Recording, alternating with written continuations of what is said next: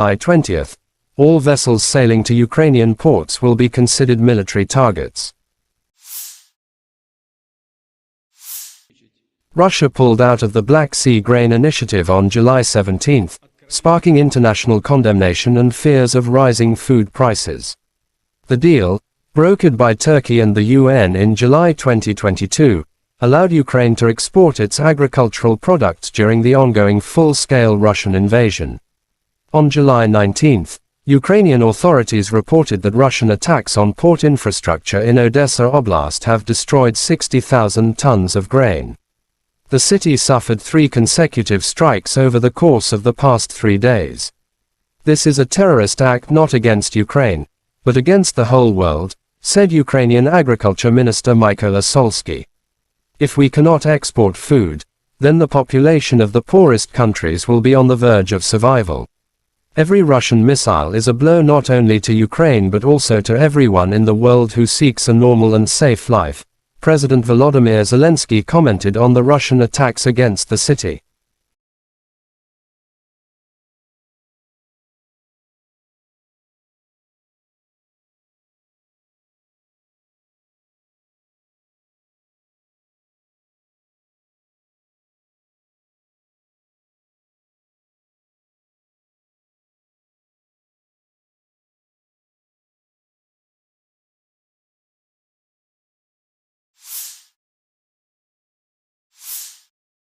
Third night of Russian strikes on military targets in Odessa, South Ukraine, and clean up.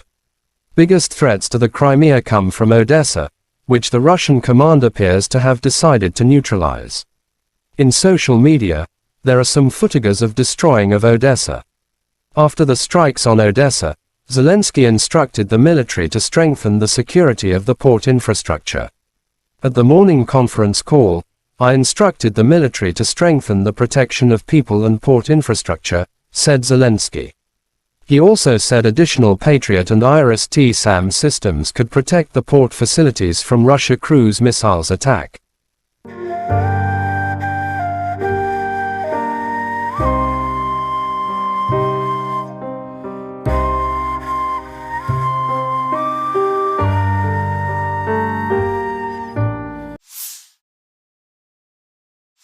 Chechen leader Ramzan Kadyrov shows footage of destroying enemy DRG in Kharkov. In the area of the settlement of Odnarabovka, Kharkov region, another enemy DRG was liquidated.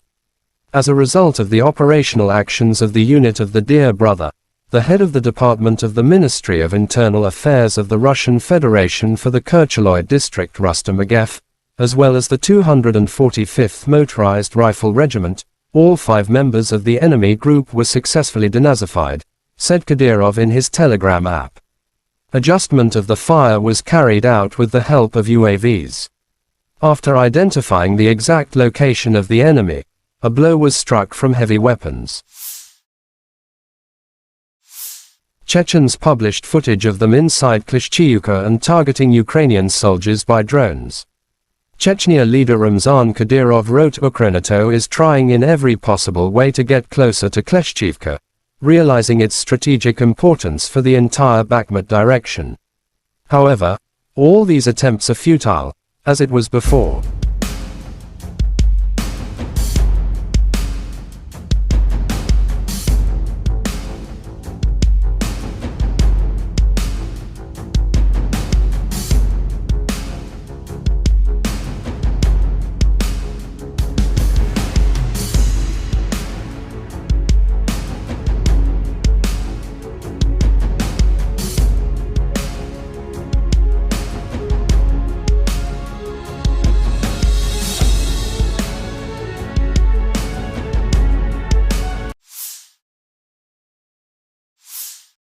Serhiy Cherevati, spokesperson for Ukraine's Eastern Military Command, said on national television on July 17 that Russia is concentrating more than 100,000 personnel, more than 900 tanks, more than 555 artillery systems, 370 MLRS, in the Lyman-Kupiansk direction.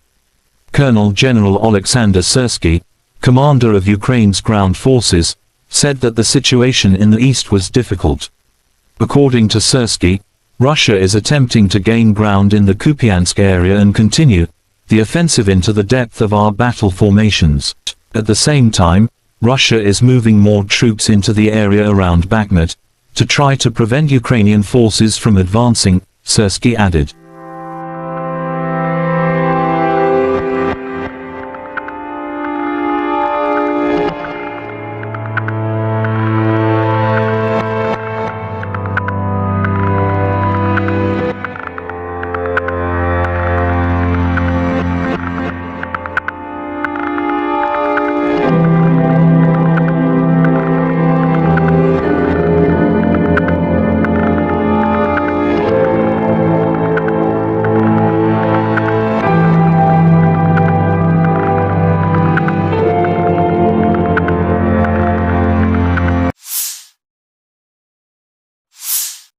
The armed forces of Ukraine shows footage of destroying the enemy's heavy artillery.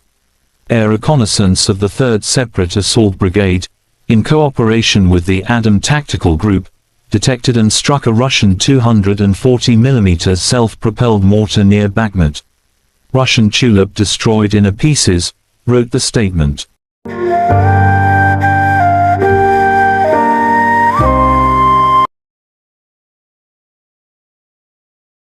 The Armed Forces of Ukraine shows footage of fighters of the 93rd Separate Mechanized Brigade, Kholodny Yar. They share their thoughts about the brigade. The soldiers tell that the brigade is full of fighting spirit and is effective in battle. It is an honor and pride for them to serve in the legendary 93rd Brigade, wrote the statement.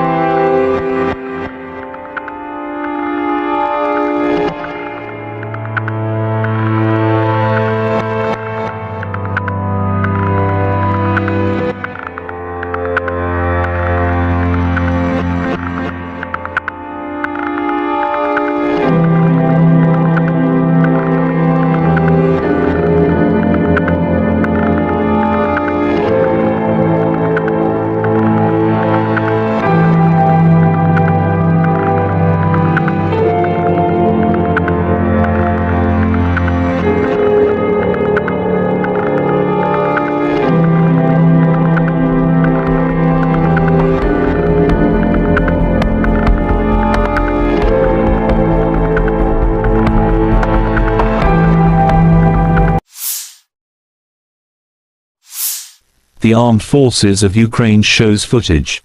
Soldiers of the 45th Separate Artillery Brigade of the Armed Forces of Ukraine carry out methodical work to destroy the occupiers on the front line every day. With the help of the M777 howitzer, they aim fire at priority targets, supporting our infantry. The howitzer M777, also known as the M777 lightweight towed howitzer, is a 155mm artillery piece used by several countries, including the United States and the United Kingdom.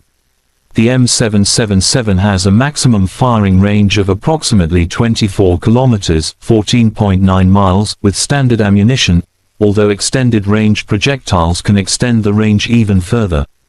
It also has advanced targeting systems and digital fire control, which enhance accuracy and precision. The M777 is operated by a crew of 5 to 7 personnel, depending on the specific operation.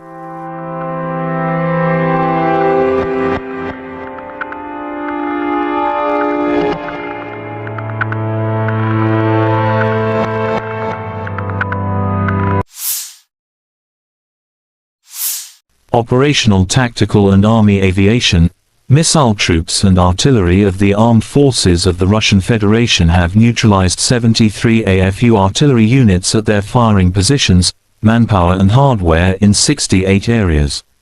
One fuel depot for the military hardware of the Liman Operational Tactical Group has been destroyed near Kramatorsk, Donetsk People's Republic, said Igor Konashenkov, the Russian Federation Defense Ministry spokesman.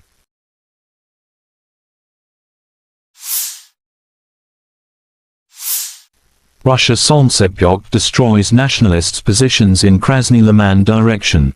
In cooperation with UAV operators, a crew of the Central Military District's Solntsepyok heavy flamethrower system carried out an accurate strike on identified targets, destroying an AFU stronghold and an ammunition depot. Tsonsepek, also known as the TOS-1 Buratino, is a Russian multiple rocket launcher (MRL) system designed for heavy flamethrower applications. The name, Tsonsepek, translates to sunburner in English. It is notable for its ability to deliver devastating firepower to a target area using thermobaric warheads. The range of the TOS-1 Buratino is approximately 3 to 6 kilometers, 1.9 to 3.7 miles, depending on the type of rocket used. The system is generally used for close-range, area denial operations, rather than precision strikes.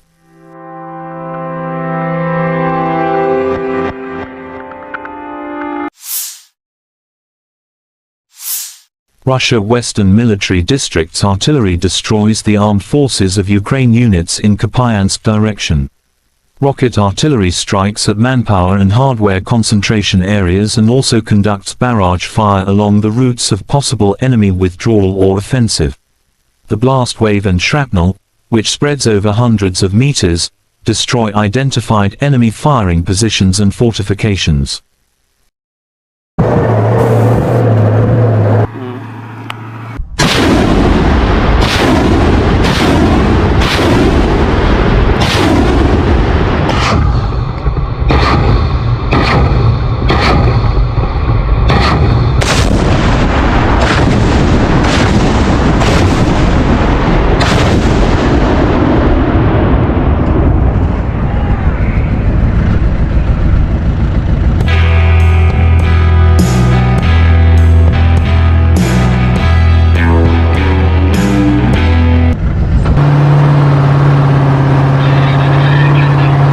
Получили цель от старшего начальника, скопление живой силы и техники, выдвинулись на огневую позицию, отработали и сразу в укрытие. Но каждый человек должен преобладать свой страх, потому что мы Родину защищаем, мы знаем, мы боремся за правду. И тогда вот ощущаешь, кого ты бьешь, по кому ты стреляешь, все уходит. Преимущество РСЗО, то, что он по скоплению основном, и можем стрелять сразу 40. И когда град ложится, они уже морально не могут оттуда, даже если даже рядом будут ложиться снаряды, они уже морально будут подавлены. Бывает такое, когда они идут в наступление, нам дают цель, мы сразу выезжаем на огневую позицию, отрабатываем и удерживаем их наступление.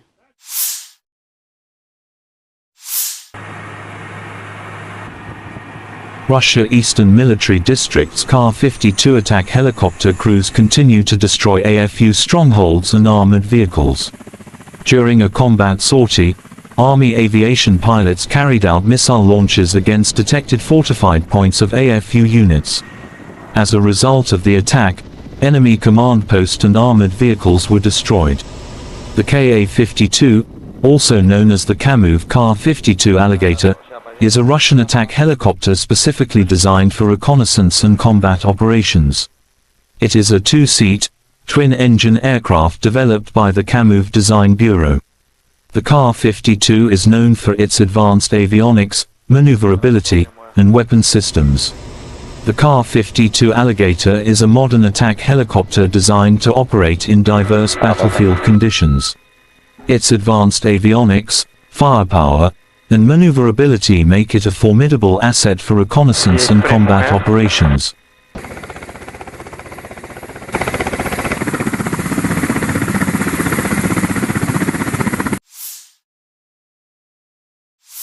Бажаю здоров'я, шановні українці і українки. Протягом усього дня максимум уваги ліквідації наслідків удару російських терористів по Одесі, по громадах в області, по Чорноморську, по наших портах. Це була чи не найбільше за увесь час повномасштабної війни спроба Росії завдати болю Одесі. Дякувати ППО, усім нашим захисникам неба. Наслідки цього удару все ж менше, ніж могли би бути. І з кожним таким ударом ми звертаємось до партнерів. Знов і знов повітряний щит України потребує посилення. Цей удар терористів доводить, що їхня мішень не лише Україна і не лише життя наших людей. У портах, які були атаковані, сьогодні зберігалося близько 1 мільйона тонн продовольства. Саме той обсяг, який вже давно мав би бути доставлений в країни-споживачі в Африці, в Азії. В портовому терміналі, який постраждав цієї ночі, найбільше від російського терору зберігалось 60 тисяч тонн агропродукції, що призначалось для відправки в Китай. Тобто всіх це зачіпає. Російський терор кожен у світі має бути зацікавлений у притягненні Росії до відповідальності за терор. Я вдячний усім нашим воїнам, які захищають нашу державу від таких ударів. Вдячний усім рятувальникам, медичним працівникам, працівникам комунальних підприємств, місцевій владі, волонтерам, які допомагають нашим людям долати наслідки терору. Одещина, Херсонщина, Житомирщина, Кіровоградська область, Запоріжжя, Харківщина, Донеччина, всюди, де були обстріли, ракетні та дронові удари. Я хочу подякувати кожному і кожній, хто допомагає рятувати життя. Сьогодні вранці на селекторі мені доповідали і військові, і МВС, і інші урядовці, профільний заступник керівника Офісу з регіональної політики. В громадах, які постраждали від ударів, цієї ночі вже почались першочергові ремонтні роботи. Провів переговори. Сьогодні я з главою уряду Ірландії. Він був в Україні з візитом. Ірландія – один з найбільших енергійних наших партнерів в Європі. І хоч країна нейтральна, ірландці не залишаються нейтральними до моральних викликів. В умовах такої агресії вони чітко на світлому боці історії і допомагають нам як політично, так і безпеково, економічно, санкціями. Дуже важлива гуманітарна підтримка. Сьогодні ми обговорили наші подальші спільні кроки, зокрема те, що стосується формули миру, глобального саміту миру. Дякую Ірландії за підтримку нашої позиції щодо зернової ініціативи. Провів зустріч із керівницею USAID, агентства з міжнародного розвитку Сполучених Штатів, Самантою Пауер. Напередодні вона була в Одесі, абсолютно розуміє і значення наших портів для продовольчої безпеки світу, і російську загрозу світовій стабільності. Ми детально обговорили сьогодні можливості захисту нашої інфраструктури, нашу глобальну роль. І дуже важливо, що USAID готовий надалі працювати з Україною для підтримки економічної активності в нашій країні, розвитку підприємств, підтримки робочих місць. Я вдячний за цю підтримку. Ще одне. Вже активно готуємось до міжнародних заходів, які заплановані на серпень і вересень. Зокрема, провів сьогодні велику нараду щодо підготовки саміту Кримської платформи, рівня лідерів держав і парламентського рівня. Точно знаємо, що саміт буде змістовним, і Крим стане ще ближче до повернення у вільний світ, ще ближче до звільнення від окупації. Вся українська земля, всі українські люди мають бути вільними.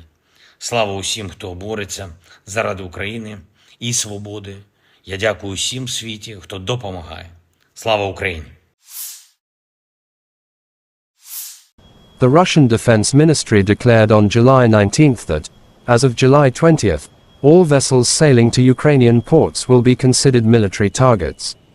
All ships traveling across the Black Sea to Ukrainian ports from midnight Moscow time on July 20th will be considered as potential carriers of military cargo, and therefore regarded by Russia as on the side of Ukraine in the war. The statement added that a number of sea areas in the northwestern and southeastern parts of the international waters of the Black Sea have been temporarily declared dangerous. The message claimed that the corresponding information warnings about the withdrawal of safety guarantees have been issued. The Russian Defense Ministry declared on July 19th that as of July 20th, all vessels sailing to Ukrainian ports will be considered military targets. Russia pulled out of the Black Sea Grain Initiative on July 17th, sparking international condemnation and fears of rising food prices. The deal, brokered by Turkey and the UN in July 2022, allowed Ukraine to export its agricultural products during the ongoing full-scale Russian invasion. On July 19th, Ukrainian authorities reported that Russian attacks on port infrastructure in Odessa Oblast have destroyed 60,000 tons of grain. The city suffered 3 consecutive strikes over the course of the past 3 days. This is a terrorist act not against Ukraine, but against the whole world, said Ukrainian Agriculture Minister Mykola Solsky. If we cannot export food, then the population of the poorest countries will be on the verge of survival. Every Russian missile is a blow not only to Ukraine but also to everyone in the world who seeks a normal and safe life, President Volodymyr Zelensky commented on the Russian attacks against the city.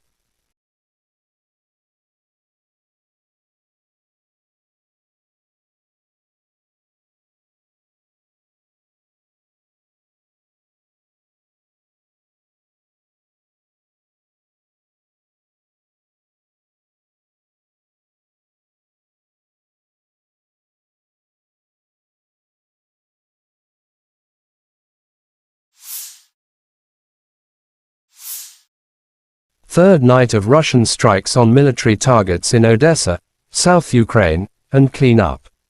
Biggest threats to the Crimea come from Odessa, which the Russian command appears to have decided to neutralize. In social media, there are some footages of destroying of Odessa. After the strikes on Odessa, Zelensky instructed the military to strengthen the security of the port infrastructure. At the morning conference call, I instructed the military to strengthen the protection of people and port infrastructure, said Zelensky. He also said additional Patriot and IRIS-T-SAM systems could protect the port facilities from Russia cruise missiles attack.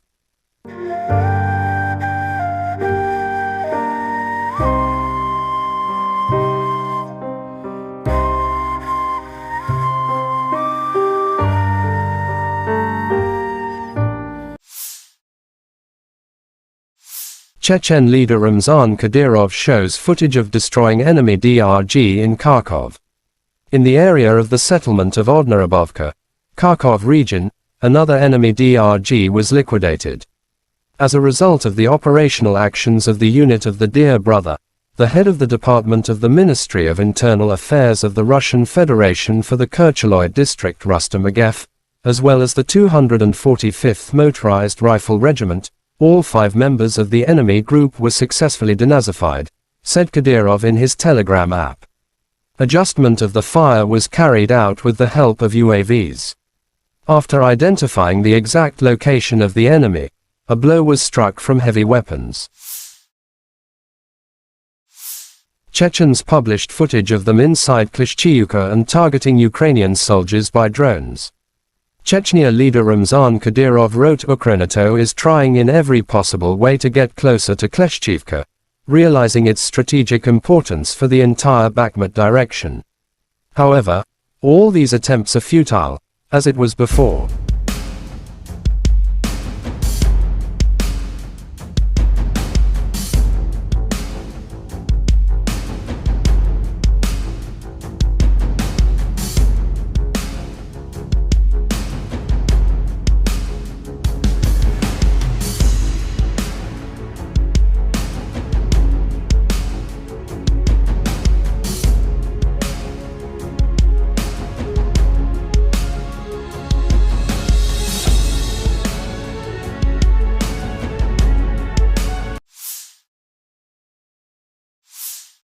Serhiy Cherevagyi, spokesperson for Ukraine's Eastern Military Command, said on national television on July 17 that Russia is concentrating more than 100,000 personnel, more than 900 tanks, more than 555 artillery systems, 370 MLRS, in the Lyman-Kupiansk direction. Colonel General Oleksandr Syrsky, commander of Ukraine's ground forces, said that the situation in the east was difficult. According to Syrsky, Russia is attempting to gain ground in the Kupiansk area and continue the offensive into the depth of our battle formations. At the same time, Russia is moving more troops into the area around Bakhmut to try to prevent Ukrainian forces from advancing, Syrsky added.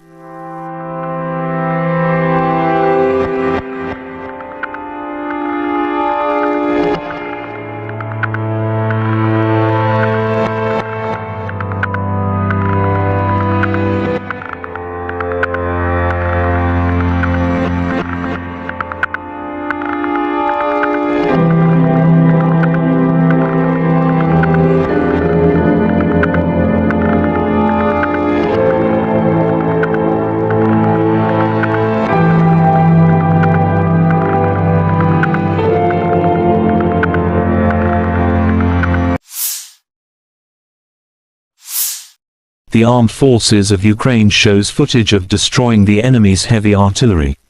Air reconnaissance of the 3rd Separate Assault Brigade, in cooperation with the Adam Tactical Group, detected and struck a Russian 240mm self-propelled mortar near Bakhmut. Russian tulip destroyed in pieces, wrote the statement.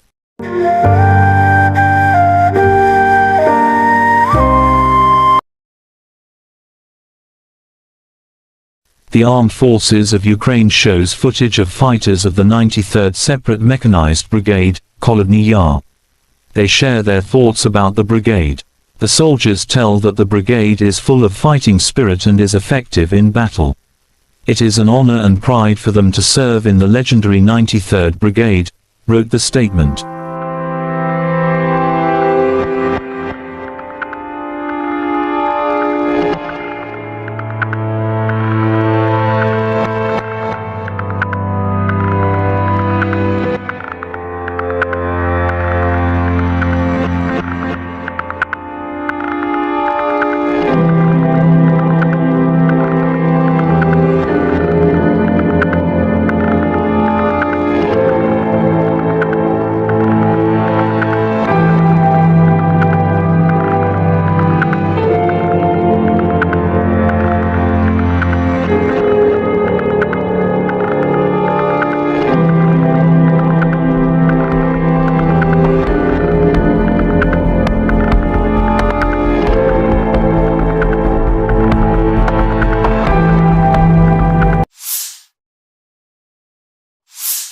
The Armed Forces of Ukraine shows footage.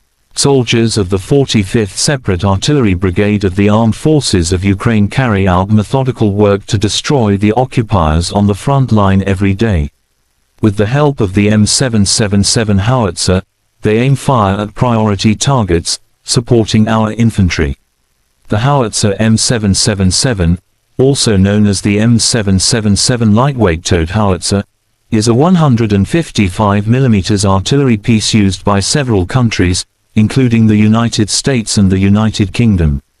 The M777 has a maximum firing range of approximately 24 kilometers, 14.9 miles, with standard ammunition, although extended range projectiles can extend the range even further.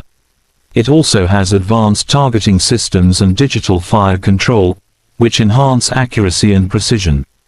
The M777 is operated by a crew of 5 to 7 personnel, depending on the specific operation.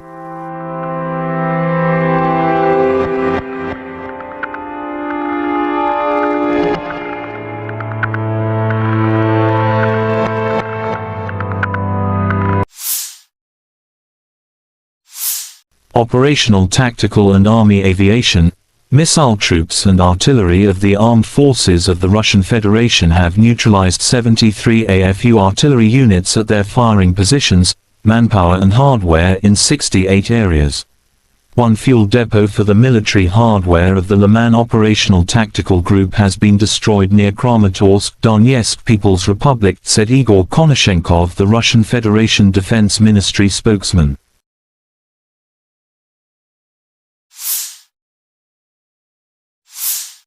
Russia Solntsepyok destroys nationalists' positions in Krasny Liman direction. In cooperation with UAV operators, a crew of the Central Military District's Solntsepyok heavy flamethrower system carried out an accurate strike on identified targets, destroying an AFU stronghold and an ammunition depot. Solntsepyok, also known as the TOS-1 Baratino, is a Russian multiple rocket launcher (MRL) system designed for heavy flamethrower applications. The name, Solntsepyok, translates to sunburner in English. It is notable for its ability to deliver devastating firepower to a target area using thermobaric warheads. The range of the TOS-1 Baratino is approximately 3 to 6 kilometers, 1.9 to 3.7 miles, depending on the type of rocket used. The system is generally used for close-range, area denial operations, rather than precision strikes.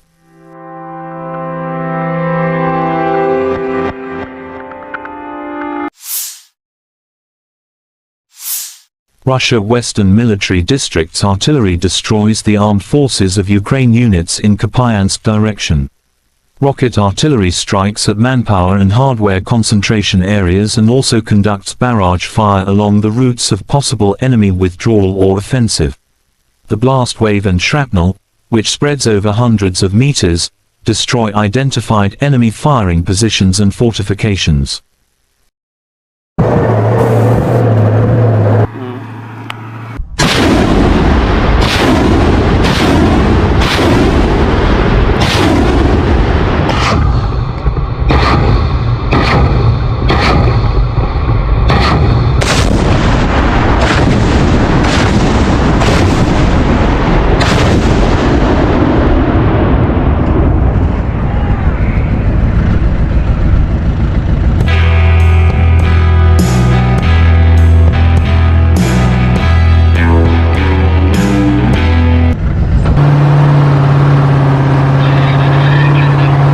Получили цель от старшего начальника, скопление живой силы и техники, выдвинулись на огневую позицию, отработали и сразу в укрытие. Но каждый человек должен преобладать свой страх, потому что мы Родину защищаем, мы знаем, мы боремся за правду. И тогда вот ощущаешь, кого ты бьешь, по кому ты стреляешь, все уходит. Преимущество РСЗО, то, что он по скоплению основном, и можем стрелять сразу 40. И когда град ложится, они уже морально не могут оттуда, даже если даже рядом будут ложиться снаряды, они уже морально будут подавлены. Бывает такое, когда они идут в наступление, нам дают цель, мы сразу выезжаем на огневую позицию, отрабатываем и удерживаем их наступление.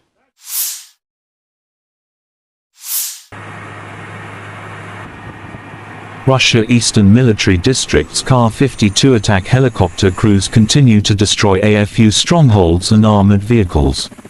During a combat sortie, Army aviation pilots carried out missile launches against detected fortified points of AFU units.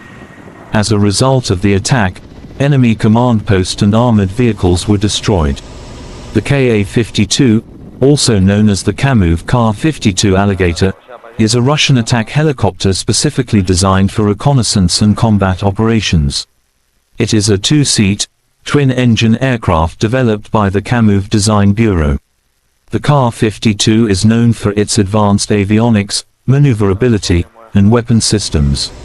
The Kar-52 Alligator is a modern attack helicopter designed to operate in diverse battlefield conditions.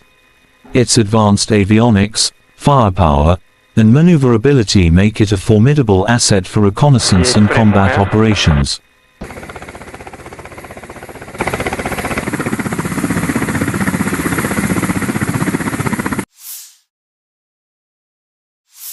Бажаю здоров'я, шановні українці і українки. Протягом усього дня максимум уваги ліквідації наслідків удару російських терористів по Одесі, по громадах в області, по Чорноморську, по наших портах. Це була чи не найбільше за увесь час повномасштабної війни спроба Росії завдати болю Одесі. Дякувати ППО, усім нашим захисникам неба. Наслідки цього удару все ж менше, ніж могли би бути. І з кожним таким ударом ми звертаємось до партнерів. Знов і знов повітряний щит України потребує посилення. Цей удар терористів доводить, що їхня мішень не лише Україна і не лише життя наших людей. У портах, які були атаковані, сьогодні зберігалося близько 1 мільйона тонн продовольства. Саме той обсяг, який вже давно мав би бути доставлений в країни-споживачі в Африці, в Азії. В портовому терміналі, який постраждав цієї ночі, найбільше від російського терору зберігалось 60 тисяч тонн агропродукції, що призначалось для відправки в Китай. Тобто всіх це зачіпає. Російський терор кожен у світі має бути зацікавлений у притягненні Росії до відповідальності за терор.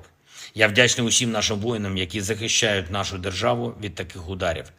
Вдячний усім рятувальникам, медичним працівникам, працівникам комунальних підприємств, місцевій владі, волонтерам, які допомагають нашим людям долати наслідки терору. Одещина, Херсонщина, Житомирщина, Кіровоградська область, Запоріжжя, Харківщина, Донеччина, всюди, де були обстріли, ракетні та дронові удари. Я хочу подякувати кожному і кожній, хто допомагає рятувати життя. Сьогодні вранці на селекторі мені доповідали і військові, і МВС, і інші урядовці, профільний заступник керівника Офісу з регіональної політики. В громадах, які постраждали від ударів, цієї ночі вже почались першочергові ремонтні роботи. Провів переговори. Сьогодні я з главою уряду Ірландії. Він був в Україні з візитом. Ірландія – один з найбільших енергійних наших партнерів в Європі. І хоч країна нейтральна, ірландці не залишаються нейтральними до моральних викликів. В умовах такої агресії вони чітко на світлому боці історії і допомагають нам як політично, так і безпеково, економічно, санкціями. Дуже важлива гуманітарна підтримка. Сьогодні ми обговорили наші подальші спільні кроки, зокрема те, що стосується формули миру, глобального саміту миру. Дякую Ірландії за підтримку нашої позиції щодо зернової ініціативи. Провів зустріч із керівницею USAID, агентства з міжнародного розвитку Сполучених Штатів, Самантою Пауер. Напередодні вона була в Одесі, абсолютно розуміє і значення наших портів для продовольчої безпеки світу і російську загрозу світовій стабільності. Ми детально обговорили сьогодні можливості захисту нашої інфраструктури, нашу глобальну роль. І дуже важливо, що USAID готовий надалі працювати з Україною для підтримки економічної активності в нашій країні, розвитку підприємств, підтримки робочих місць. Я вдячний за цю підтримку. Ще одне. Вже активно готуємось до міжнародних заходів, які заплановані на серпень і вересень. Зокрема, провів сьогодні велику нараду щодо підготовки саміту Кримської платформи, рівня лідерів держав і парламентського рівня. Точно знаємо, що саміт буде змістовним, і Крим стане ще ближче до повернення у вільний світ, ще ближче до звільнення від окупації. Вся українська земля, всі українські люди мають бути вільними. Слава усім, хто бореться заради України і свободи. Я дякую усім в світі, хто допомагає. Слава Україні! The Russian Defense Ministry declared on July 19th that, as of July 20th, all vessels sailing to Ukrainian ports will be considered military targets. All ships traveling across the Black Sea to Ukrainian ports from midnight Moscow time on July 20th will be considered as potential carriers of military cargo, and therefore regarded by Russia as on the side of Ukraine in the war. The statement added that a number of sea areas in the northwestern and southeastern parts of the international waters of the Black Sea have been temporarily declared dangerous. The message claimed that the corresponding information warnings about the withdrawal of safety guarantees have been issued. The Russian Defense Ministry declared on July 19th that as of July 20th, all vessels sailing to Ukrainian ports will be considered military targets. Russia pulled out of the Black Sea Grain Initiative on July 17th, sparking international condemnation and fears of rising food prices. The deal, brokered by Turkey and the UN in July 2022, allowed Ukraine to export its agricultural products during the ongoing full-scale Russian invasion. On July 19th, Ukrainian authorities reported that Russian attacks on port infrastructure in Odessa Oblast have destroyed 60,000 tons of grain. The city suffered 3 consecutive strikes over the course of the past 3 days. This is a terrorist act not against Ukraine, but against the whole world, said Ukrainian Agriculture Minister Mykola Solsky. If we cannot export food, then the population of the poorest countries will be on the verge of survival. Every Russian missile is a blow not only to Ukraine but also to everyone in the world who seeks a normal and safe life, President Volodymyr Zelensky commented on the Russian attacks against the city.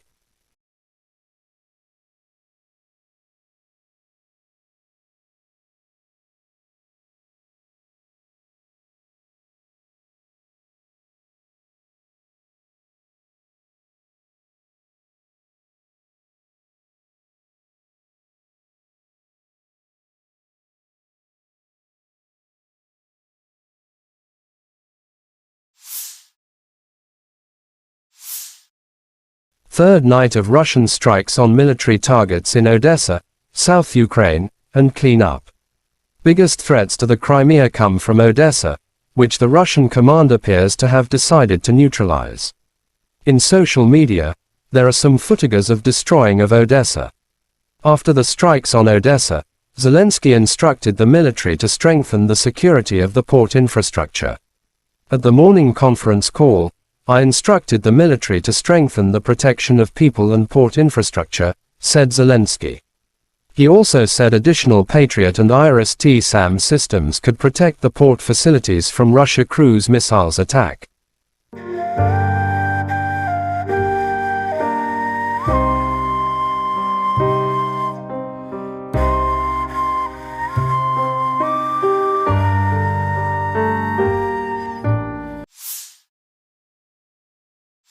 Chechen leader Ramzan Kadyrov shows footage of destroying enemy DRG in Kharkov.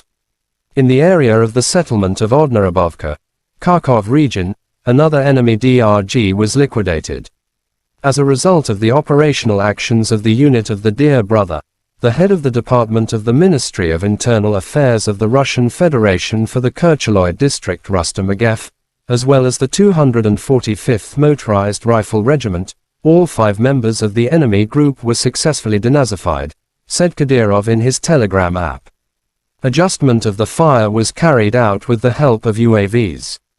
After identifying the exact location of the enemy, a blow was struck from heavy weapons. Chechens published footage of them inside Klishchiivka and targeting Ukrainian soldiers by drones. Chechnya leader Ramzan Kadyrov wrote Ukrenato is trying in every possible way to get closer to Klishchiivka, realizing its strategic importance for the entire Bakhmut direction. However, all these attempts are futile, as it was before.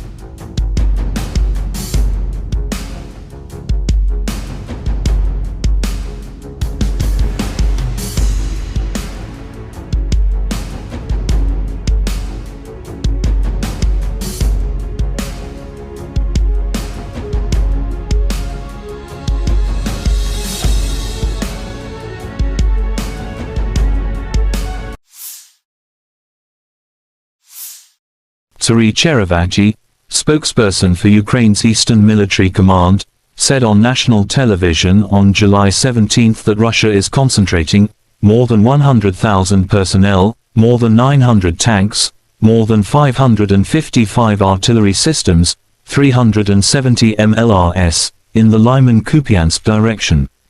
Colonel General Oleksandr Syrsky, commander of Ukraine's ground forces, said that the situation in the east was difficult. According to Syrsky, Russia is attempting to gain ground in the Kupiansk area and continue the offensive into the depth of our battle formations. At the same time, Russia is moving more troops into the area around Bakhmut to try to prevent Ukrainian forces from advancing, Syrsky added.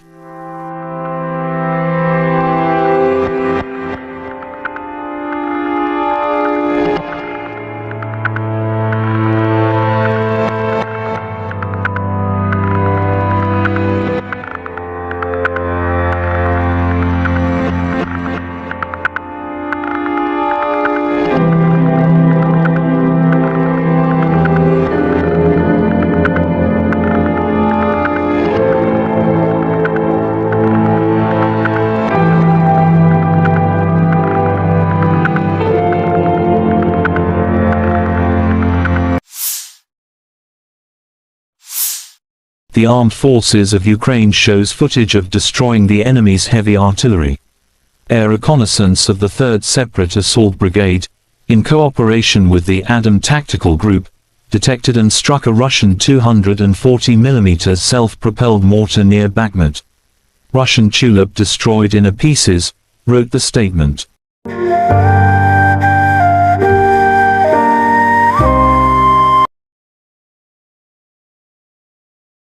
The Armed Forces of Ukraine shows footage of fighters of the 93rd Separate Mechanized Brigade, Kholodny Yar.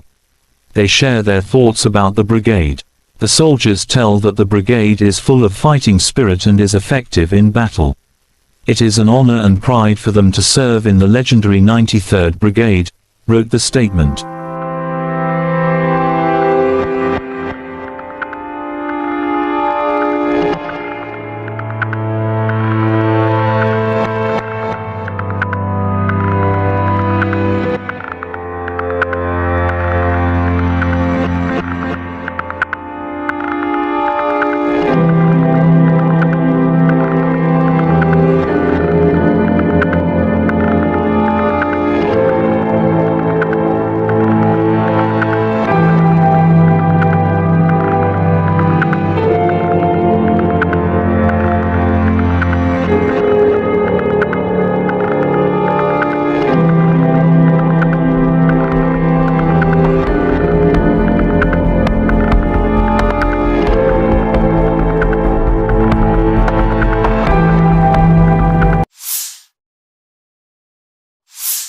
The Armed Forces of Ukraine shows footage.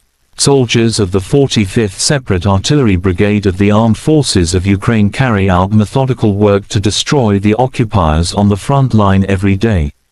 With the help of the M777 howitzer, they aim fire at priority targets, supporting our infantry. The howitzer M777, also known as the M777 lightweight towed howitzer, is a 155 mm artillery piece used by several countries, including the United States and the United Kingdom. The M777 has a maximum firing range of approximately 24 kilometers, 14.9 miles, with standard ammunition, although extended range projectiles can extend the range even further. It also has advanced targeting systems and digital fire control, which enhance accuracy and precision. The M777 is operated by a crew of 5 to 7 personnel, depending on the specific operation.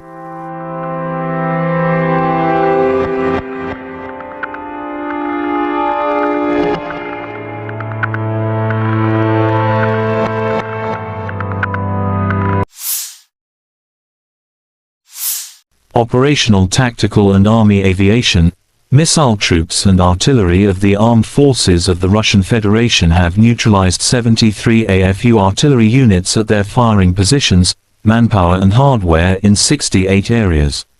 One fuel depot for the military hardware of the Liman Operational Tactical Group has been destroyed near Kramatorsk, Donetsk People's Republic, said Igor Konashenkov, the Russian Federation Defense Ministry spokesman.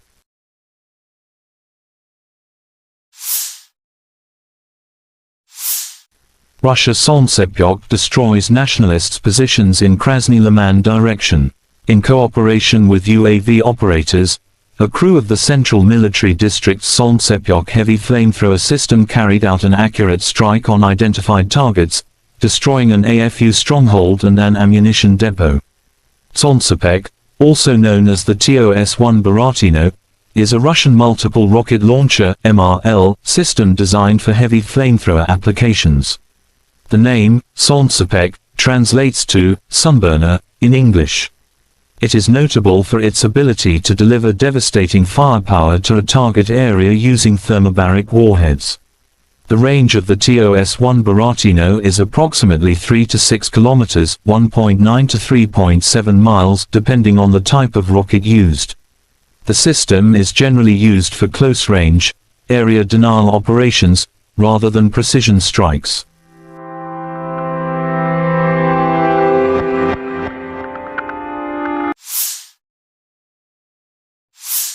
Russia Western Military District's artillery destroys the armed forces of Ukraine units in Kupiansk direction. Rocket artillery strikes at manpower and hardware concentration areas and also conducts barrage fire along the routes of possible enemy withdrawal or offensive. The blast wave and shrapnel, which spreads over hundreds of meters, destroy identified enemy firing positions and fortifications.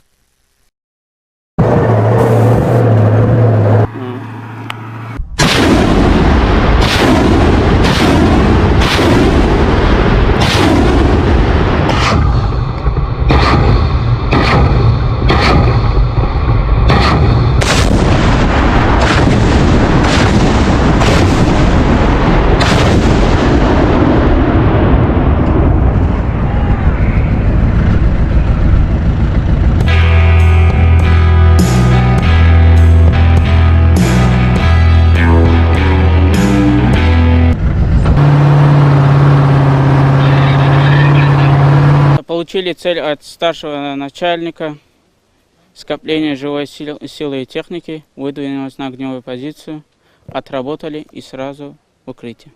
Но каждый человек должен преобладать свой страх, потому что мы Родину защищаем, мы знаем, мы боремся за правду. И тогда вот ощущаешь, кого ты бьешь, по кому ты стреляешь, все уходит. Преимущество РСЗО, то, что он по скоплению основном, и можем стрелять сразу 40. И когда град ложится, они уже морально не могут оттуда даже, если даже рядом будут ложиться снаряды, они уже морально будут подавлены. Бывает такое, когда они идут в наступление, нам дают цель, мы сразу выезжаем на огневую позицию, отрабатываем и удерживаем их наступление.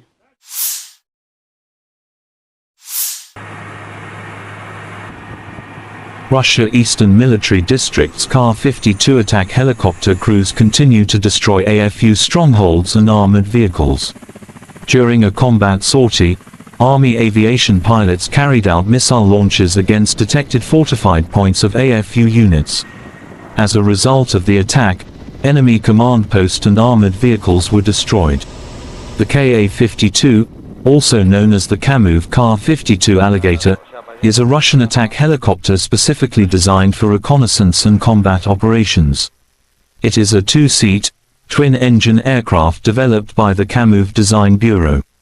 The Kar-52 is known for its advanced avionics, maneuverability, and weapon systems.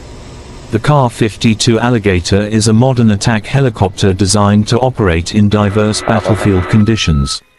Its advanced avionics, firepower, and maneuverability make it a formidable asset for reconnaissance and combat operations.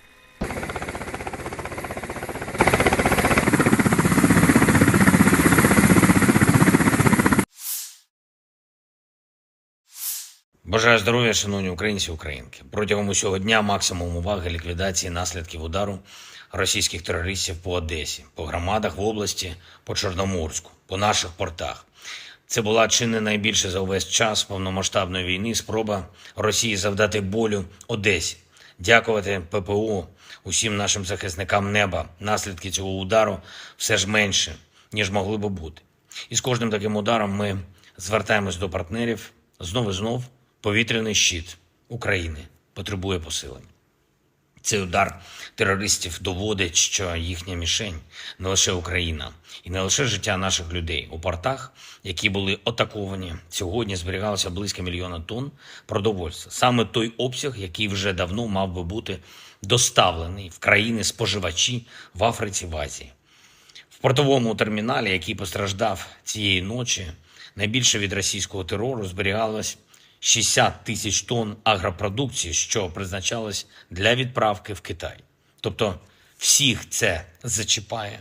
Російський терор кожен у світі має бути зацікавлений у притягненні Росії до відповідальності за терор. Я вдячний усім нашим воїнам, які захищають нашу державу від таких ударів.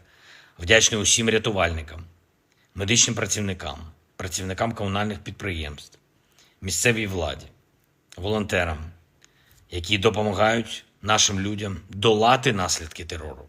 Одещина, Херсонщина, Житомирщина, Кіровоградська область, Запоріжжя, Харківщина, Донеччина, всюди, де були обстріли, ракетні та дронові удари.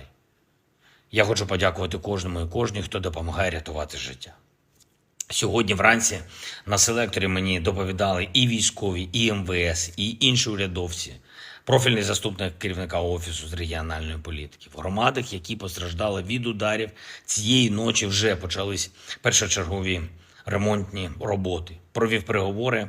Сьогодні я з главою уряду Ірландії. Він був в Україні з візитом. Ірландія – один з найбільших енергійних наших партнерів в Європі. І хоч країна нейтральна, ірландці не залишаються нейтральними до моральних викликів. В умовах такої агресії вони чітко на світлому боці історії і допомагають нам як політично, так і безпеково, економічно, санкціями. Дуже важлива гуманітарна підтримка. Сьогодні ми обговорили наші подальші спільні кроки, зокрема те, що стосується формули миру, глобального саміту миру. Дякую Ірландії за підтримку нашої позиції щодо зернової ініціативи. Провів зустріч із керівницею USAID, агентства з міжнародного розвитку Сполучених Штатів, Самантою Пауер. Напередодні вона була в Одесі, абсолютно розуміє і значення наших портів для продовольчої безпеки світу, і російську загрозу світовій стабільності. Ми детально обговорили сьогодні можливості захисту нашої інфраструктури, нашу глобальну роль. І дуже важливо, що USAID готовий надалі працювати з Україною для підтримки економічної активності в нашій країні, розвитку підприємств, підтримки робочих місць. Я вдячний за цю підтримку. Ще одне. Вже активно готуємось до міжнародних заходів, які заплановані на серпень і вересень. Зокрема, провів сьогодні велику нараду щодо підготовки саміту Кримської платформи, рівня лідерів держав і парламентського рівня. Точно знаємо, що саміт буде змістовним, і Крим стане ще ближче до повернення у вільний світ, ще ближче до звільнення від окупації. Вся українська земля, всі українські люди мають бути вільними. Слава усім, хто бореться заради України і свободи. Я дякую усім в світі, хто допомагає. Слава Україні!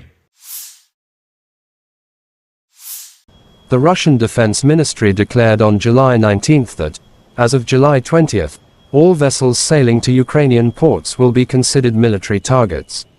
All ships traveling across the Black Sea to Ukrainian ports from midnight Moscow time on July 20th will be considered as potential carriers of military cargo, and therefore regarded by Russia as on the side of Ukraine in the war. The statement added that a number of sea areas in the northwestern and southeastern parts of the international waters of the Black Sea have been temporarily declared dangerous. The message claimed that the corresponding information warnings about the withdrawal of safety guarantees have been issued. The Russian Defense Ministry declared on July 19th that as of July 20th, all vessels sailing to Ukrainian ports will be considered military targets. Russia pulled out of the Black Sea Grain Initiative on July 17th, sparking international condemnation and fears of rising food prices.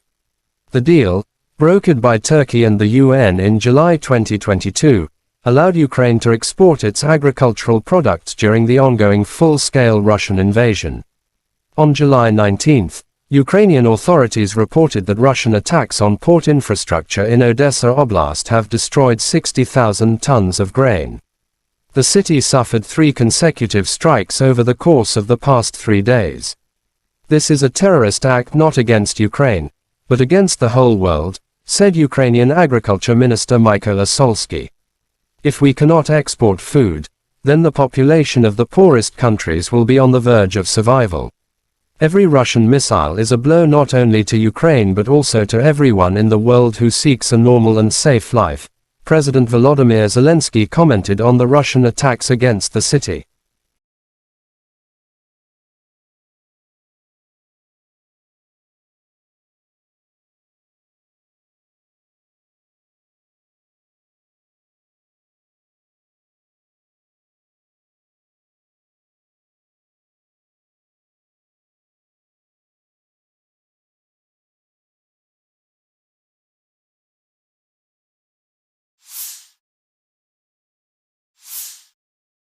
Third night of Russian strikes on military targets in Odessa, South Ukraine, and clean-up.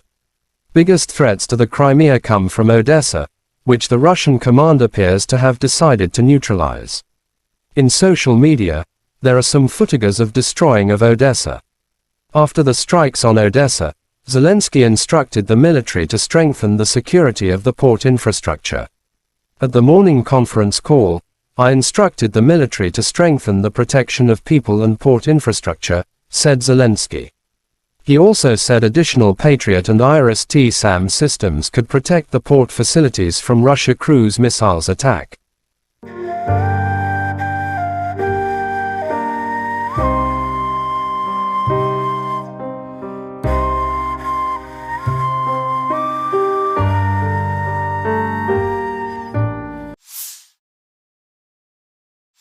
Chechen leader Ramzan Kadyrov shows footage of destroying enemy DRG in Kharkov. In the area of the settlement of Odnarabovka, Kharkov region, another enemy DRG was liquidated. As a result of the operational actions of the unit of the Dear Brother, the head of the Department of the Ministry of Internal Affairs of the Russian Federation for the Kercheloy district Rustam Agaev, as well as the 245th Motorized Rifle Regiment, all 5 members of the enemy group were successfully denazified, said Kadyrov in his Telegram app. Adjustment of the fire was carried out with the help of UAVs. After identifying the exact location of the enemy, a blow was struck from heavy weapons.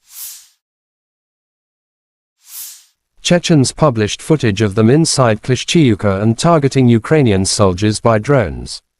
Chechnya leader Ramzan Kadyrov wrote Ukrenato is trying in every possible way to get closer to Klishchiivka, realizing its strategic importance for the entire Bakhmut direction. However, all these attempts are futile, as it was before.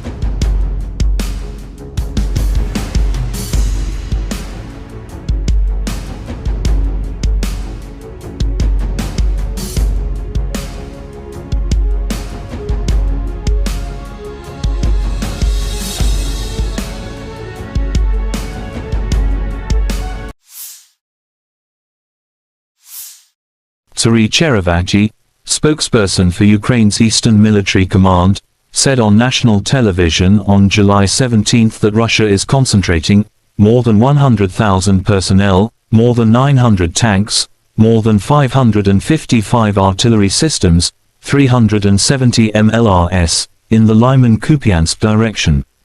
Colonel General Alexander Syrsky, commander of Ukraine's ground forces, said that the situation in the east was difficult.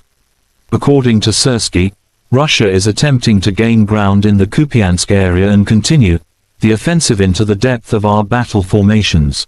At the same time, Russia is moving more troops into the area around Bakhmut to try to prevent Ukrainian forces from advancing, Syrsky added.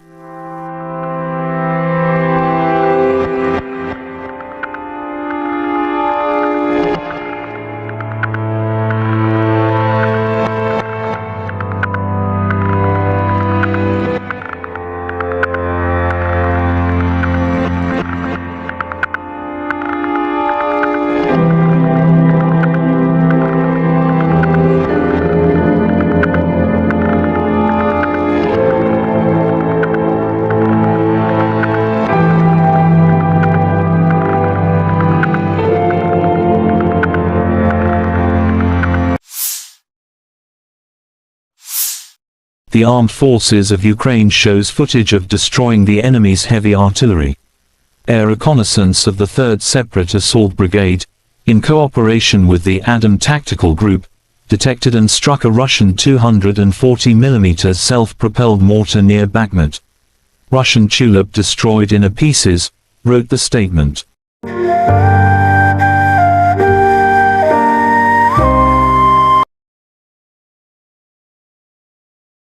The Armed Forces of Ukraine shows footage of fighters of the 93rd Separate Mechanized Brigade, Kholodny Yar. They share their thoughts about the brigade. The soldiers tell that the brigade is full of fighting spirit and is effective in battle. It is an honor and pride for them to serve in the legendary 93rd Brigade, wrote the statement.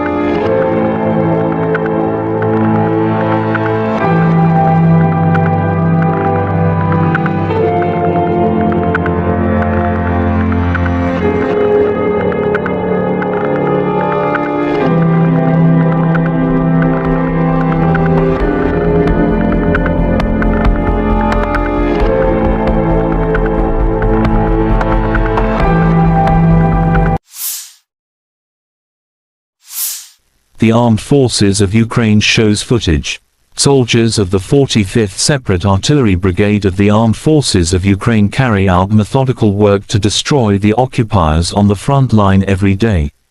With the help of the M777 howitzer, they aim fire at priority targets, supporting our infantry. The howitzer M777, also known as the M777 lightweight towed howitzer, is a 155 mm artillery piece used by several countries, including the United States and the United Kingdom. The M777 has a maximum firing range of approximately 24 kilometers (14.9 miles) with standard ammunition, although extended range projectiles can extend the range even further. It also has advanced targeting systems and digital fire control, which enhance accuracy and precision. The M777 is operated by a crew of 5 to 7 personnel, depending on the specific operation.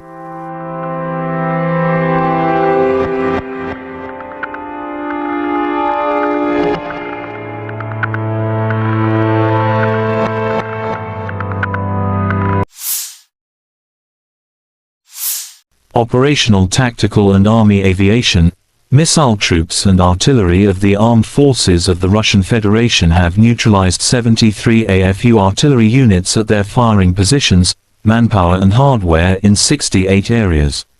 One fuel depot for the military hardware of the Liman Operational Tactical Group has been destroyed near Kramatorsk, Donetsk People's Republic, said Igor Konashenkov, the Russian Federation Defense Ministry spokesman.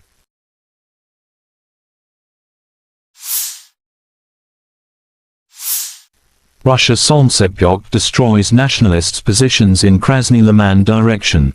In cooperation with UAV operators, a crew of the Central Military District's Solntsepyok heavy flamethrower system carried out an accurate strike on identified targets, destroying an AFU stronghold and an ammunition depot. Solntsepyok, also known as the TOS-1 Baratino, is a Russian multiple rocket launcher (MRL) system designed for heavy flamethrower applications. The name, Solntsepyok, translates to sunburner in English. It is notable for its ability to deliver devastating firepower to a target area using thermobaric warheads. The range of the TOS-1 Baratino is approximately 3 to 6 kilometers, 1.9 to 3.7 miles, depending on the type of rocket used. The system is generally used for close-range, area denial operations, rather than precision strikes.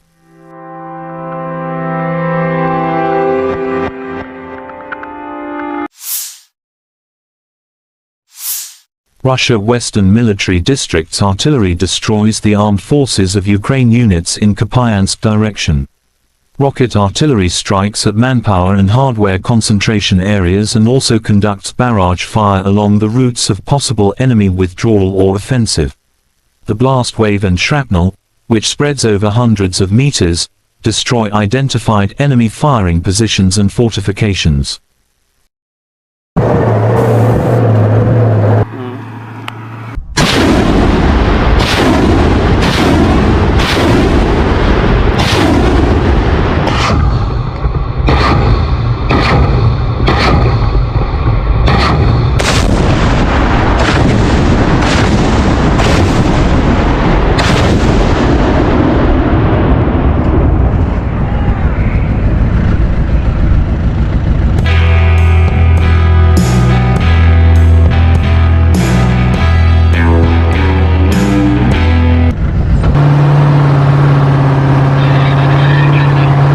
Получили цель от старшего начальника, скопление живой силы и техники, выдвинулись на огневую позицию, отработали и сразу в укрытие. Но каждый человек должен преобладать свой страх, потому что мы Родину защищаем, мы знаем, мы боремся за правду.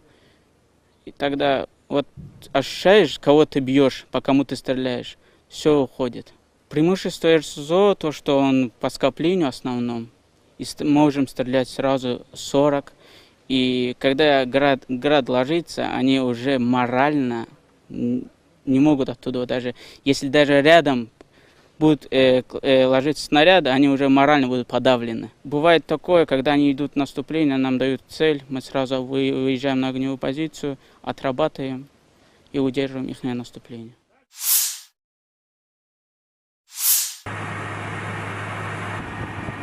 Russia Eastern Military District's Kar-52 attack helicopter crews continue to destroy AFU strongholds and armored vehicles. During a combat sortie, Army aviation pilots carried out missile launches against detected fortified points of AFU units. As a result of the attack, enemy command post and armored vehicles were destroyed. The Ka-52, also known as the Kamov Kar-52 Alligator, is a Russian attack helicopter specifically designed for reconnaissance and combat operations. It is a two-seat, twin-engine aircraft developed by the Kamov Design Bureau. The Kar-52 is known for its advanced avionics, maneuverability, and weapon systems. The Kar-52 Alligator is a modern attack helicopter designed to operate in diverse battlefield conditions.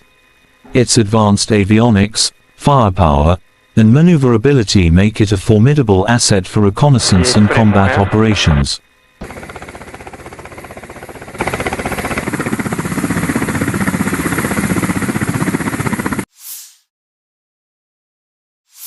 Бажаю здоров'я, шановні українці і українки. Протягом усього дня максимум уваги ліквідації наслідків удару російських терористів по Одесі, по громадах в області, по Чорноморську, по наших портах.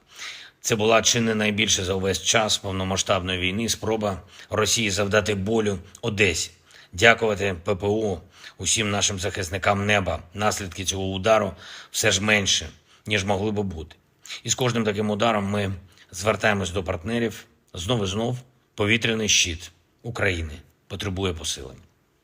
Цей удар терористів доводить, що їхня мішень не лише Україна і не лише життя наших людей. У портах, які були атаковані, сьогодні зберігалося близько 1 мільйона тонн продовольства. Саме той обсяг, який вже давно мав би бути доставлений в країни-споживачі в Африці, в Азії.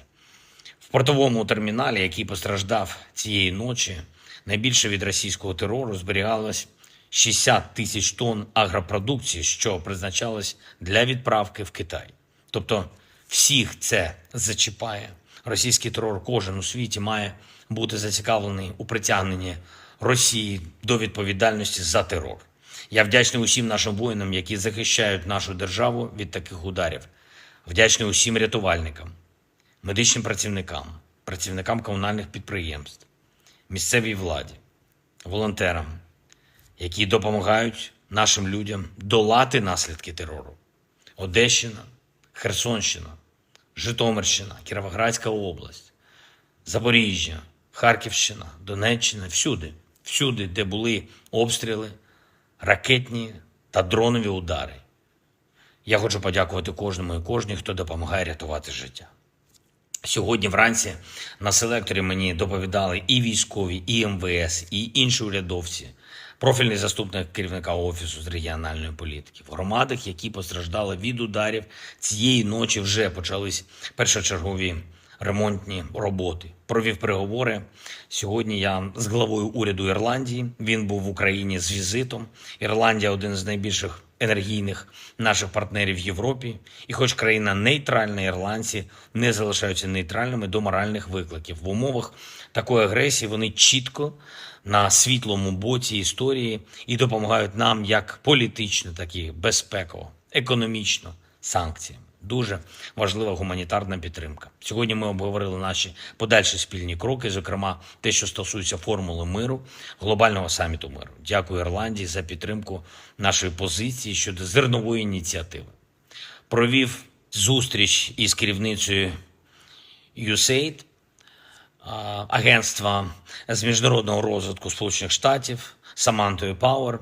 Напередодні вона була в Одесі, абсолютно розуміє і значення наших портів для продовольчої безпеки світу, і російську загрозу світовій стабільності. Ми детально обговорили сьогодні можливості захисту нашої інфраструктури, нашу глобальну роль. І дуже важливо, що USAID готовий надалі працювати з Україною для підтримки економічної активності в нашій країні, розвитку підприємств, підтримки робочих місць. Я вдячний за цю підтримку. Ще одне.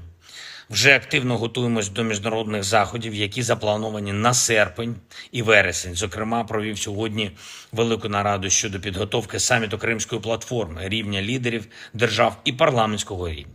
Точно знаємо, що саміт буде змістовним, і Крим стане ще ближче до повернення у вільний світ, ще ближче до звільнення від окупації. Вся українська земля, всі українські люди мають бути вільними. Слава усім, хто бореться заради України і свободи. Я дякую усім в світі, хто допомагає. Слава Україні! The Russian Defense Ministry declared on July 19 that, as of July 20, all vessels sailing to Ukrainian ports will be considered military targets. All ships traveling across the Black Sea to Ukrainian ports from midnight Moscow time on July 20 will be considered as potential carriers of military cargo, and therefore regarded by Russia as on the side of Ukraine in the war. The statement added that a number of sea areas in the northwestern and southeastern parts of the international waters of the Black Sea have been temporarily declared dangerous. The message claimed that the corresponding information warnings about the withdrawal of safety guarantees have been issued. The Russian Defense Ministry declared on July 19 that as of July 20, all vessels sailing to Ukrainian ports will be considered military targets. Russia pulled out of the Black Sea Grain Initiative on July 17, sparking international condemnation and fears of rising food prices. The deal, brokered by Turkey and the UN in July 2022, allowed Ukraine to export its agricultural products during the ongoing full-scale Russian invasion. On July 19, Ukrainian authorities reported that Russian attacks on port infrastructure in Odessa Oblast have destroyed 60,000 tons of grain. The city suffered 3 consecutive strikes over the course of the past 3 days. This is a terrorist act not against Ukraine, but against the whole world, said Ukrainian Agriculture Minister Mykola Solsky. If we cannot export food, then the population of the poorest countries will be on the verge of survival.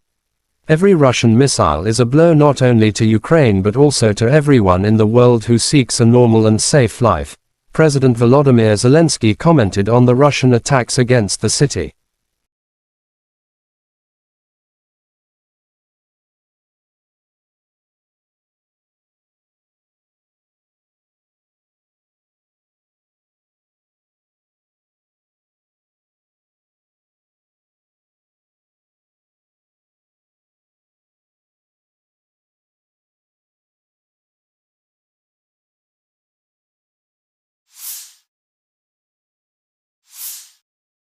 Third night of Russian strikes on military targets in Odessa, South Ukraine, and clean up. Biggest threats to the Crimea come from Odessa, which the Russian command appears to have decided to neutralize. In social media, there are some footages of destroying of Odessa. After the strikes on Odessa, Zelensky instructed the military to strengthen the security of the port infrastructure. At the morning conference call, I instructed the military to strengthen the protection of people and port infrastructure, said Zelensky. He also said additional Patriot and IRIS-T-SAM systems could protect the port facilities from Russia cruise missiles attack.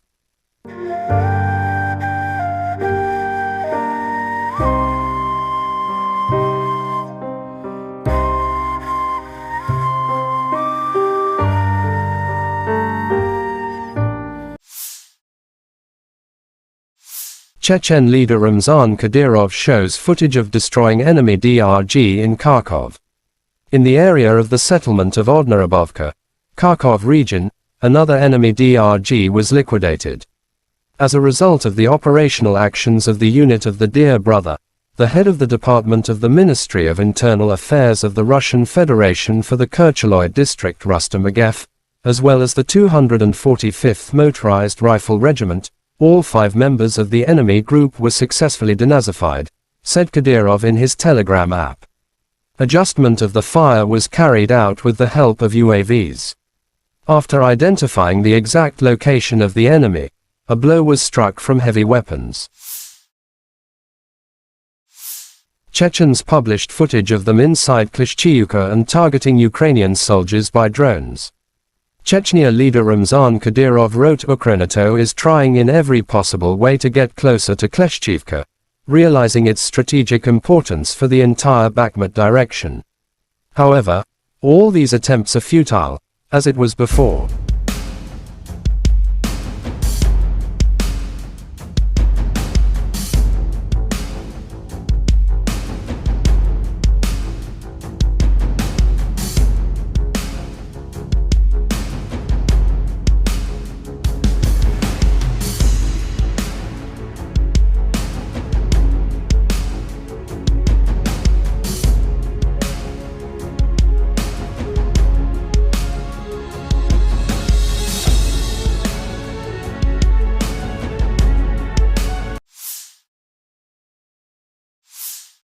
Sari Cherevati, spokesperson for Ukraine's Eastern Military Command, said on national television on July 17 that Russia is concentrating more than 100,000 personnel, more than 900 tanks, more than 555 artillery systems, 370 MLRS, in the Lyman-Kupiansk direction. Colonel General Oleksandr Syrsky, commander of Ukraine's ground forces, said that the situation in the east was difficult. According to Syrsky, Russia is attempting to gain ground in the Kupiansk area and continue the offensive into the depth of our battle formations. At the same time, Russia is moving more troops into the area around Bakhmut to try to prevent Ukrainian forces from advancing, Syrsky added.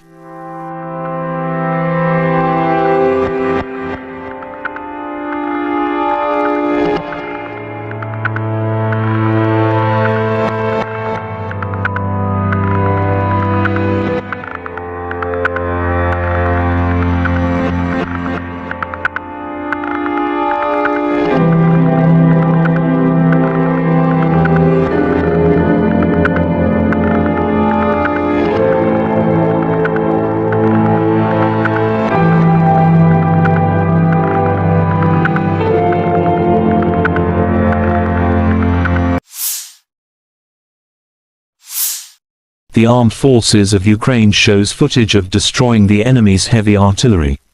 Air reconnaissance of the 3rd Separate Assault Brigade, in cooperation with the Adam Tactical Group, detected and struck a Russian 240mm self-propelled mortar near Bakhmut. Russian Tulip destroyed in pieces, wrote the statement.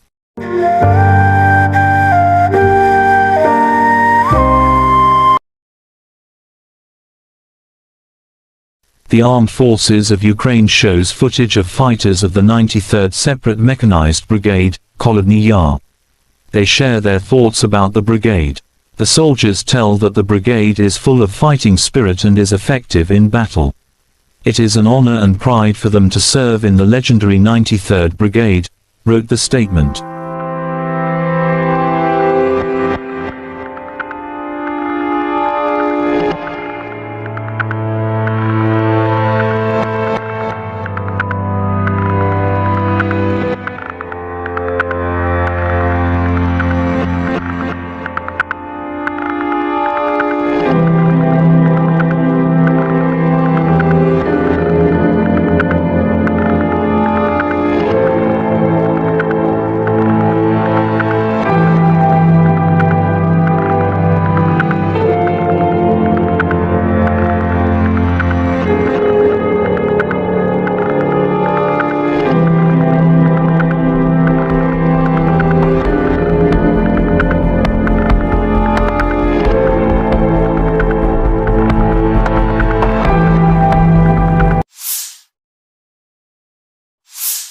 The Armed Forces of Ukraine shows footage. Soldiers of the 45th Separate Artillery Brigade of the Armed Forces of Ukraine carry out methodical work to destroy the occupiers on the front line every day. With the help of the M777 howitzer, they aim fire at priority targets, supporting our infantry. The howitzer M777, also known as the M777 lightweight towed howitzer, is a 155mm artillery piece used by several countries, including the United States and the United Kingdom. The M777 has a maximum firing range of approximately 24 kilometers, 14.9 miles, with standard ammunition, although extended-range projectiles can extend the range even further. It also has advanced targeting systems and digital fire control, which enhance accuracy and precision. The M777 is operated by a crew of 5 to 7 personnel, depending on the specific operation.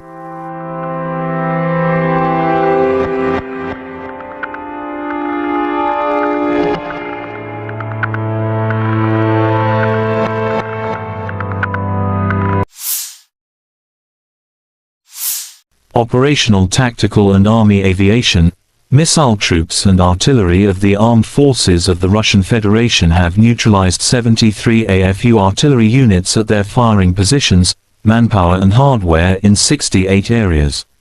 One fuel depot for the military hardware of the Liman Operational Tactical Group has been destroyed near Kramatorsk, Donetsk People's Republic, said Igor Konashenkov, the Russian Federation Defense Ministry spokesman.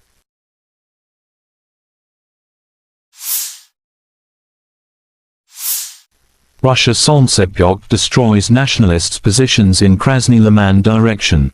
In cooperation with UAV operators, a crew of the Central Military District's Solntsepyok heavy flamethrower system carried out an accurate strike on identified targets, destroying an AFU stronghold and an ammunition depot. Solntsepyok, also known as the TOS-1 Baratino, is a Russian multiple rocket launcher (MRL) system designed for heavy flamethrower applications. The name, Solntsepyok, translates to sunburner in English. It is notable for its ability to deliver devastating firepower to a target area using thermobaric warheads. The range of the TOS-1 Baratino is approximately 3 to 6 kilometers, 1.9 to 3.7 miles, depending on the type of rocket used. The system is generally used for close-range, area denial operations, rather than precision strikes.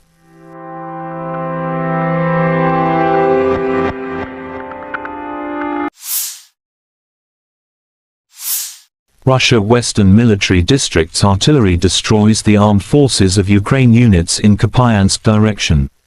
Rocket artillery strikes at manpower and hardware concentration areas and also conducts barrage fire along the routes of possible enemy withdrawal or offensive.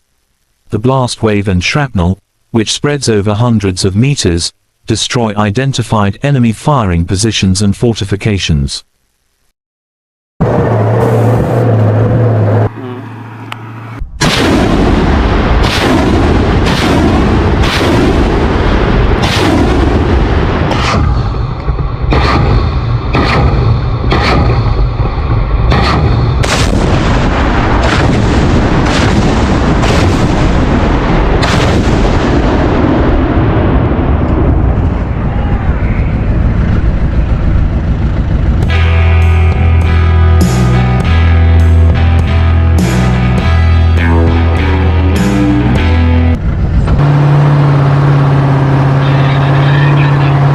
Получили цель от старшего начальника, скопление живой силы и техники, выдвинулись на огневую позицию, отработали и сразу в укрытие.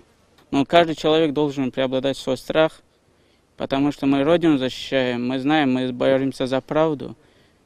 И тогда вот ощущаешь, кого ты бьешь, по кому ты стреляешь, все уходит. Преимущество РСЗО, то, что он по скоплению основном, и можем стрелять сразу 40. И когда град ложится, они уже морально не могут оттуда даже. Если даже рядом будут ложиться снаряды, они уже морально будут подавлены. Бывает такое, когда они идут в наступление, нам дают цель, мы сразу выезжаем на огневую позицию, отрабатываем и удерживаем их наступление.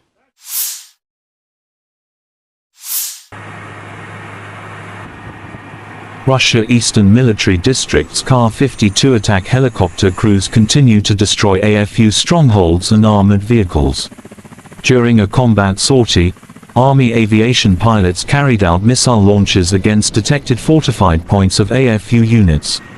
As a result of the attack, enemy command post and armored vehicles were destroyed.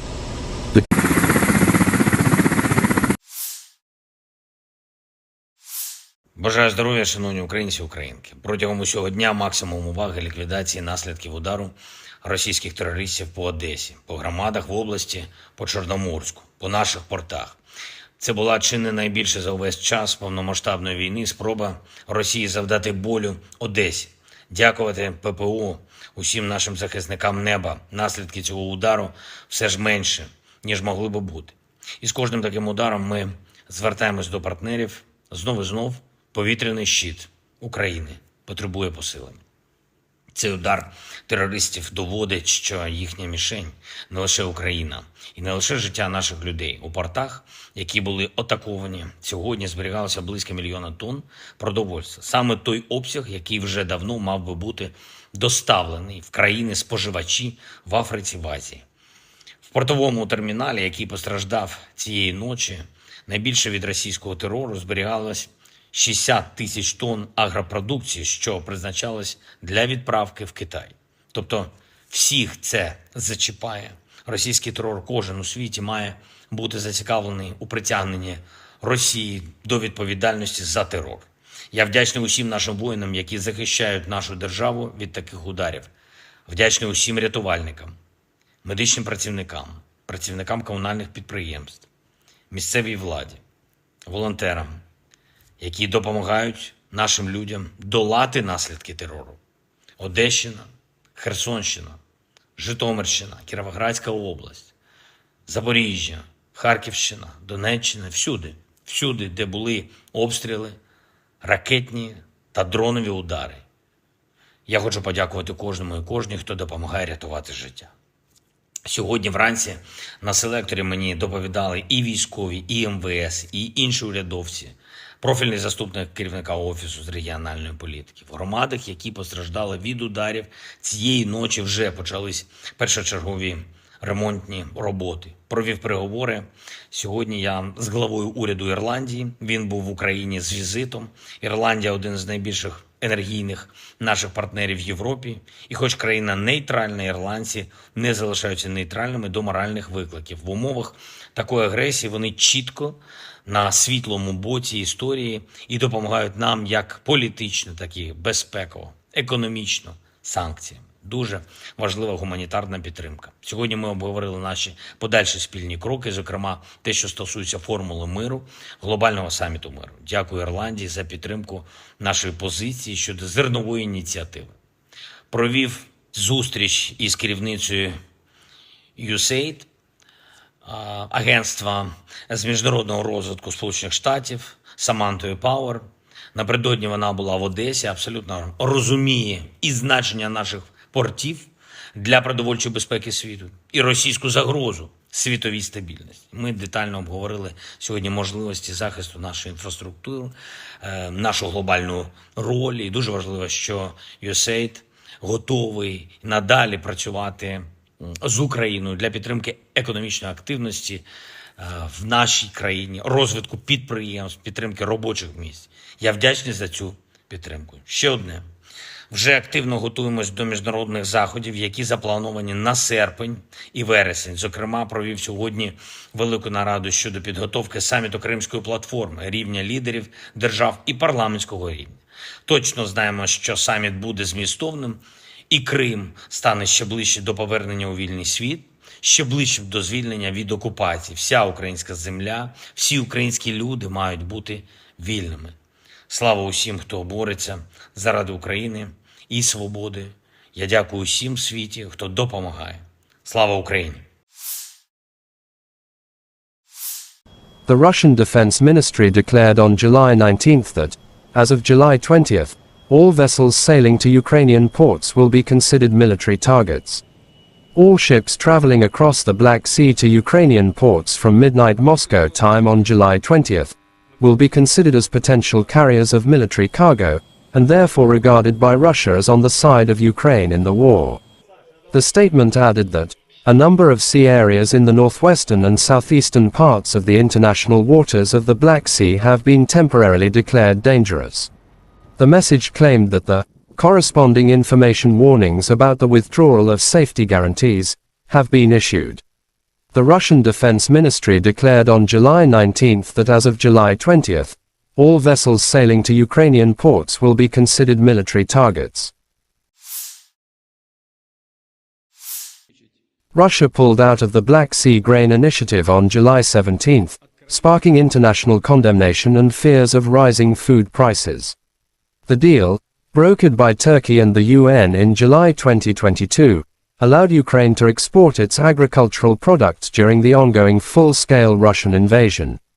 On July 19, Ukrainian authorities reported that Russian attacks on port infrastructure in Odessa Oblast have destroyed 60,000 tons of grain. The city suffered 3 consecutive strikes over the course of the past 3 days. This is a terrorist act not against Ukraine, but against the whole world, said Ukrainian Agriculture Minister Mykola Solsky. If we cannot export food, then the population of the poorest countries will be on the verge of survival. Every Russian missile is a blow not only to Ukraine but also to everyone in the world who seeks a normal and safe life, President Volodymyr Zelensky commented on the Russian attacks against the city.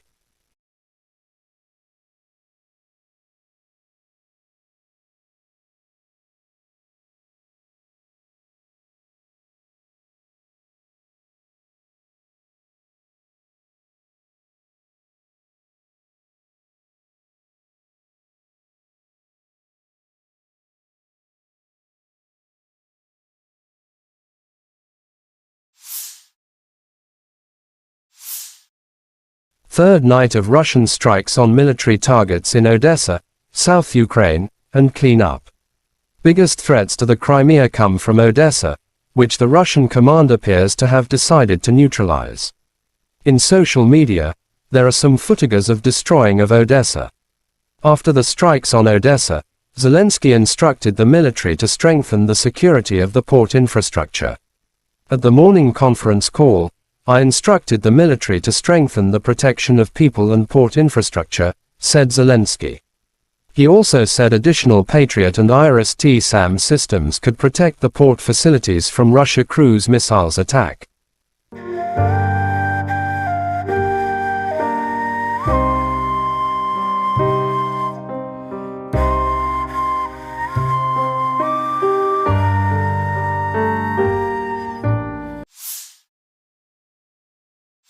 Chechen leader Ramzan Kadyrov shows footage of destroying enemy DRG in Kharkov. In the area of the settlement of Odnarabovka, Kharkov region, another enemy DRG was liquidated. As a result of the operational actions of the unit of the Dear Brother, the head of the Department of the Ministry of Internal Affairs of the Russian Federation for the Kercheloy district Rustam Agev, as well as the 245th Motorized Rifle Regiment, all 5 members of the enemy group were successfully denazified, said Kadyrov in his Telegram app. Adjustment of the fire was carried out with the help of UAVs. After identifying the exact location of the enemy, a blow was struck from heavy weapons. Chechens published footage of them inside Klishchiivka and targeting Ukrainian soldiers by drones. Chechnya leader Ramzan Kadyrov wrote Ukrainato is trying in every possible way to get closer to Klishchiivka, realizing its strategic importance for the entire Bakhmut direction. However, all these attempts are futile, as it was before.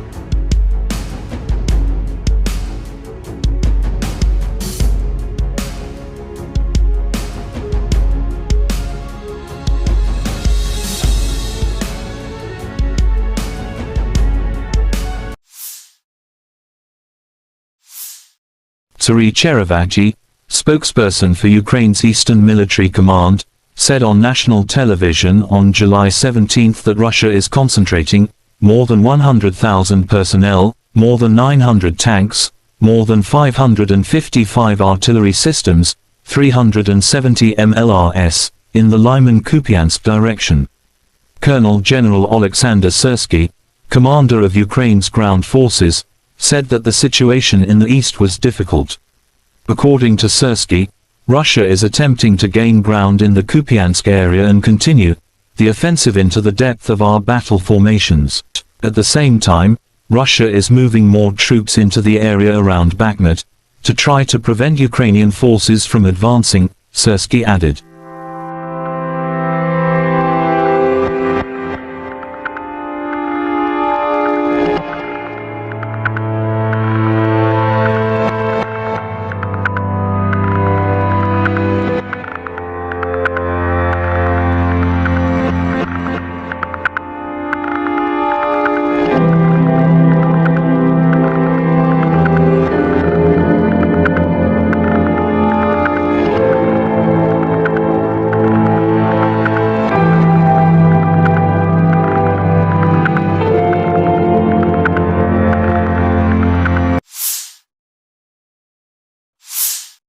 The armed forces of Ukraine shows footage of destroying the enemy's heavy artillery. Air reconnaissance of the 3rd Separate Assault Brigade, in cooperation with the Adam Tactical Group, detected and struck a Russian 240mm self-propelled mortar near Bakhmut. Russian Tulip destroyed in pieces, wrote the statement.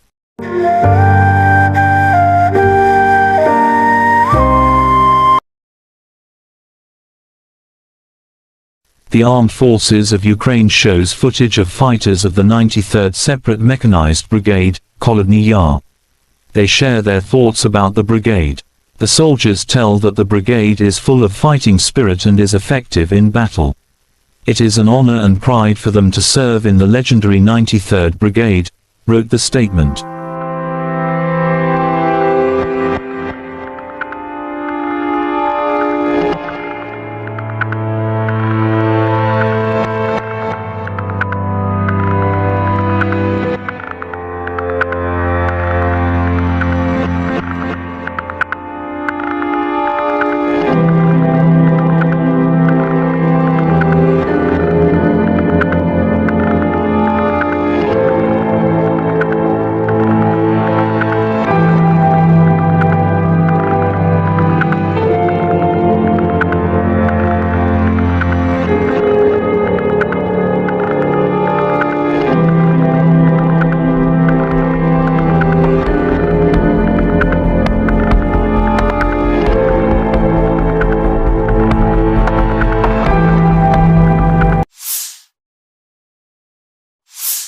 The Armed Forces of Ukraine shows footage.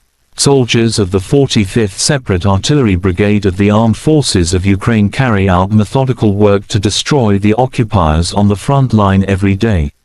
With the help of the M777 howitzer, they aim fire at priority targets, supporting our infantry. The howitzer M777, also known as the M777 lightweight towed howitzer, is a 155mm artillery piece used by several countries, including the United States and the United Kingdom. The M777 has a maximum firing range of approximately 24 kilometers, 14.9 miles, with standard ammunition, although extended range projectiles can extend the range even further. It also has advanced targeting systems and digital fire control, which enhance accuracy and precision. The M777 is operated by a crew of 5 to 7 personnel, depending on the specific operation.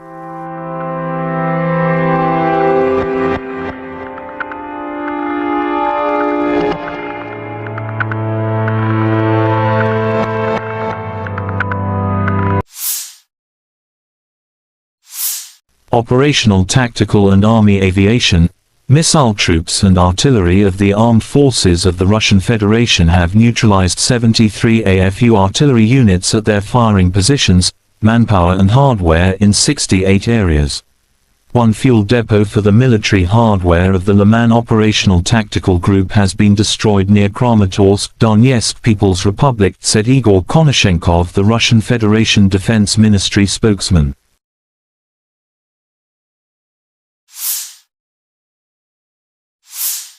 Russia Solntsepyok destroys nationalists' positions in Krasny Liman direction.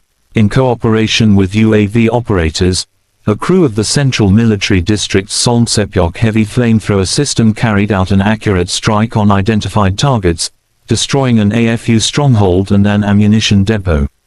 Solntsepyok, also known as the TOS-1 Buratino, is a Russian multiple rocket launcher (MRL) system designed for heavy flamethrower applications. The name, Solntsepyok, translates to sunburner in English. It is notable for its ability to deliver devastating firepower to a target area using thermobaric warheads. The range of the TOS-1 Buratino is approximately 3 to 6 kilometers, 1.9 to 3.7 miles, depending on the type of rocket used. The system is generally used for close-range, area denial operations, rather than precision strikes.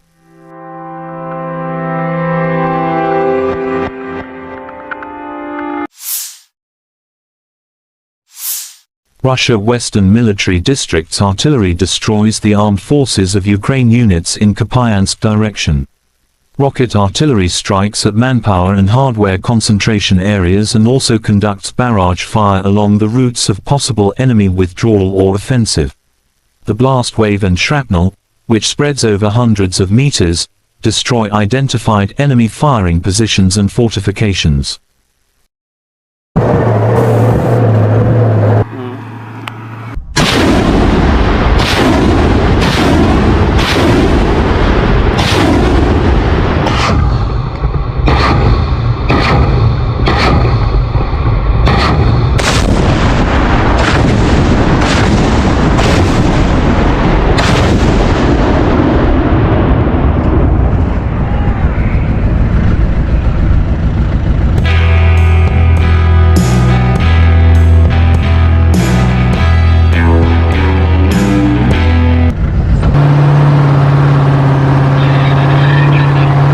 Получили цель от старшего начальника, скопление живой силы и техники, выдвинулись на огневую позицию, отработали и сразу в укрытие.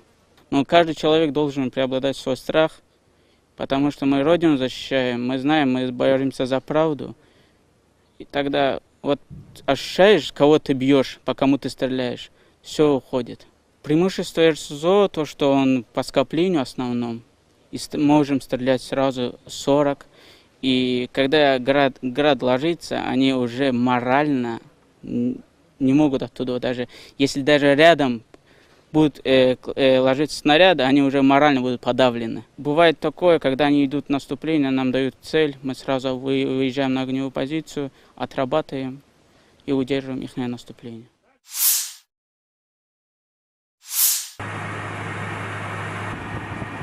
Russia Eastern Military District's Kar-52 attack helicopter crews continue to destroy AFU strongholds and armored vehicles.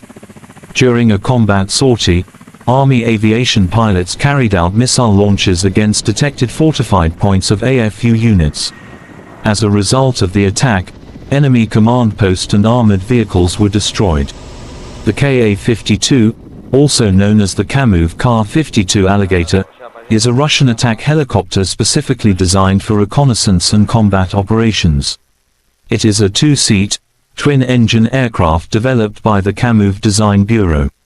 The Kar-52 is known for its advanced avionics, maneuverability, and weapon systems. The Kar-52 Alligator is a modern attack helicopter designed to operate in diverse battlefield conditions. Its advanced avionics, firepower, and maneuverability make it a formidable asset for reconnaissance and combat operations.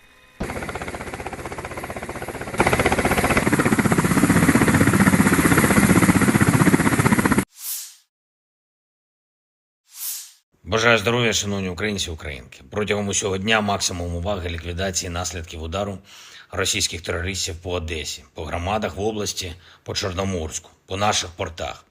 Це була чи не найбільше за увесь час повномасштабної війни спроба Росії завдати болю Одесі.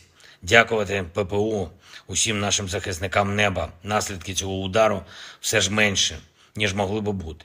І з кожним таким ударом ми звертаємось до партнерів. Знов і знов повітряний щит України потребує посилення.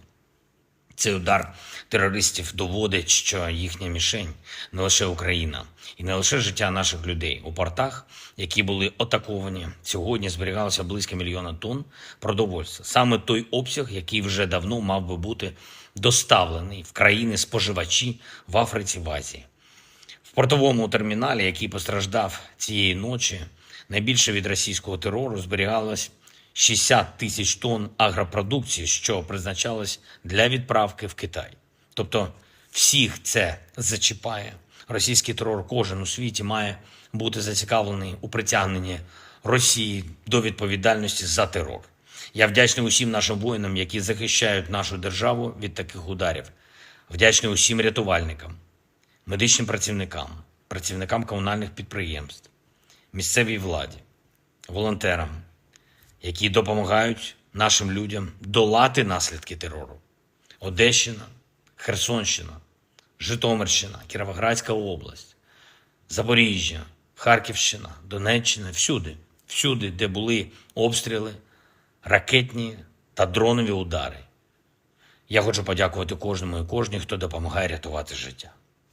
Сьогодні вранці на селекторі мені доповідали і військові, і МВС, і інші урядовці, профільний заступник керівника Офісу з регіональної політики. В громадах, які постраждали від ударів, цієї ночі вже почались першочергові ремонтні роботи. Провів переговори. Сьогодні я з главою уряду Ірландії. Він був в Україні з візитом. Ірландія – один з найбільших енергійних наших партнерів в Європі. І хоч країна нейтральна, ірландці не залишаються нейтральними до моральних викликів. В умовах такої агресії вони чітко на світлому боці історії і допомагають нам як політично, так і безпеково, економічно, санкціями. Дуже важлива гуманітарна підтримка. Сьогодні ми обговорили наші подальші спільні кроки, зокрема те, що стосується формули миру, глобального саміту миру. Дякую Ірландії за підтримку нашої позиції щодо зернової ініціативи. Провів зустріч із керівницею USAID, агентства з міжнародного розвитку Сполучених Штатів, Самантою Пауер. Напередодні вона була в Одесі, абсолютно розуміє і значення наших портів для продовольчої безпеки світу і російську загрозу світовій стабільності. Ми детально обговорили сьогодні можливості захисту нашої інфраструктури, нашу глобальну роль. І дуже важливо, що USAID готовий надалі працювати з Україною для підтримки економічної активності в нашій країні, розвитку підприємств, підтримки робочих місць. Я вдячний за цю підтримку. Ще одне. Вже активно готуємось до міжнародних заходів, які заплановані на серпень і вересень. Зокрема, провів сьогодні велику нараду щодо підготовки саміту Кримської платформи, рівня лідерів держав і парламентського рівня. Точно знаємо, що саміт буде змістовним, і Крим стане ще ближче до повернення у вільний світ, ще ближче до звільнення від окупації. Вся українська земля, всі українські люди мають бути вільними. Слава усім, хто бореться заради України і свободи. Я дякую усім в світі, хто допомагає. Слава Україні! The Russian Defense Ministry declared on July 19th that, as of July 20th, all vessels sailing to Ukrainian ports will be considered military targets. All ships traveling across the Black Sea to Ukrainian ports from midnight Moscow time on July 20th will be considered as potential carriers of military cargo, and therefore regarded by Russia as on the side of Ukraine in the war. The statement added that a number of sea areas in the northwestern and southeastern parts of the international waters of the Black Sea have been temporarily declared dangerous. The message claimed that the corresponding information warnings about the withdrawal of safety guarantees have been issued. The Russian Defense Ministry declared on July 19th that as of July 20th, all vessels sailing to Ukrainian ports will be considered military targets. Russia pulled out of the Black Sea Grain Initiative on July 17th, sparking international condemnation and fears of rising food prices. The deal, brokered by Turkey and the UN in July 2022, allowed Ukraine to export its agricultural products during the ongoing full-scale Russian invasion. On July 19th, Ukrainian authorities reported that Russian attacks on port infrastructure in Odessa Oblast have destroyed 60,000 tons of grain. The city suffered 3 consecutive strikes over the course of the past 3 days. This is a terrorist act not against Ukraine, but against the whole world, said Ukrainian Agriculture Minister Mykola Solsky. If we cannot export food, then the population of the poorest countries will be on the verge of survival. Every Russian missile is a blow not only to Ukraine but also to everyone in the world who seeks a normal and safe life, President Volodymyr Zelensky commented on the Russian attacks against the city.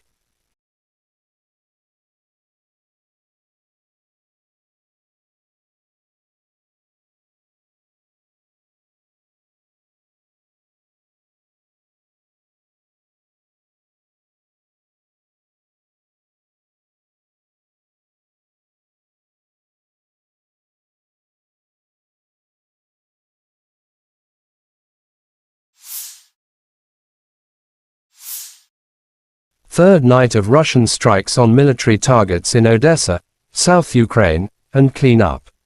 Biggest threats to the Crimea come from Odessa, which the Russian command appears to have decided to neutralize. In social media, there are some footages of destroying of Odessa. After the strikes on Odessa, Zelensky instructed the military to strengthen the security of the port infrastructure. At the morning conference call, I instructed the military to strengthen the protection of people and port infrastructure, said Zelensky. He also said additional Patriot and IRIS-T-SAM systems could protect the port facilities from Russia cruise missiles attack.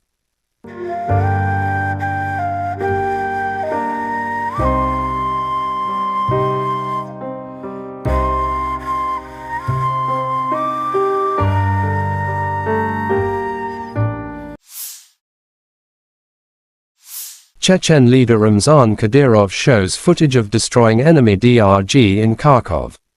In the area of the settlement of Odnarabovka, Kharkov region, another enemy DRG was liquidated.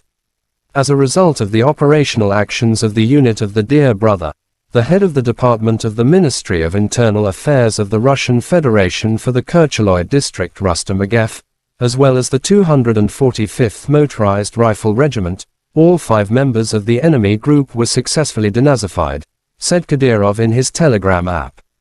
Adjustment of the fire was carried out with the help of UAVs. After identifying the exact location of the enemy, a blow was struck from heavy weapons. Chechens published footage of them inside Klishchiivka and targeting Ukrainian soldiers by drones. Chechnya leader Ramzan Kadyrov wrote Ukrenato is trying in every possible way to get closer to Klishchiivka, realizing its strategic importance for the entire Bakhmut direction. However, all these attempts are futile, as it was before.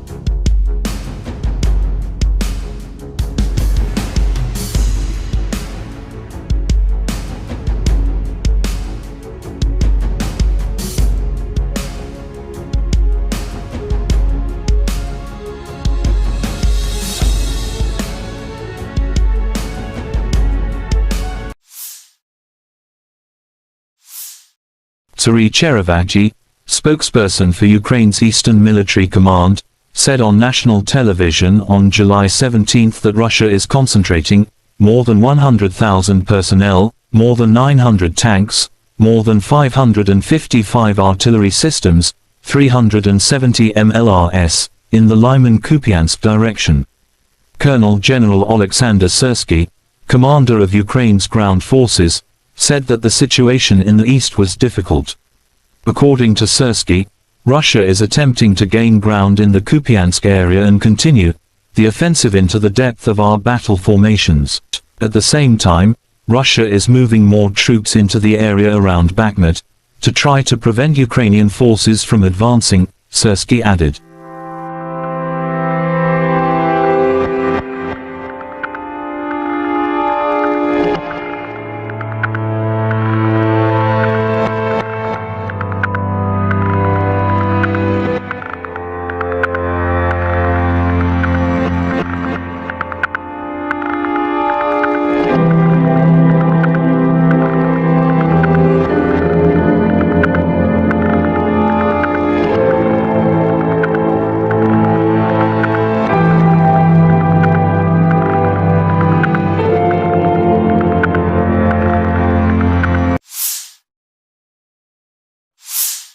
The armed forces of Ukraine shows footage of destroying the enemy's heavy artillery. Air reconnaissance of the 3rd Separate Assault Brigade, in cooperation with the Adam Tactical Group, detected and struck a Russian 240mm self-propelled mortar near Bakhmut. Russian Tulip destroyed in pieces, wrote the statement.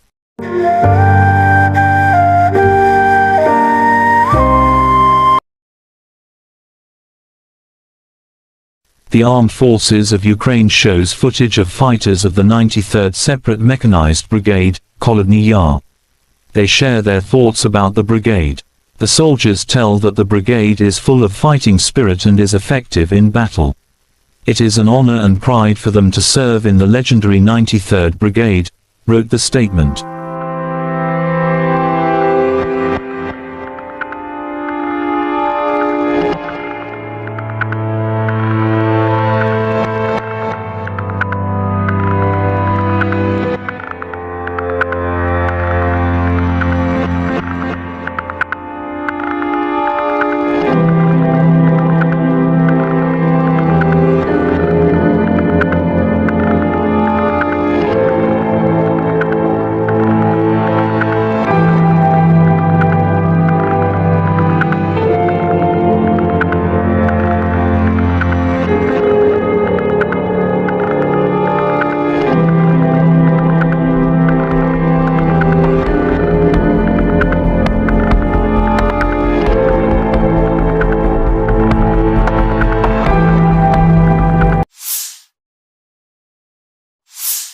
The Armed Forces of Ukraine shows footage.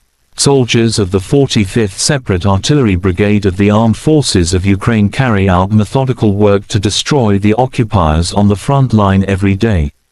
With the help of the M777 howitzer, they aim fire at priority targets, supporting our infantry. The howitzer M777, also known as the M777 lightweight towed howitzer, is a 155 mm artillery piece used by several countries, including the United States and the United Kingdom.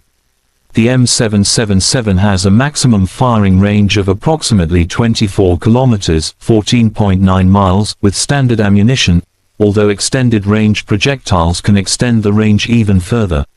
It also has advanced targeting systems and digital fire control, which enhance accuracy and precision. The M777 is operated by a crew of 5 to 7 personnel, depending on the specific operation.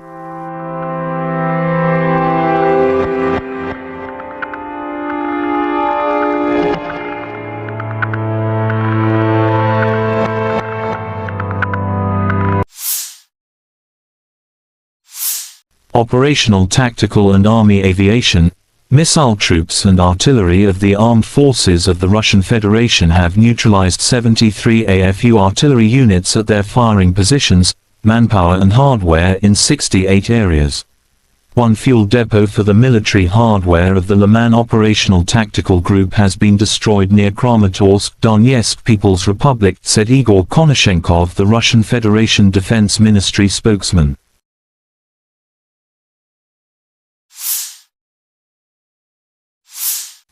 Russia Solntsepyok destroys nationalists' positions in Krasny Liman direction.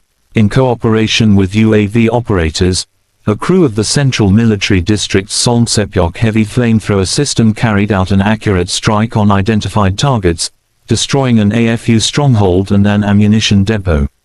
Solntsepyok, also known as the TOS-1 Baratino, is a Russian multiple rocket launcher (MRL) system designed for heavy flamethrower applications. The name, Solntsepyok, translates to sunburner in English. It is notable for its ability to deliver devastating firepower to a target area using thermobaric warheads. The range of the TOS-1 Baratino is approximately 3 to 6 kilometers, 1.9 to 3.7 miles, depending on the type of rocket used. The system is generally used for close-range, area denial operations, rather than precision strikes.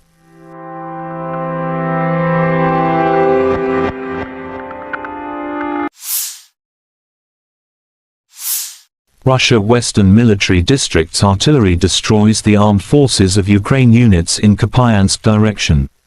Rocket artillery strikes at manpower and hardware concentration areas and also conducts barrage fire along the routes of possible enemy withdrawal or offensive. The blast wave and shrapnel, which spreads over hundreds of meters, destroy identified enemy firing positions and fortifications.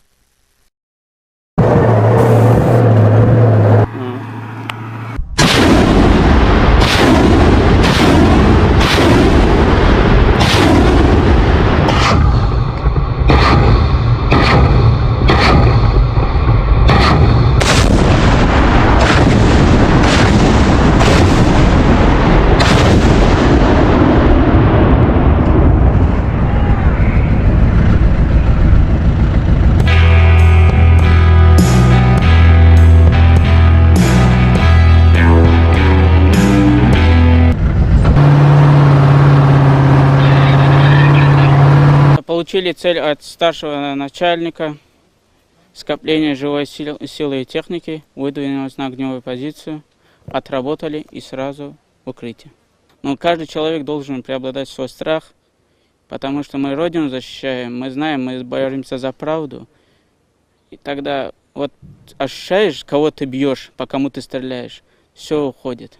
Преимущество РСЗО, то, что он по скоплению основном, и можем стрелять сразу 40.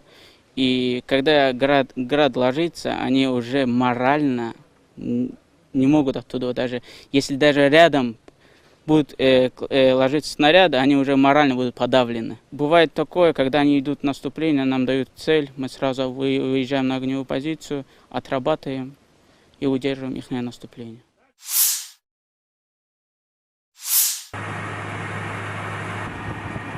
Russia Eastern Military District's Kar-52 attack helicopter crews continue to destroy AFU strongholds and armored vehicles. During a combat sortie, Army aviation pilots carried out missile launches against detected fortified points of AFU units. As a result of the attack, enemy command posts and armored vehicles were destroyed. The Ka-52, also known as the Kamov Kar-52 Alligator, is a Russian attack helicopter specifically designed for reconnaissance and combat operations. It is a two-seat, twin-engine aircraft developed by the Kamov Design Bureau. The Kar-52 is known for its advanced avionics, maneuverability, and weapon systems. The Kar-52 Alligator is a modern attack helicopter designed to operate in diverse battlefield conditions. Its advanced avionics, firepower, and maneuverability make it a formidable asset for reconnaissance and combat operations.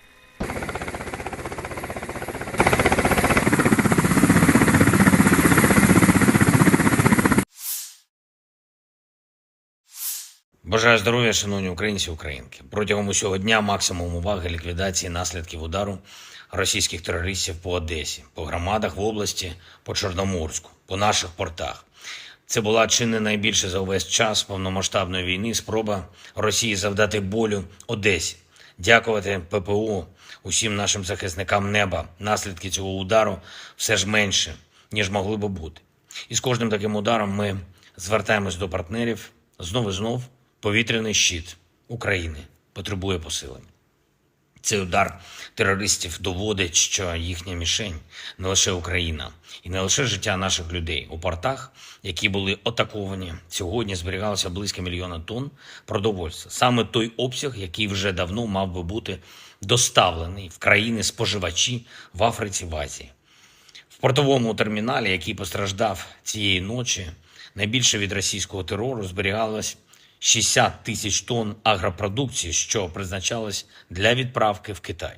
Тобто всіх це зачіпає. Російський терор кожен у світі має бути зацікавлений у притягненні Росії до відповідальності за терор. Я вдячний усім нашим воїнам, які захищають нашу державу від таких ударів. Вдячний усім рятувальникам, медичним працівникам, працівникам комунальних підприємств, місцевій владі, волонтерам, які допомагають нашим людям долати наслідки терору. Одещина, Херсонщина, Житомирщина, Кіровоградська область, Запоріжжя, Харківщина, Донеччина, всюди, де були обстріли, ракетні та дронові удари. Я хочу подякувати кожному і кожній, хто допомагає рятувати життя.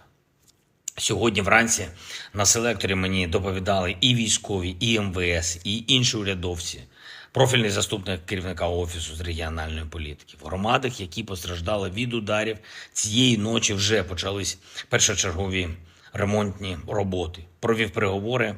Сьогодні я з главою уряду Ірландії. Він був в Україні з візитом. Ірландія – один з найбільших енергійних наших партнерів в Європі. І хоч країна нейтральна, ірландці не залишаються нейтральними до моральних викликів. В умовах такої агресії вони чітко на світлому боці історії і допомагають нам як політично, так і безпеково, економічно, санкціями. Дуже важлива гуманітарна підтримка. Сьогодні ми обговорили наші подальші спільні кроки, зокрема те, що стосується формули миру, глобального саміту миру. Дякую Ірландії за підтримку нашої позиції щодо зернової ініціативи. Провів зустріч із керівницею USAID, агентства з міжнародного розвитку Сполучених Штатів, Самантою Пауер. Напередодні вона була в Одесі, абсолютно розуміє і значення наших портів для продовольчої безпеки світу, і російську загрозу світовій стабільності. Ми детально обговорили сьогодні можливості захисту нашої інфраструктури, нашу глобальну роль. І дуже важливо, що USAID готовий надалі працювати з Україною для підтримки економічної активності в нашій країні, розвитку підприємств, підтримки робочих місць. Я вдячний за цю підтримку. Ще одне. Вже активно готуємось до міжнародних заходів, які заплановані на серпень і вересень. Зокрема, провів сьогодні велику нараду щодо підготовки саміту Кримської платформи, рівня лідерів держав і парламентського рівня. Точно знаємо, що саміт буде змістовним, і Крим стане ще ближче до повернення у вільний світ, ще ближче до звільнення від окупації. Вся українська земля, всі українські люди мають бути вільними. Слава усім, хто бореться заради України і свободи. Я дякую усім в світі, хто допомагає. Слава Україні! The Russian Defense Ministry declared on July 19th that, as of July 20th, all vessels sailing to Ukrainian ports will be considered military targets. All ships traveling across the Black Sea to Ukrainian ports from midnight Moscow time on July 20th will be considered as potential carriers of military cargo, and therefore regarded by Russia as on the side of Ukraine in the war. The statement added that a number of sea areas in the northwestern and southeastern parts of the international waters of the Black Sea have been temporarily declared dangerous. The message claimed that the corresponding information warnings about the withdrawal of safety guarantees have been issued. The Russian Defense Ministry declared on July 19th that as of July 20th, all vessels sailing to Ukrainian ports will be considered military targets. Russia pulled out of the Black Sea Grain Initiative on July 17th, sparking international condemnation and fears of rising food prices. The deal, brokered by Turkey and the UN in July 2022, allowed Ukraine to export its agricultural products during the ongoing full-scale Russian invasion. On July 19th, Ukrainian authorities reported that Russian attacks on port infrastructure in Odessa Oblast have destroyed 60,000 tons of grain. The city suffered 3 consecutive strikes over the course of the past 3 days. This is a terrorist act not against Ukraine, but against the whole world, said Ukrainian Agriculture Minister Mykola Solsky. If we cannot export food, then the population of the poorest countries will be on the verge of survival. Every Russian missile is a blow not only to Ukraine but also to everyone in the world who seeks a normal and safe life, President Volodymyr Zelensky commented on the Russian attacks against the city.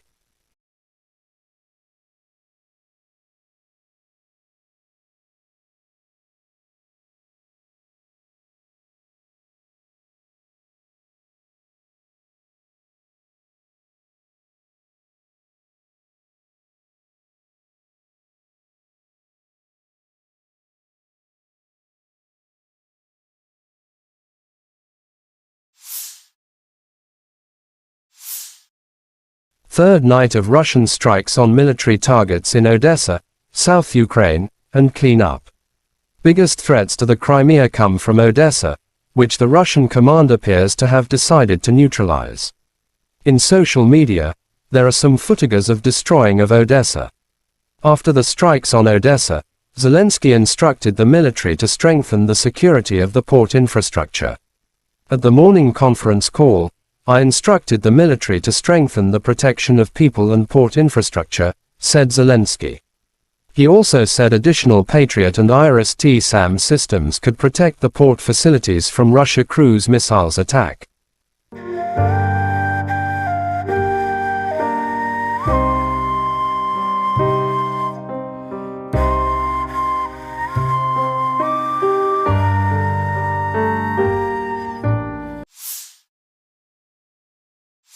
Chechen leader Ramzan Kadyrov shows footage of destroying enemy DRG in Kharkov.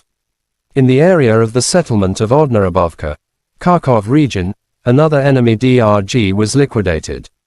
As a result of the operational actions of the unit of the Dear Brother, the head of the Department of the Ministry of Internal Affairs of the Russian Federation for the Kercheloy District Rustam Agaev, as well as the 245th Motorized Rifle Regiment, all 5 members of the enemy group were successfully denazified, said Kadyrov in his Telegram app. Adjustment of the fire was carried out with the help of UAVs. After identifying the exact location of the enemy, a blow was struck from heavy weapons. Chechens published footage of them inside Klishchiivka and targeting Ukrainian soldiers by drones. Chechnya leader Ramzan Kadyrov wrote Ukrenato is trying in every possible way to get closer to Klishchiivka, realizing its strategic importance for the entire Bakhmut direction. However, all these attempts are futile, as it was before.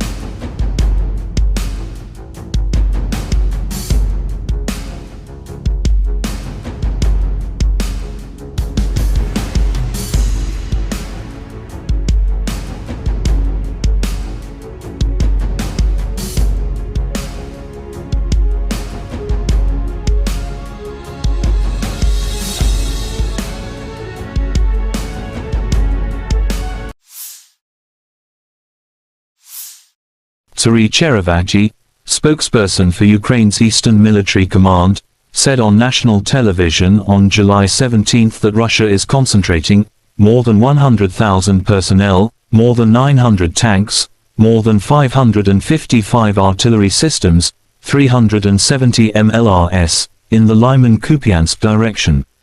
Colonel General Alexander Syrsky, commander of Ukraine's ground forces, said that the situation in the east was difficult. According to Syrsky, Russia is attempting to gain ground in the Kupiansk area and continue the offensive into the depth of our battle formations. At the same time, Russia is moving more troops into the area around Bakhmut to try to prevent Ukrainian forces from advancing, Syrsky added.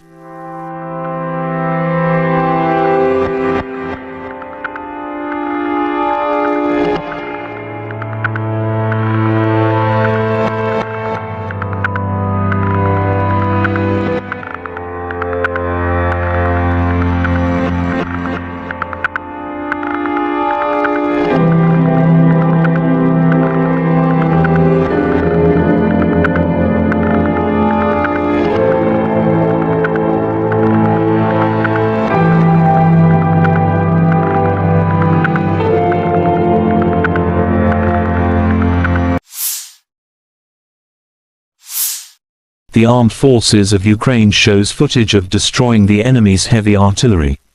Air reconnaissance of the 3rd Separate Assault Brigade, in cooperation with the Adam Tactical Group, detected and struck a Russian 240mm self-propelled mortar near Bakhmut. Russian tulip destroyed in pieces, wrote the statement.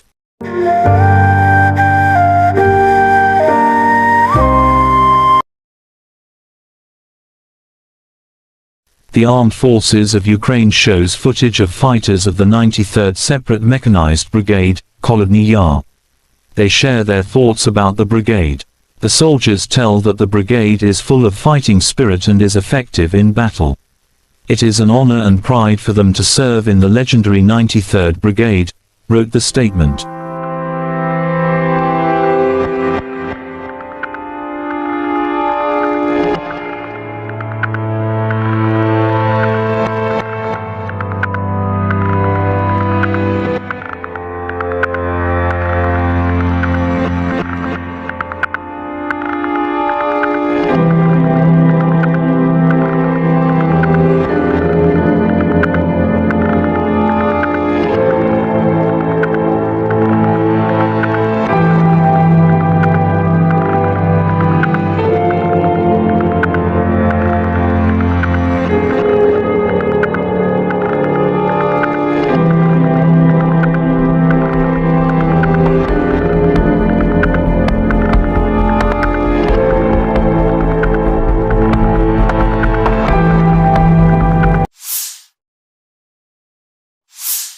The Armed Forces of Ukraine shows footage Soldiers of the 45th Separate Artillery Brigade of the Armed Forces of Ukraine carry out methodical work to destroy the occupiers on the front line every day.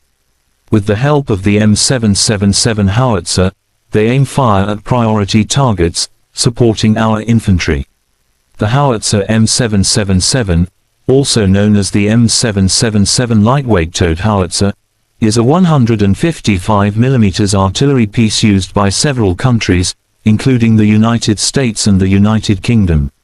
The M777 has a maximum firing range of approximately 24 kilometers, 14.9 miles, with standard ammunition, although extended-range projectiles can extend the range even further. It also has advanced targeting systems and digital fire control, which enhance accuracy and precision. The M777 is operated by a crew of 5 to 7 personnel, depending on the specific operation.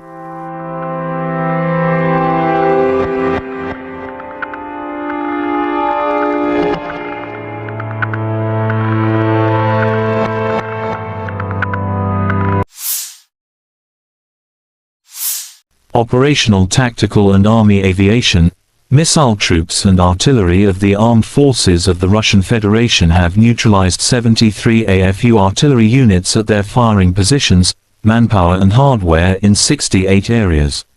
One fuel depot for the military hardware of the Liman Operational Tactical Group has been destroyed near Kramatorsk, Donetsk People's Republic, said Igor Konashenkov, the Russian Federation Defense Ministry spokesman.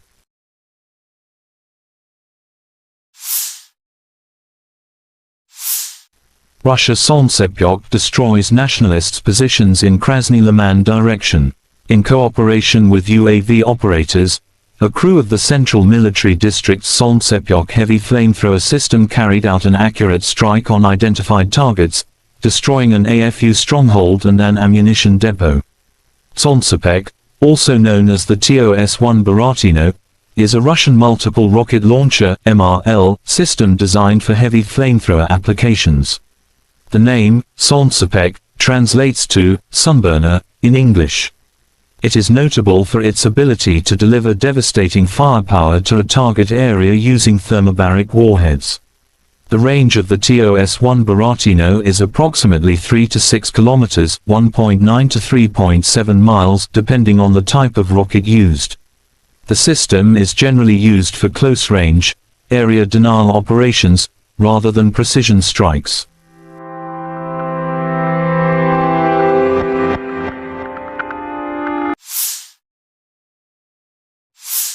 Russia Western Military District's artillery destroys the armed forces of Ukraine units in Kupiansk direction. Rocket artillery strikes at manpower and hardware concentration areas and also conducts barrage fire along the routes of possible enemy withdrawal or offensive. The blast wave and shrapnel, which spreads over hundreds of meters, destroy identified enemy firing positions and fortifications.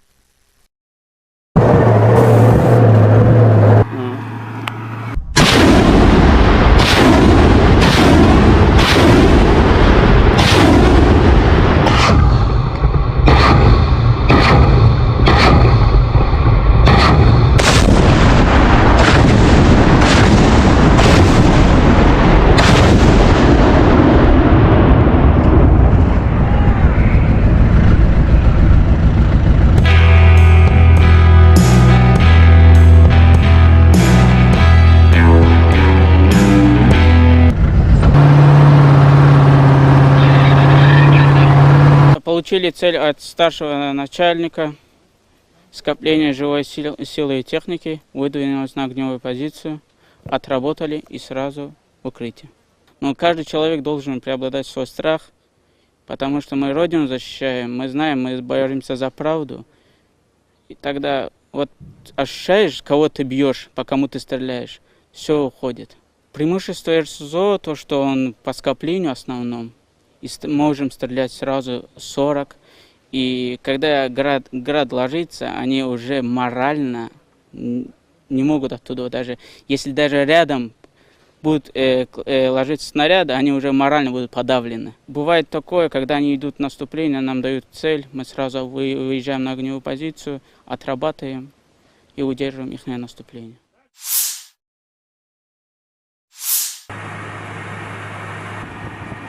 Russia Eastern Military District's Kar-52 attack helicopter crews continue to destroy AFU strongholds and armored vehicles.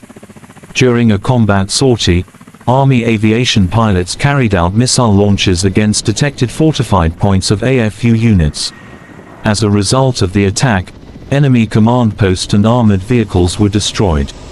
The Ka-52, also known as the Kamov Kar-52 Alligator, is a Russian attack helicopter specifically designed for reconnaissance and combat operations.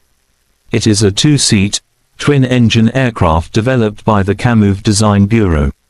The Kar-52 is known for its advanced avionics, maneuverability, and weapon systems. The Kar-52 Alligator is a modern attack helicopter designed to operate in diverse battlefield conditions. Its advanced avionics, firepower, and maneuverability make it a formidable asset for reconnaissance and combat operations.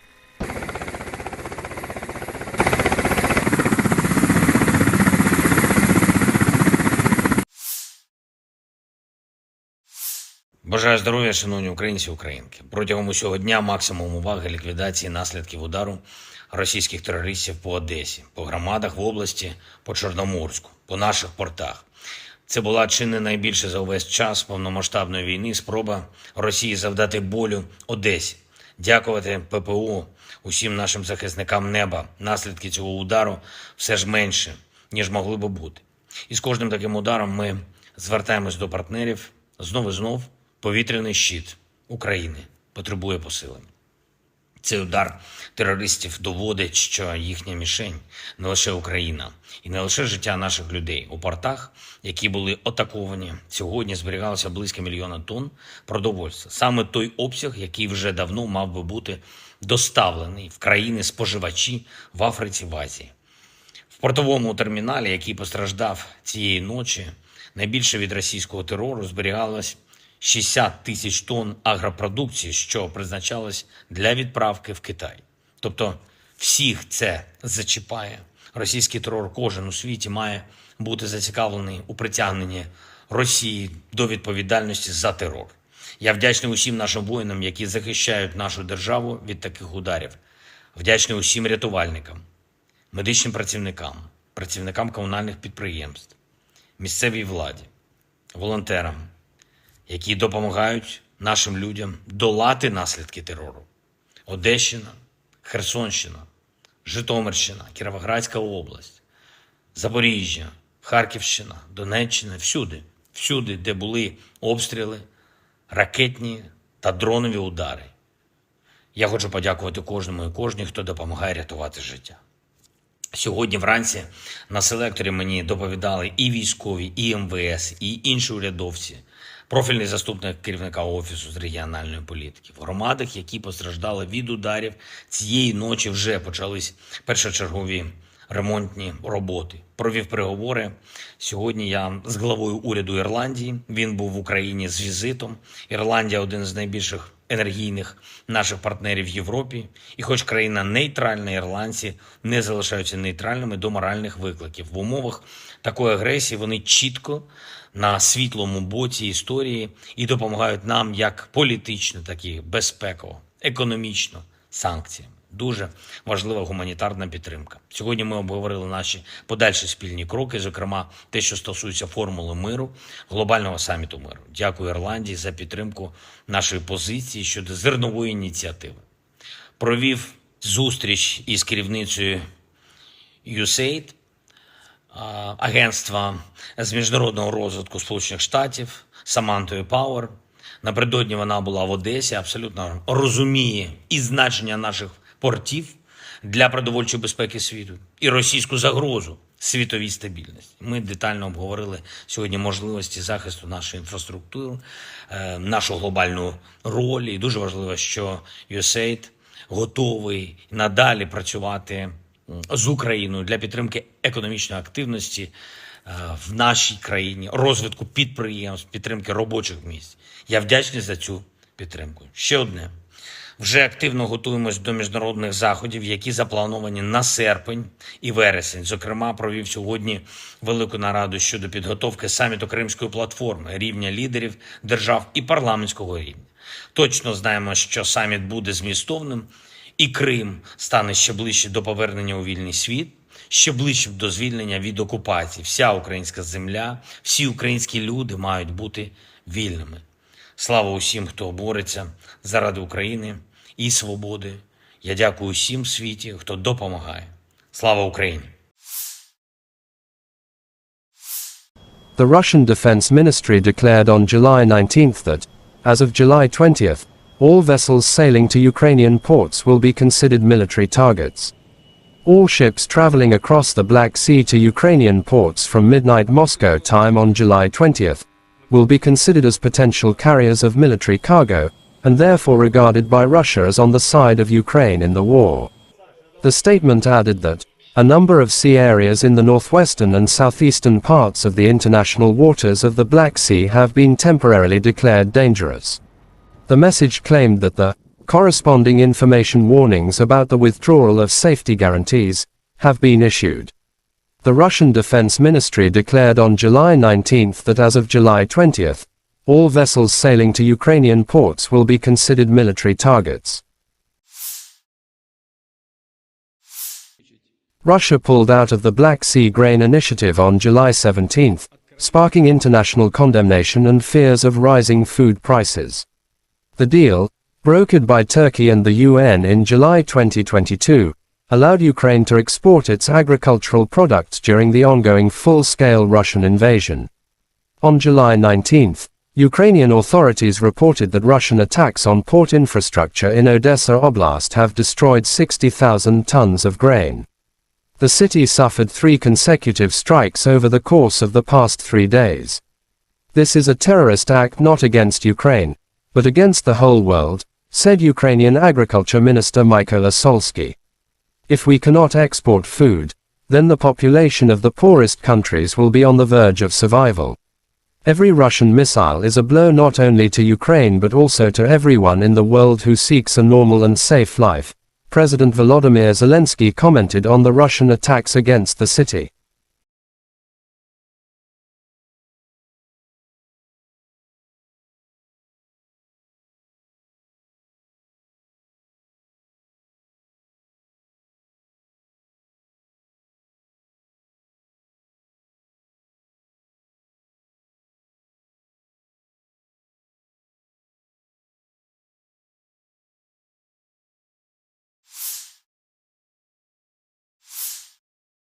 Third night of Russian strikes on military targets in Odessa, South Ukraine, and clean up. Biggest threats to the Crimea come from Odessa, which the Russian command appears to have decided to neutralize. In social media, there are some footages of destroying of Odessa. After the strikes on Odessa, Zelensky instructed the military to strengthen the security of the port infrastructure. At the morning conference call, I instructed the military to strengthen the protection of people and port infrastructure, said Zelensky. He also said additional Patriot and IRIS-T-SAM systems could protect the port facilities from Russia cruise missiles attack.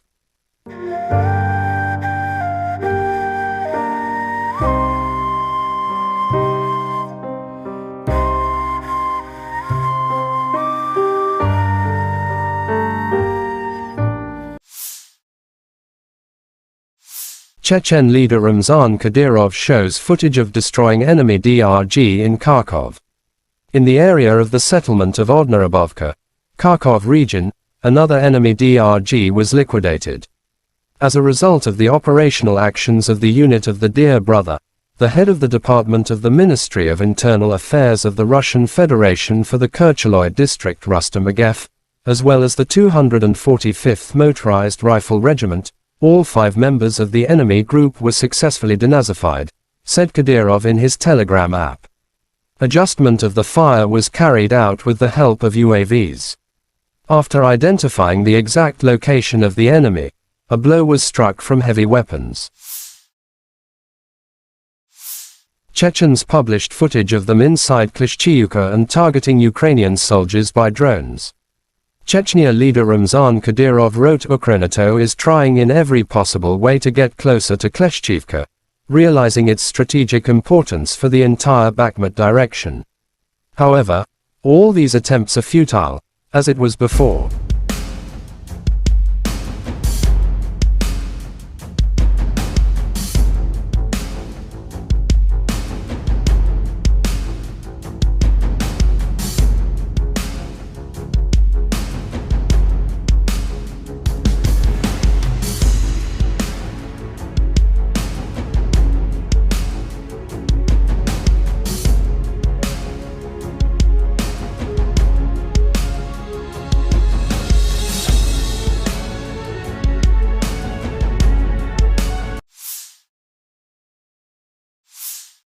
Sari Cherevagi, spokesperson for Ukraine's Eastern Military Command, said on national television on July 17 that Russia is concentrating more than 100,000 personnel, more than 900 tanks, more than 555 artillery systems, 370 MLRS, in the Lyman-Kupiansk direction.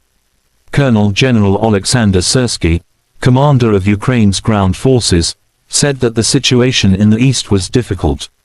According to Syrsky, Russia is attempting to gain ground in the Kupiansk area and continue the offensive into the depth of our battle formations. At the same time, Russia is moving more troops into the area around Bakhmut to try to prevent Ukrainian forces from advancing, Syrsky added.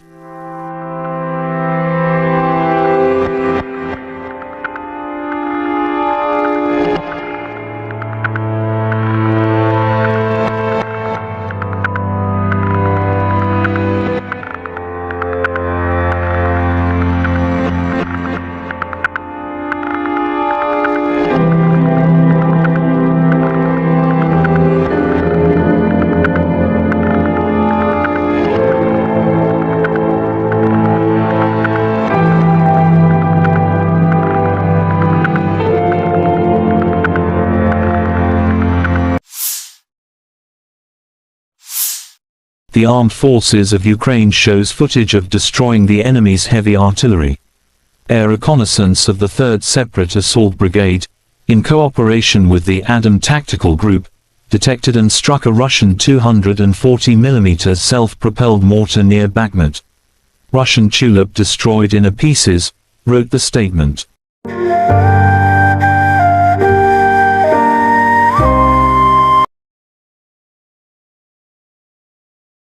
The Armed Forces of Ukraine shows footage of fighters of the 93rd Separate Mechanized Brigade, Kolodny Yar. They share their thoughts about the brigade. The soldiers tell that the brigade is full of fighting spirit and is effective in battle. It is an honor and pride for them to serve in the legendary 93rd Brigade, wrote the statement.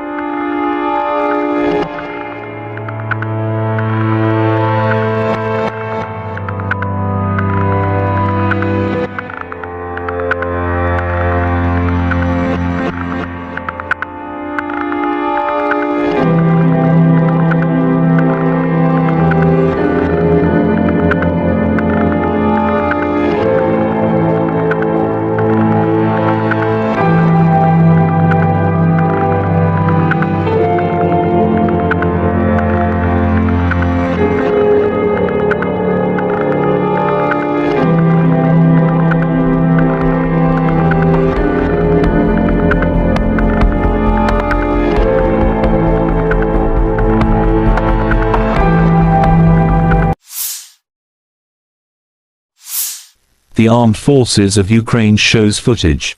Soldiers of the 45th Separate Artillery Brigade of the Armed Forces of Ukraine carry out methodical work to destroy the occupiers on the front line every day.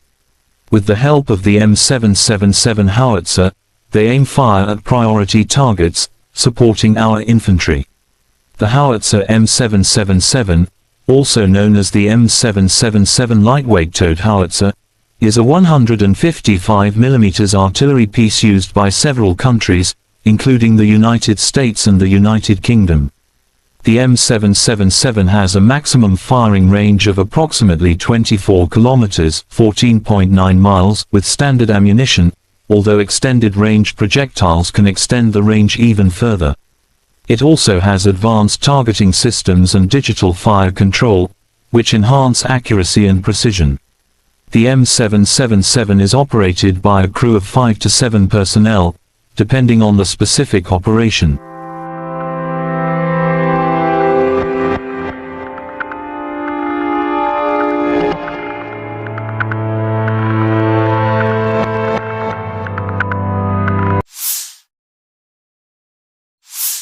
Operational, tactical and army aviation, missile troops and artillery of the armed forces of the Russian Federation have neutralized 73 AFU artillery units at their firing positions, manpower and hardware in 68 areas. One fuel depot for the military hardware of the Liman Operational Tactical Group has been destroyed near Kramatorsk, Donetsk People's Republic, said Igor Konashenkov, the Russian Federation Defense Ministry spokesman.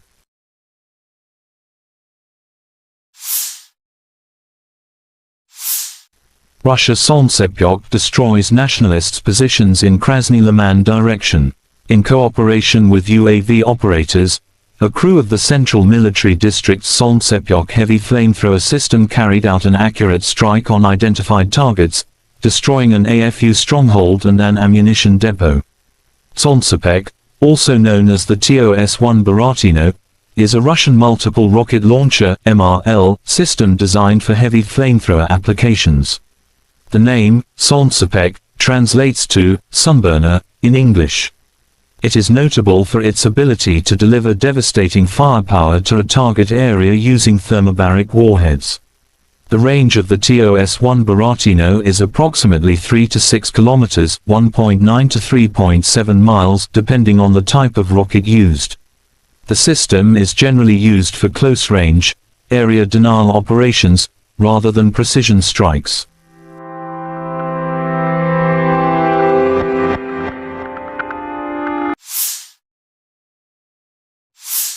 Russia Western Military District's artillery destroys the armed forces of Ukraine units in Kupiansk direction.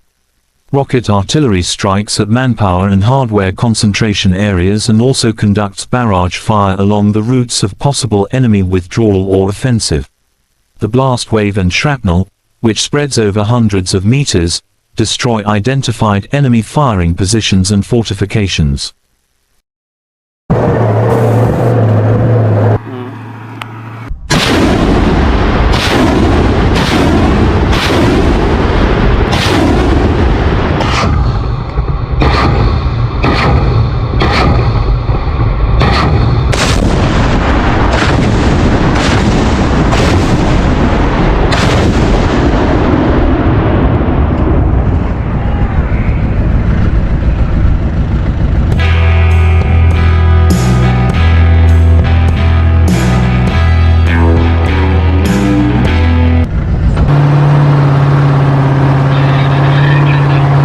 Получили цель от старшего начальника, скопление живой силы и техники, выдвинулись на огневую позицию, отработали и сразу в укрытие.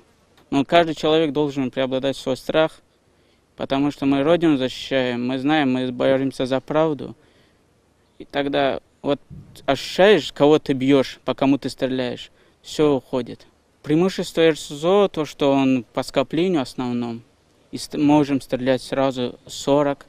И когда град ложится, они уже морально не могут оттуда, даже если даже рядом будут ложиться снаряды, они уже морально будут подавлены. Бывает такое, когда они идут в наступление, нам дают цель, мы сразу выезжаем на огневую позицию, отрабатываем и удерживаем их наступление.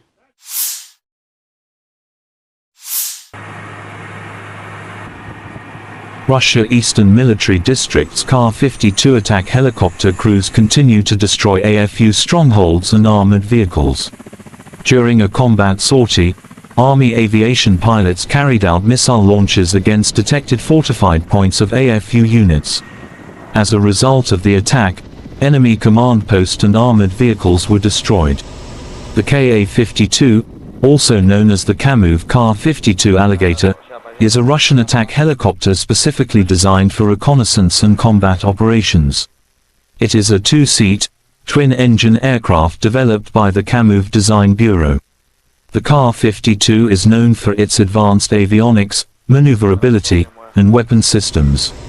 The Ka-52 Alligator is a modern attack helicopter designed to operate in diverse battlefield conditions. Its advanced avionics, firepower, and maneuverability make it a formidable asset for reconnaissance and combat operations.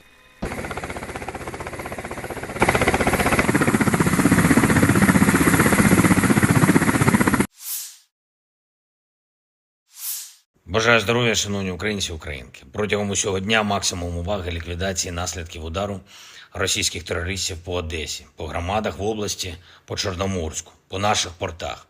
Це була чи не найбільше за увесь час повномасштабної війни спроба Росії завдати болю Одесі. Дякувати ППО, усім нашим захисникам неба. Наслідки цього удару все ж менше, ніж могли би бути. І з кожним таким ударом ми звертаємось до партнерів знов і знов. Повітряний щит України потребує посилення.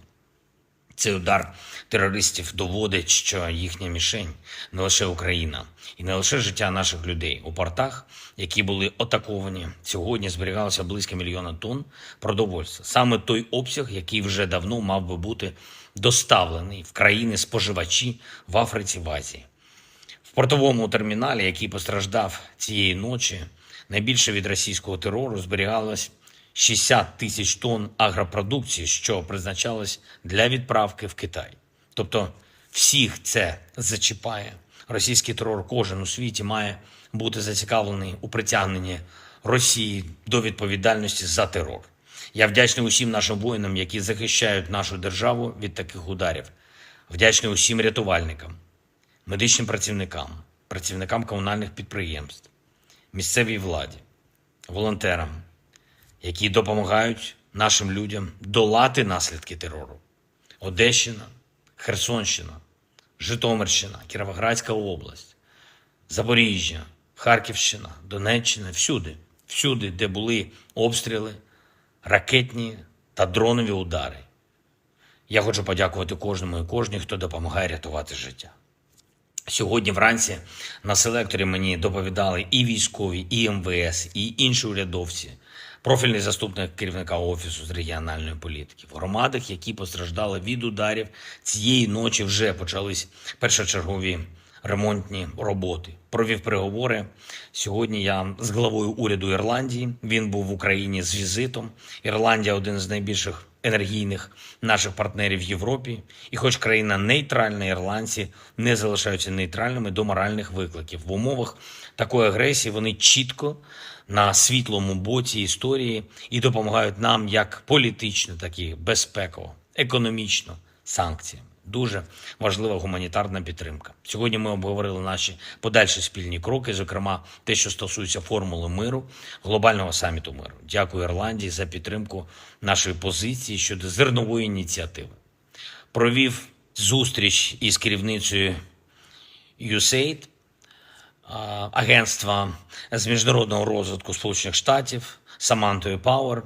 Напередодні вона була в Одесі, абсолютно розуміє і значення наших портів для продовольчої безпеки світу, і російську загрозу світовій стабільності. Ми детально обговорили сьогодні можливості захисту нашої інфраструктури, нашу глобальну роль. І дуже важливо, що USAID готовий надалі працювати з Україною для підтримки економічної активності в нашій країні, розвитку підприємств, підтримки робочих місць.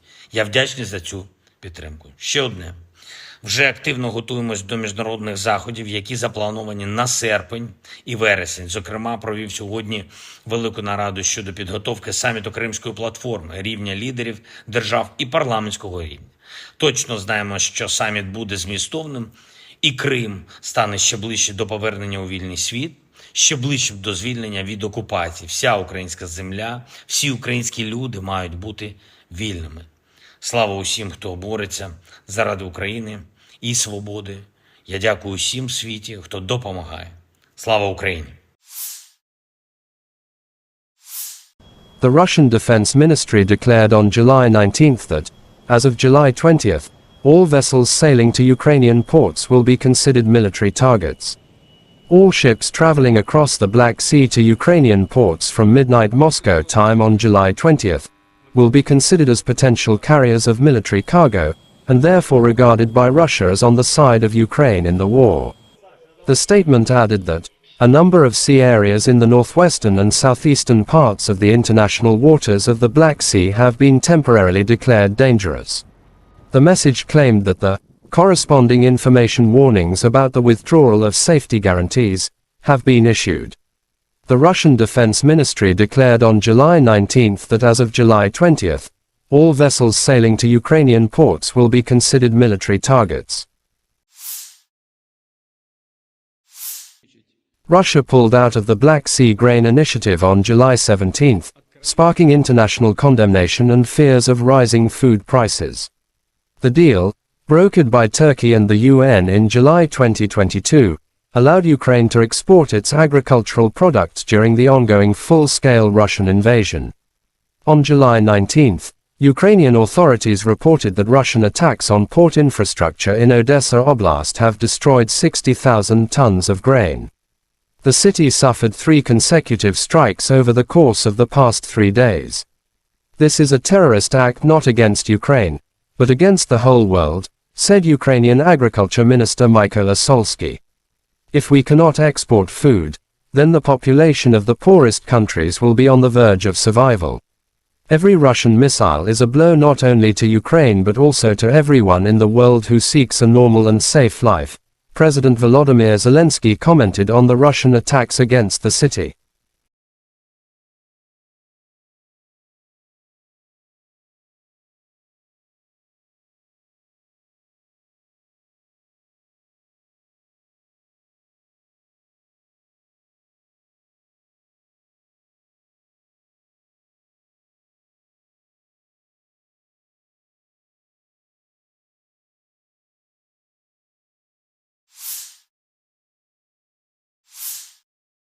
Third night of Russian strikes on military targets in Odessa, South Ukraine, and clean up.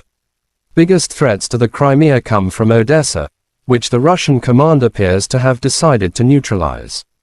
In social media, there are some footages of destroying of Odessa. After the strikes on Odessa, Zelensky instructed the military to strengthen the security of the port infrastructure. At the morning conference call, I instructed the military to strengthen the protection of people and port infrastructure, said Zelensky. He also said additional Patriot and IRIS-T-SAM systems could protect the port facilities from Russia cruise missiles attack.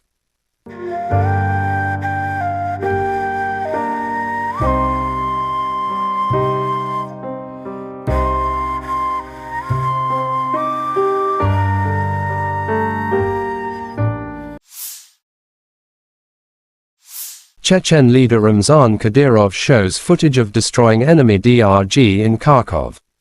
In the area of the settlement of Odnarabovka, Kharkov region, another enemy DRG was liquidated.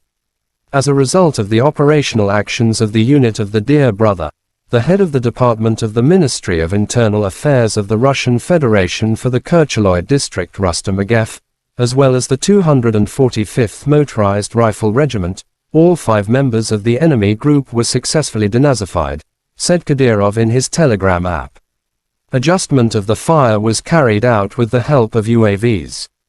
After identifying the exact location of the enemy, a blow was struck from heavy weapons. Chechens published footage of them inside Klishchiivka and targeting Ukrainian soldiers by drones.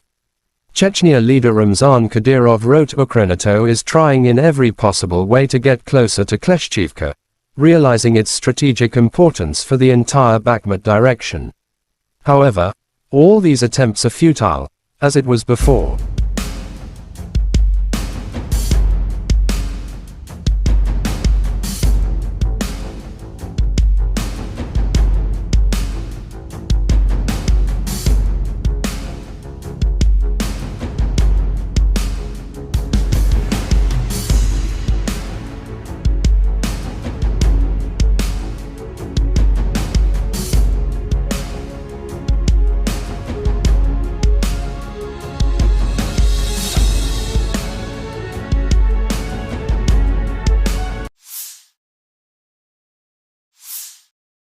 Cherevagi, spokesperson for Ukraine's Eastern Military Command, said on national television on July 17 that Russia is concentrating more than 100,000 personnel, more than 900 tanks, more than 555 artillery systems, 370 MLRS, in the Lyman-Kupiansk direction.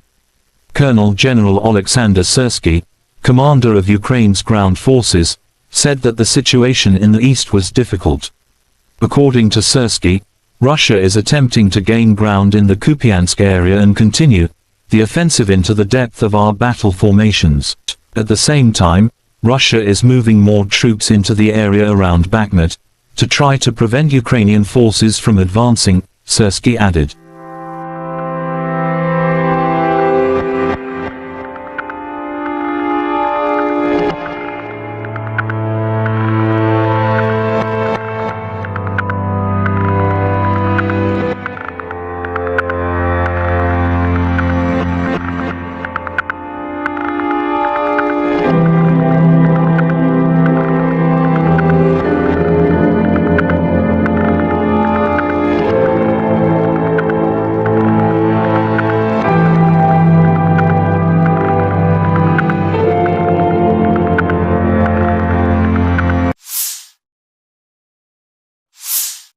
The armed forces of Ukraine shows footage of destroying the enemy's heavy artillery.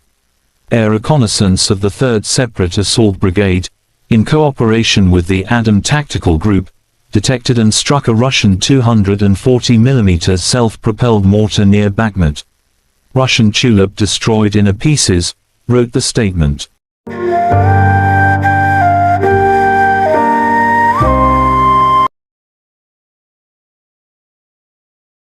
The Armed Forces of Ukraine shows footage of fighters of the 93rd Separate Mechanized Brigade, Kholodny Yar. They share their thoughts about the brigade. The soldiers tell that the brigade is full of fighting spirit and is effective in battle. It is an honor and pride for them to serve in the legendary 93rd Brigade, wrote the statement.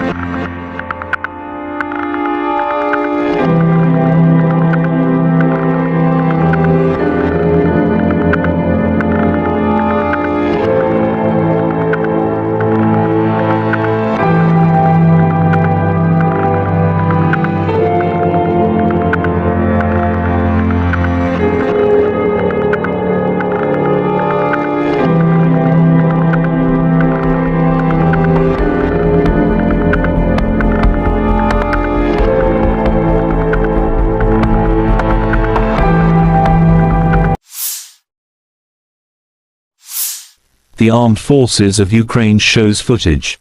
Soldiers of the 45th Separate Artillery Brigade of the Armed Forces of Ukraine carry out methodical work to destroy the occupiers on the front line every day. With the help of the M777 howitzer, they aim fire at priority targets, supporting our infantry. The howitzer M777, also known as the M777 lightweight towed howitzer, is a 155mm artillery piece used by several countries, including the United States and the United Kingdom. The M777 has a maximum firing range of approximately 24 kilometers, 14.9 miles, with standard ammunition, although extended range projectiles can extend the range even further. It also has advanced targeting systems and digital fire control, which enhance accuracy and precision. The M777 is operated by a crew of 5 to 7 personnel, depending on the specific operation.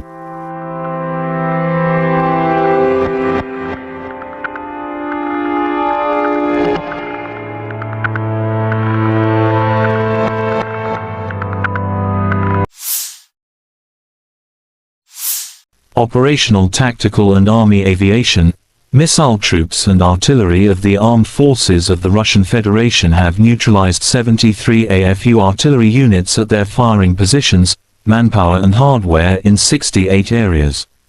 One fuel depot for the military hardware of the Liman Operational Tactical Group has been destroyed near Kramatorsk, Donetsk People's Republic, said Igor Konashenkov, the Russian Federation Defense Ministry spokesman.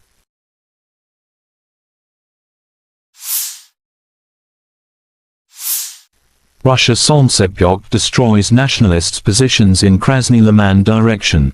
In cooperation with UAV operators, a crew of the Central Military District's Solntsepyok heavy flamethrower system carried out an accurate strike on identified targets, destroying an AFU stronghold and an ammunition depot.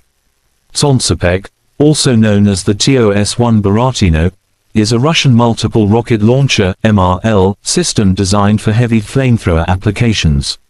The name, Solntsepyok, translates to sunburner in English.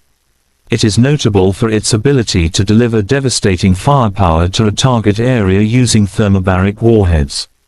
The range of the TOS-1 Baratino is approximately 3 to 6 kilometers, 1.9 to 3.7 miles, depending on the type of rocket used. The system is generally used for close-range, area denial operations, rather than precision strikes.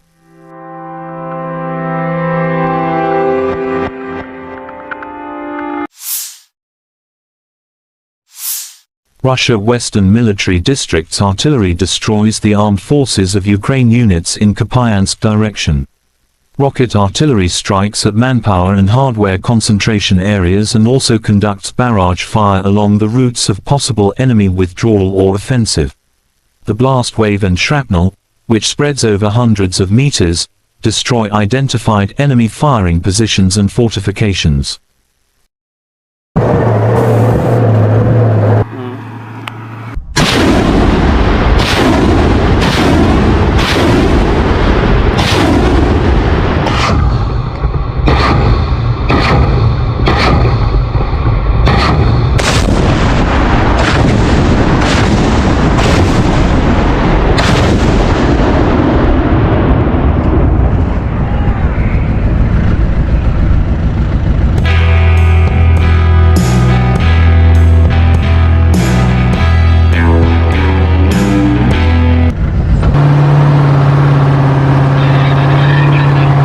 Получили цель от старшего начальника, скопление живой силы и техники, выдвинулись на огневую позицию, отработали и сразу в укрытие. Но каждый человек должен преобладать свой страх, потому что мы Родину защищаем, мы знаем, мы боремся за правду. И тогда вот ощущаешь, кого ты бьешь, по кому ты стреляешь, все уходит. Преимущество РСЗО, то, что он по скоплению основном, и можем стрелять сразу 40. И когда град ложится, они уже морально не могут оттуда даже. Если даже рядом будут ложиться снаряды, они уже морально будут подавлены. Бывает такое, когда они идут в наступление, нам дают цель, мы сразу выезжаем на огневую позицию, отрабатываем и удерживаем их наступление.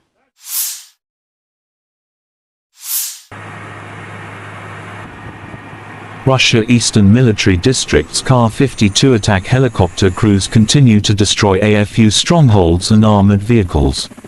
During a combat sortie, Army aviation pilots carried out missile launches against detected fortified points of AFU units. As a result of the attack, enemy command post and armored vehicles were destroyed. The Ka-52, also known as the Kamov Kar-52 Alligator, is a Russian attack helicopter specifically designed for reconnaissance and combat operations. It is a two-seat, twin-engine aircraft developed by the Kamov Design Bureau. The Kar-52 is known for its advanced avionics, maneuverability, and weapon systems. The Kar-52 Alligator is a modern attack helicopter designed to operate in diverse battlefield conditions. Its advanced avionics, firepower, and maneuverability make it a formidable asset for reconnaissance and combat operations.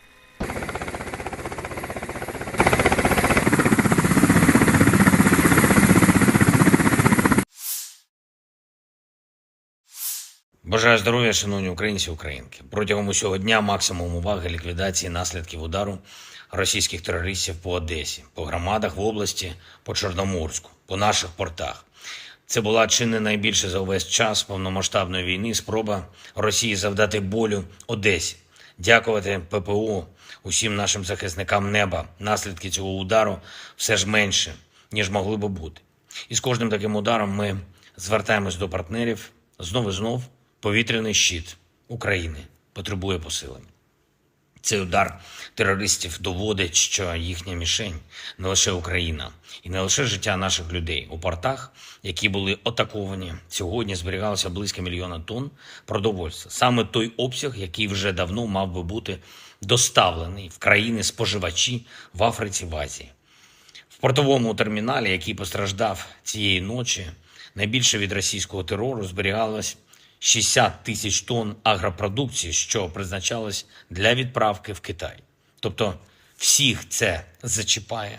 Російський терор кожен у світі має бути зацікавлений у притягненні Росії до відповідальності за терор.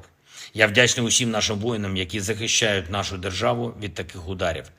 Вдячний усім рятувальникам, медичним працівникам, працівникам комунальних підприємств, місцевій владі, волонтерам, які допомагають нашим людям долати наслідки терору. Одещина, Херсонщина, Житомирщина, Кіровоградська область, Запоріжжя, Харківщина, Донеччина, всюди, де були обстріли, ракетні та дронові удари. Я хочу подякувати кожному і кожній, хто допомагає рятувати життя. Сьогодні вранці на селекторі мені доповідали і військові, і МВС, і інші урядовці, профільний заступник керівника Офісу з регіональної політики. В громадах, які постраждали від ударів, цієї ночі вже почались першочергові ремонтні роботи. Провів переговори. Сьогодні я з главою уряду Ірландії. Він був в Україні з візитом.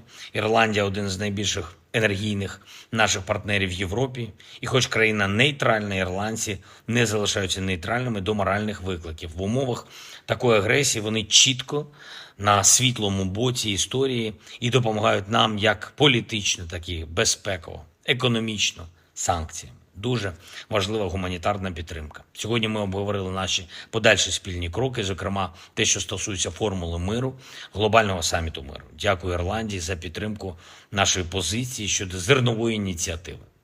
Провів зустріч із керівницею USAID, агентства з міжнародного розвитку Сполучених Штатів, Самантою Пауер. Напередодні вона була в Одесі, абсолютно розуміє і значення наших портів для продовольчої безпеки світу, і російську загрозу світовій стабільності. Ми детально обговорили сьогодні можливості захисту нашої інфраструктури, нашу глобальну роль. І дуже важливо, що USAID готовий надалі працювати з Україною для підтримки економічної активності в нашій країні, розвитку підприємств, підтримки робочих місць. Я вдячний за цю підтримку. Ще одне. Вже активно готуємось до міжнародних заходів, які заплановані на серпень і вересень. Зокрема, провів сьогодні велику нараду щодо підготовки саміту Кримської платформи, рівня лідерів держав і парламентського рівня. Точно знаємо, що саміт буде змістовним, і Крим стане ще ближче до повернення у вільний світ, ще ближче до звільнення від окупації. Вся українська земля, всі українські люди мають бути вільними. Слава усім, хто бореться заради України і свободи. Я дякую усім в світі, хто допомагає. Слава Україні! The Russian Defense Ministry declared on July 19th that, as of July 20th, all vessels sailing to Ukrainian ports will be considered military targets. All ships traveling across the Black Sea to Ukrainian ports from midnight Moscow time on July 20th will be considered as potential carriers of military cargo, and therefore regarded by Russia as on the side of Ukraine in the war. The statement added that a number of sea areas in the northwestern and southeastern parts of the international waters of the Black Sea have been temporarily declared dangerous. The message claimed that the corresponding information warnings about the withdrawal of safety guarantees have been issued. The Russian Defense Ministry declared on July 19th that as of July 20th, all vessels sailing to Ukrainian ports will be considered military targets. Russia pulled out of the Black Sea Grain Initiative on July 17th, sparking international condemnation and fears of rising food prices. The deal, brokered by Turkey and the UN in July 2022, allowed Ukraine to export its agricultural products during the ongoing full-scale Russian invasion. On July 19, Ukrainian authorities reported that Russian attacks on port infrastructure in Odessa Oblast have destroyed 60,000 tons of grain. The city suffered 3 consecutive strikes over the course of the past 3 days. This is a terrorist act not against Ukraine, but against the whole world, said Ukrainian Agriculture Minister Mykola Solsky. If we cannot export food, then the population of the poorest countries will be on the verge of survival. Every Russian missile is a blow not only to Ukraine but also to everyone in the world who seeks a normal and safe life, President Volodymyr Zelensky commented on the Russian attacks against the city.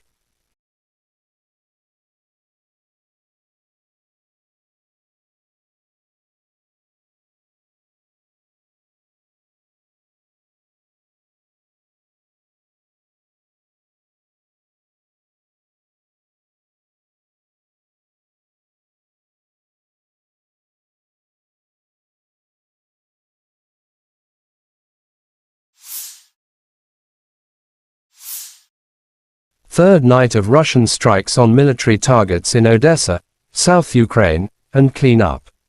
Biggest threats to the Crimea come from Odessa, which the Russian command appears to have decided to neutralize. In social media, there are some footages of destroying of Odessa. After the strikes on Odessa, Zelensky instructed the military to strengthen the security of the port infrastructure. At the morning conference call, I instructed the military to strengthen the protection of people and port infrastructure, said Zelensky. He also said additional Patriot and IRIS-T-SAM systems could protect the port facilities from Russia cruise missiles attack.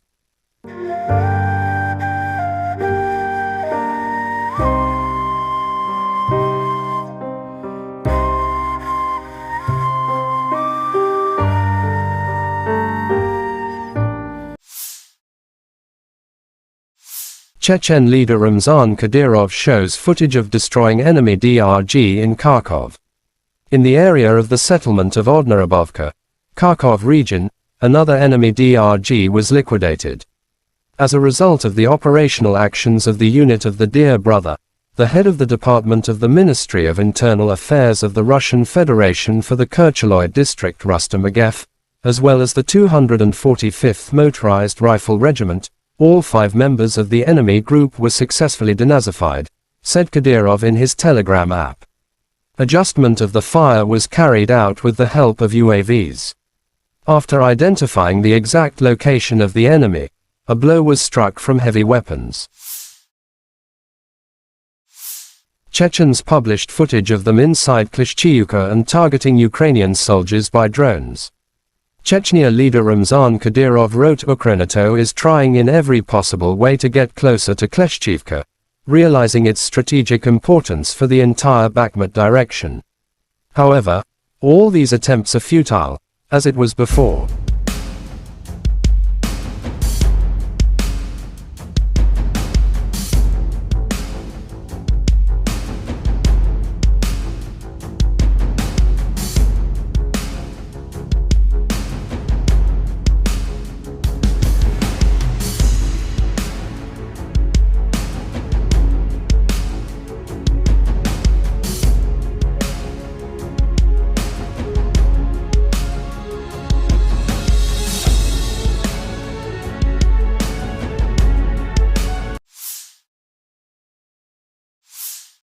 Serhiy Cherevati, spokesperson for Ukraine's Eastern Military Command, said on national television on July 17 that Russia is concentrating more than 100,000 personnel, more than 900 tanks, more than 555 artillery systems, 370 MLRS, in the Lyman-Kupiansk direction.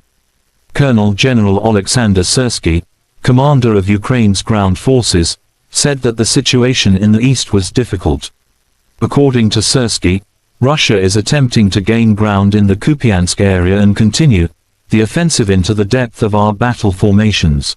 At the same time, Russia is moving more troops into the area around Bakhmut, to try to prevent Ukrainian forces from advancing, Syrskyi added.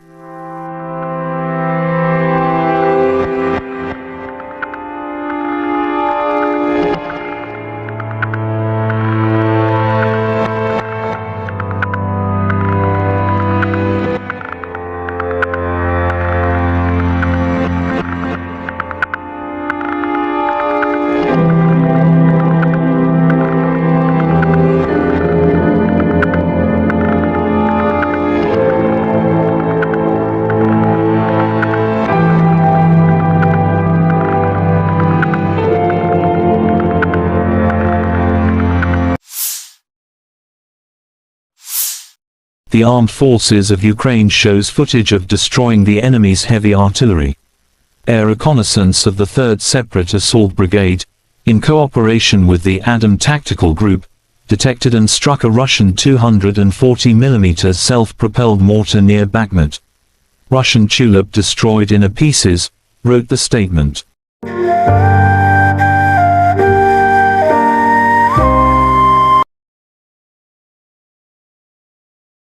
The Armed Forces of Ukraine shows footage of fighters of the 93rd Separate Mechanized Brigade, Kolodny Yar.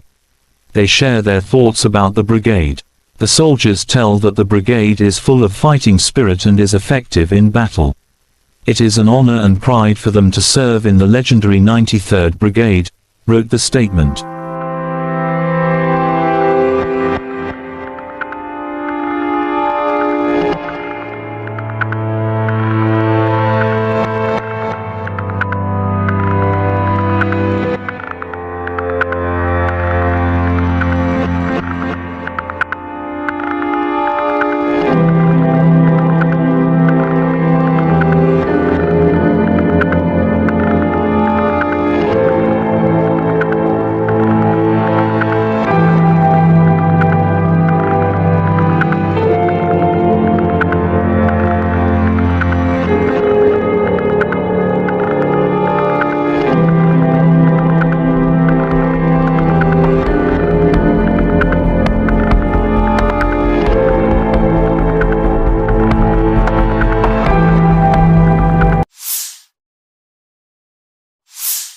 The Armed Forces of Ukraine shows footage.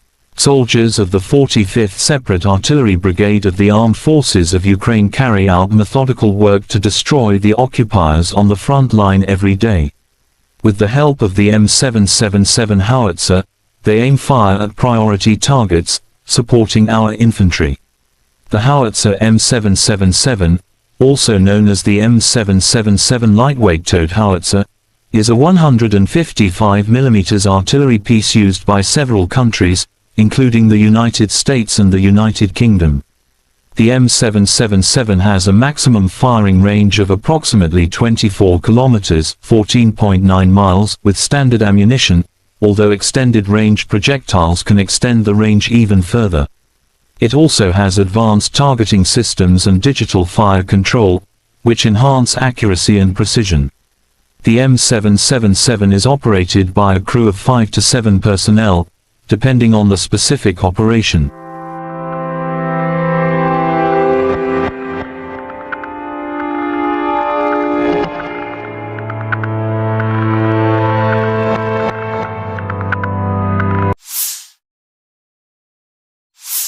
Operational, tactical and army aviation, missile troops and artillery of the armed forces of the Russian Federation have neutralized 73 AFU artillery units at their firing positions, manpower and hardware in 68 areas.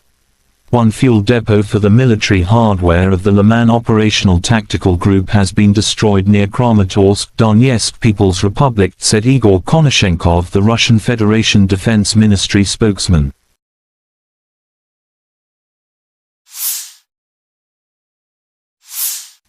Russia Solntsepyok destroys nationalists' positions in Krasny Liman direction. In cooperation with UAV operators, a crew of the Central Military District's Solntsepyok heavy flamethrower system carried out an accurate strike on identified targets, destroying an AFU stronghold and an ammunition depot. Solntsepyok, also known as the TOS-1 Baratino, is a Russian multiple rocket launcher (MRL) system designed for heavy flamethrower applications. The name, Solntsepek, translates to sunburner in English. It is notable for its ability to deliver devastating firepower to a target area using thermobaric warheads. The range of the TOS-1 Buratino is approximately 3 to 6 kilometers, 1.9 to 3.7 miles, depending on the type of rocket used. The system is generally used for close-range, area denial operations, rather than precision strikes.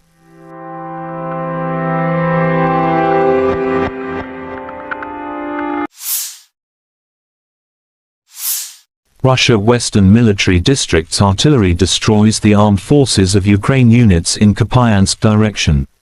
Rocket artillery strikes at manpower and hardware concentration areas and also conducts barrage fire along the routes of possible enemy withdrawal or offensive. The blast wave and shrapnel, which spreads over hundreds of meters, destroy identified enemy firing positions and fortifications.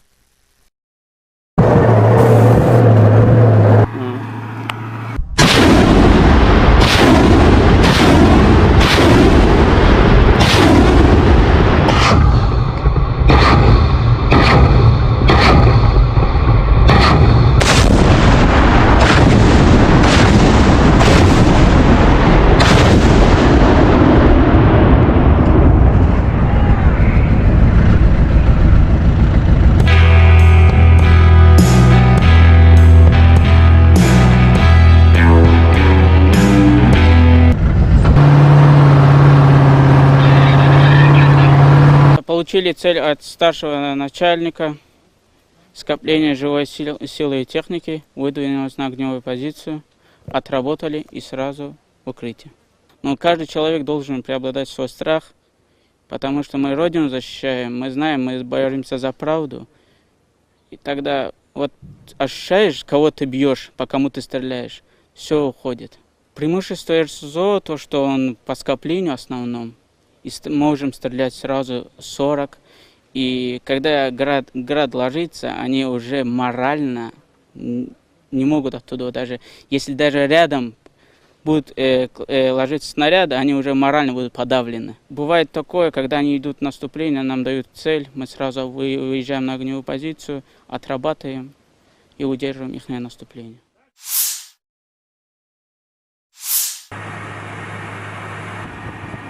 Russia Eastern Military District's Kar-52 attack helicopter crews continue to destroy AFU strongholds and armored vehicles. During a combat sortie, Army aviation pilots carried out missile launches against detected fortified points of AFU units. As a result of the attack, enemy command post and armored vehicles were destroyed. The Ka-52, also known as the Kamov Kar-52 Alligator, is a Russian attack helicopter specifically designed for reconnaissance and combat operations. It is a two-seat, twin-engine aircraft developed by the Kamov Design Bureau. The Kar-52 is known for its advanced avionics, maneuverability, and weapon systems. The Kar-52 Alligator is a modern attack helicopter designed to operate in diverse battlefield conditions. Its advanced avionics, firepower, and maneuverability make it a formidable asset for reconnaissance and combat operations.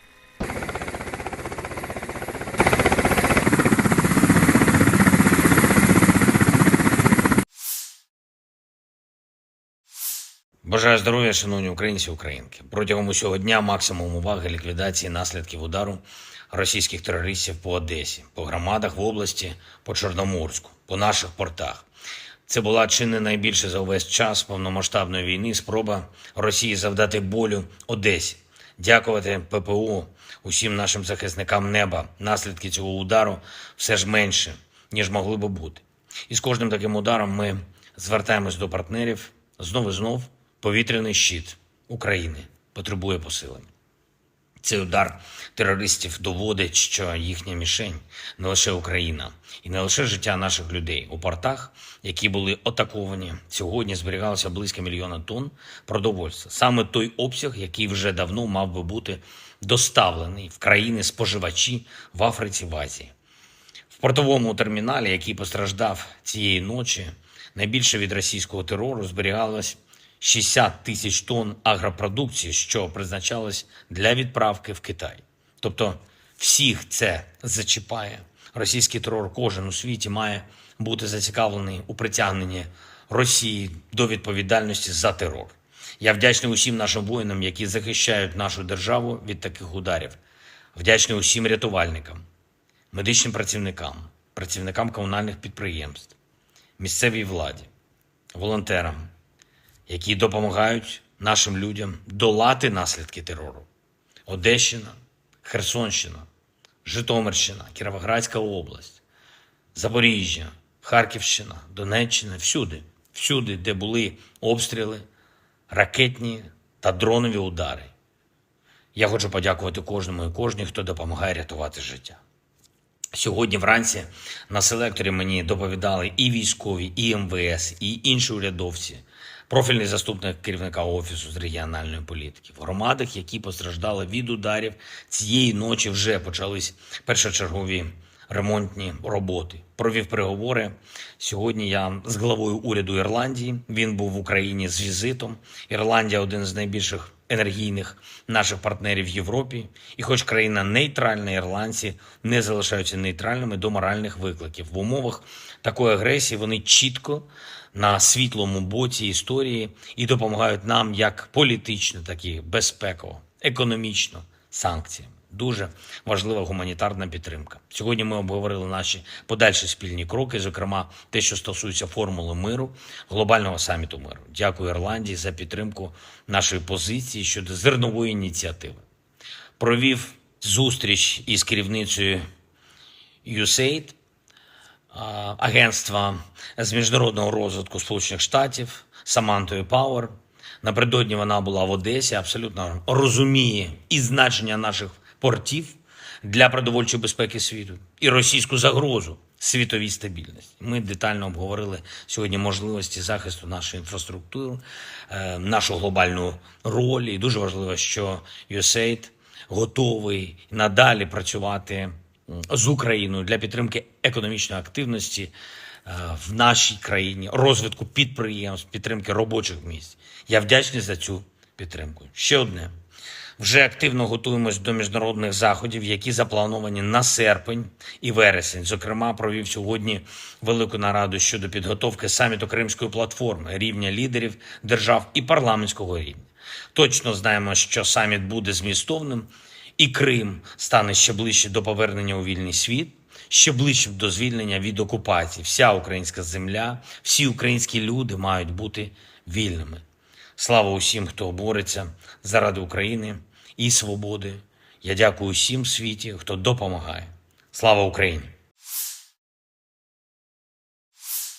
The Russian Defense Ministry declared on July 19th that, as of July 20th, all vessels sailing to Ukrainian ports will be considered military targets.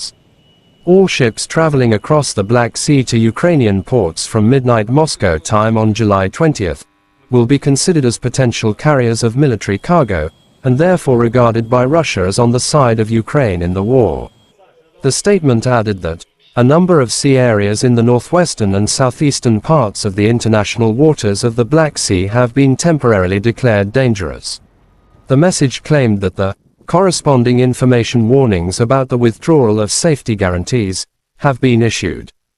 The Russian Defense Ministry declared on July 19th that as of July 20th, all vessels sailing to Ukrainian ports will be considered military targets. Russia pulled out of the Black Sea Grain Initiative on July 17th, sparking international condemnation and fears of rising food prices. The deal, brokered by Turkey and the UN in July 2022, allowed Ukraine to export its agricultural products during the ongoing full-scale Russian invasion. On July 19th, Ukrainian authorities reported that Russian attacks on port infrastructure in Odessa Oblast have destroyed 60,000 tons of grain. The city suffered 3 consecutive strikes over the course of the past 3 days. This is a terrorist act not against Ukraine, but against the whole world, said Ukrainian Agriculture Minister Mykola Solsky. If we cannot export food, then the population of the poorest countries will be on the verge of survival. Every Russian missile is a blow not only to Ukraine but also to everyone in the world who seeks a normal and safe life, President Volodymyr Zelensky commented on the Russian attacks against the city.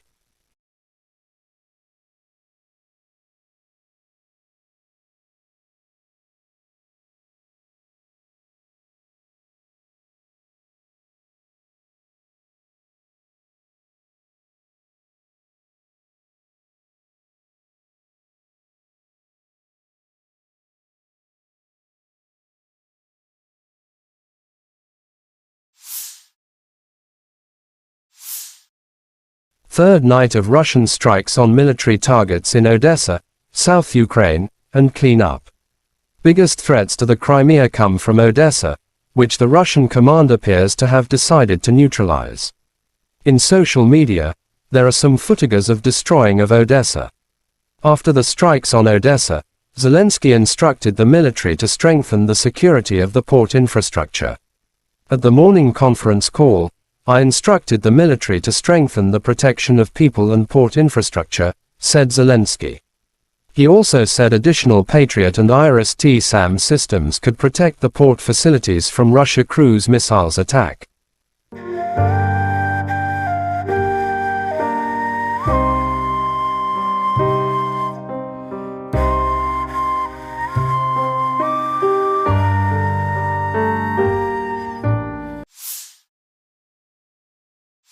Chechen leader Ramzan Kadyrov shows footage of destroying enemy DRG in Kharkov. In the area of the settlement of Odnarabovka, Kharkov region, another enemy DRG was liquidated. As a result of the operational actions of the unit of the Dear Brother, the head of the Department of the Ministry of Internal Affairs of the Russian Federation for the Kercheloy district Rustam Agev, as well as the 245th Motorized Rifle Regiment, all 5 members of the enemy group were successfully denazified, said Kadyrov in his Telegram app. Adjustment of the fire was carried out with the help of UAVs. After identifying the exact location of the enemy, a blow was struck from heavy weapons. Chechens published footage of them inside Klishchiivka and targeting Ukrainian soldiers by drones. Chechnya leader Ramzan Kadyrov wrote Ukrainato is trying in every possible way to get closer to Klishchiivka, realizing its strategic importance for the entire Bakhmut direction. However, all these attempts are futile, as it was before.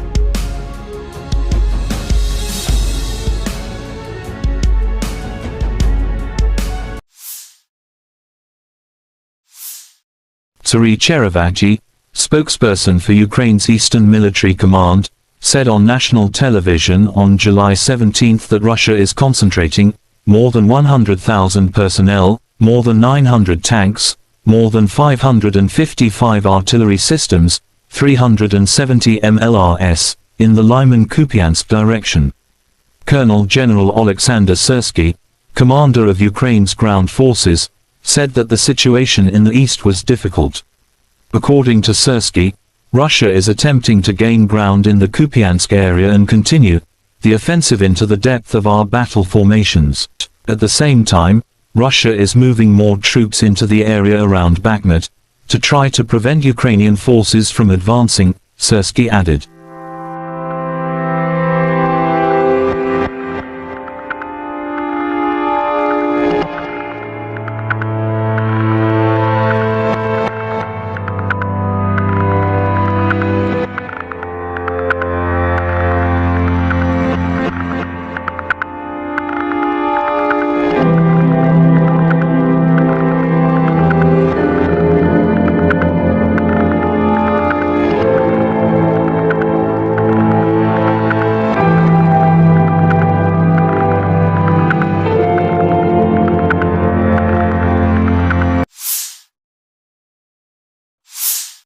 The armed forces of Ukraine shows footage of destroying the enemy's heavy artillery. Air reconnaissance of the 3rd Separate Assault Brigade, in cooperation with the Adam Tactical Group, detected and struck a Russian 240mm self-propelled mortar near Bakhmut. Russian tulip destroyed in pieces, wrote the statement.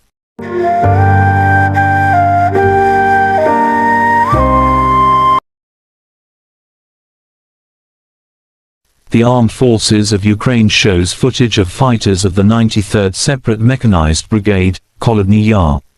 They share their thoughts about the brigade. The soldiers tell that the brigade is full of fighting spirit and is effective in battle. It is an honor and pride for them to serve in the legendary 93rd Brigade, wrote the statement.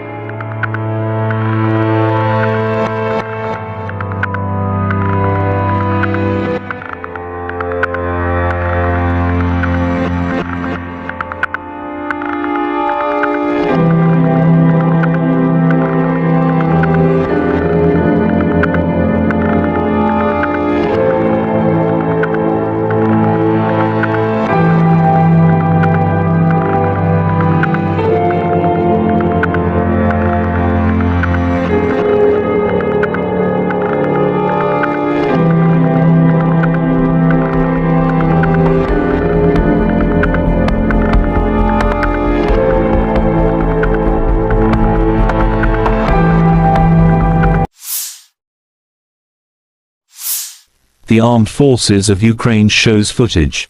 Soldiers of the 45th Separate Artillery Brigade of the Armed Forces of Ukraine carry out methodical work to destroy the occupiers on the front line every day.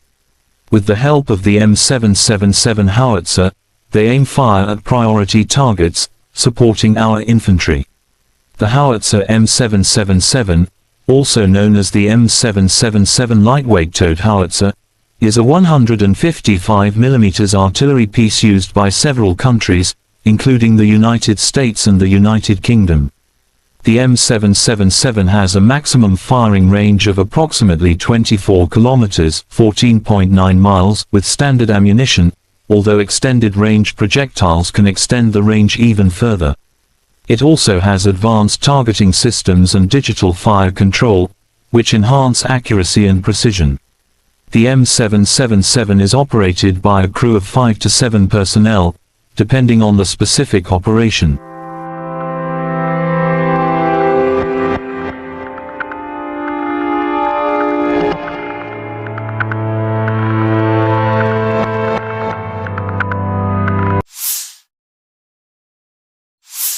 Operational, tactical and army aviation, missile troops and artillery of the armed forces of the Russian Federation have neutralized 73 AFU artillery units at their firing positions, manpower and hardware in 68 areas. One fuel depot for the military hardware of the Liman Operational Tactical Group has been destroyed near Kramatorsk, Donetsk People's Republic, said Igor Konashenkov, the Russian Federation Defense Ministry spokesman.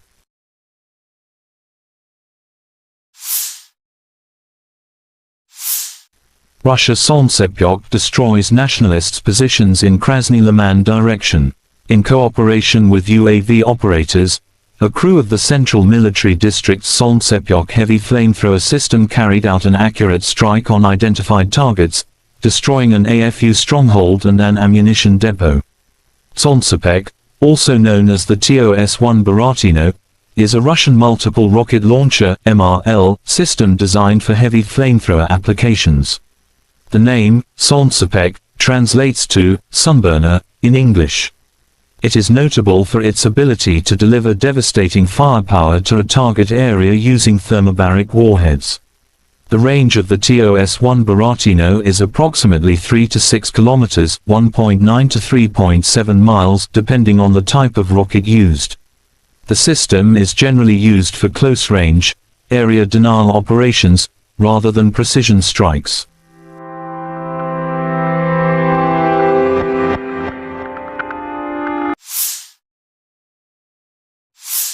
Russia Western Military District's artillery destroys the armed forces of Ukraine units in Kupiansk direction. rocket artillery strikes at manpower and hardware concentration areas and also conducts barrage fire along the routes of possible enemy withdrawal or offensive. The blast wave and shrapnel, which spreads over hundreds of meters, destroy identified enemy firing positions and fortifications.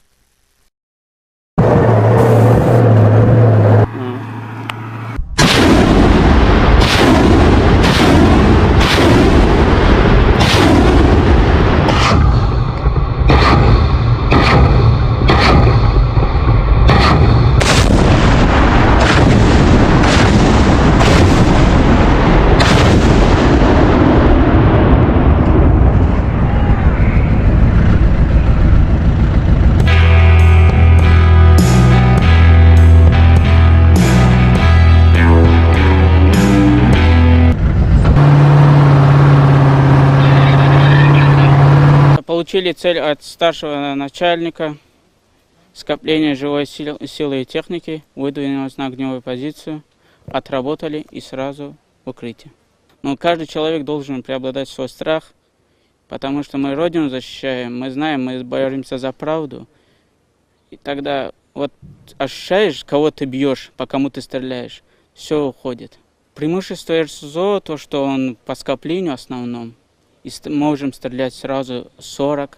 И когда град ложится, они уже морально не могут оттуда, даже если даже рядом будут ложиться снаряды, они уже морально будут подавлены. Бывает такое, когда они идут в наступление, нам дают цель, мы сразу выезжаем на огневую позицию, отрабатываем и удерживаем их наступление.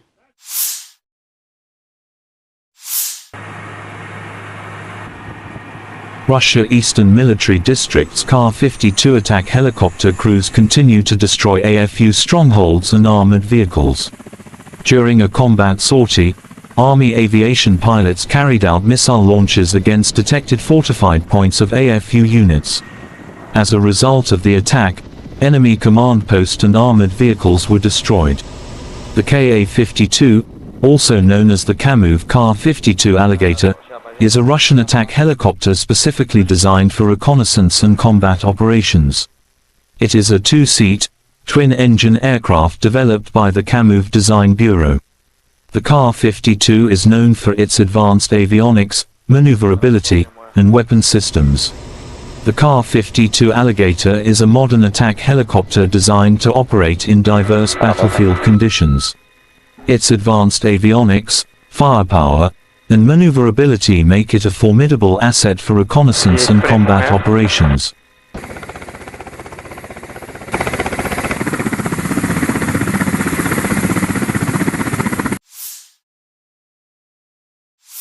Бажаю здоров'я, шановні українці і українки. Протягом усього дня максимум уваги ліквідації наслідків удару російських терористів по Одесі, по громадах в області, по Чорноморську, по наших портах. Це була чи не найбільше за увесь час повномасштабної війни спроба Росії завдати болю Одесі. Дякувати ППО, усім нашим захисникам неба. Наслідки цього удару все ж менше, ніж могли би бути. І з кожним таким ударом ми звертаємось до партнерів. Знов і знов повітряний щит України потребує посилення. Цей удар терористів доводить, що їхня мішень не лише Україна і не лише життя наших людей. У портах, які були атаковані, сьогодні зберігалося близько 1 мільйона тонн продовольства. Саме той обсяг, який вже давно мав би бути доставлений в країни-споживачі в Африці, в Азії. В портовому терміналі, який постраждав цієї ночі, найбільше від російського терору зберігалось 60 тисяч тонн агропродукції, що призначалось для відправки в Китай. Тобто всіх це зачіпає. Російський терор кожен у світі має бути зацікавлений у притягненні Росії до відповідальності за терор. Я вдячний усім нашим воїнам, які захищають нашу державу від таких ударів. Вдячний усім рятувальникам, медичним працівникам, працівникам комунальних підприємств, місцевій владі, волонтерам, які допомагають нашим людям долати наслідки терору. Одещина, Херсонщина, Житомирщина, Кіровоградська область, Запоріжжя, Харківщина, Донеччина, всюди, де були обстріли, ракетні та дронові удари. Я хочу подякувати кожному і кожній, хто допомагає рятувати життя. Сьогодні вранці на селекторі мені доповідали і військові, і МВС, і інші урядовці, профільний заступник керівника Офісу з регіональної політики. В громадах, які постраждали від ударів, цієї ночі вже почались першочергові ремонтні роботи. Провів переговори. Сьогодні я з главою уряду Ірландії. Він був в Україні з візитом. Ірландія – один з найбільших енергійних наших партнерів в Європі. І хоч країна нейтральна, ірландці не залишаються нейтральними до моральних викликів. В умовах такої агресії вони чітко на світлому боці історії і допомагають нам як політично, так і безпеково, економічно, санкціями. Дуже важлива гуманітарна підтримка. Сьогодні ми обговорили наші подальші спільні кроки, зокрема те, що стосується формули миру, глобального саміту миру. Дякую Ірландії за підтримку нашої позиції щодо зернової ініціативи. Провів зустріч із керівницею USAID, агентства з міжнародного розвитку Сполучених Штатів, Самантою Пауер. Напередодні вона була в Одесі, абсолютно розуміє і значення наших портів для продовольчої безпеки світу і російську загрозу світовій стабільності. Ми детально обговорили сьогодні можливості захисту нашої інфраструктури, нашу глобальну роль. І дуже важливо, що USAID готовий надалі працювати з Україною для підтримки економічної активності в нашій країні, розвитку підприємств, підтримки робочих місць. Я вдячний за цю підтримку. Ще одне. Вже активно готуємось до міжнародних заходів, які заплановані на серпень і вересень. Зокрема, провів сьогодні велику нараду щодо підготовки саміту Кримської платформи, рівня лідерів держав і парламентського рівня. Точно знаємо, що саміт буде змістовним, і Крим стане ще ближче до повернення у вільний світ, ще ближче до звільнення від окупації. Вся українська земля, всі українські люди мають бути вільними. Слава усім, хто бореться заради України і свободи. Я дякую усім в світі, хто допомагає. Слава Україні! The Russian Defense Ministry declared on July 19th that, as of July 20th, all vessels sailing to Ukrainian ports will be considered military targets. All ships traveling across the Black Sea to Ukrainian ports from midnight Moscow time on July 20th will be considered as potential carriers of military cargo, and therefore regarded by Russia as on the side of Ukraine in the war. The statement added that a number of sea areas in the northwestern and southeastern parts of the international waters of the Black Sea have been temporarily declared dangerous. The message claimed that the corresponding information warnings about the withdrawal of safety guarantees have been issued. The Russian Defense Ministry declared on July 19th that as of July 20th, all vessels sailing to Ukrainian ports will be considered military targets. Russia pulled out of the Black Sea Grain Initiative on July 17th, sparking international condemnation and fears of rising food prices. The deal, brokered by Turkey and the UN in July 2022, allowed Ukraine to export its agricultural products during the ongoing full-scale Russian invasion. On July 19th, Ukrainian authorities reported that Russian attacks on port infrastructure in Odessa Oblast have destroyed 60,000 tons of grain. The city suffered 3 consecutive strikes over the course of the past 3 days. This is a terrorist act not against Ukraine, but against the whole world, said Ukrainian Agriculture Minister Mykola Solsky. If we cannot export food, then the population of the poorest countries will be on the verge of survival.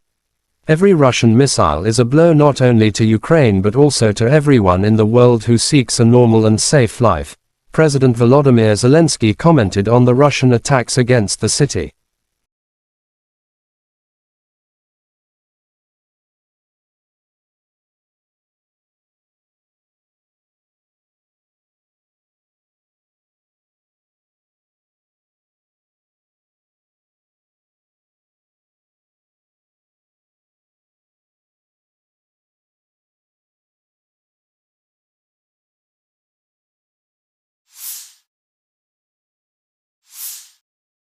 Third night of Russian strikes on military targets in Odessa, South Ukraine, and clean up.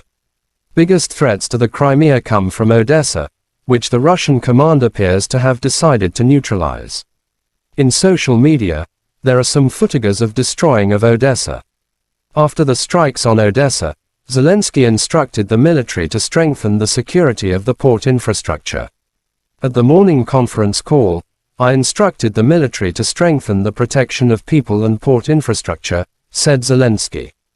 He also said additional Patriot and IRIS-T-SAM systems could protect the port facilities from Russia cruise missiles attack.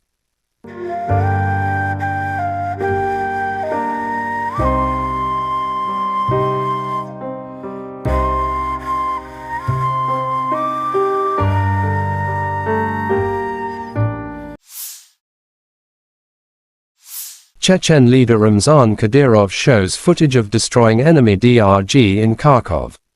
In the area of the settlement of Odnarabovka, Kharkov region, another enemy DRG was liquidated.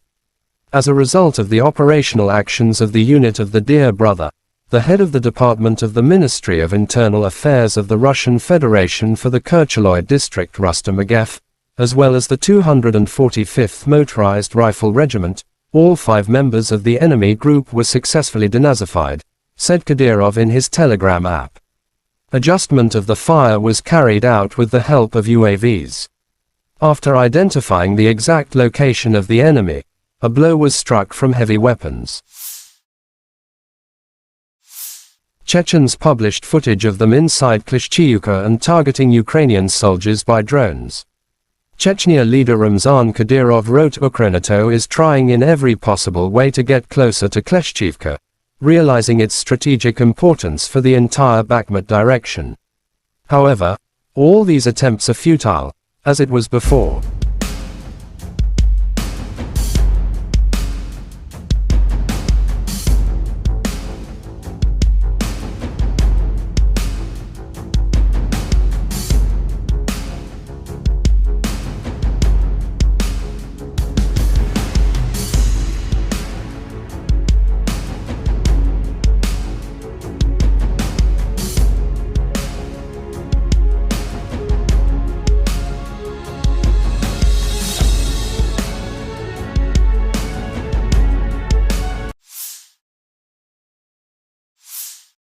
Turi Cherevagi, spokesperson for Ukraine's Eastern Military Command, said on national television on July 17 that Russia is concentrating more than 100,000 personnel, more than 900 tanks, more than 555 artillery systems, 370 MLRS, in the Lyman-Kupiansk direction.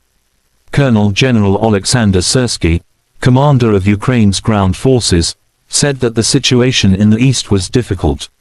According to Syrsky, Russia is attempting to gain ground in the Kupiansk area and continue the offensive into the depth of our battle formations. At the same time, Russia is moving more troops into the area around Bakhmut to try to prevent Ukrainian forces from advancing, Syrsky added.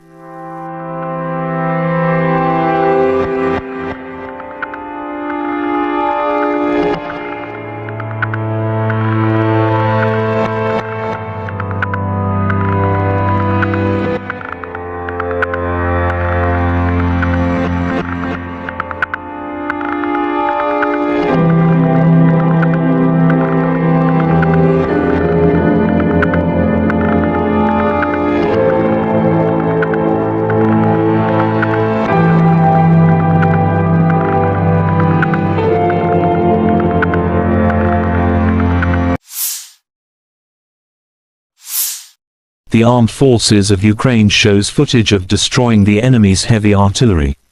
Air reconnaissance of the 3rd Separate Assault Brigade, in cooperation with the Adam Tactical Group, detected and struck a Russian 240mm self-propelled mortar near Bakhmut. Russian Tulip destroyed in pieces, wrote the statement.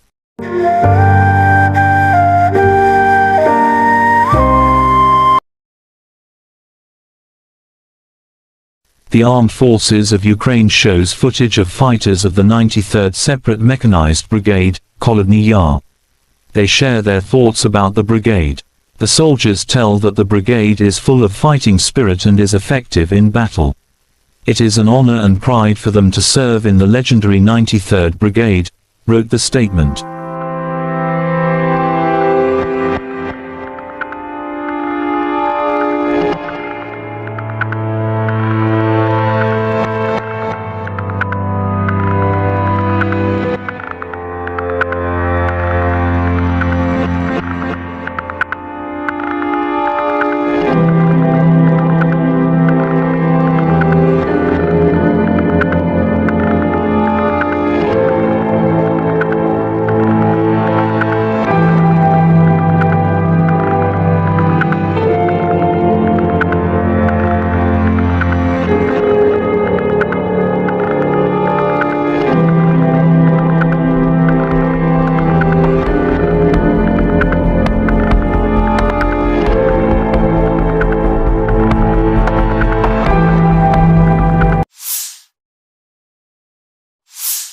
The Armed Forces of Ukraine shows footage.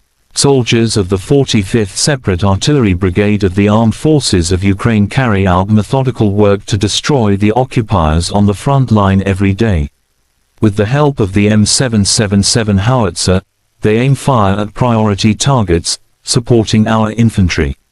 The howitzer M777, also known as the M777 lightweight towed howitzer, is a 155 mm artillery piece used by several countries, including the United States and the United Kingdom. The M777 has a maximum firing range of approximately 24 kilometers (14.9 miles) with standard ammunition, although extended range projectiles can extend the range even further. It also has advanced targeting systems and digital fire control, which enhance accuracy and precision. The M777 is operated by a crew of 5 to 7 personnel, depending on the specific operation.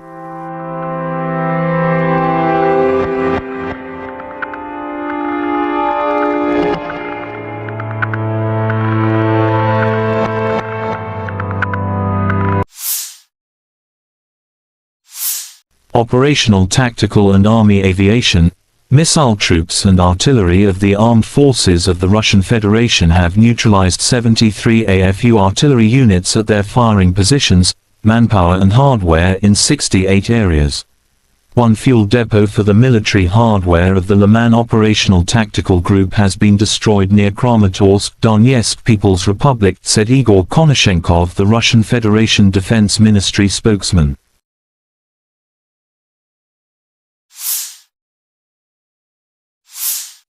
Russia Solntsepyok destroys nationalists' positions in Krasny Liman direction. In cooperation with UAV operators, a crew of the Central Military District's Solntsepyok heavy flamethrower system carried out an accurate strike on identified targets, destroying an AFU stronghold and an ammunition depot. Solntsepyok, also known as the TOS-1 Baratino, is a Russian multiple rocket launcher (MRL) system designed for heavy flamethrower applications. The name, Solntsepyok, translates to sunburner in English. It is notable for its ability to deliver devastating firepower to a target area using thermobaric warheads. The range of the TOS-1 Baratino is approximately 3 to 6 kilometers, 1.9 to 3.7 miles, depending on the type of rocket used. The system is generally used for close-range, area denial operations, rather than precision strikes.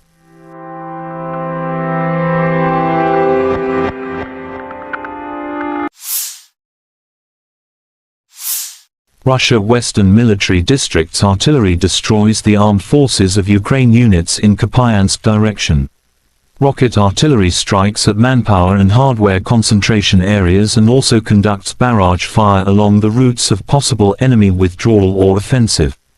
The blast wave and shrapnel, which spreads over hundreds of meters, destroy identified enemy firing positions and fortifications.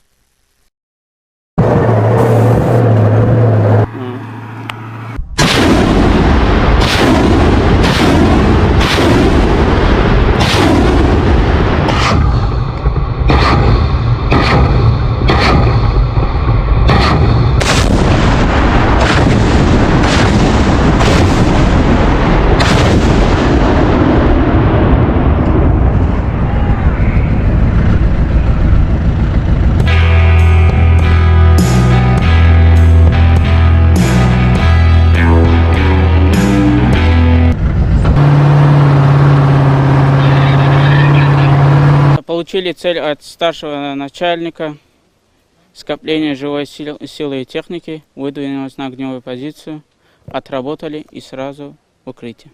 Но каждый человек должен преобладать свой страх, потому что мы Родину защищаем, мы знаем, мы боремся за правду. И тогда вот ощущаешь, кого ты бьешь, по кому ты стреляешь, все уходит. Преимущество РСЗО, то, что он по скоплению основном, и можем стрелять сразу 40. И когда град ложится, они уже морально не могут оттуда даже, если даже рядом будут ложиться снаряды, они уже морально будут подавлены. Бывает такое, когда они идут в наступление, нам дают цель, мы сразу выезжаем на огневую позицию, отрабатываем и удерживаем их наступление.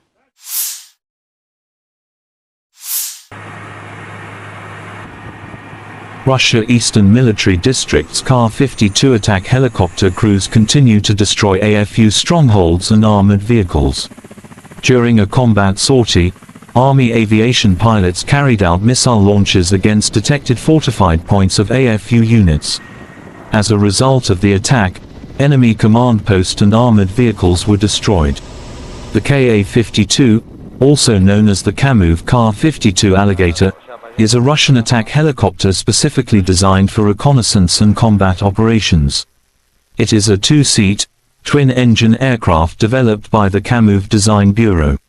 The Kar-52 is known for its advanced avionics, maneuverability, and weapon systems. The Kar-52 Alligator is a modern attack helicopter designed to operate in diverse battlefield conditions. Its advanced avionics, firepower, and maneuverability make it a formidable asset for reconnaissance and combat operations.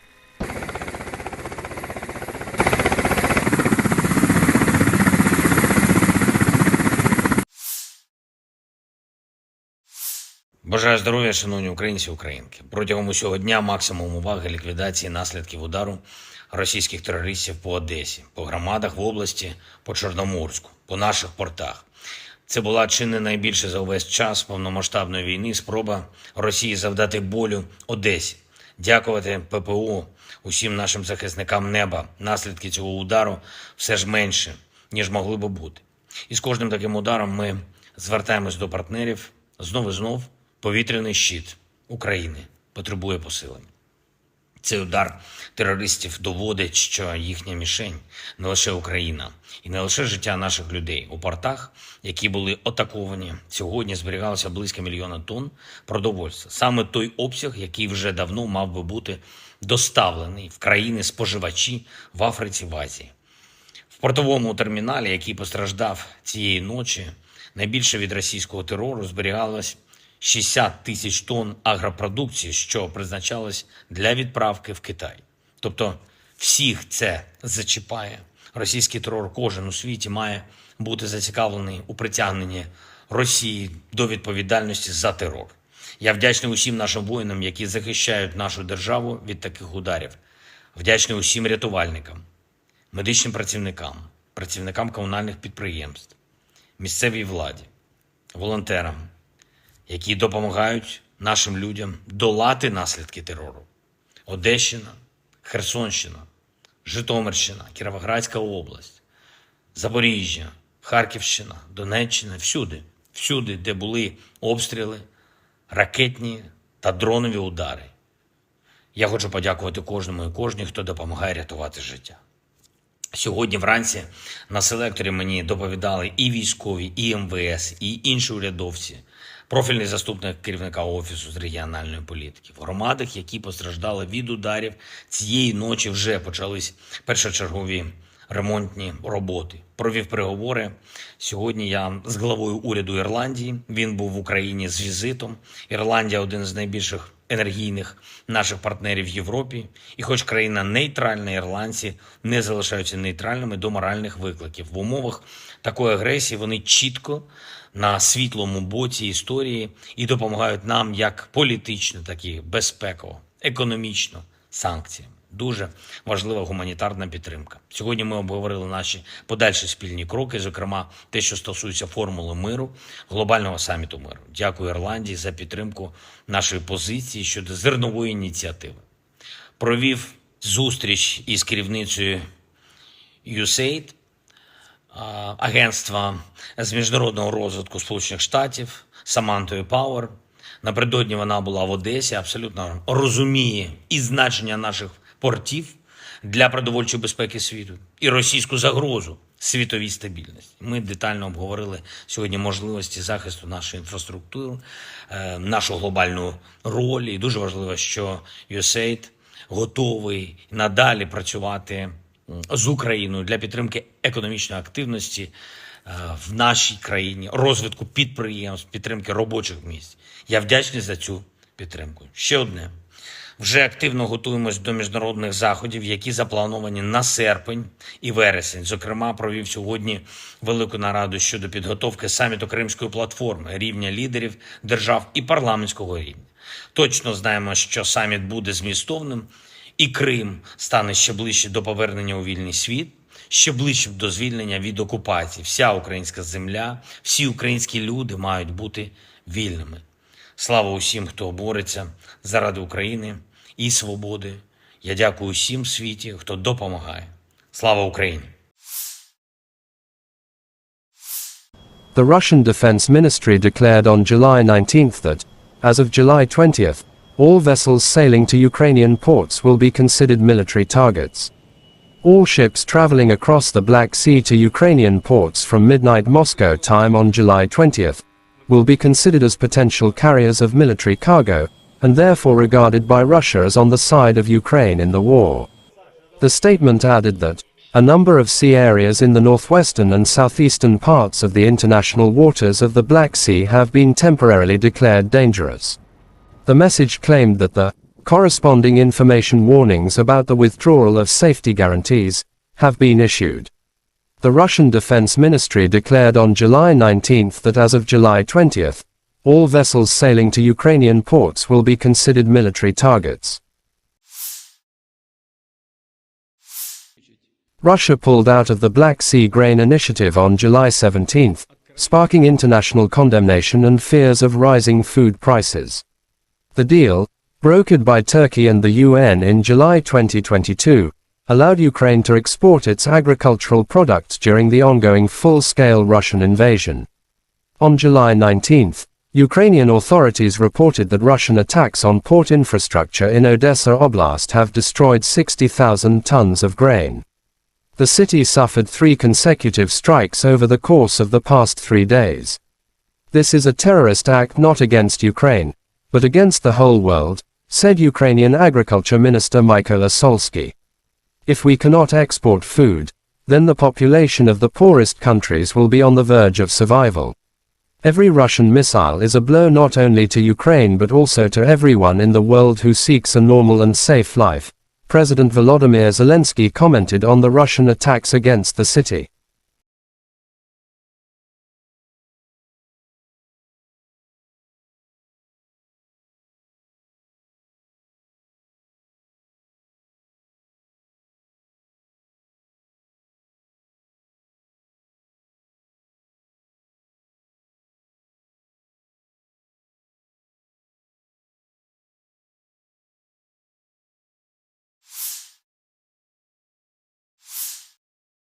Third night of Russian strikes on military targets in Odessa, South Ukraine, and clean up. Biggest threats to the Crimea come from Odessa, which the Russian command appears to have decided to neutralize. In social media, there are some footages of destroying of Odessa. After the strikes on Odessa, Zelensky instructed the military to strengthen the security of the port infrastructure. At the morning conference call, I instructed the military to strengthen the protection of people and port infrastructure, said Zelensky. He also said additional Patriot and IRIS-T-SAM systems could protect the port facilities from Russia cruise missiles attack.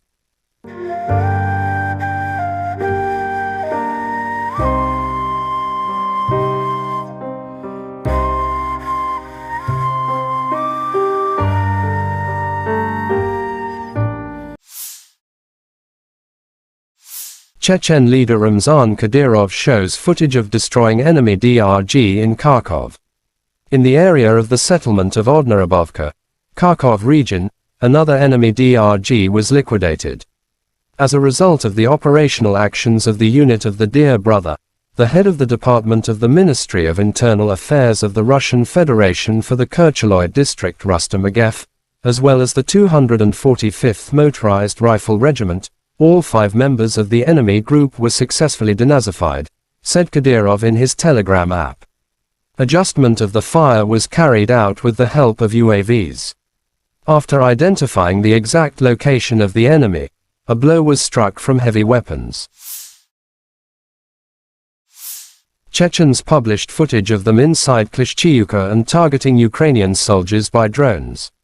Chechnya leader Ramzan Kadyrov wrote Ukrenato is trying in every possible way to get closer to Klishchiivka, realizing its strategic importance for the entire Bakhmut direction. However, all these attempts are futile, as it was before.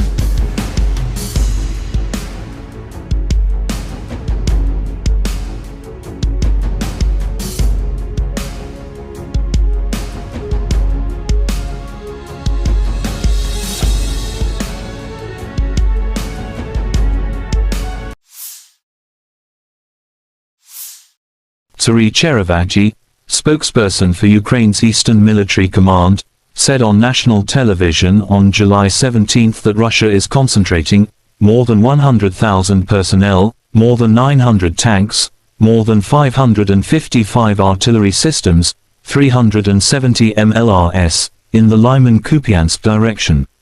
Colonel General Oleksandr Syrsky, commander of Ukraine's ground forces, said that the situation in the east was difficult. According to Syrsky, Russia is attempting to gain ground in the Kupiansk area and continue the offensive into the depth of our battle formations. At the same time, Russia is moving more troops into the area around Bakhmut to try to prevent Ukrainian forces from advancing, Syrsky added.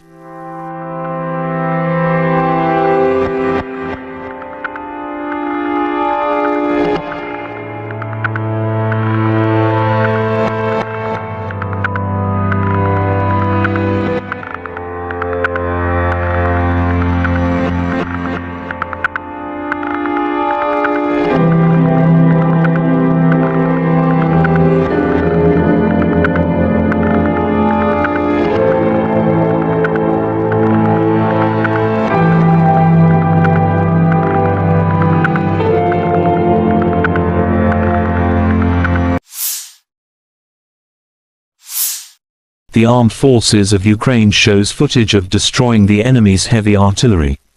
Air reconnaissance of the 3rd Separate Assault Brigade, in cooperation with the Adam Tactical Group, detected and struck a Russian 240mm self-propelled mortar near Bakhmut. Russian tulip destroyed in pieces, wrote the statement.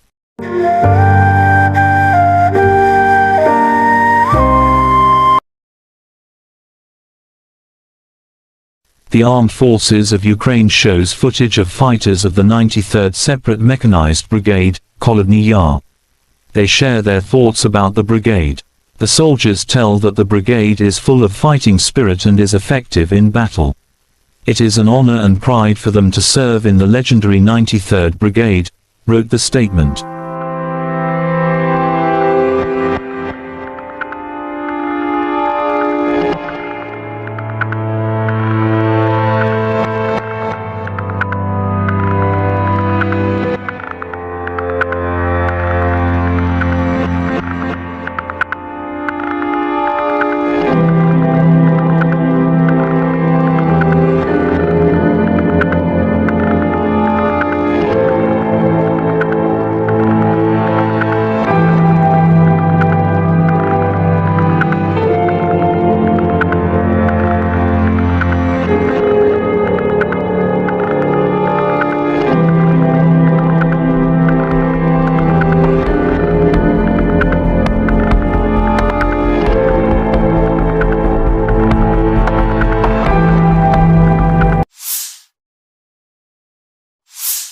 The Armed Forces of Ukraine shows footage Soldiers of the 45th Separate Artillery Brigade of the Armed Forces of Ukraine carry out methodical work to destroy the occupiers on the front line every day. With the help of the M777 howitzer, they aim fire at priority targets, supporting our infantry. The howitzer M777, also known as the M777 lightweight towed howitzer, is a 155 mm artillery piece used by several countries, including the United States and the United Kingdom. The M777 has a maximum firing range of approximately 24 kilometers, 14.9 miles, with standard ammunition, although extended range projectiles can extend the range even further. It also has advanced targeting systems and digital fire control, which enhance accuracy and precision. The M777 is operated by a crew of 5 to 7 personnel, depending on the specific operation.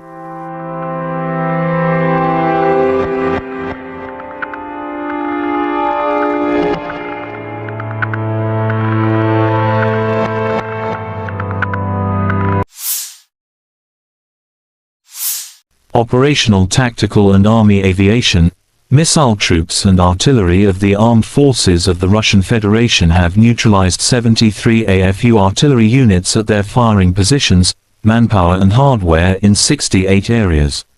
One fuel depot for the military hardware of the Liman Operational Tactical Group has been destroyed near Kramatorsk, Donetsk People's Republic, said Igor Konashenkov, the Russian Federation Defense Ministry spokesman.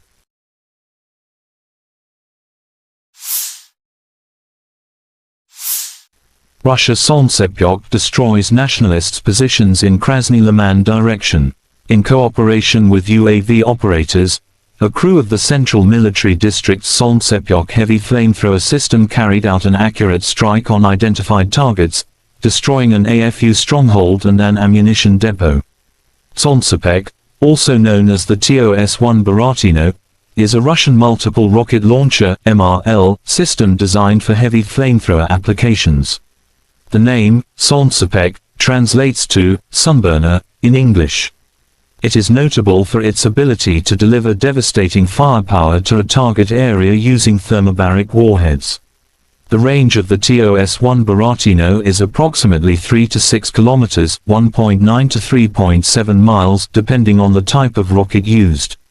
The system is generally used for close-range, area denial operations, rather than precision strikes.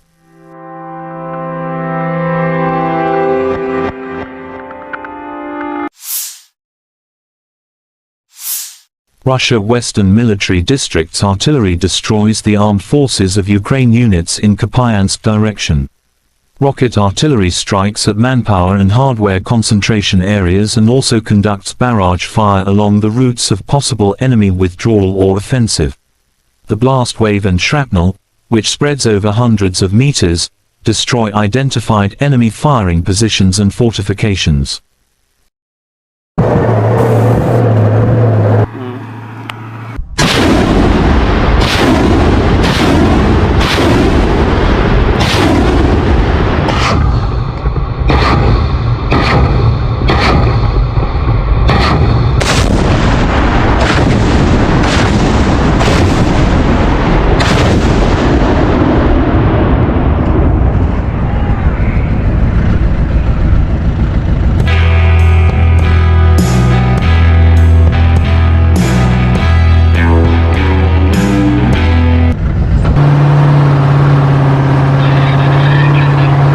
Получили цель от старшего начальника, скопление живой силы и техники, выдвинулись на огневую позицию, отработали и сразу в укрытие.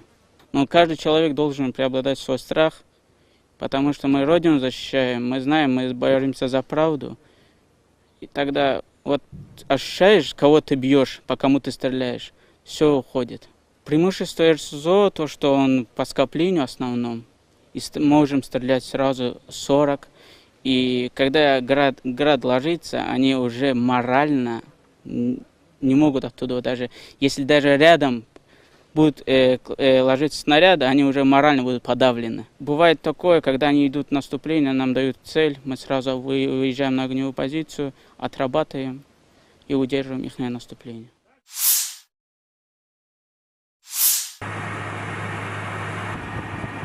Russia Eastern Military District's Kar-52 attack helicopter crews continue to destroy AFU strongholds and armored vehicles.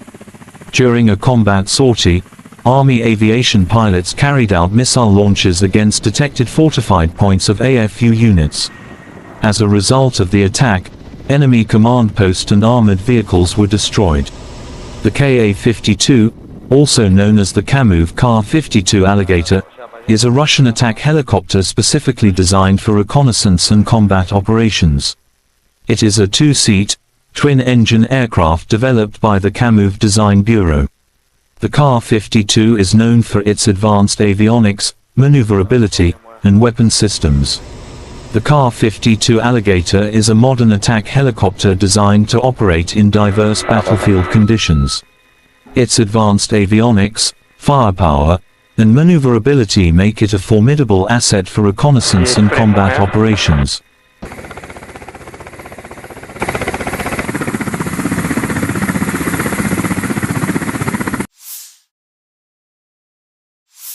Бажаю здоров'я, шановні українці і українки. Протягом усього дня максимум уваги ліквідації наслідків удару російських терористів по Одесі, по громадах в області, по Чорноморську, по наших портах. Це була чи не найбільше за увесь час повномасштабної війни спроба Росії завдати болю Одесі. Дякувати ППО, усім нашим захисникам неба. Наслідки цього удару все ж менше, ніж могли би бути. І з кожним таким ударом ми звертаємось до партнерів знов і знов. Повітряний щит України потребує посилення. Цей удар терористів доводить, що їхня мішень не лише Україна і не лише життя наших людей. У портах, які були атаковані, сьогодні зберігалося близько 1 мільйона тонн продовольства. Саме той обсяг, який вже давно мав би бути доставлений в країни-споживачі в Африці, в Азії. В портовому терміналі, який постраждав цієї ночі, найбільше від російського терору зберігалось 60 тисяч тонн агропродукції, що призначалось для відправки в Китай.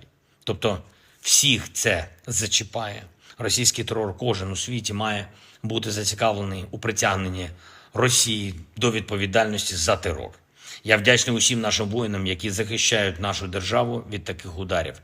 Вдячний усім рятувальникам, медичним працівникам, працівникам комунальних підприємств, місцевій владі, волонтерам, які допомагають нашим людям долати наслідки терору. Одещина, Херсонщина, Житомирщина, Кіровоградська область, Запоріжжя, Харківщина, Донеччина, всюди, де були обстріли, ракетні та дронові удари.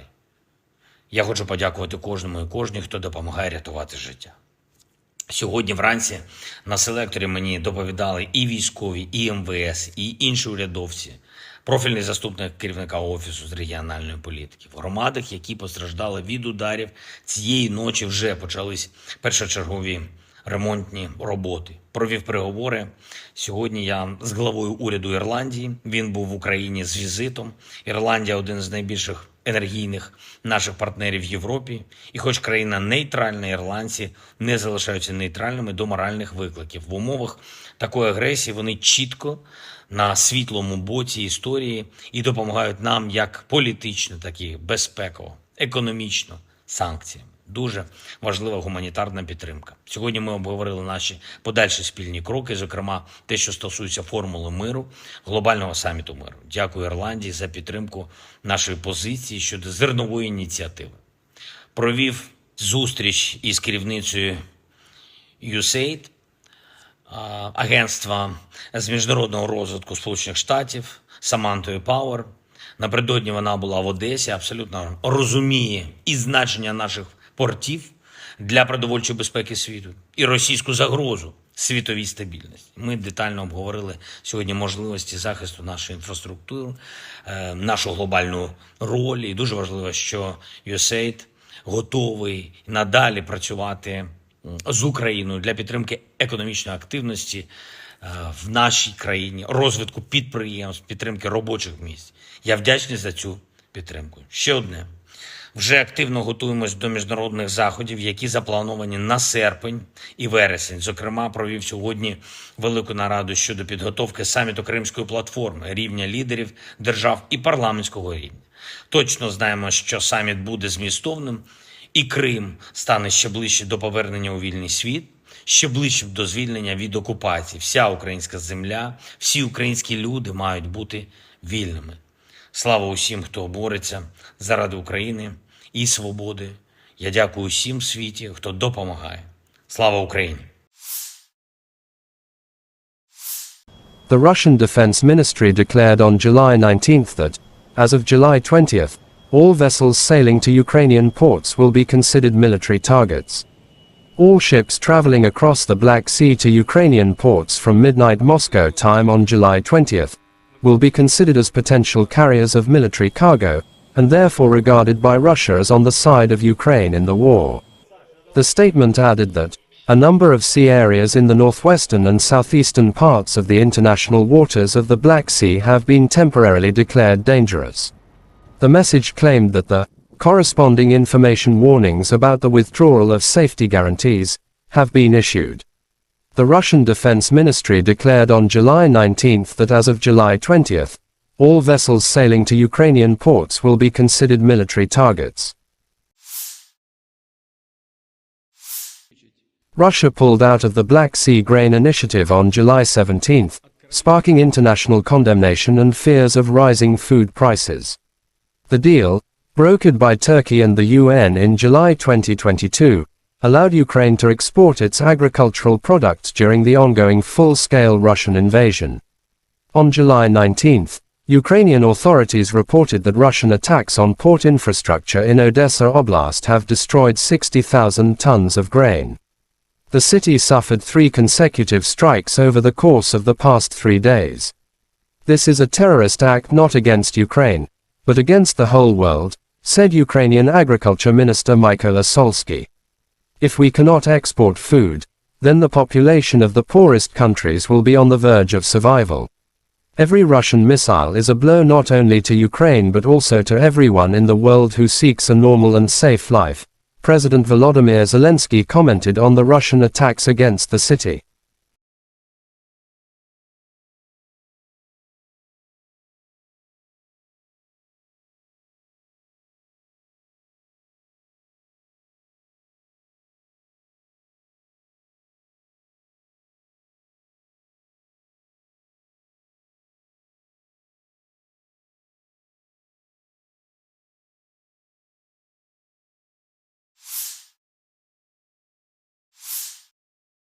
Third night of Russian strikes on military targets in Odessa, South Ukraine, and clean up.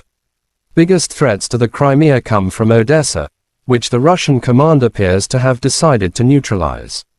In social media, there are some footages of destroying of Odessa.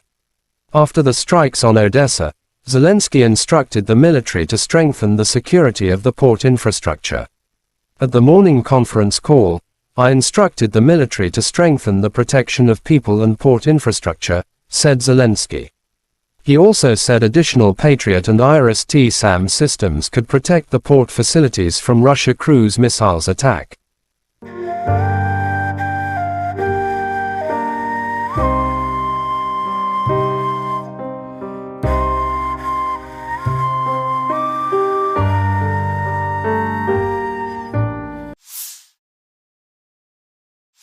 Chechen leader Ramzan Kadyrov shows footage of destroying enemy DRG in Kharkov.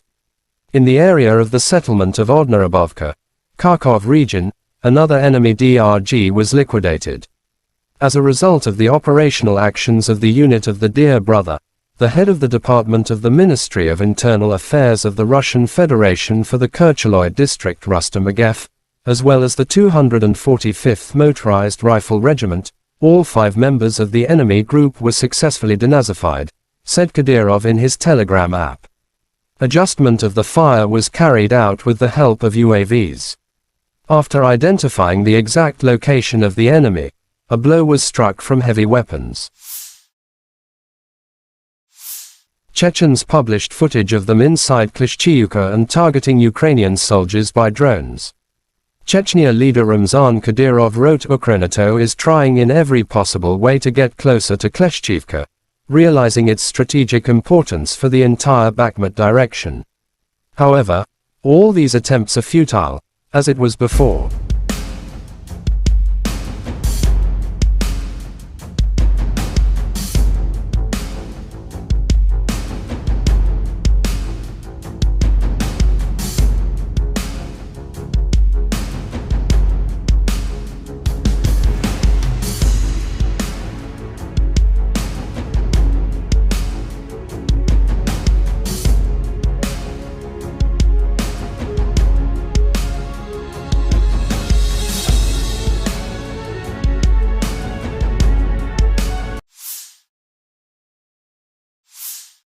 Turi Cherevati, spokesperson for Ukraine's Eastern Military Command, said on national television on July 17 that Russia is concentrating more than 100,000 personnel, more than 900 tanks, more than 555 artillery systems, 370 MLRS, in the Lyman-Kupiansk direction. Colonel General Alexander Syrsky, commander of Ukraine's ground forces, said that the situation in the east was difficult. According to Syrsky, Russia is attempting to gain ground in the Kupiansk area and continue the offensive into the depth of our battle formations. At the same time, Russia is moving more troops into the area around Bakhmut to try to prevent Ukrainian forces from advancing, Syrsky added.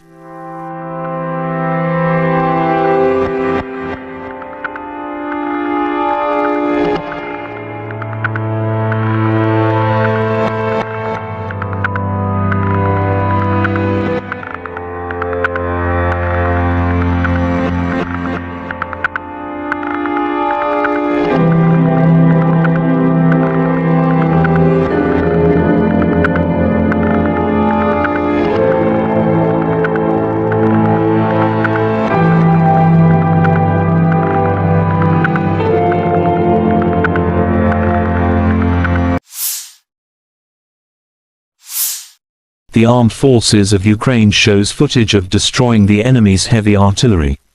Air reconnaissance of the 3rd Separate Assault Brigade, in cooperation with the Adam Tactical Group, detected and struck a Russian 240mm self-propelled mortar near Bakhmut.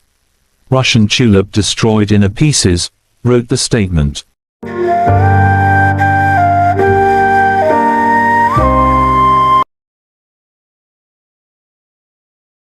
The Armed Forces of Ukraine shows footage of fighters of the 93rd Separate Mechanized Brigade, Kholodny Yar. They share their thoughts about the brigade. The soldiers tell that the brigade is full of fighting spirit and is effective in battle. It is an honor and pride for them to serve in the legendary 93rd Brigade, wrote the statement.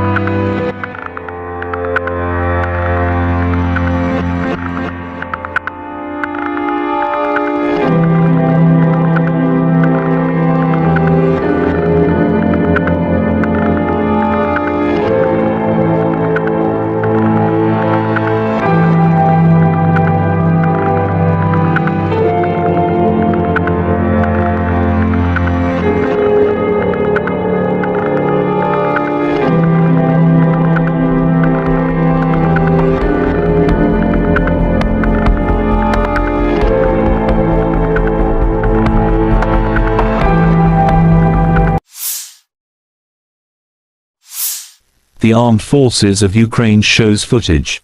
Soldiers of the 45th Separate Artillery Brigade of the Armed Forces of Ukraine carry out methodical work to destroy the occupiers on the front line every day. With the help of the M777 howitzer, they aim fire at priority targets, supporting our infantry.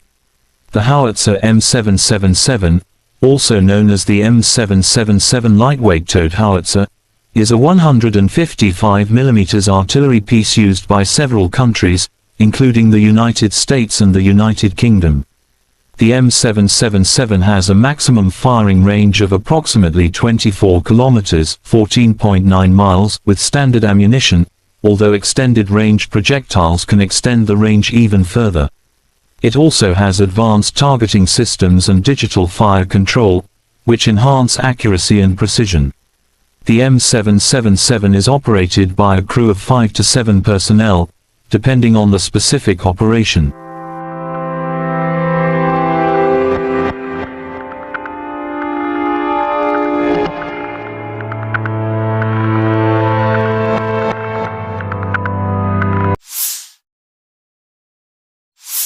Operational, tactical and army aviation, missile troops and artillery of the armed forces of the Russian Federation have neutralized 73 AFU artillery units at their firing positions, manpower and hardware in 68 areas. One fuel depot for the military hardware of the Liman Operational Tactical Group has been destroyed near Kramatorsk, Donetsk People's Republic, said Igor Konashenkov, the Russian Federation Defense Ministry spokesman.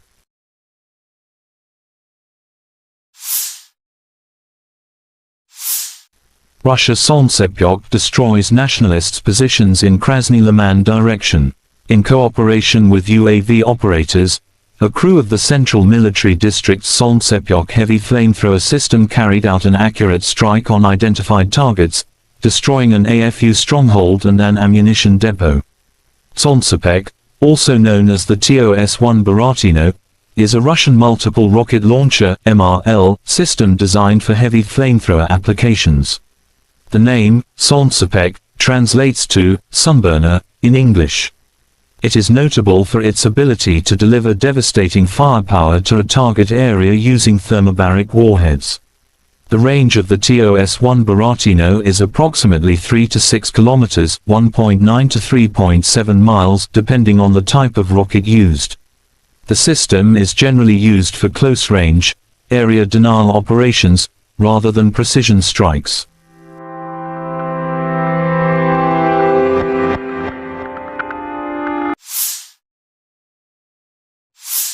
Russia Western Military District's artillery destroys the armed forces of Ukraine units in Kupiansk direction.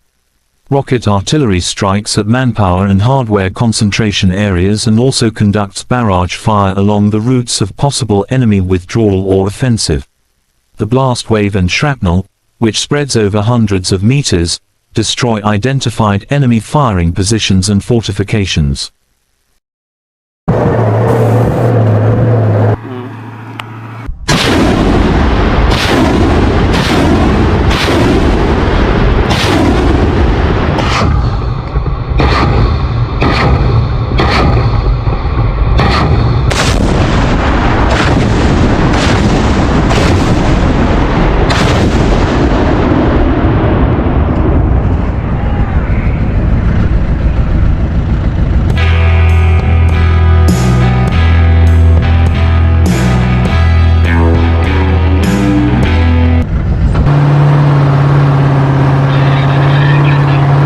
Получили цель от старшего начальника, скопление живой силы и техники, выдвинулись на огневую позицию, отработали и сразу в укрытие. Но каждый человек должен преобладать свой страх, потому что мы Родину защищаем, мы знаем, мы боремся за правду. И тогда вот ощущаешь, кого ты бьешь, по кому ты стреляешь, все уходит. Преимущество РСЗО, то, что он по скоплению основном, и можем стрелять сразу 40. И когда град ложится, они уже морально не могут оттуда, даже если даже рядом будут ложиться снаряды, они уже морально будут подавлены. Бывает такое, когда они идут в наступление, нам дают цель, мы сразу выезжаем на огневую позицию, отрабатываем и удерживаем их наступление.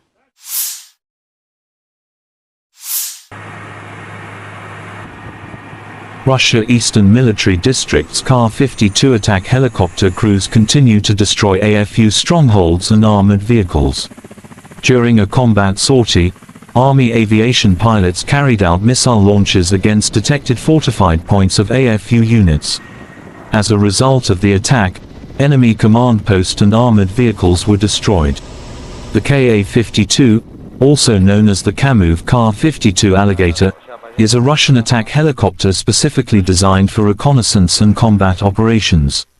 It is a two-seat, twin-engine aircraft developed by the Kamov Design Bureau.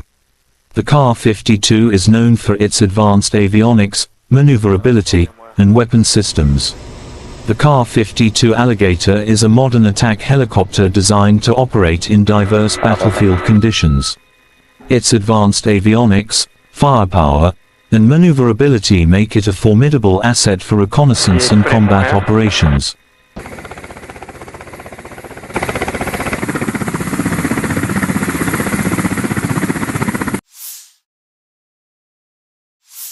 Бажаю здоров'я, шановні українці і українки. Протягом усього дня максимум уваги ліквідації наслідків удару російських терористів по Одесі, по громадах в області, по Чорноморську, по наших портах.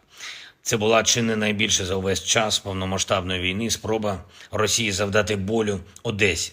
Дякувати ППО, усім нашим захисникам неба. Наслідки цього удару все ж менше, ніж могли би бути. І з кожним таким ударом ми звертаємось до партнерів знов і знов. Повітряний щит України потребує посилення.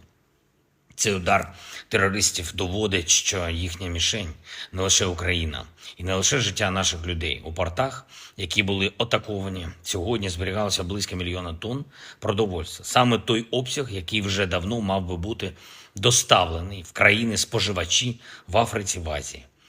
В портовому терміналі, який постраждав цієї ночі, найбільше від російського терору зберігалось 60 тисяч тонн агропродукції, що призначалось для відправки в Китай.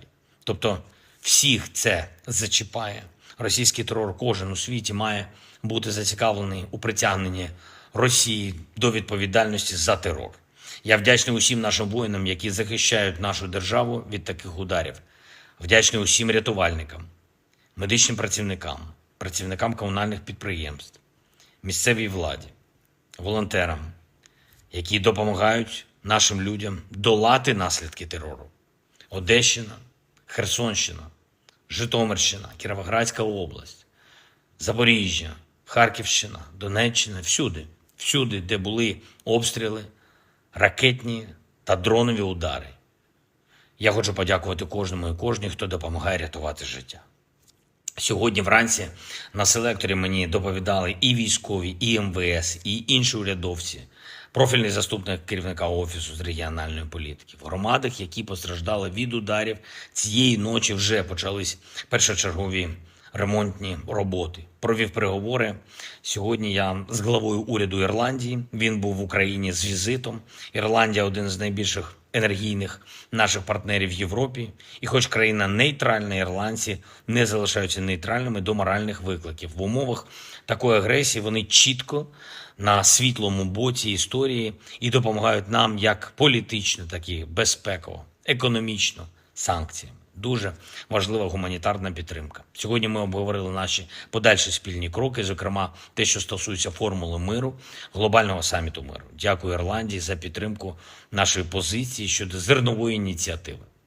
Провів зустріч із керівницею USAID, агентства з міжнародного розвитку Сполучених Штатів, Самантою Пауер. Напередодні вона була в Одесі, абсолютно розуміє і значення наших портів для продовольчої безпеки світу, і російську загрозу світовій стабільності. Ми детально обговорили сьогодні можливості захисту нашої інфраструктури, нашу глобальну роль. І дуже важливо, що USAID готовий надалі працювати з Україною для підтримки економічної активності в нашій країні, розвитку підприємств, підтримки робочих місць. Я вдячний за цю підтримку. Ще одне. Вже активно готуємось до міжнародних заходів, які заплановані на серпень і вересень. Зокрема, провів сьогодні велику нараду щодо підготовки саміту Кримської платформи, рівня лідерів держав і парламентського рівня. Точно знаємо, що саміт буде змістовним, і Крим стане ще ближче до повернення у вільний світ, ще ближче до звільнення від окупації. Вся українська земля, всі українські люди мають бути вільними. Слава усім, хто бореться заради України і свободи. Я дякую усім в світі, хто допомагає. Слава Україні! The Russian Defense Ministry declared on July 19th that, as of July 20th, all vessels sailing to Ukrainian ports will be considered military targets. All ships traveling across the Black Sea to Ukrainian ports from midnight Moscow time on July 20th will be considered as potential carriers of military cargo, and therefore regarded by Russia as on the side of Ukraine in the war.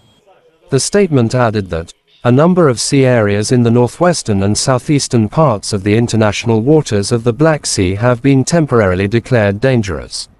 The message claimed that the corresponding information warnings about the withdrawal of safety guarantees have been issued. The Russian Defense Ministry declared on July 19 that as of July 20, all vessels sailing to Ukrainian ports will be considered military targets. Russia pulled out of the Black Sea Grain Initiative on July 17, sparking international condemnation and fears of rising food prices. The deal, brokered by Turkey and the UN in July 2022, allowed Ukraine to export its agricultural products during the ongoing full-scale Russian invasion. On July 19, Ukrainian authorities reported that Russian attacks on port infrastructure in Odessa Oblast have destroyed 60,000 tons of grain. The city suffered 3 consecutive strikes over the course of the past 3 days. This is a terrorist act not against Ukraine, but against the whole world, said Ukrainian Agriculture Minister Mykola Solsky. If we cannot export food, then the population of the poorest countries will be on the verge of survival.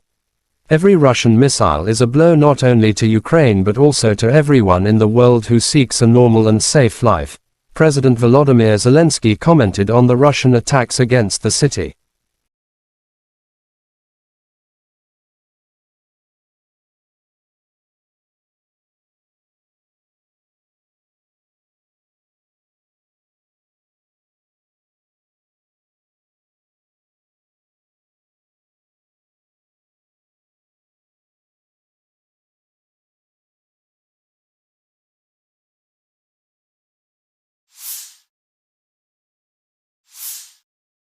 Third night of Russian strikes on military targets in Odessa, South Ukraine, and clean up. Biggest threats to the Crimea come from Odessa, which the Russian command appears to have decided to neutralize. In social media, there are some footages of destroying of Odessa. After the strikes on Odessa, Zelensky instructed the military to strengthen the security of the port infrastructure. At the morning conference call, I instructed the military to strengthen the protection of people and port infrastructure, said Zelensky. He also said additional Patriot and IRIS-T-SAM systems could protect the port facilities from Russia cruise missiles attack.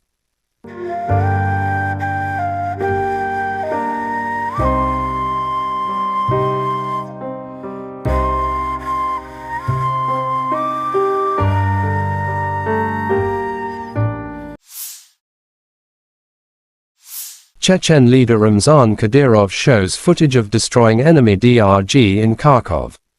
In the area of the settlement of Odnarabovka, Kharkov region, another enemy DRG was liquidated. As a result of the operational actions of the unit of the Dear Brother, the head of the Department of the Ministry of Internal Affairs of the Russian Federation for the Kercheloy district Rustam Agev, as well as the 245th Motorized Rifle Regiment, all 5 members of the enemy group were successfully denazified, said Kadyrov in his Telegram app. Adjustment of the fire was carried out with the help of UAVs. After identifying the exact location of the enemy, a blow was struck from heavy weapons. Chechens published footage of them inside Klishchiivka and targeting Ukrainian soldiers by drones. Chechnya leader Ramzan Kadyrov wrote Ukrenato is trying in every possible way to get closer to Klishchiivka, realizing its strategic importance for the entire Bakhmut direction. However, all these attempts are futile, as it was before.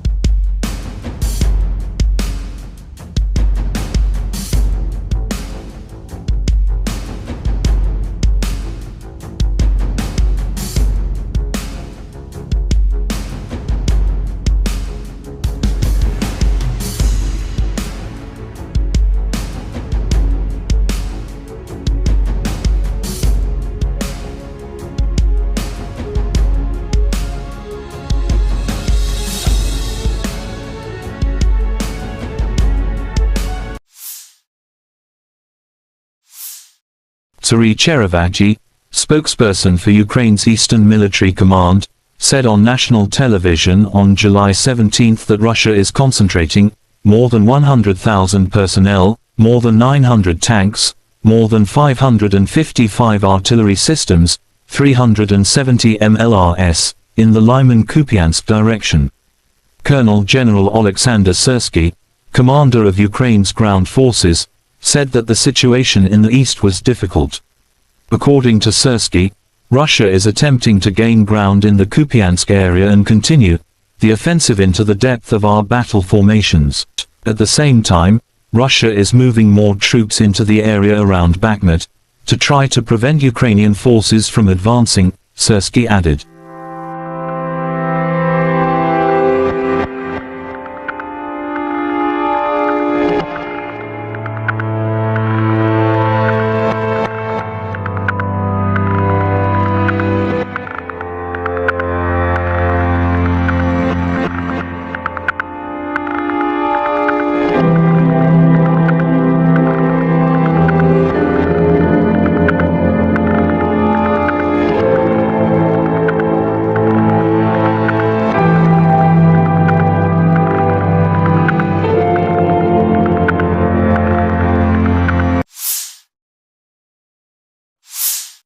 The armed forces of Ukraine shows footage of destroying the enemy's heavy artillery. Air reconnaissance of the 3rd Separate Assault Brigade, in cooperation with the Adam Tactical Group, detected and struck a Russian 240mm self-propelled mortar near Bakhmut. Russian Tulip destroyed in pieces, wrote the statement.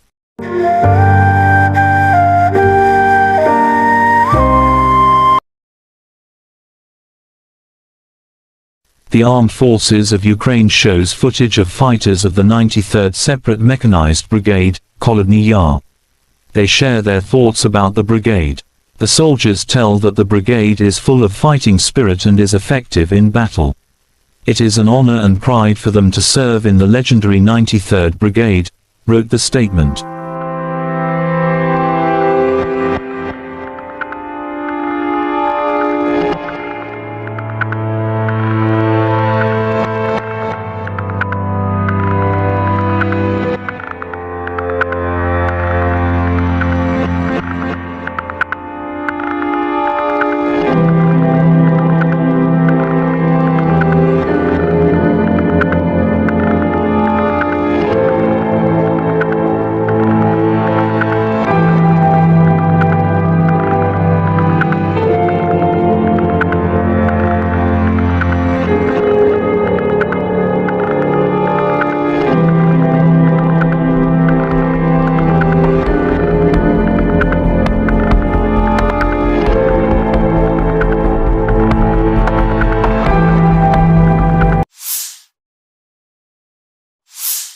The Armed Forces of Ukraine shows footage. Soldiers of the 45th Separate Artillery Brigade of the Armed Forces of Ukraine carry out methodical work to destroy the occupiers on the front line every day. With the help of the M777 howitzer, they aim fire at priority targets, supporting our infantry. The howitzer M777, also known as the M777 lightweight towed howitzer, is a 155mm artillery piece used by several countries, including the United States and the United Kingdom. The M777 has a maximum firing range of approximately 24 kilometers, 14.9 miles, with standard ammunition, although extended range projectiles can extend the range even further. It also has advanced targeting systems and digital fire control, which enhance accuracy and precision. The M777 is operated by a crew of 5 to 7 personnel, depending on the specific operation.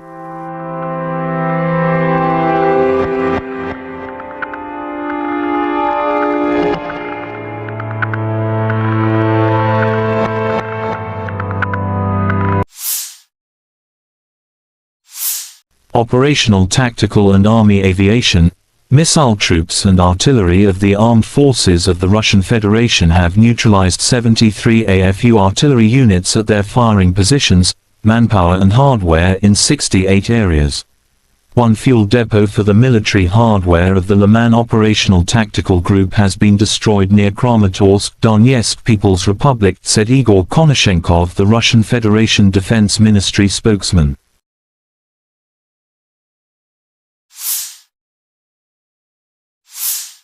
Russia Solntsepyok destroys nationalists' positions in Krasny Liman direction. In cooperation with UAV operators, a crew of the Central Military District's Solntsepyok heavy flamethrower system carried out an accurate strike on identified targets, destroying an AFU stronghold and an ammunition depot. Solntsepyok, also known as the TOS-1 Buratino, is a Russian multiple rocket launcher (MRL) system designed for heavy flamethrower applications. The name, Solntsepyok, translates to sunburner in English. It is notable for its ability to deliver devastating firepower to a target area using thermobaric warheads. The range of the TOS-1 Buratino is approximately 3 to 6 kilometers, 1.9 to 3.7 miles, depending on the type of rocket used. The system is generally used for close-range, area denial operations, rather than precision strikes.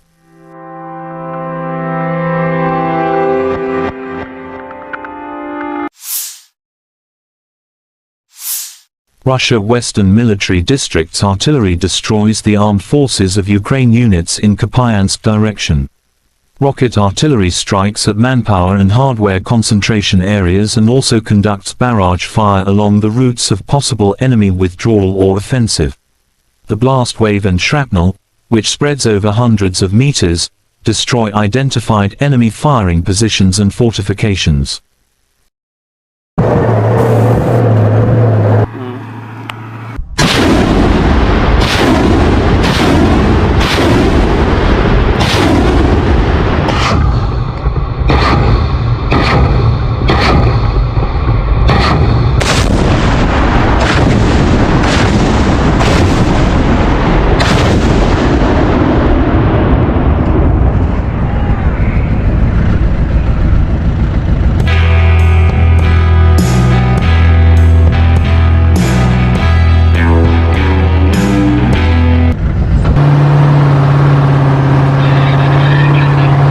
Получили цель от старшего начальника, скопление живой силы и техники, выдвинулись на огневую позицию, отработали и сразу в укрытие. Но каждый человек должен преобладать свой страх, потому что мы Родину защищаем, мы знаем, мы боремся за правду.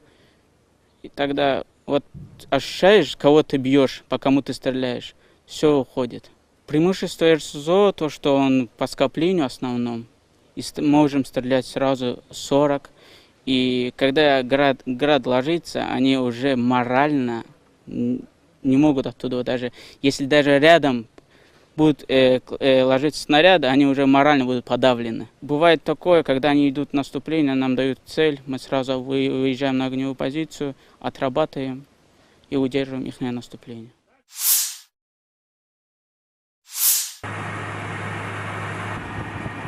Russia Eastern Military District's Kar-52 attack helicopter crews continue to destroy AFU strongholds and armored vehicles. During a combat sortie, Army aviation pilots carried out missile launches against detected fortified points of AFU units. As a result of the attack, enemy command post and armored vehicles were destroyed. The Ka-52, also known as the Kamov Kar-52 Alligator, is a Russian attack helicopter specifically designed for reconnaissance and combat operations. It is a two-seat, twin-engine aircraft developed by the Kamov Design Bureau. The Kar-52 is known for its advanced avionics, maneuverability, and weapon systems. The Kar-52 Alligator is a modern attack helicopter designed to operate in diverse battlefield conditions. Its advanced avionics, firepower, and maneuverability make it a formidable asset for reconnaissance and combat operations.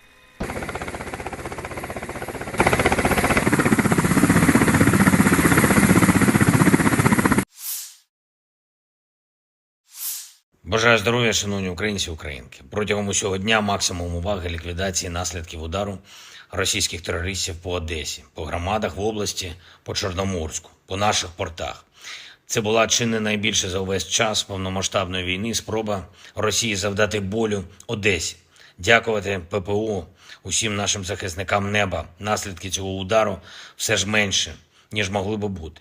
І з кожним таким ударом ми звертаємось до партнерів. Знов і знов повітряний щит України потребує посилення.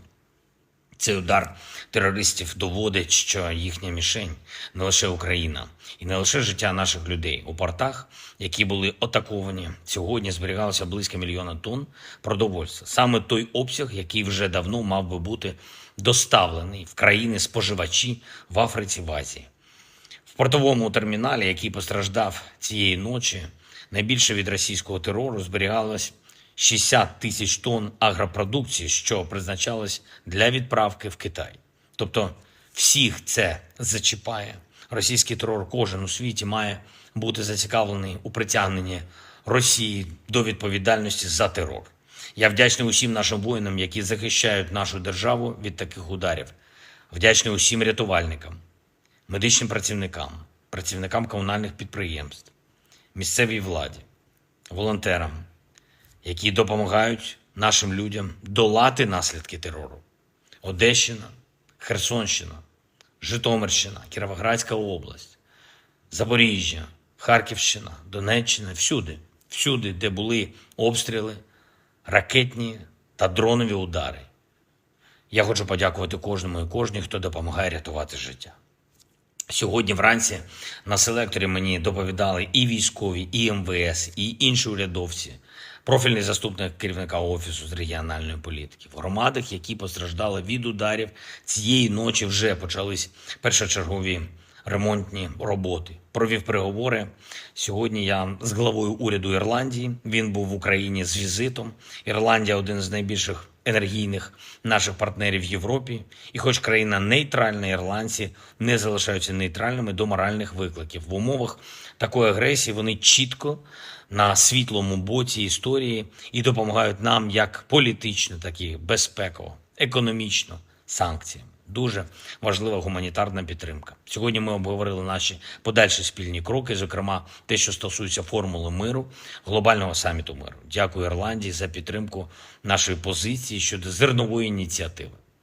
Провів зустріч із керівницею USAID, агентства з міжнародного розвитку Сполучених Штатів, Самантою Пауер. Напередодні вона була в Одесі, абсолютно розуміє і значення наших портів для продовольчої безпеки світу, і російську загрозу світовій стабільності. Ми детально обговорили сьогодні можливості захисту нашої інфраструктури, нашу глобальну роль. І дуже важливо, що USAID готовий надалі працювати з Україною для підтримки економічної активності в нашій країні, розвитку підприємств, підтримки робочих місць. Я вдячний за цю підтримку. Ще одне. Вже активно готуємось до міжнародних заходів, які заплановані на серпень і вересень. Зокрема, провів сьогодні велику нараду щодо підготовки саміту Кримської платформи, рівня лідерів держав і парламентського рівня. Точно знаємо, що саміт буде змістовним, і Крим стане ще ближче до повернення у вільний світ, ще ближче до звільнення від окупації. Вся українська земля, всі українські люди мають бути вільними. Слава усім, хто бореться заради України і свободи. Я дякую усім в світі, хто допомагає. Слава Україні! The Russian Defense Ministry declared on July 19th that, as of July 20th, all vessels sailing to Ukrainian ports will be considered military targets. All ships traveling across the Black Sea to Ukrainian ports from midnight Moscow time on July 20th will be considered as potential carriers of military cargo, and therefore regarded by Russia as on the side of Ukraine in the war. The statement added that a number of sea areas in the northwestern and southeastern parts of the international waters of the Black Sea have been temporarily declared dangerous. The message claimed that the corresponding information warnings about the withdrawal of safety guarantees have been issued.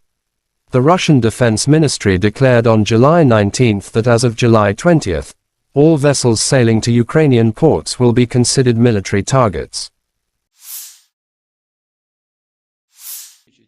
Russia pulled out of the Black Sea Grain Initiative on July 17th, sparking international condemnation and fears of rising food prices.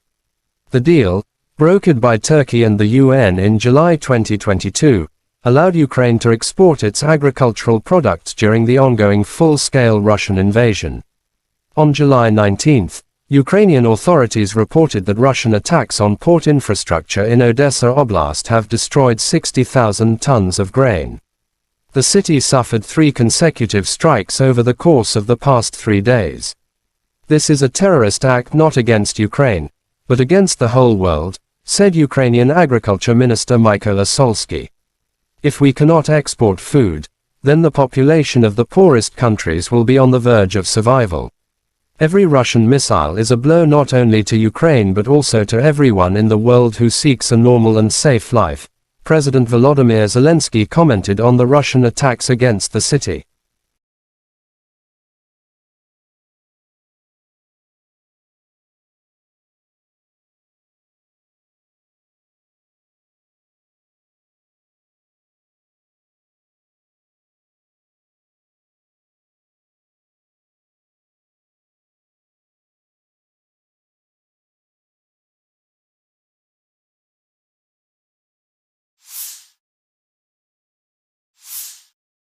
Third night of Russian strikes on military targets in Odessa, South Ukraine, and clean up. Biggest threats to the Crimea come from Odessa, which the Russian command appears to have decided to neutralize. In social media, there are some footages of destroying of Odessa. After the strikes on Odessa, Zelensky instructed the military to strengthen the security of the port infrastructure. At the morning conference call, I instructed the military to strengthen the protection of people and port infrastructure, said Zelensky. He also said additional Patriot and IRIS-T-SAM systems could protect the port facilities from Russia cruise missiles attack.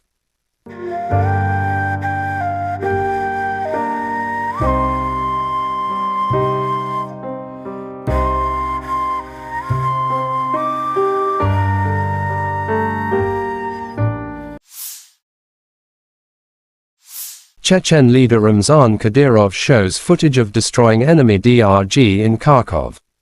In the area of the settlement of Odnarabovka, Kharkov region, another enemy DRG was liquidated.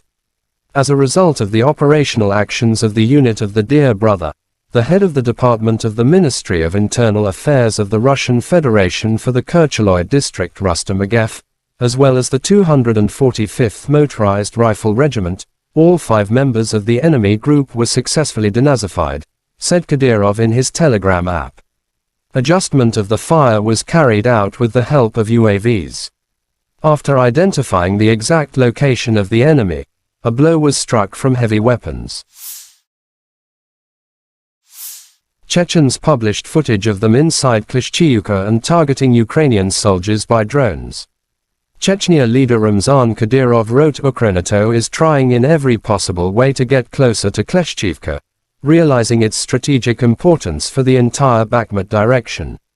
However, all these attempts are futile, as it was before.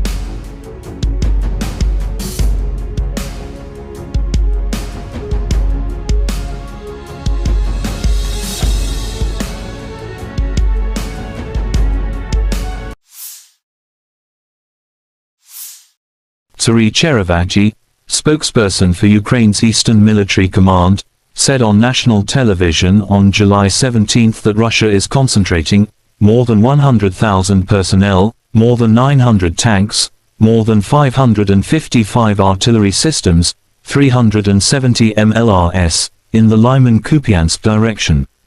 Colonel General Oleksandr Syrsky, commander of Ukraine's ground forces, said that the situation in the east was difficult. According to Syrsky, Russia is attempting to gain ground in the Kupiansk area and continue the offensive into the depth of our battle formations. At the same time, Russia is moving more troops into the area around Bakhmut to try to prevent Ukrainian forces from advancing, Syrskyi added.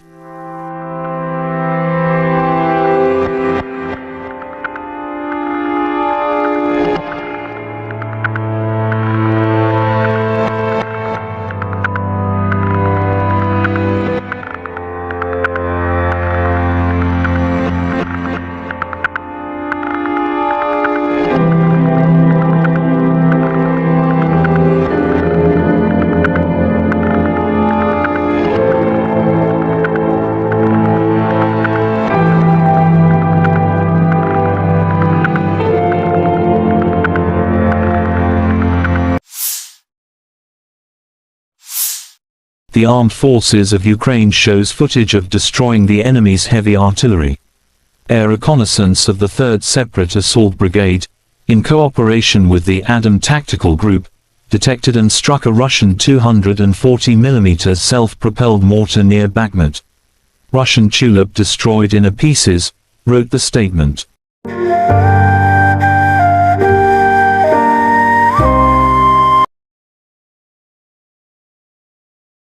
The Armed Forces of Ukraine shows footage of fighters of the 93rd Separate Mechanized Brigade, Kholodny Yar. They share their thoughts about the brigade. The soldiers tell that the brigade is full of fighting spirit and is effective in battle. It is an honor and pride for them to serve in the legendary 93rd Brigade, wrote the statement.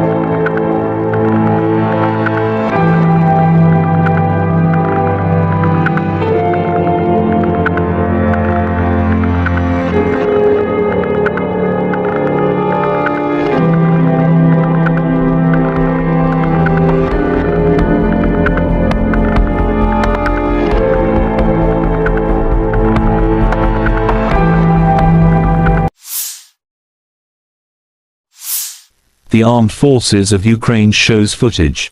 Soldiers of the 45th Separate Artillery Brigade of the Armed Forces of Ukraine carry out methodical work to destroy the occupiers on the front line every day. With the help of the M777 howitzer, they aim fire at priority targets, supporting our infantry. The howitzer M777, also known as the M777 lightweight towed howitzer, is a 155mm artillery piece used by several countries, including the United States and the United Kingdom. The M777 has a maximum firing range of approximately 24 kilometers, 14.9 miles, with standard ammunition, although extended-range projectiles can extend the range even further. It also has advanced targeting systems and digital fire control, which enhance accuracy and precision. The M777 is operated by a crew of 5 to 7 personnel, depending on the specific operation.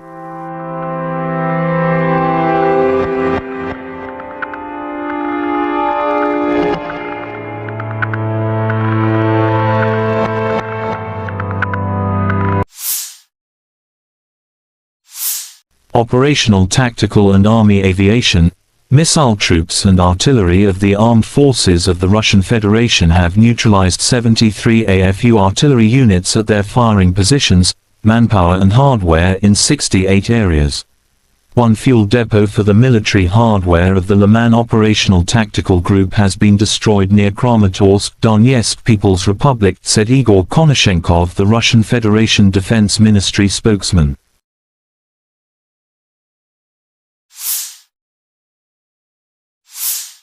Russia Solntsepyok destroys nationalists' positions in Krasny Liman direction.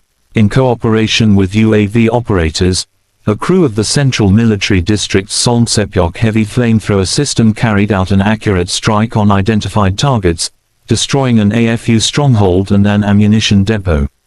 Solntsepyok, also known as the TOS-1 Baratino, is a Russian multiple rocket launcher (MRL) system designed for heavy flamethrower applications.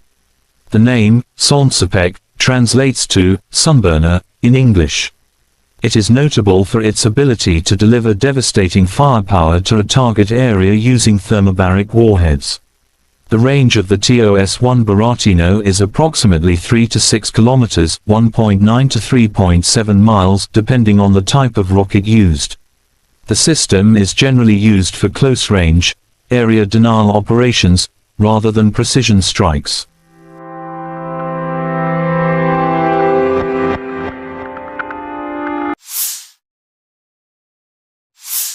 Russia Western Military District's artillery destroys the armed forces of Ukraine units in Kupiansk direction.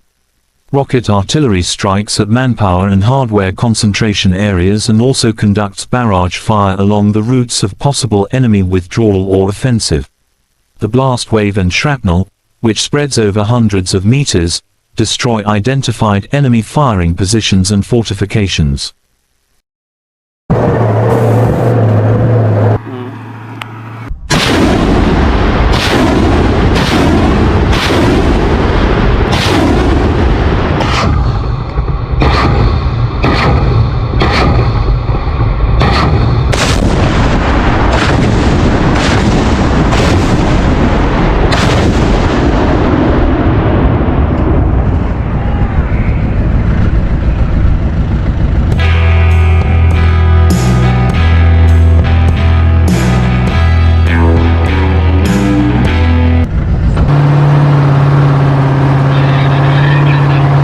Получили цель от старшего начальника, скопление живой силы и техники, выдвинулись на огневую позицию, отработали и сразу в укрытие. Но каждый человек должен преобладать свой страх, потому что мы Родину защищаем, мы знаем, мы боремся за правду. И тогда вот ощущаешь, кого ты бьешь, по кому ты стреляешь, все уходит. Преимущество РСЗО, то, что он по скоплению основном, и можем стрелять сразу 40. И когда град ложится, они уже морально не могут оттуда даже. Если даже рядом будут ложиться снаряды, они уже морально будут подавлены. Бывает такое, когда они идут в наступление, нам дают цель, мы сразу выезжаем на огневую позицию, отрабатываем и удерживаем их наступление.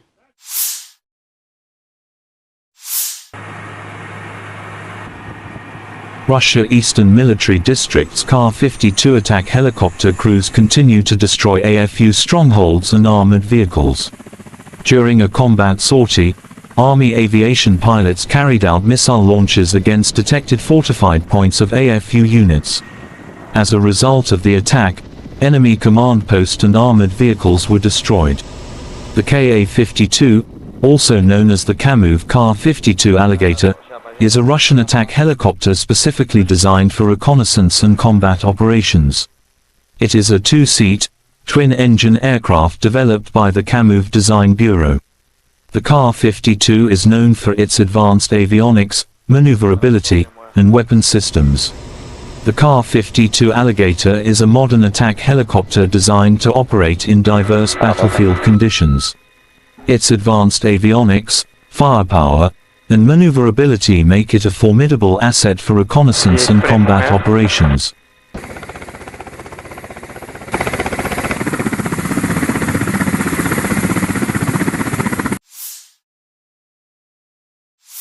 Бажаю здоров'я, шановні українці і українки. Протягом усього дня максимум уваги ліквідації наслідків удару російських терористів по Одесі, по громадах в області, по Чорноморську, по наших портах.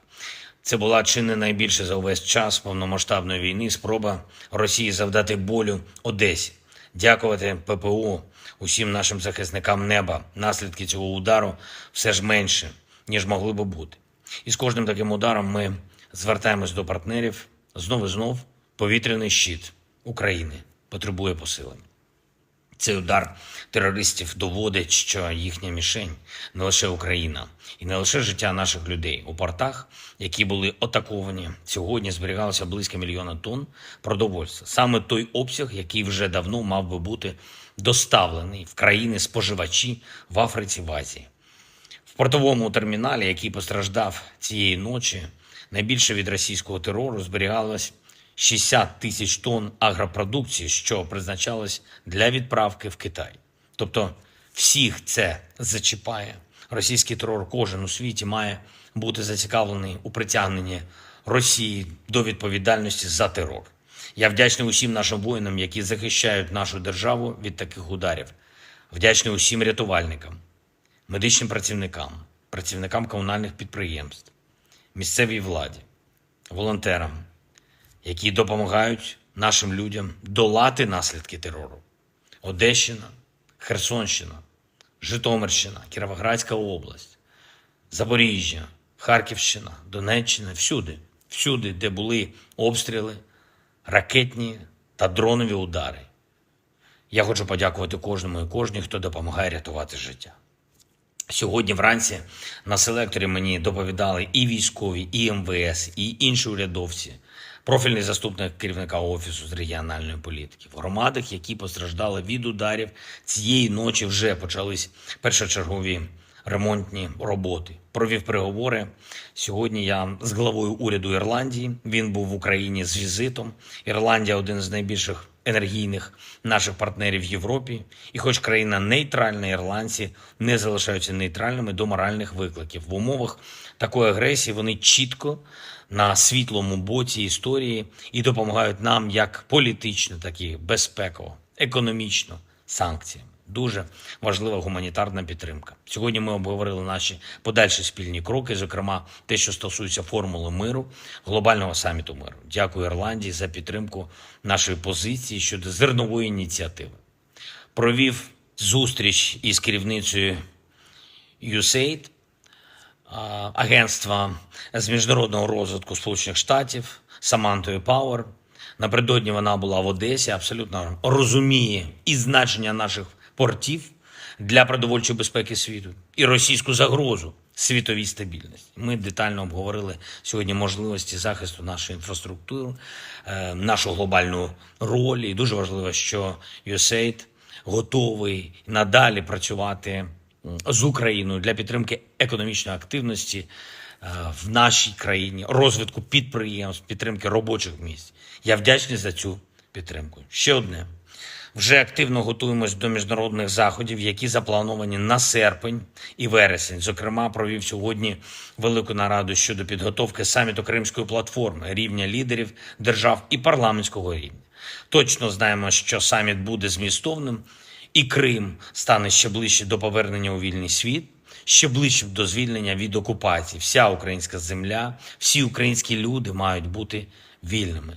Слава усім, хто бореться заради України і свободи. Я дякую усім в світі, хто допомагає.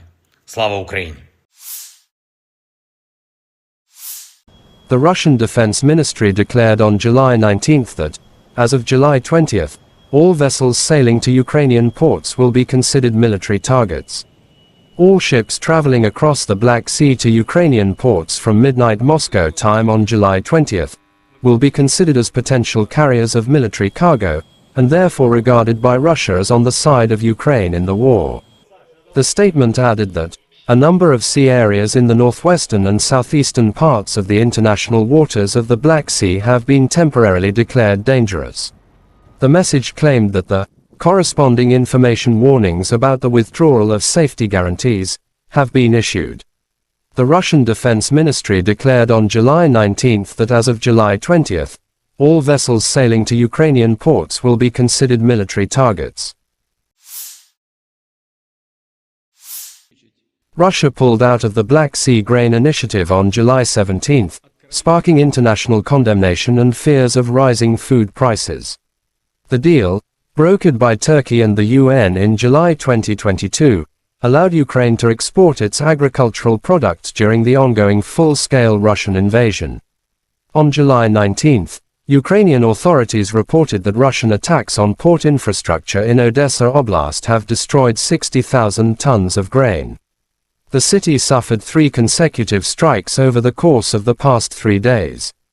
This is a terrorist act not against Ukraine, but against the whole world, said Ukrainian Agriculture Minister Mykola Solsky. If we cannot export food, then the population of the poorest countries will be on the verge of survival. Every Russian missile is a blow not only to Ukraine but also to everyone in the world who seeks a normal and safe life, President Volodymyr Zelensky commented on the Russian attacks against the city.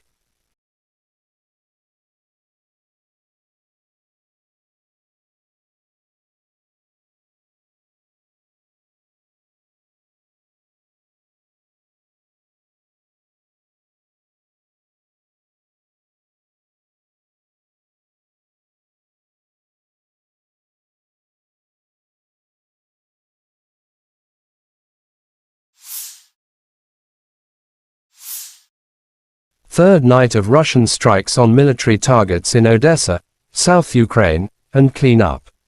Biggest threats to the Crimea come from Odessa, which the Russian command appears to have decided to neutralize. In social media, there are some footages of destroying of Odessa. After the strikes on Odessa, Zelensky instructed the military to strengthen the security of the port infrastructure. At the morning conference call, I instructed the military to strengthen the protection of people and port infrastructure, said Zelensky. He also said additional Patriot and IRIS-T-SAM systems could protect the port facilities from Russia cruise missiles attack.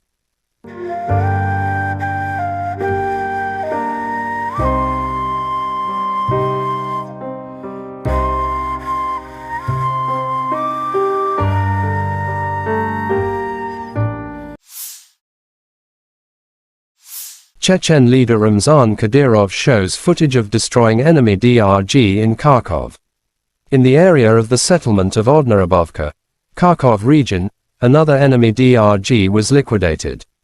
As a result of the operational actions of the unit of the Dear Brother, the head of the Department of the Ministry of Internal Affairs of the Russian Federation for the Kercheloy district Rustam Agev, as well as the 245th Motorized Rifle Regiment, all 5 members of the enemy group were successfully denazified, said Kadyrov in his Telegram app. Adjustment of the fire was carried out with the help of UAVs. After identifying the exact location of the enemy, a blow was struck from heavy weapons. Chechens published footage of them inside Klishchiivka and targeting Ukrainian soldiers by drones. Chechnya leader Ramzan Kadyrov wrote Ukrainato is trying in every possible way to get closer to Klishchiivka, realizing its strategic importance for the entire Bakhmut direction. However, all these attempts are futile, as it was before.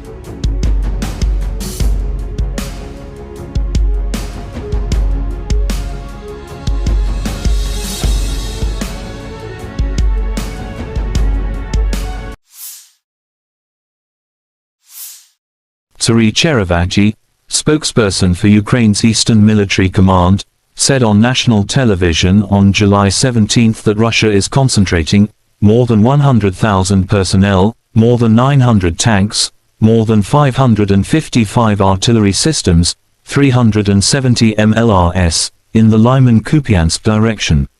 Colonel General Alexander Syrsky, commander of Ukraine's ground forces, said that the situation in the east was difficult. According to Syrsky, Russia is attempting to gain ground in the Kupiansk area and continue the offensive into the depth of our battle formations. At the same time, Russia is moving more troops into the area around Bakhmut to try to prevent Ukrainian forces from advancing, Syrsky added.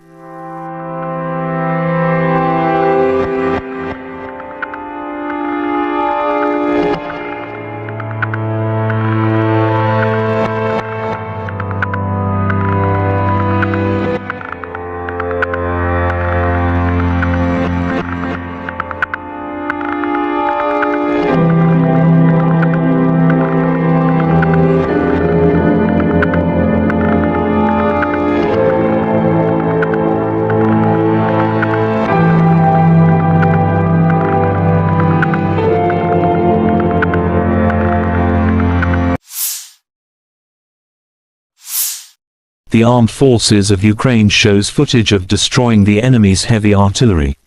Air reconnaissance of the 3rd Separate Assault Brigade, in cooperation with the Adam Tactical Group, detected and struck a Russian 240mm self-propelled mortar near Bakhmut. Russian tulip destroyed in pieces, wrote the statement.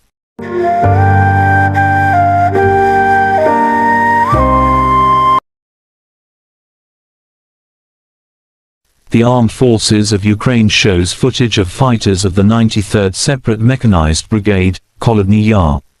They share their thoughts about the brigade. The soldiers tell that the brigade is full of fighting spirit and is effective in battle. It is an honor and pride for them to serve in the legendary 93rd Brigade, wrote the statement.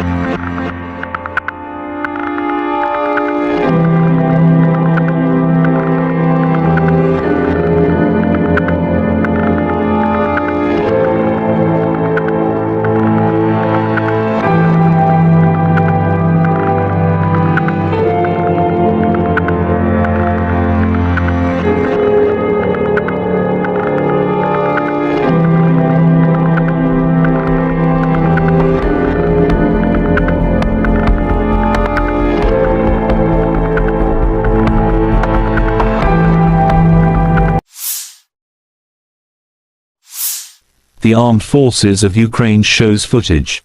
Soldiers of the 45th Separate Artillery Brigade of the Armed Forces of Ukraine carry out methodical work to destroy the occupiers on the front line every day. With the help of the M777 howitzer, they aim fire at priority targets, supporting our infantry.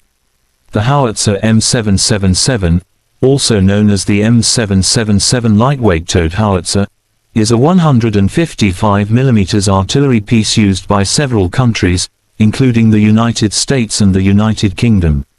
The M777 has a maximum firing range of approximately 24 kilometers (14.9 miles) with standard ammunition, although extended range projectiles can extend the range even further. It also has advanced targeting systems and digital fire control, which enhance accuracy and precision. The M777 is operated by a crew of 5 to 7 personnel, depending on the specific operation.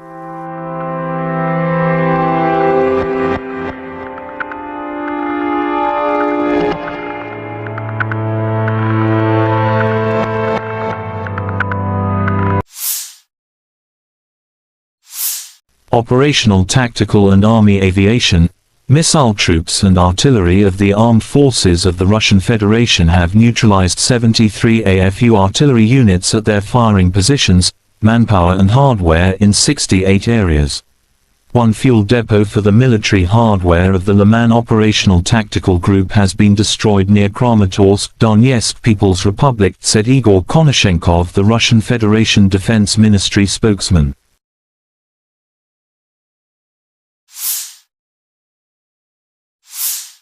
Russia Solntsepyok destroys nationalists' positions in Krasny Liman direction.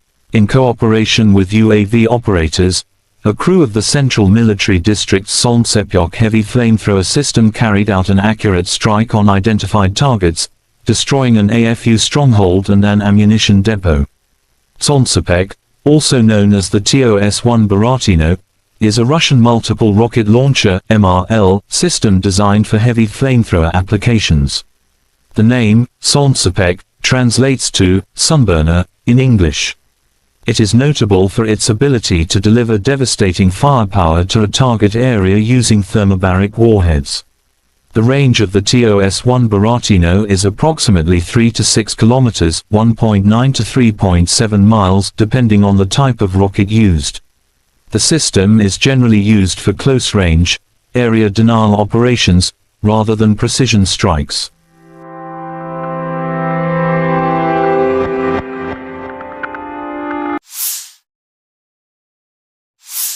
Russia Western Military District's artillery destroys the armed forces of Ukraine units in Kupiansk direction.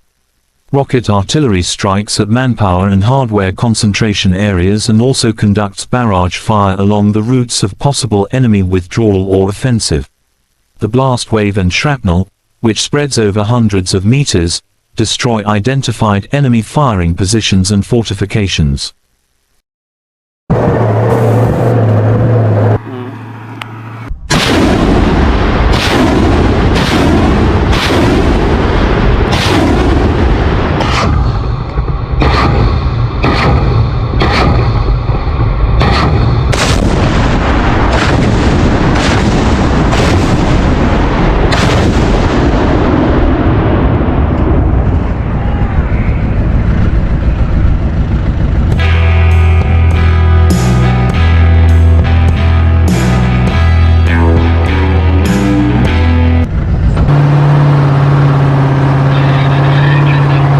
Получили цель от старшего начальника, скопление живой силы и техники, выдвинулись на огневую позицию, отработали и сразу в укрытие.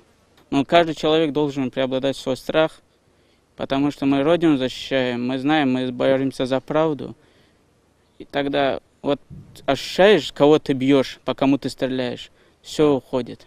Преимущество РСЗО, то, что он по скоплению основном, и можем стрелять сразу 40. И когда град ложится, они уже морально не могут оттуда даже. Если даже рядом будут ложиться снаряды, они уже морально будут подавлены. Бывает такое, когда они идут в наступление, нам дают цель, мы сразу выезжаем на огневую позицию, отрабатываем и удерживаем их наступление.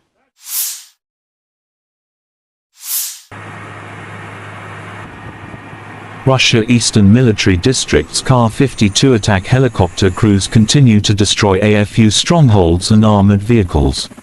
During a combat sortie, Army aviation pilots carried out missile launches against detected fortified points of AFU units. As a result of the attack, enemy command post and armored vehicles were destroyed. The Ka-52, also known as the Kamov Kar-52 Alligator, is a Russian attack helicopter specifically designed for reconnaissance and combat operations. It is a two-seat, twin-engine aircraft developed by the Kamov Design Bureau. The Kar-52 is known for its advanced avionics, maneuverability, and weapon systems. The Kar-52 Alligator is a modern attack helicopter designed to operate in diverse battlefield conditions. Its advanced avionics, firepower, and maneuverability make it a formidable asset for reconnaissance and combat operations.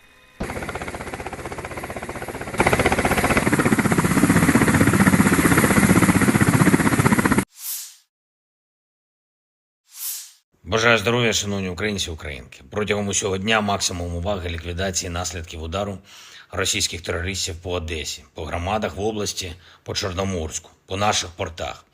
Це була чи не найбільше за увесь час повномасштабної війни спроба Росії завдати болю Одесі.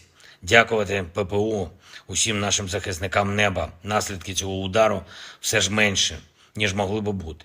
І з кожним таким ударом ми звертаємось до партнерів. Знов і знов повітряний щит України потребує посилення.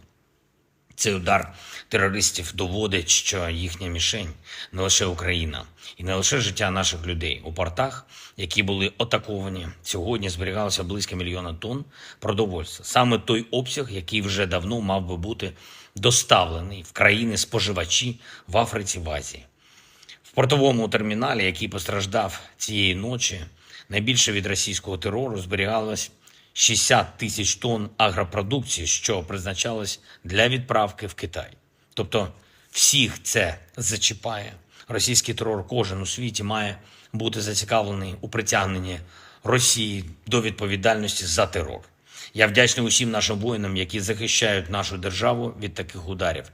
Вдячний усім рятувальникам, медичним працівникам, працівникам комунальних підприємств, місцевій владі, волонтерам, які допомагають нашим людям долати наслідки терору. Одещина, Херсонщина, Житомирщина, Кіровоградська область, Запоріжжя, Харківщина, Донеччина, всюди, де були обстріли, ракетні та дронові удари. Я хочу подякувати кожному і кожній, хто допомагає рятувати життя. Сьогодні вранці на селекторі мені доповідали і військові, і МВС, і інші урядовці, профільний заступник керівника Офісу з регіональної політики. В громадах, які постраждали від ударів, цієї ночі вже почались першочергові ремонтні роботи. Провів переговори. Сьогодні я з главою уряду Ірландії. Він був в Україні з візитом. Ірландія – один з найбільших енергійних наших партнерів в Європі. І хоч країна нейтральна, ірландці не залишаються нейтральними до моральних викликів. В умовах такої агресії вони чітко на світлому боці історії і допомагають нам як політично, так і безпеково, економічно, санкціями. Дуже важлива гуманітарна підтримка. Сьогодні ми обговорили наші подальші спільні кроки, зокрема те, що стосується формули миру, глобального саміту миру. Дякую Ірландії за підтримку нашої позиції щодо зернової ініціативи. Провів зустріч із керівницею USAID, агентства з міжнародного розвитку Сполучених Штатів, Самантою Пауер. Напередодні вона була в Одесі, абсолютно розуміє і значення наших портів для продовольчої безпеки світу, і російську загрозу світовій стабільності. Ми детально обговорили сьогодні можливості захисту нашої інфраструктури, нашу глобальну роль. І дуже важливо, що USAID готовий надалі працювати з Україною для підтримки економічної активності в нашій країні, розвитку підприємств, підтримки робочих місць. Я вдячний за цю підтримку. Ще одне. Вже активно готуємось до міжнародних заходів, які заплановані на серпень і вересень. Зокрема, провів сьогодні велику нараду щодо підготовки саміту Кримської платформи, рівня лідерів держав і парламентського рівня. Точно знаємо, що саміт буде змістовним, і Крим стане ще ближче до повернення у вільний світ, ще ближче до звільнення від окупації. Вся українська земля, всі українські люди мають бути вільними.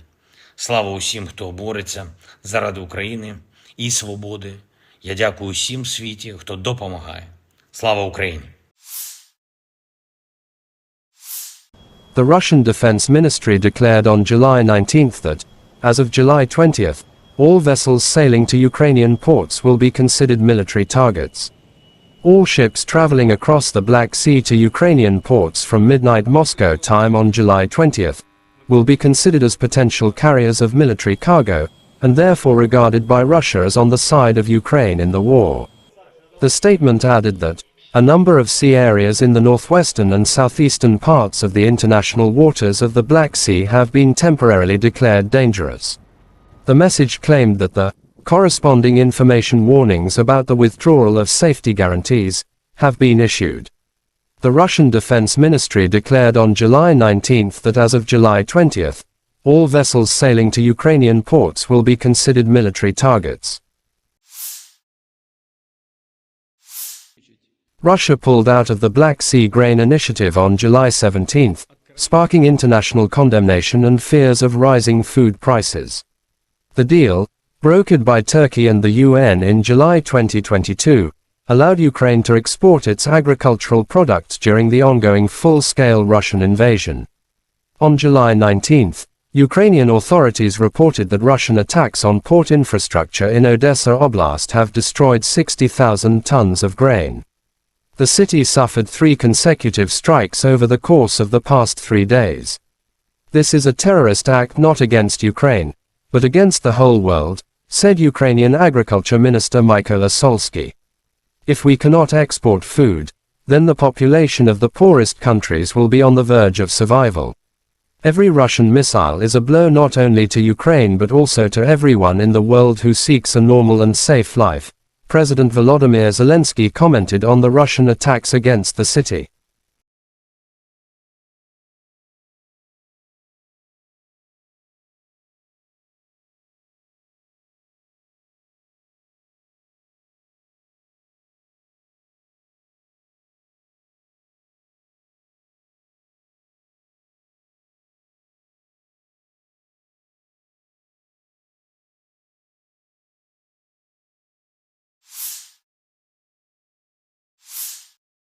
Third night of Russian strikes on military targets in Odessa, South Ukraine, and clean up. Biggest threats to the Crimea come from Odessa, which the Russian command appears to have decided to neutralize. In social media, there are some footages of destroying of Odessa. After the strikes on Odessa, Zelensky instructed the military to strengthen the security of the port infrastructure. At the morning conference call, I instructed the military to strengthen the protection of people and port infrastructure, said Zelensky. He also said additional Patriot and IRIS-T-SAM systems could protect the port facilities from Russia cruise missiles attack.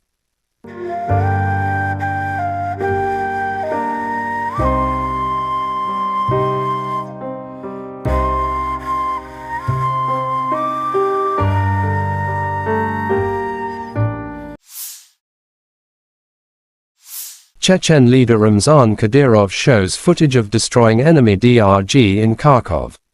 In the area of the settlement of Odnarabovka, Kharkov region, another enemy DRG was liquidated. As a result of the operational actions of the unit of the Dear Brother, the head of the Department of the Ministry of Internal Affairs of the Russian Federation for the Kercheloy district Rustam Agev, as well as the 245th Motorized Rifle Regiment, all 5 members of the enemy group were successfully denazified, said Kadyrov in his Telegram app. Adjustment of the fire was carried out with the help of UAVs. After identifying the exact location of the enemy, a blow was struck from heavy weapons. Chechens published footage of them inside Klishchiivka and targeting Ukrainian soldiers by drones.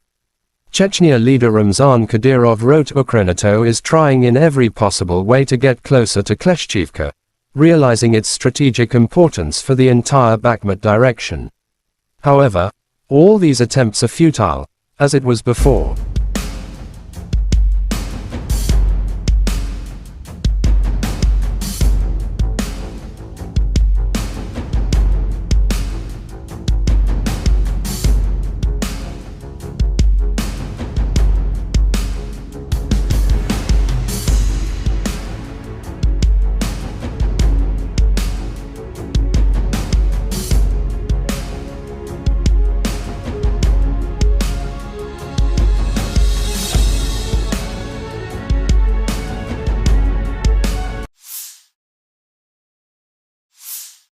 Serhiy Cherevati, spokesperson for Ukraine's Eastern Military Command, said on national television on July 17 that Russia is concentrating more than 100,000 personnel, more than 900 tanks, more than 555 artillery systems, 370 MLRS, in the Lyman-Kupiansk direction.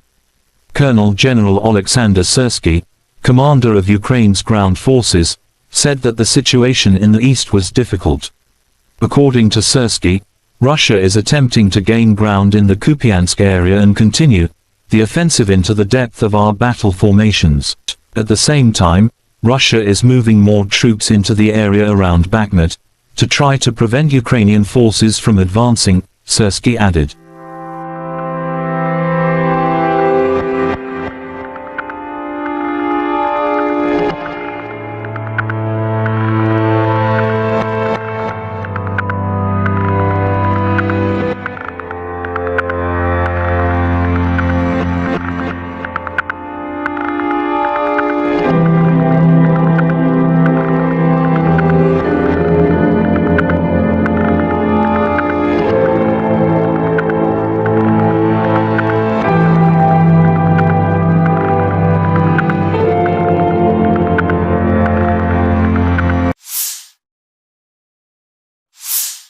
The armed forces of Ukraine shows footage of destroying the enemy's heavy artillery.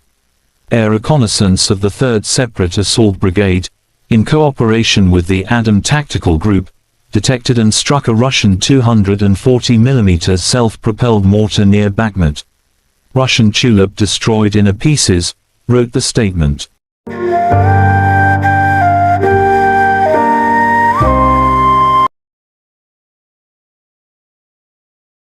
The Armed Forces of Ukraine shows footage of fighters of the 93rd Separate Mechanized Brigade, Kholodny Yar. They share their thoughts about the brigade.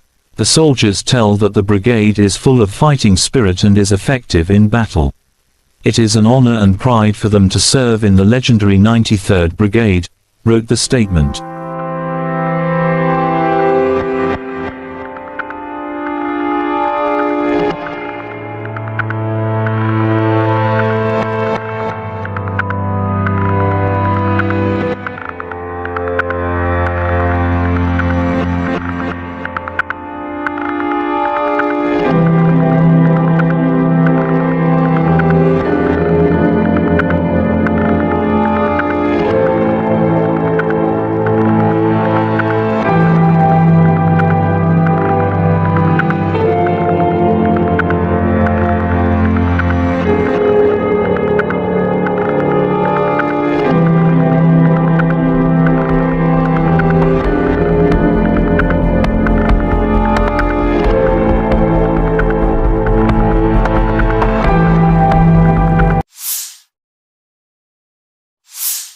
The Armed Forces of Ukraine shows footage.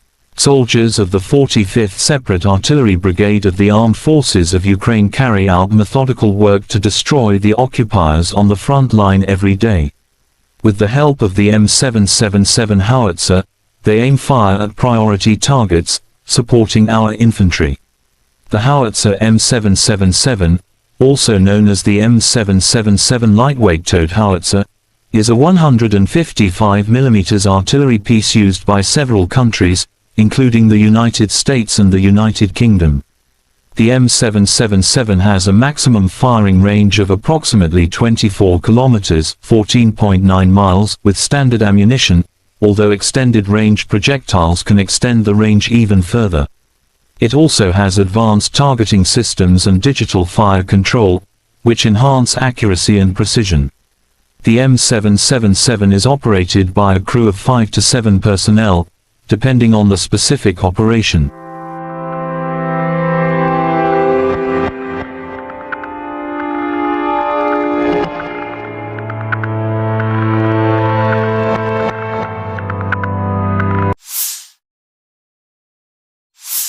Operational, tactical and army aviation, missile troops and artillery of the armed forces of the Russian Federation have neutralized 73 AFU artillery units at their firing positions, manpower and hardware in 68 areas. One fuel depot for the military hardware of the Liman Operational Tactical Group has been destroyed near Kramatorsk, Donetsk People's Republic, said Igor Konashenkov, the Russian Federation Defense Ministry spokesman.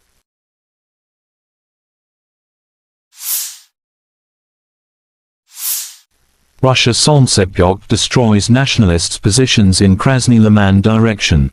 In cooperation with UAV operators, a crew of the Central Military District's Solntsepyok heavy flamethrower system carried out an accurate strike on identified targets, destroying an AFU stronghold and an ammunition depot.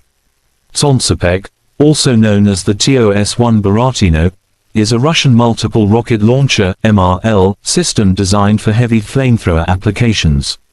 The name, Solntsepyok, translates to sunburner in English. It is notable for its ability to deliver devastating firepower to a target area using thermobaric warheads. The range of the TOS-1 Buratino is approximately 3 to 6 kilometers, 1.9 to 3.7 miles, depending on the type of rocket used. The system is generally used for close-range, area denial operations, rather than precision strikes.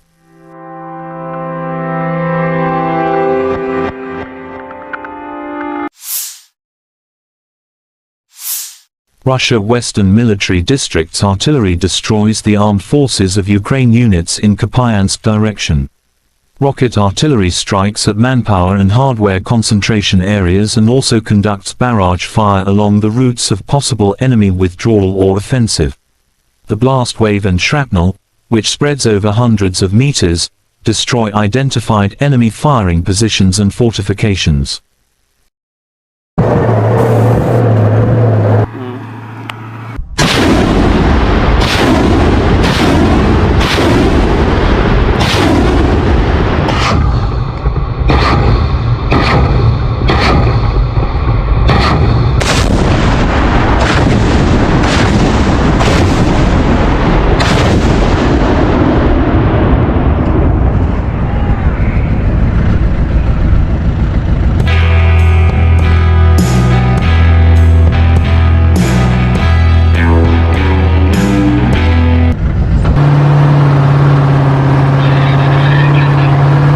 Получили цель от старшего начальника, скопление живой силы и техники, выдвинулись на огневую позицию, отработали и сразу в укрытие. Но каждый человек должен преобладать свой страх, потому что мы Родину защищаем, мы знаем, мы боремся за правду. И тогда вот ощущаешь, кого ты бьешь, по кому ты стреляешь, все уходит. Преимущество РСЗО, то, что он по скоплению основном, и можем стрелять сразу 40. И когда град ложится, они уже морально не могут оттуда даже, если даже рядом будут ложиться снаряды, они уже морально будут подавлены. Бывает такое, когда они идут в наступление, нам дают цель, мы сразу выезжаем на огневую позицию, отрабатываем и удерживаем их наступление.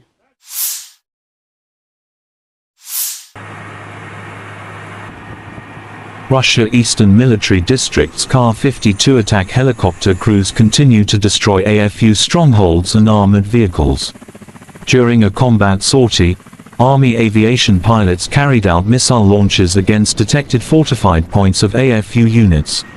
As a result of the attack, enemy command post and armored vehicles were destroyed. The Ka-52, also known as the Kamov Kar-52 Alligator, is a Russian attack helicopter specifically designed for reconnaissance and combat operations. It is a two-seat, twin-engine aircraft developed by the Kamov Design Bureau.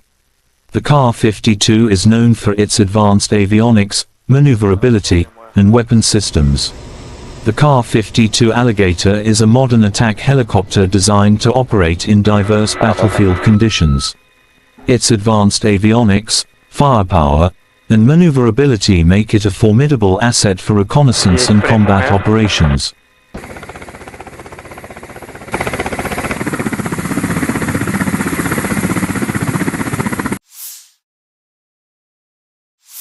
Бажаю здоров'я, шановні українці і українки. Протягом усього дня максимум уваги ліквідації наслідків удару російських терористів по Одесі, по громадах в області, по Чорноморську, по наших портах. Це була чи не найбільше за увесь час повномасштабної війни спроба Росії завдати болю Одесі. Дякувати ППО, усім нашим захисникам неба. Наслідки цього удару все ж менше, ніж могли би бути. І з кожним таким ударом ми звертаємось до партнерів. Знов і знов повітряний щит України потребує посилення. Цей удар терористів доводить, що їхня мішень не лише Україна і не лише життя наших людей. У портах, які були атаковані, сьогодні зберігалося близько 1 мільйона тонн продовольства. Саме той обсяг, який вже давно мав би бути доставлений в країни-споживачі в Африці, в Азії. В портовому терміналі, який постраждав цієї ночі, найбільше від російського терору зберігалось 60 тисяч тонн агропродукції, що призначалось для відправки в Китай. Тобто всіх це зачіпає. Російський терор кожен у світі має бути зацікавлений у притягненні Росії до відповідальності за терор. Я вдячний усім нашим воїнам, які захищають нашу державу від таких ударів. Вдячний усім рятувальникам, медичним працівникам, працівникам комунальних підприємств, місцевій владі, волонтерам, які допомагають нашим людям долати наслідки терору. Одещина, Херсонщина, Житомирщина, Кіровоградська область, Запоріжжя, Харківщина, Донеччина, всюди, де були обстріли, ракетні та дронові удари. Я хочу подякувати кожному і кожній, хто допомагає рятувати життя. Сьогодні вранці на селекторі мені доповідали і військові, і МВС, і інші урядовці, профільний заступник керівника Офісу з регіональної політики. В громадах, які постраждали від ударів, цієї ночі вже почались першочергові ремонтні роботи. Провів переговори.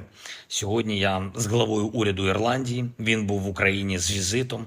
Ірландія – один з найбільших енергійних наших партнерів в Європі.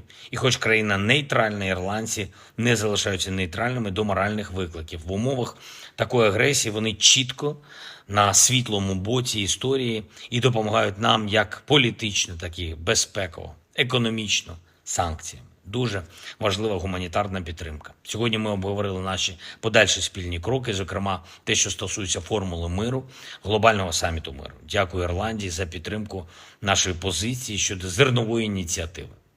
Провів зустріч із керівницею USAID, агентства з міжнародного розвитку Сполучених Штатів, Самантою Пауер. Напередодні вона була в Одесі, абсолютно розуміє і значення наших портів для продовольчої безпеки світу, і російську загрозу світовій стабільності. Ми детально обговорили сьогодні можливості захисту нашої інфраструктури, нашу глобальну роль. І дуже важливо, що USAID готовий надалі працювати з Україною для підтримки економічної активності в нашій країні, розвитку підприємств, підтримки робочих місць. Я вдячний за цю підтримку. Ще одне.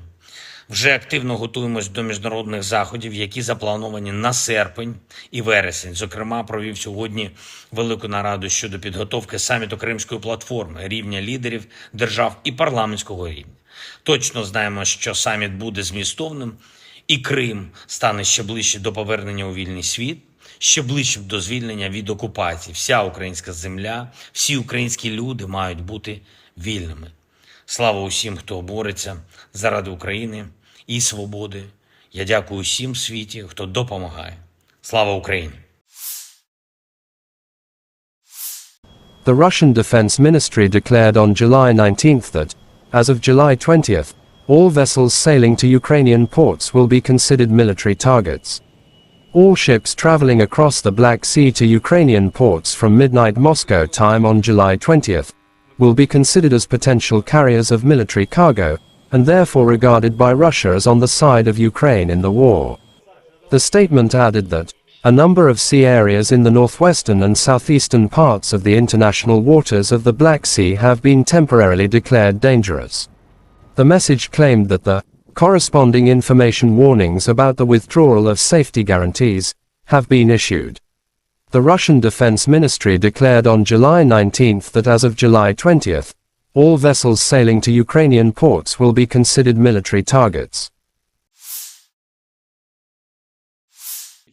Russia pulled out of the Black Sea Grain Initiative on July 17th, sparking international condemnation and fears of rising food prices. The deal, brokered by Turkey and the UN in July 2022, allowed Ukraine to export its agricultural products during the ongoing full-scale Russian invasion. On July 19th, Ukrainian authorities reported that Russian attacks on port infrastructure in Odessa Oblast have destroyed 60,000 tons of grain. The city suffered 3 consecutive strikes over the course of the past 3 days.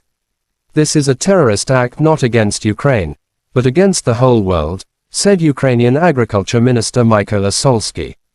If we cannot export food, then the population of the poorest countries will be on the verge of survival. Every Russian missile is a blow not only to Ukraine but also to everyone in the world who seeks a normal and safe life, President Volodymyr Zelensky commented on the Russian attacks against the city.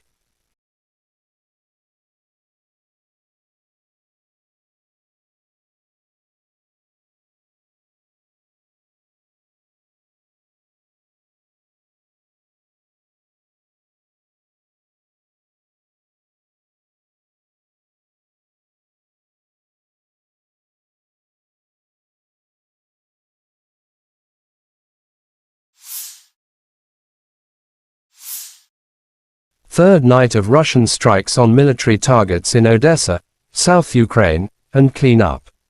Biggest threats to the Crimea come from Odessa, which the Russian command appears to have decided to neutralize. In social media, there are some footages of destroying of Odessa. After the strikes on Odessa, Zelensky instructed the military to strengthen the security of the port infrastructure. At the morning conference call, I instructed the military to strengthen the protection of people and port infrastructure, said Zelensky. He also said additional Patriot and IRIS-T-SAM systems could protect the port facilities from Russia cruise missiles attack.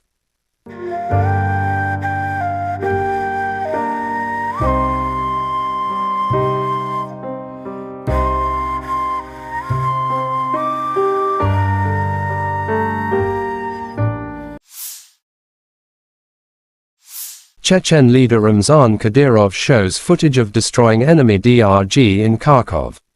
In the area of the settlement of Odnarabovka, Kharkov region, another enemy DRG was liquidated.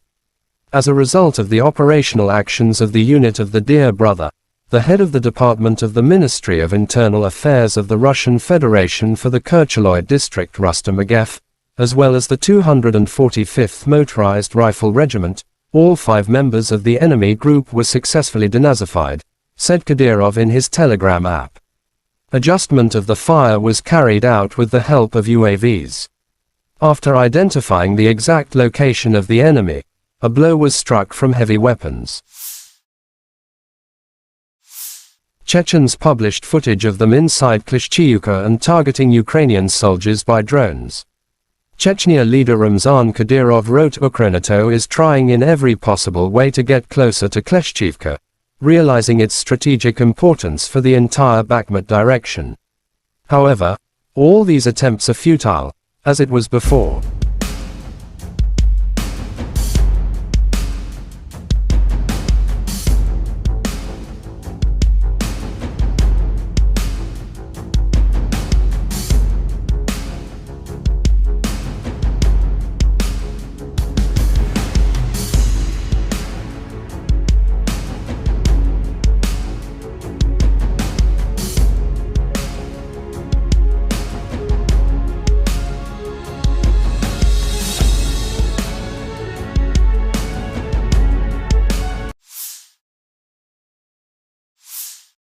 Serhiy Cherevagyi, spokesperson for Ukraine's Eastern Military Command, said on national television on July 17 that Russia is concentrating more than 100,000 personnel, more than 900 tanks, more than 555 artillery systems, 370 MLRS, in the Lyman-Kupiansk direction.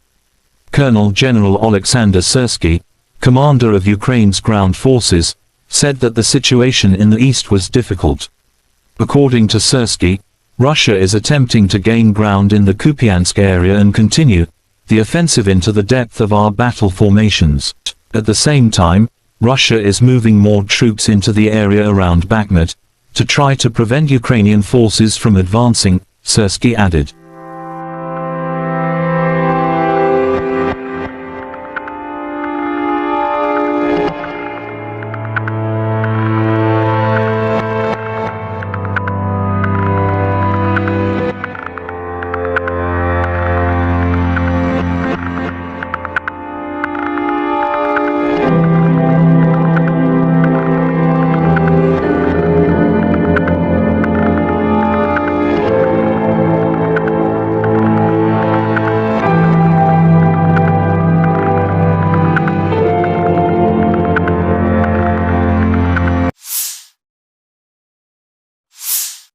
The armed forces of Ukraine shows footage of destroying the enemy's heavy artillery. Air reconnaissance of the 3rd Separate Assault Brigade, in cooperation with the Adam Tactical Group, detected and struck a Russian 240mm self-propelled mortar near Bakhmut. Russian Tulip destroyed in pieces, wrote the statement.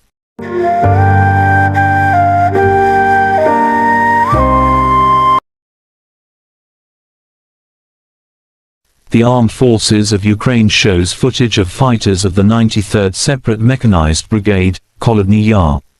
They share their thoughts about the brigade. The soldiers tell that the brigade is full of fighting spirit and is effective in battle. It is an honor and pride for them to serve in the legendary 93rd Brigade, wrote the statement.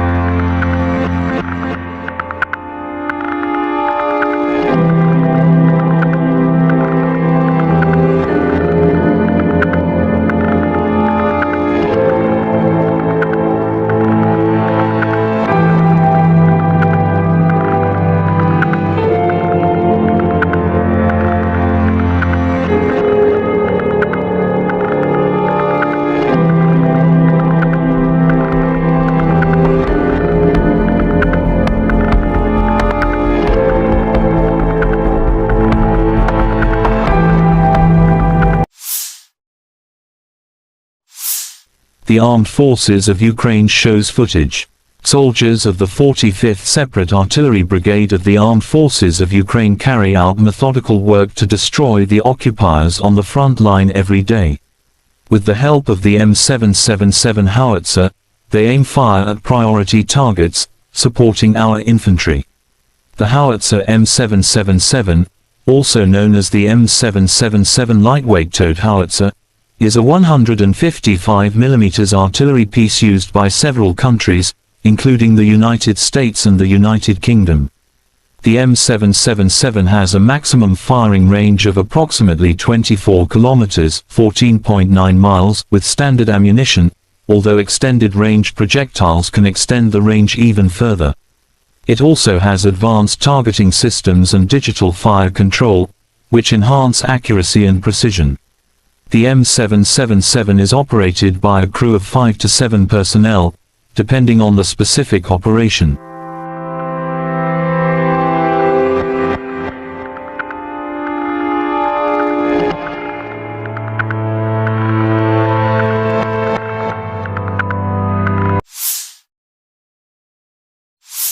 Operational, tactical and army aviation, missile troops and artillery of the armed forces of the Russian Federation have neutralized 73 AFU artillery units at their firing positions, manpower and hardware in 68 areas. One fuel depot for the military hardware of the Liman Operational Tactical Group has been destroyed near Kramatorsk, Donetsk People's Republic, said Igor Konashenkov, the Russian Federation Defense Ministry spokesman.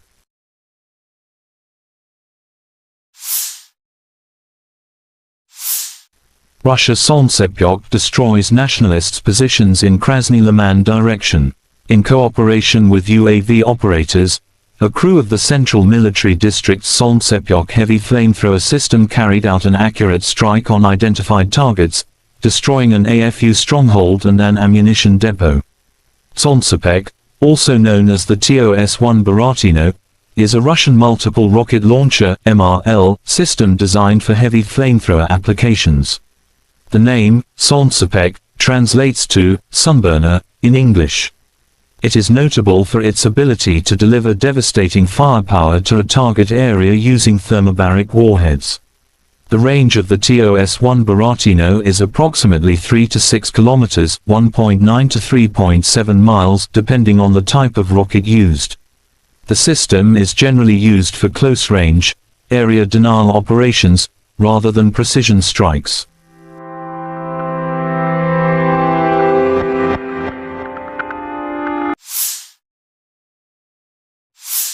Russia Western Military District's artillery destroys the armed forces of Ukraine units in Kupiansk direction. Rocket artillery strikes at manpower and hardware concentration areas and also conducts barrage fire along the routes of possible enemy withdrawal or offensive. The blast wave and shrapnel, which spreads over hundreds of meters, destroy identified enemy firing positions and fortifications.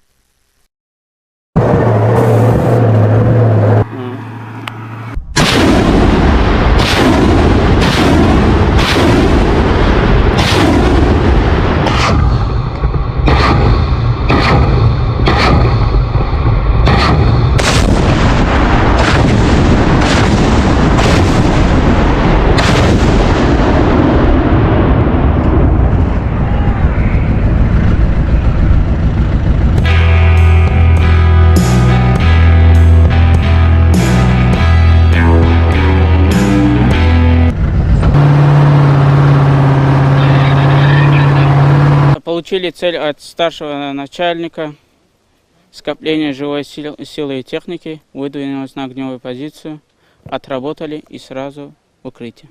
Но каждый человек должен преобладать свой страх, потому что мы Родину защищаем, мы знаем, мы боремся за правду. И тогда вот ощущаешь, кого ты бьешь, по кому ты стреляешь, все уходит. Преимущество РСЗО, то, что он по скоплению основном, и можем стрелять сразу 40. И когда град ложится, они уже морально не могут оттуда, даже если даже рядом будут ложиться снаряды, они уже морально будут подавлены. Бывает такое, когда они идут в наступление, нам дают цель, мы сразу выезжаем на огневую позицию, отрабатываем и удерживаем их наступление.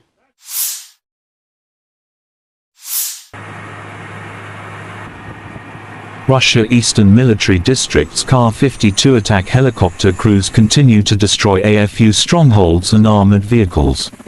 During a combat sortie, Army aviation pilots carried out missile launches against detected fortified points of AFU units. As a result of the attack, enemy command post and armored vehicles were destroyed.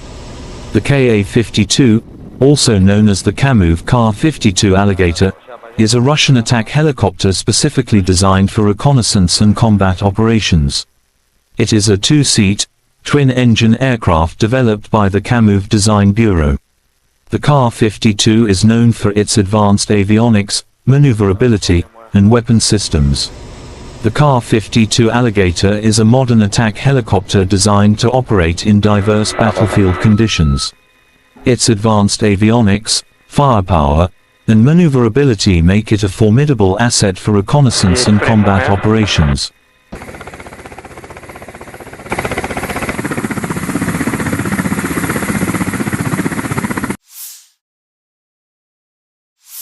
Бажаю здоров'я, шановні українці і українки. Протягом усього дня максимум уваги ліквідації наслідків удару російських терористів по Одесі, по громадах в області, по Чорноморську, по наших портах. Це була чи не найбільше за увесь час повномасштабної війни спроба Росії завдати болю Одесі. Дякувати ППО, усім нашим захисникам неба. Наслідки цього удару все ж менше, ніж могли би бути. І з кожним таким ударом ми звертаємось до партнерів знов і знов. Повітряний щит України потребує посилення. Цей удар терористів доводить, що їхня мішень не лише Україна і не лише життя наших людей. У портах, які були атаковані, сьогодні зберігалося близько 1 мільйона тонн продовольства. Саме той обсяг, який вже давно мав би бути доставлений в країни-споживачі в Африці, в Азії. В портовому терміналі, який постраждав цієї ночі, найбільше від російського терору зберігалось 60 тисяч тонн агропродукції, що призначалось для відправки в Китай. Тобто всіх це зачіпає. Російський терор кожен у світі має бути зацікавлений у притягненні Росії до відповідальності за терор. Я вдячний усім нашим воїнам, які захищають нашу державу від таких ударів. Вдячний усім рятувальникам, медичним працівникам, працівникам комунальних підприємств, місцевій владі, волонтерам, які допомагають нашим людям долати наслідки терору. Одещина, Херсонщина, Житомирщина, Кіровоградська область, Запоріжжя, Харківщина, Донеччина, всюди, де були обстріли, ракетні та дронові удари. Я хочу подякувати кожному і кожній, хто допомагає рятувати життя. Сьогодні вранці на селекторі мені доповідали і військові, і МВС, і інші урядовці, профільний заступник керівника Офісу з регіональної політики. В громадах, які постраждали від ударів, цієї ночі вже почались першочергові ремонтні роботи. Провів переговори. Сьогодні я з главою уряду Ірландії. Він був в Україні з візитом. Ірландія – один з найбільших енергійних наших партнерів в Європі. І хоч країна нейтральна, ірландці не залишаються нейтральними до моральних викликів. В умовах такої агресії вони чітко на світлому боці історії і допомагають нам як політично, так і безпеково, економічно, санкціями. Дуже важлива гуманітарна підтримка. Сьогодні ми обговорили наші подальші спільні кроки, зокрема те, що стосується формули миру, глобального саміту миру. Дякую Ірландії за підтримку нашої позиції щодо зернової ініціативи. Провів зустріч із керівницею USAID, агентства з міжнародного розвитку Сполучених Штатів, Самантою Пауер. Напередодні вона була в Одесі, абсолютно розуміє і значення наших портів для продовольчої безпеки світу, і російську загрозу світовій стабільності. Ми детально обговорили сьогодні можливості захисту нашої інфраструктури, нашу глобальну роль. І дуже важливо, що USAID готовий надалі працювати з Україною для підтримки економічної активності в нашій країні, розвитку підприємств, підтримки робочих місць. Я вдячний за цю підтримку. Ще одне. Вже активно готуємось до міжнародних заходів, які заплановані на серпень і вересень. Зокрема, провів сьогодні велику нараду щодо підготовки саміту Кримської платформи, рівня лідерів держав і парламентського рівня. Точно знаємо, що саміт буде змістовним, і Крим стане ще ближче до повернення у вільний світ, ще ближче до звільнення від окупації. Вся українська земля, всі українські люди мають бути вільними. Слава усім, хто бореться заради України і свободи. Я дякую усім в світі, хто допомагає. Слава Україні! The Russian Defense Ministry declared on July 19th that, as of July 20th, all vessels sailing to Ukrainian ports will be considered military targets. All ships traveling across the Black Sea to Ukrainian ports from midnight Moscow time on July 20th will be considered as potential carriers of military cargo, and therefore regarded by Russia as on the side of Ukraine in the war. The statement added that a number of sea areas in the northwestern and southeastern parts of the international waters of the Black Sea have been temporarily declared dangerous. The message claimed that the corresponding information warnings about the withdrawal of safety guarantees have been issued. The Russian Defense Ministry declared on July 19th that as of July 20th, all vessels sailing to Ukrainian ports will be considered military targets. Russia pulled out of the Black Sea Grain Initiative on July 17th, sparking international condemnation and fears of rising food prices. The deal, brokered by Turkey and the UN in July 2022, allowed Ukraine to export its agricultural products during the ongoing full-scale Russian invasion. On July 19th, Ukrainian authorities reported that Russian attacks on port infrastructure in Odessa Oblast have destroyed 60,000 tons of grain. The city suffered 3 consecutive strikes over the course of the past 3 days. This is a terrorist act not against Ukraine, but against the whole world, said Ukrainian Agriculture Minister Mykola Solsky. If we cannot export food, then the population of the poorest countries will be on the verge of survival. Every Russian missile is a blow not only to Ukraine but also to everyone in the world who seeks a normal and safe life, President Volodymyr Zelensky commented on the Russian attacks against the city.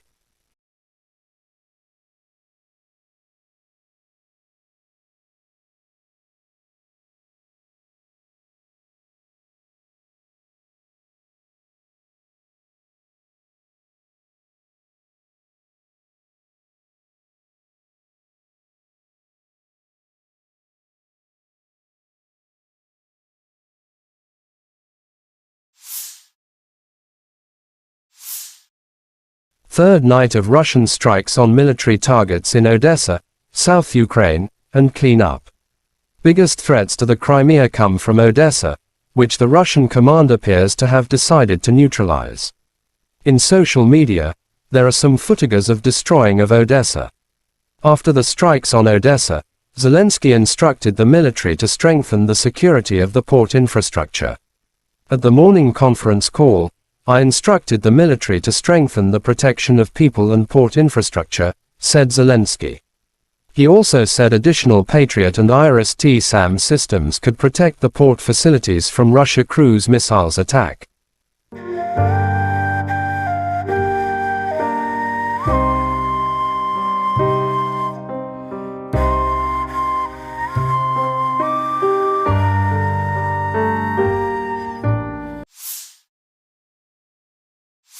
Chechen leader Ramzan Kadyrov shows footage of destroying enemy DRG in Kharkov. In the area of the settlement of Odnarabovka, Kharkov region, another enemy DRG was liquidated. As a result of the operational actions of the unit of the Dear Brother, the head of the Department of the Ministry of Internal Affairs of the Russian Federation for the Kercheloy district Rustam Agev, as well as the 245th Motorized Rifle Regiment, all 5 members of the enemy group were successfully denazified, said Kadyrov in his Telegram app. Adjustment of the fire was carried out with the help of UAVs. After identifying the exact location of the enemy, a blow was struck from heavy weapons. Chechens published footage of them inside Klishchiivka and targeting Ukrainian soldiers by drones.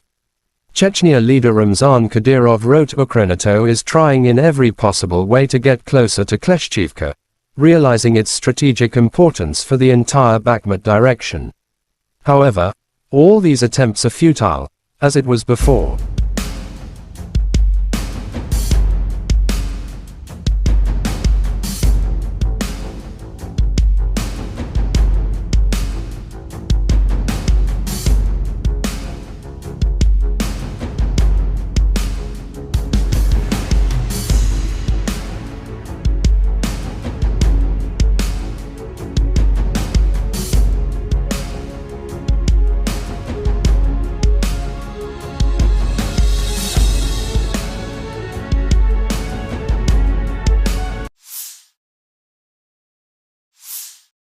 Turi Cherevagi, spokesperson for Ukraine's Eastern Military Command, said on national television on July 17 that Russia is concentrating more than 100,000 personnel, more than 900 tanks, more than 555 artillery systems, 370 MLRS, in the Lyman-Kupiansk direction. Colonel General Oleksandr Syrsky, commander of Ukraine's ground forces, said that the situation in the east was difficult. According to Syrsky, Russia is attempting to gain ground in the Kupiansk area and continue the offensive into the depth of our battle formations. At the same time, Russia is moving more troops into the area around Bakhmut to try to prevent Ukrainian forces from advancing, Syrsky added.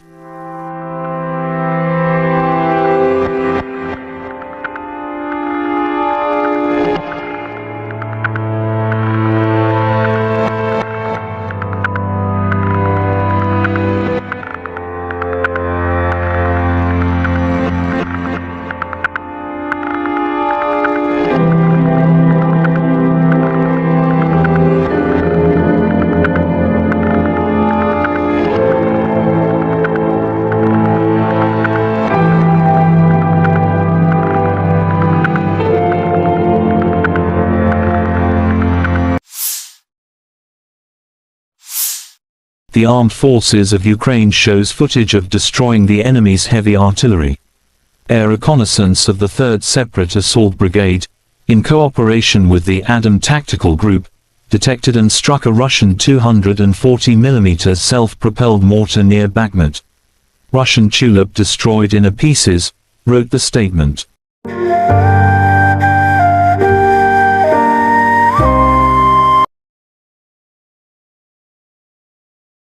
The Armed Forces of Ukraine shows footage of fighters of the 93rd Separate Mechanized Brigade, Kolodny Yar. They share their thoughts about the brigade. The soldiers tell that the brigade is full of fighting spirit and is effective in battle.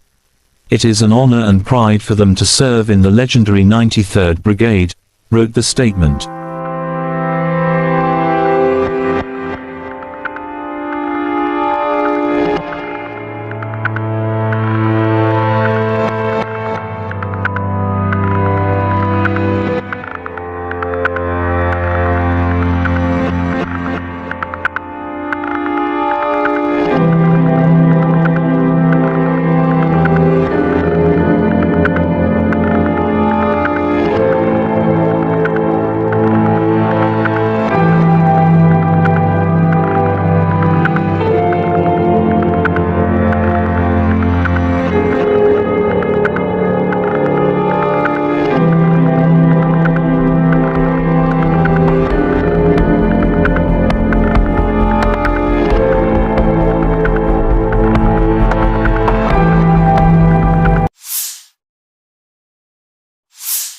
The Armed Forces of Ukraine shows footage.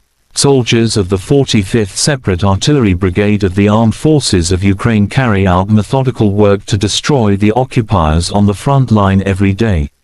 With the help of the M777 howitzer, they aim fire at priority targets, supporting our infantry. The howitzer M777, also known as the M777 lightweight towed howitzer, is a 155mm artillery piece used by several countries, including the United States and the United Kingdom. The M777 has a maximum firing range of approximately 24 kilometers, 14.9 miles, with standard ammunition, although extended range projectiles can extend the range even further. It also has advanced targeting systems and digital fire control, which enhance accuracy and precision. The M777 is operated by a crew of 5 to 7 personnel, depending on the specific operation.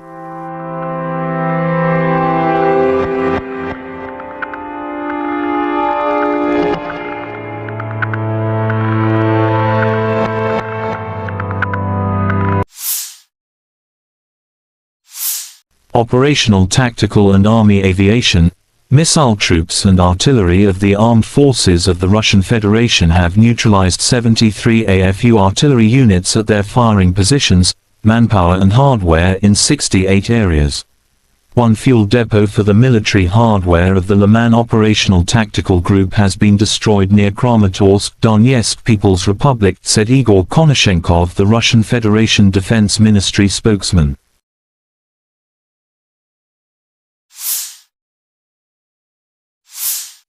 Russia Solntsepyok destroys nationalists' positions in Krasny Liman direction.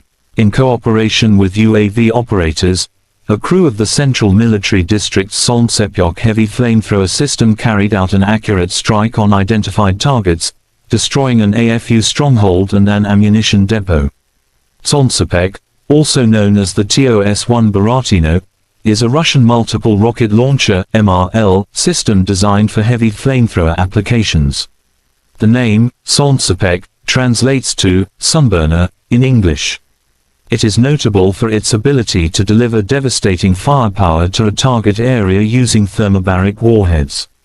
The range of the TOS-1 Baratino is approximately 3 to 6 kilometers, 1.9 to 3.7 miles, depending on the type of rocket used.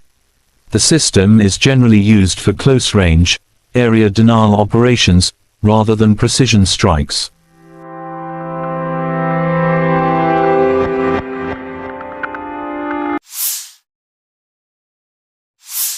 Russia Western Military District's artillery destroys the armed forces of Ukraine units in Kupiansk direction. Rocket artillery strikes at manpower and hardware concentration areas and also conducts barrage fire along the routes of possible enemy withdrawal or offensive. The blast wave and shrapnel, which spreads over hundreds of meters, destroy identified enemy firing positions and fortifications.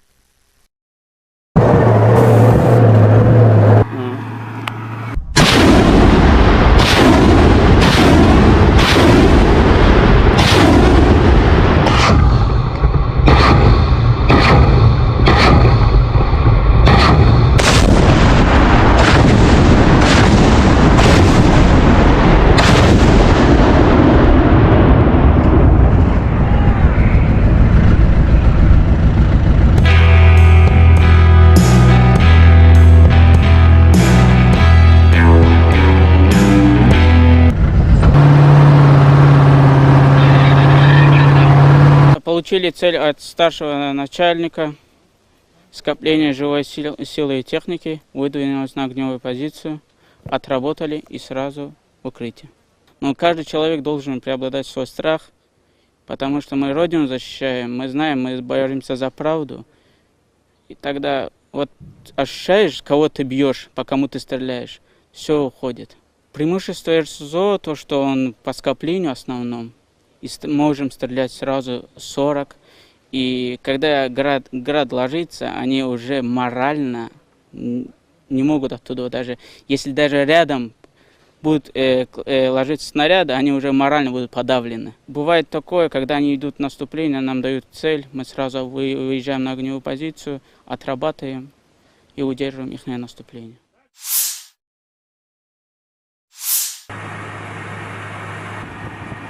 Russia Eastern Military District's Kar-52 attack helicopter crews continue to destroy AFU strongholds and armored vehicles.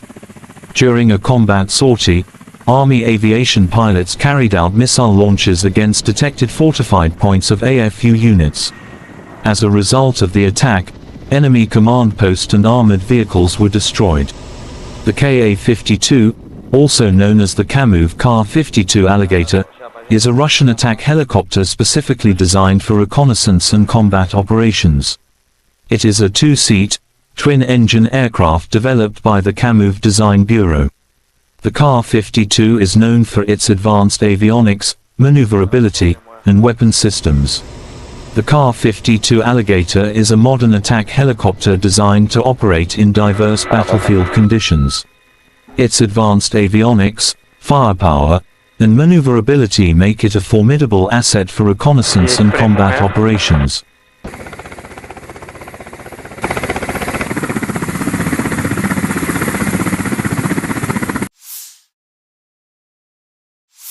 Бажаю здоров'я, шановні українці і українки. Протягом усього дня максимум уваги ліквідації наслідків удару російських терористів по Одесі, по громадах в області, по Чорноморську, по наших портах.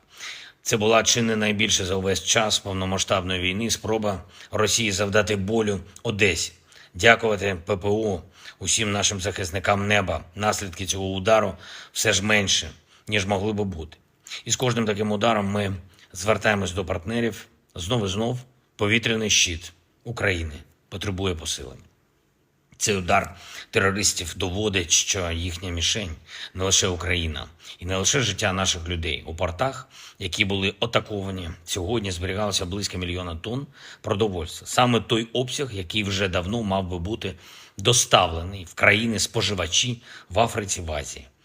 В портовому терміналі, який постраждав цієї ночі, найбільше від російського терору зберігалось 60 тисяч тонн агропродукції, що призначалось для відправки в Китай. Тобто всіх це зачіпає. Російський терор кожен у світі має бути зацікавлений у притягненні Росії до відповідальності за терор. Я вдячний усім нашим воїнам, які захищають нашу державу від таких ударів. Вдячний усім рятувальникам, медичним працівникам, працівникам комунальних підприємств, місцевій владі, волонтерам, які допомагають нашим людям долати наслідки терору. Одещина, Херсонщина, Житомирщина, Кіровоградська область, Запоріжжя, Харківщина, Донеччина, всюди, де були обстріли, ракетні та дронові удари. Я хочу подякувати кожному і кожній, хто допомагає рятувати життя. Сьогодні вранці на селекторі мені доповідали і військові, і МВС, і інші урядовці, профільний заступник керівника Офісу з регіональної політики. В громадах, які постраждали від ударів, цієї ночі вже почались першочергові ремонтні роботи. Провів переговори. Сьогодні я з главою уряду Ірландії. Він був в Україні з візитом. Ірландія – один з найбільших енергійних наших партнерів в Європі. І хоч країна нейтральна, ірландці не залишаються нейтральними до моральних викликів. В умовах такої агресії вони чітко на світлому боці історії і допомагають нам як політично, так і безпеково, економічно, санкціями. Дуже важлива гуманітарна підтримка. Сьогодні ми обговорили наші подальші спільні кроки, зокрема те, що стосується формули миру, глобального саміту миру. Дякую Ірландії за підтримку нашої позиції щодо зернової ініціативи. Провів зустріч із керівницею USAID, агентства з міжнародного розвитку Сполучених Штатів, Самантою Пауер. Напередодні вона була в Одесі, абсолютно розуміє і значення наших портів для продовольчої безпеки світу, і російську загрозу світовій стабільності. Ми детально обговорили сьогодні можливості захисту нашої інфраструктури, нашу глобальну роль. І дуже важливо, що USAID готовий надалі працювати з Україною для підтримки економічної активності в нашій країні, розвитку підприємств, підтримки робочих місць. Я вдячний за цю підтримку. Ще одне. Вже активно готуємось до міжнародних заходів, які заплановані на серпень і вересень. Зокрема, провів сьогодні велику нараду щодо підготовки саміту Кримської платформи, рівня лідерів держав і парламентського рівня. Точно знаємо, що саміт буде змістовним, і Крим стане ще ближче до повернення у вільний світ, ще ближче до звільнення від окупації. Вся українська земля, всі українські люди мають бути вільними. Слава усім, хто бореться заради України і свободи. Я дякую усім в світі, хто допомагає. Слава Україні! The Russian Defense Ministry declared on July 19th that, as of July 20th, all vessels sailing to Ukrainian ports will be considered military targets. All ships traveling across the Black Sea to Ukrainian ports from midnight Moscow time on July 20th will be considered as potential carriers of military cargo, and therefore regarded by Russia as on the side of Ukraine in the war. The statement added that a number of sea areas in the northwestern and southeastern parts of the international waters of the Black Sea have been temporarily declared dangerous. The message claimed that the corresponding information warnings about the withdrawal of safety guarantees have been issued. The Russian Defense Ministry declared on July 19 that as of July 20, all vessels sailing to Ukrainian ports will be considered military targets. Russia pulled out of the Black Sea Grain Initiative on July 17, sparking international condemnation and fears of rising food prices. The deal, brokered by Turkey and the UN in July 2022, allowed Ukraine to export its agricultural products during the ongoing full-scale Russian invasion. On July 19, Ukrainian authorities reported that Russian attacks on port infrastructure in Odessa Oblast have destroyed 60,000 tons of grain. The city suffered 3 consecutive strikes over the course of the past 3 days. This is a terrorist act not against Ukraine, but against the whole world, said Ukrainian Agriculture Minister Mykola Solsky. If we cannot export food, then the population of the poorest countries will be on the verge of survival. Every Russian missile is a blow not only to Ukraine but also to everyone in the world who seeks a normal and safe life, President Volodymyr Zelensky commented on the Russian attacks against the city.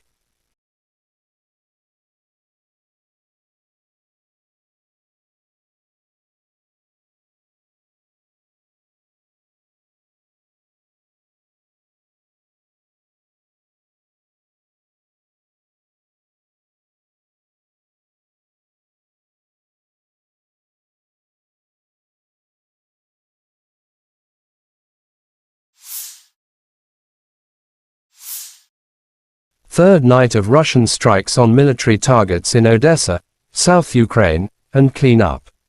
Biggest threats to the Crimea come from Odessa, which the Russian command appears to have decided to neutralize. In social media, there are some footages of destroying of Odessa. After the strikes on Odessa, Zelensky instructed the military to strengthen the security of the port infrastructure. At the morning conference call, I instructed the military to strengthen the protection of people and port infrastructure, said Zelensky. He also said additional Patriot and IRIS-T-SAM systems could protect the port facilities from Russia cruise missiles attack.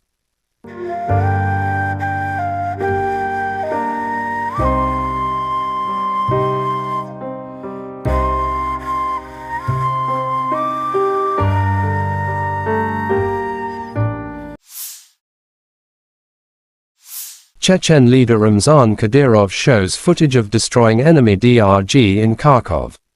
In the area of the settlement of Odnarabovka, Kharkov region, another enemy DRG was liquidated. As a result of the operational actions of the unit of the Dear Brother, the head of the Department of the Ministry of Internal Affairs of the Russian Federation for the Kercheloy district Rustam Agev, as well as the 245th Motorized Rifle Regiment, all 5 members of the enemy group were successfully denazified, said Kadyrov in his Telegram app. Adjustment of the fire was carried out with the help of UAVs. After identifying the exact location of the enemy, a blow was struck from heavy weapons. Chechens published footage of them inside Klishchiivka and targeting Ukrainian soldiers by drones. Chechnya leader Ramzan Kadyrov wrote Ukrenato is trying in every possible way to get closer to Klishchiivka, realizing its strategic importance for the entire Bakhmut direction. However, all these attempts are futile, as it was before.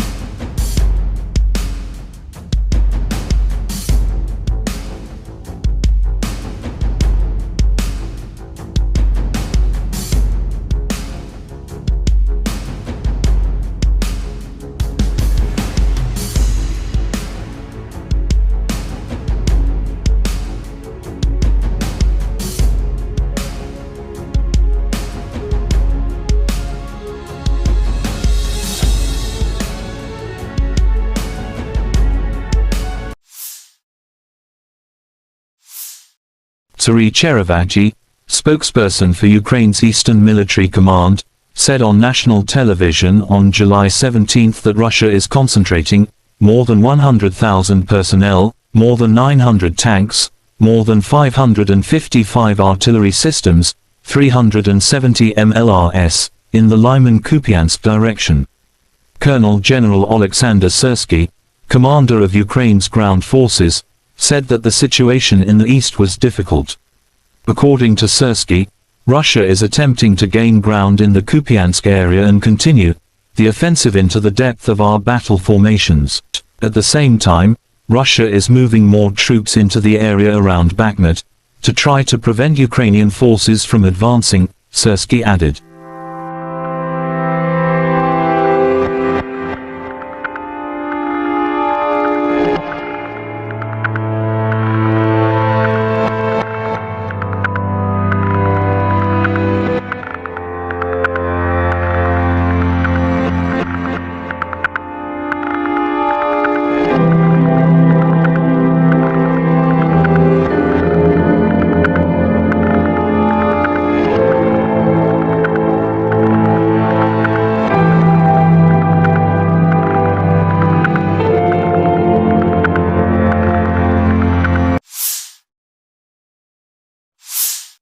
The armed forces of Ukraine shows footage of destroying the enemy's heavy artillery.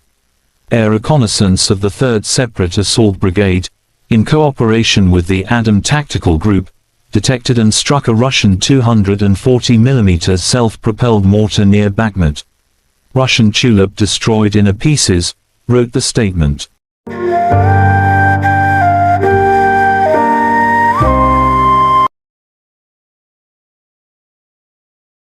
The Armed Forces of Ukraine shows footage of fighters of the 93rd Separate Mechanized Brigade, Kholodny Yar. They share their thoughts about the brigade. The soldiers tell that the brigade is full of fighting spirit and is effective in battle. It is an honor and pride for them to serve in the legendary 93rd Brigade, wrote the statement.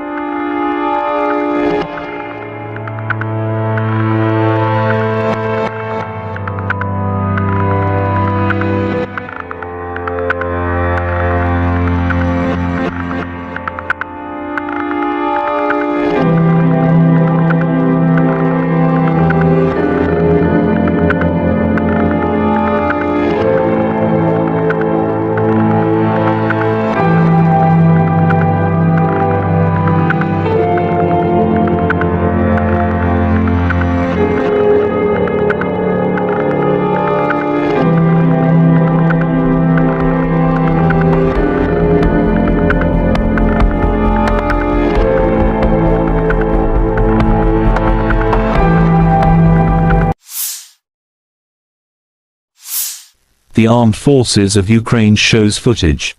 Soldiers of the 45th Separate Artillery Brigade of the Armed Forces of Ukraine carry out methodical work to destroy the occupiers on the front line every day.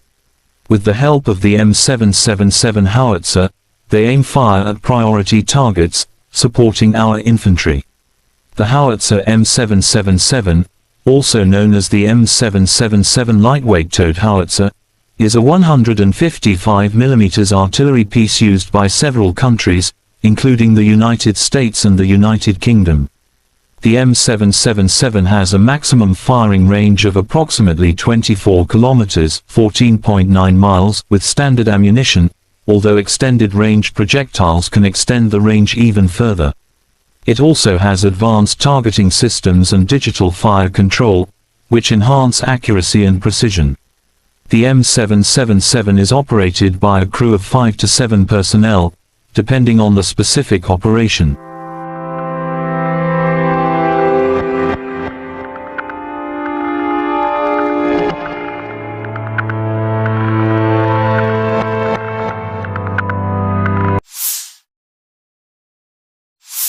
Operational, tactical and army aviation, missile troops and artillery of the armed forces of the Russian Federation have neutralized 73 AFU artillery units at their firing positions, manpower and hardware in 68 areas.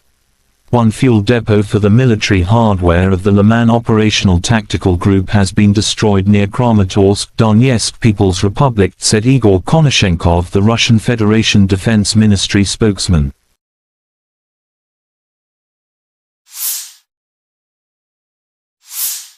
Russia Solntsepyok destroys nationalists' positions in Krasny Liman direction.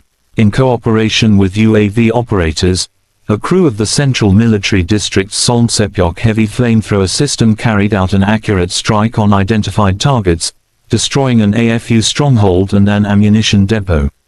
Solntsepyok, also known as the TOS-1 Baratino, is a Russian multiple rocket launcher (MRL) system designed for heavy flamethrower applications. The name, Solntsepyok, translates to sunburner in English. It is notable for its ability to deliver devastating firepower to a target area using thermobaric warheads. The range of the TOS-1 Baratino is approximately 3 to 6 kilometers, 1.9 to 3.7 miles, depending on the type of rocket used.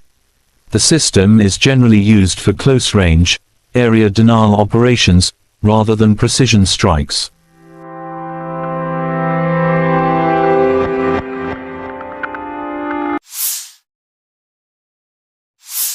Russia Western Military District's artillery destroys the armed forces of Ukraine units in Kupiansk direction.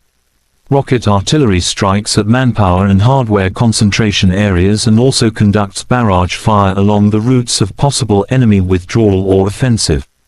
The blast wave and shrapnel, which spreads over hundreds of meters, destroy identified enemy firing positions and fortifications.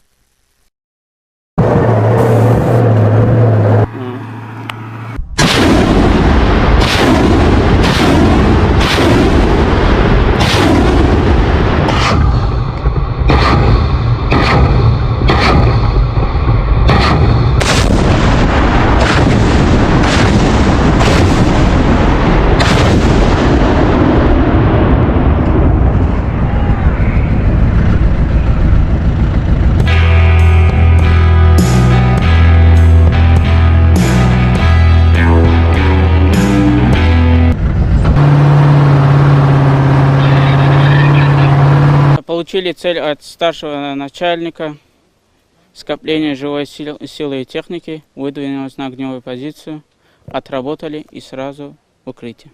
Но каждый человек должен преобладать свой страх, потому что мы Родину защищаем, мы знаем, мы боремся за правду. И тогда вот ощущаешь, кого ты бьешь, по кому ты стреляешь, все уходит. Преимущество РСЗО, то, что он по скоплению основном, и можем стрелять сразу 40. И когда град ложится, они уже морально не могут оттуда, даже если даже рядом будут ложиться снаряды, они уже морально будут подавлены. Бывает такое, когда они идут в наступление, нам дают цель, мы сразу выезжаем на огневую позицию, отрабатываем и удерживаем их наступление.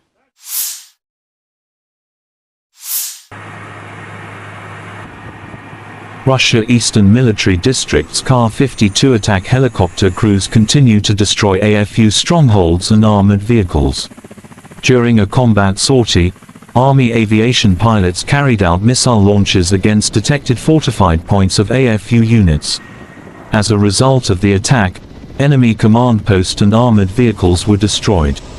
The Ka-52, also known as the Kamov Kar-52 Alligator, is a Russian attack helicopter specifically designed for reconnaissance and combat operations. It is a two-seat, twin-engine aircraft developed by the Kamov Design Bureau. The Kar-52 is known for its advanced avionics, maneuverability, and weapon systems. The Kar-52 Alligator is a modern attack helicopter designed to operate in diverse battlefield conditions. Its advanced avionics, firepower, and maneuverability make it a formidable asset for reconnaissance and combat operations.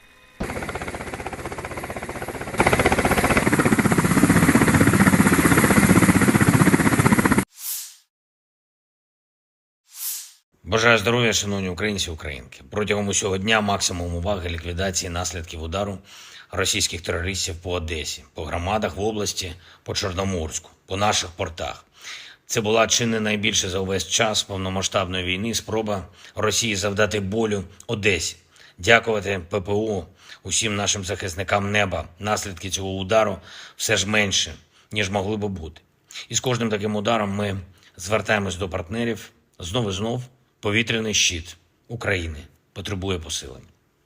Цей удар терористів доводить, що їхня мішень не лише Україна і не лише життя наших людей. У портах, які були атаковані, сьогодні зберігалося близько 1 мільйона тонн продовольства. Саме той обсяг, який вже давно мав би бути доставлений в країни-споживачі в Африці, в Азії.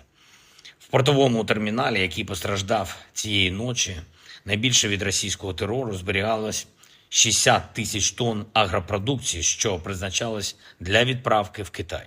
Тобто всіх це зачіпає. Російський терор кожен у світі має бути зацікавлений у притягненні Росії до відповідальності за терор. Я вдячний усім нашим воїнам, які захищають нашу державу від таких ударів.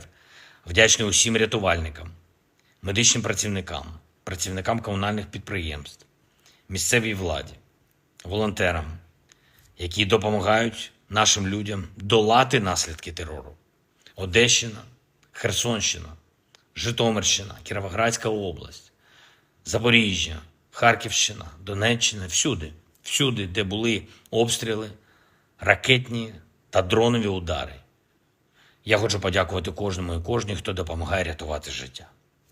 Сьогодні вранці на селекторі мені доповідали і військові, і МВС, і інші урядовці, профільний заступник керівника Офісу з регіональної політики. В громадах, які постраждали від ударів, цієї ночі вже почались першочергові ремонтні роботи. Провів переговори. Сьогодні я з главою уряду Ірландії. Він був в Україні з візитом. Ірландія – один з найбільших енергійних наших партнерів в Європі. І хоч країна нейтральна, ірландці не залишаються нейтральними до моральних викликів. В умовах такої агресії вони чітко на світлому боці історії і допомагають нам як політично, так і безпеково, економічно, санкціями. Дуже важлива гуманітарна підтримка. Сьогодні ми обговорили наші подальші спільні кроки, зокрема те, що стосується формули миру, глобального саміту миру. Дякую Ірландії за підтримку нашої позиції щодо зернової ініціативи. Провів зустріч із керівницею USAID, агентства з міжнародного розвитку Сполучених Штатів, Самантою Пауер. Напередодні вона була в Одесі, абсолютно розуміє і значення наших портів для продовольчої безпеки світу, і російську загрозу світовій стабільності. Ми детально обговорили сьогодні можливості захисту нашої інфраструктури, нашу глобальну роль. І дуже важливо, що USAID готовий надалі працювати з Україною для підтримки економічної активності в нашій країні, розвитку підприємств, підтримки робочих місць. Я вдячний за цю підтримку. Ще одне. Вже активно готуємось до міжнародних заходів, які заплановані на серпень і вересень. Зокрема, провів сьогодні велику нараду щодо підготовки саміту Кримської платформи, рівня лідерів держав і парламентського рівня. Точно знаємо, що саміт буде змістовним, і Крим стане ще ближче до повернення у вільний світ, ще ближче до звільнення від окупації. Вся українська земля, всі українські люди мають бути вільними. Слава усім, хто бореться заради України і свободи. Я дякую усім в світі, хто допомагає. Слава Україні! The Russian Defense Ministry declared on July 19th that, as of July 20th, all vessels sailing to Ukrainian ports will be considered military targets. All ships traveling across the Black Sea to Ukrainian ports from midnight Moscow time on July 20th will be considered as potential carriers of military cargo, and therefore regarded by Russia as on the side of Ukraine in the war. The statement added that a number of sea areas in the northwestern and southeastern parts of the international waters of the Black Sea have been temporarily declared dangerous. The message claimed that the corresponding information warnings about the withdrawal of safety guarantees have been issued. The Russian Defense Ministry declared on July 19th that as of July 20th, all vessels sailing to Ukrainian ports will be considered military targets. Russia pulled out of the Black Sea Grain Initiative on July 17th, sparking international condemnation and fears of rising food prices. The deal, brokered by Turkey and the UN in July 2022, allowed Ukraine to export its agricultural products during the ongoing full-scale Russian invasion. On July 19, Ukrainian authorities reported that Russian attacks on port infrastructure in Odessa Oblast have destroyed 60,000 tons of grain. The city suffered 3 consecutive strikes over the course of the past 3 days. This is a terrorist act not against Ukraine, but against the whole world, said Ukrainian Agriculture Minister Mykola Solsky. If we cannot export food, then the population of the poorest countries will be on the verge of survival. Every Russian missile is a blow not only to Ukraine but also to everyone in the world who seeks a normal and safe life, President Volodymyr Zelensky commented on the Russian attacks against the city.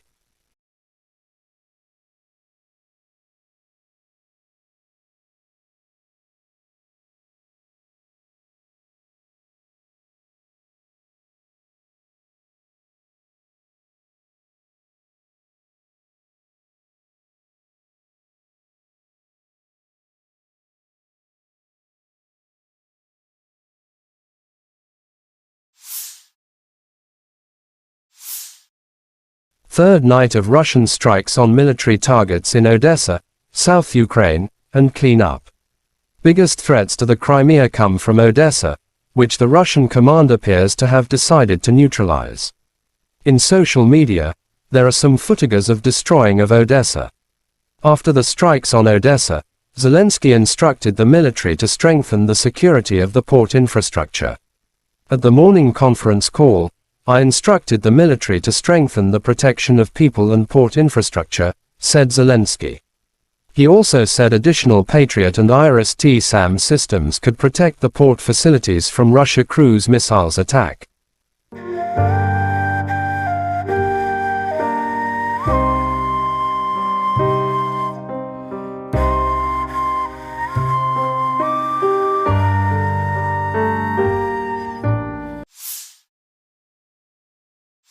Chechen leader Ramzan Kadyrov shows footage of destroying enemy DRG in Kharkov. In the area of the settlement of Odnarabovka, Kharkov region, another enemy DRG was liquidated. As a result of the operational actions of the unit of the Dear Brother, the head of the Department of the Ministry of Internal Affairs of the Russian Federation for the Kercheloy district Rustam Agev, as well as the 245th Motorized Rifle Regiment, all 5 members of the enemy group were successfully denazified, said Kadyrov in his Telegram app. Adjustment of the fire was carried out with the help of UAVs. After identifying the exact location of the enemy, a blow was struck from heavy weapons. Chechens published footage of them inside Klishchiivka and targeting Ukrainian soldiers by drones. Chechnya leader Ramzan Kadyrov wrote Ukrenato is trying in every possible way to get closer to Klishchiivka, realizing its strategic importance for the entire Bakhmut direction. However, all these attempts are futile, as it was before.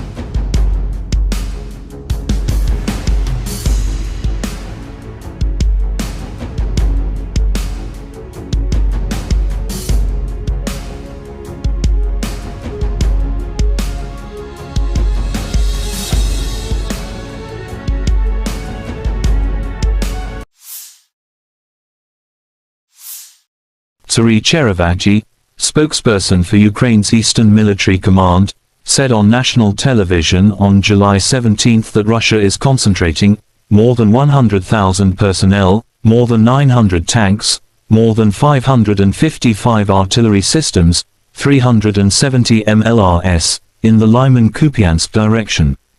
Colonel General Alexander Syrsky, commander of Ukraine's ground forces, said that the situation in the east was difficult.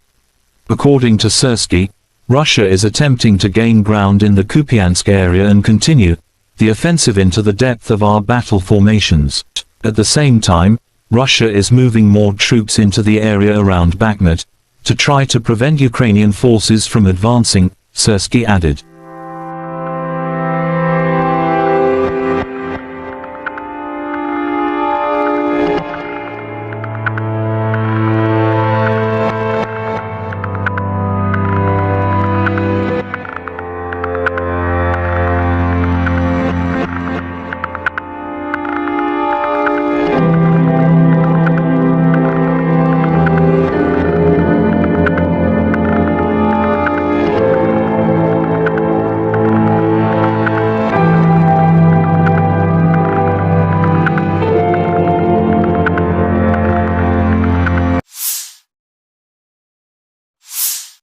The armed forces of Ukraine shows footage of destroying the enemy's heavy artillery.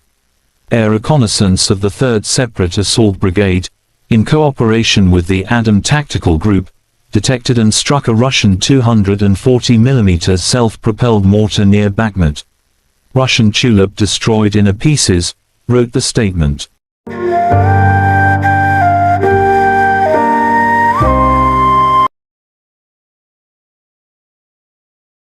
The Armed Forces of Ukraine shows footage of fighters of the 93rd Separate Mechanized Brigade, Kholodny Yar.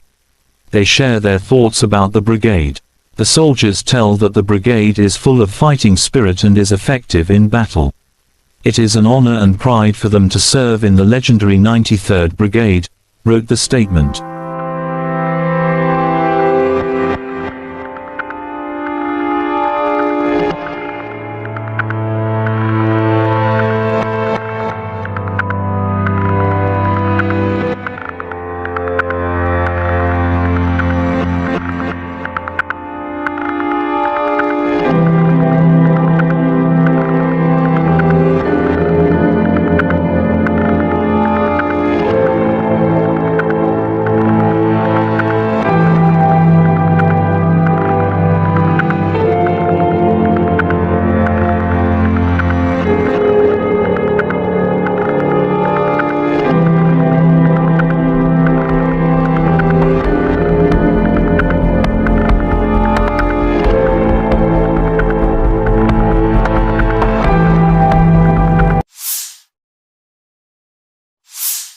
The Armed Forces of Ukraine shows footage.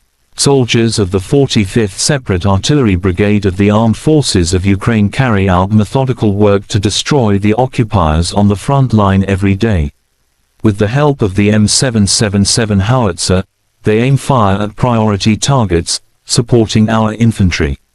The howitzer M777, also known as the M777 lightweight towed howitzer, is a 155mm artillery piece used by several countries, including the United States and the United Kingdom.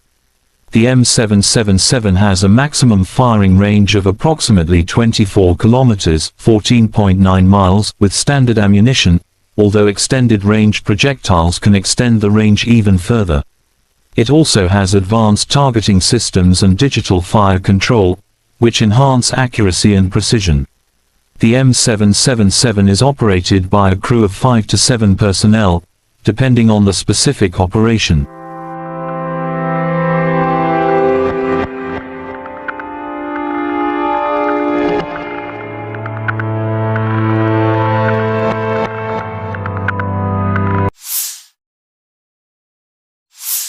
Operational, tactical and army aviation, missile troops and artillery of the armed forces of the Russian Federation have neutralized 73 AFU artillery units at their firing positions, manpower and hardware in 68 areas. One fuel depot for the military hardware of the Liman Operational Tactical Group has been destroyed near Kramatorsk, Donetsk People's Republic, said Igor Konashenkov, the Russian Federation Defense Ministry spokesman.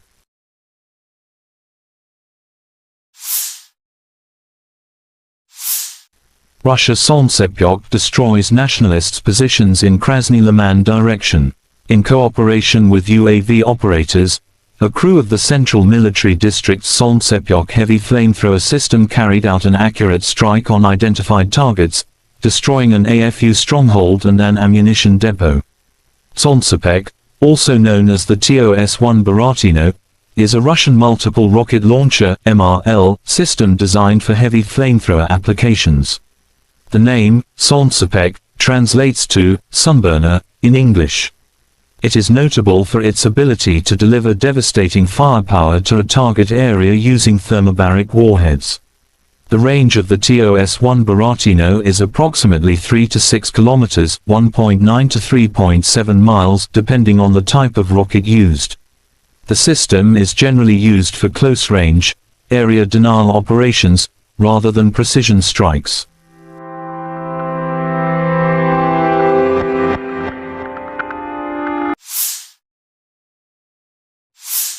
Russia Western Military District's artillery destroys the armed forces of Ukraine units in Kupiansk direction. Rocket artillery strikes at manpower and hardware concentration areas and also conducts barrage fire along the routes of possible enemy withdrawal or offensive. The blast wave and shrapnel, which spreads over hundreds of meters, destroy identified enemy firing positions and fortifications.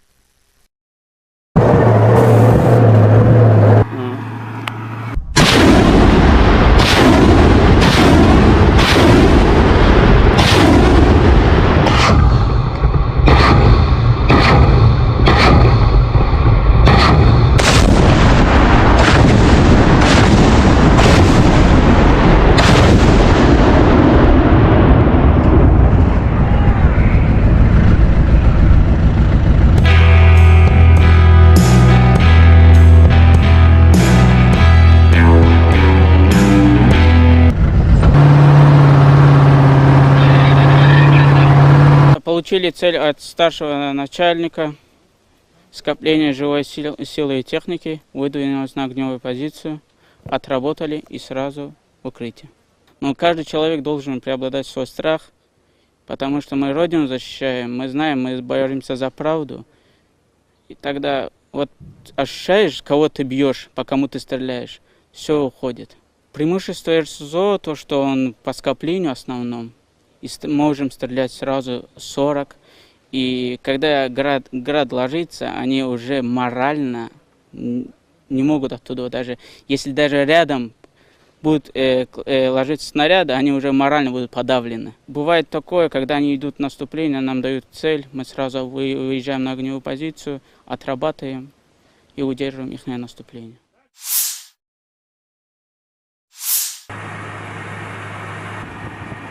Russia Eastern Military District's Kar-52 attack helicopter crews continue to destroy AFU strongholds and armored vehicles. During a combat sortie, Army aviation pilots carried out missile launches against detected fortified points of AFU units. As a result of the attack, enemy command post and armored vehicles were destroyed.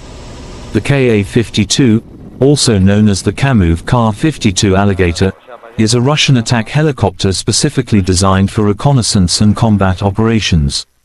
It is a two-seat, twin-engine aircraft developed by the Kamov Design Bureau. The Kar-52 is known for its advanced avionics, maneuverability, and weapon systems. The Kar-52 Alligator is a modern attack helicopter designed to operate in diverse battlefield conditions. Its advanced avionics, firepower, and maneuverability make it a formidable asset for reconnaissance and combat operations.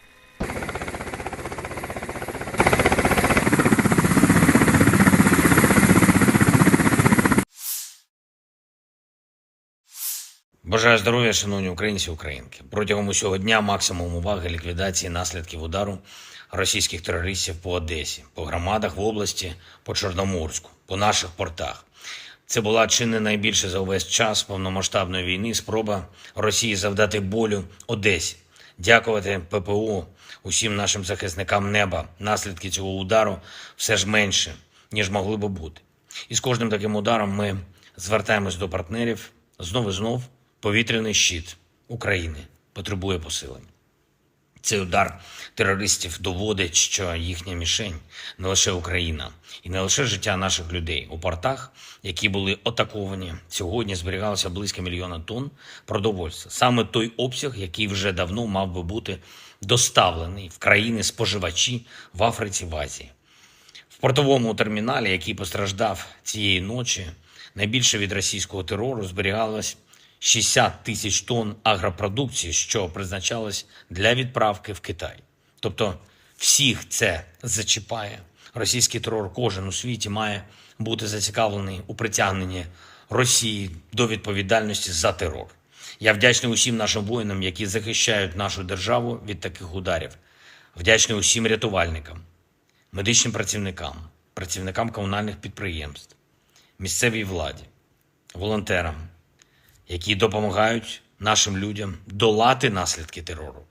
Одещина, Херсонщина, Житомирщина, Кіровоградська область, Запоріжжя, Харківщина, Донеччина, всюди, де були обстріли, ракетні та дронові удари. Я хочу подякувати кожному і кожній, хто допомагає рятувати життя.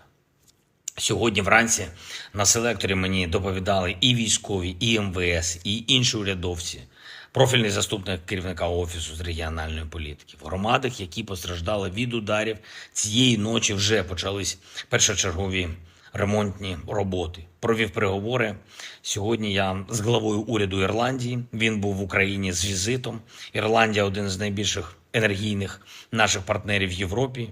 І хоч країна нейтральна, ірландці не залишаються нейтральними до моральних викликів. В умовах такої агресії вони чітко на світлому боці історії і допомагають нам як політично, так і безпеково, економічно, санкціями. Дуже важлива гуманітарна підтримка. Сьогодні ми обговорили наші подальші спільні кроки, зокрема те, що стосується формули миру, глобального саміту миру. Дякую Ірландії за підтримку нашої позиції щодо зернової ініціативи.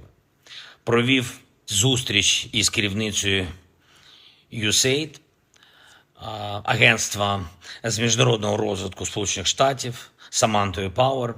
Напередодні вона була в Одесі, абсолютно розуміє і значення наших портів для продовольчої безпеки світу, і російську загрозу світовій стабільності. Ми детально обговорили сьогодні можливості захисту нашої інфраструктури, нашу глобальну роль. І дуже важливо, що USAID готовий надалі працювати з Україною для підтримки економічної активності в нашій країні, розвитку підприємств, підтримки робочих місць.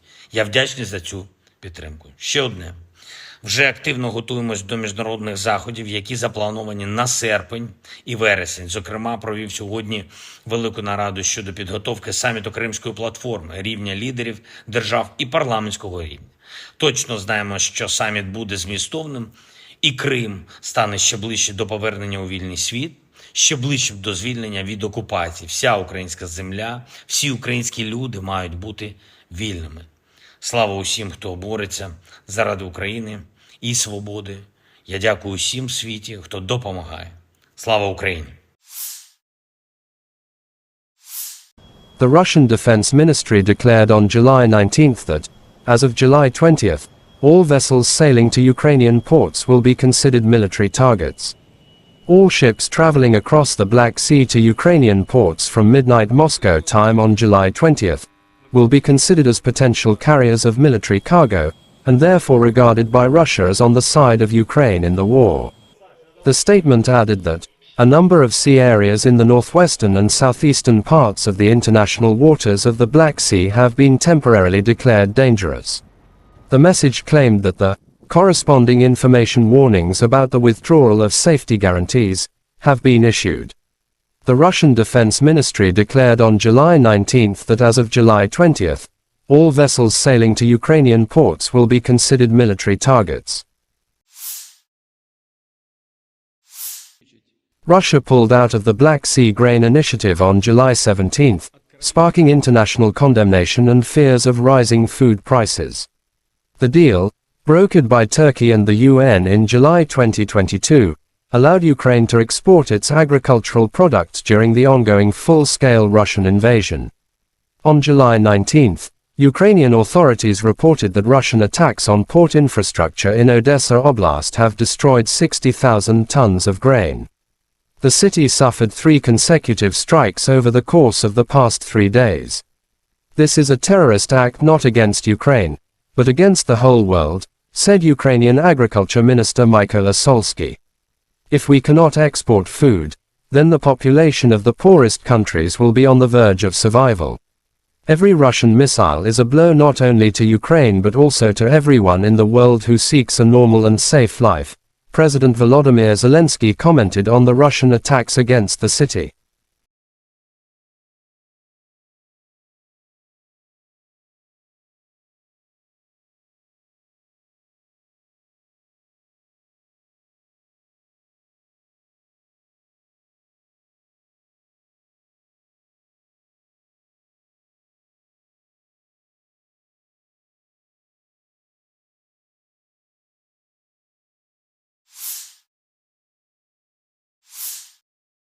Third night of Russian strikes on military targets in Odessa, South Ukraine, and clean up.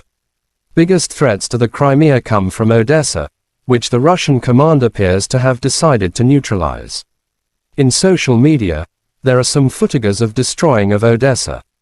After the strikes on Odessa, Zelensky instructed the military to strengthen the security of the port infrastructure. At the morning conference call, I instructed the military to strengthen the protection of people and port infrastructure, said Zelensky.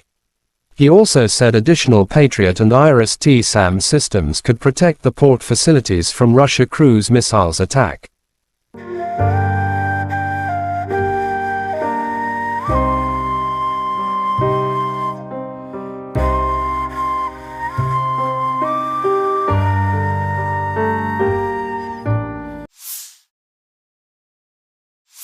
Chechen leader Ramzan Kadyrov shows footage of destroying enemy DRG in Kharkov.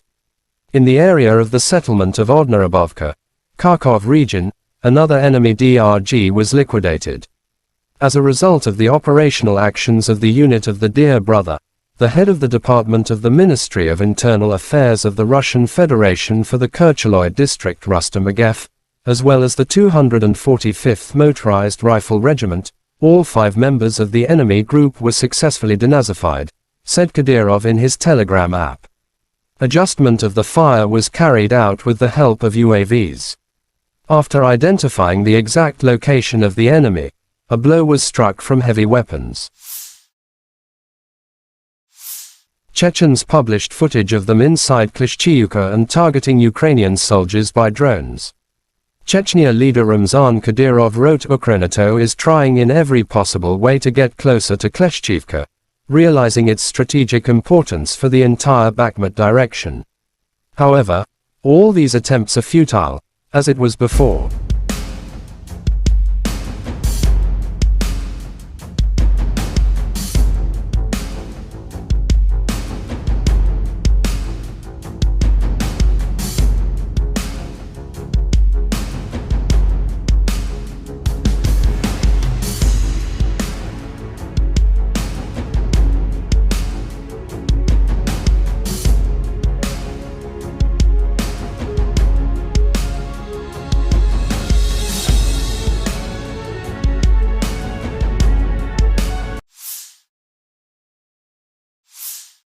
Serhiy Cherevati, spokesperson for Ukraine's Eastern Military Command, said on national television on July 17 that Russia is concentrating more than 100,000 personnel, more than 900 tanks, more than 555 artillery systems, 370 MLRS, in the Lyman-Kupiansk direction. Colonel General Oleksandr Syrsky, commander of Ukraine's ground forces, said that the situation in the east was difficult. According to Syrsky, Russia is attempting to gain ground in the Kupiansk area and continue the offensive into the depth of our battle formations. At the same time, Russia is moving more troops into the area around Bakhmut to try to prevent Ukrainian forces from advancing, Syrsky added.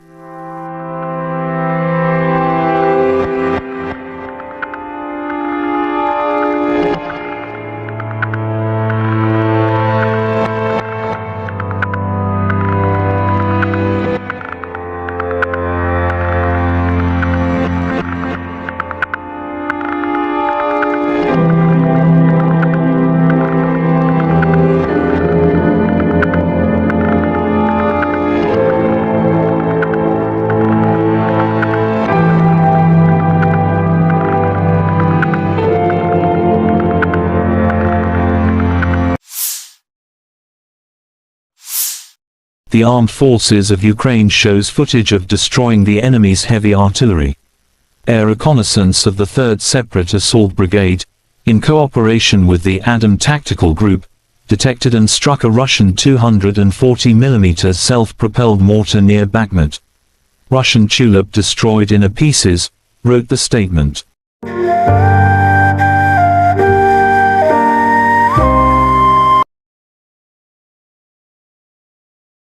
The Armed Forces of Ukraine shows footage of fighters of the 93rd Separate Mechanized Brigade, Kholodny Yar. They share their thoughts about the brigade. The soldiers tell that the brigade is full of fighting spirit and is effective in battle. It is an honor and pride for them to serve in the legendary 93rd Brigade, wrote the statement.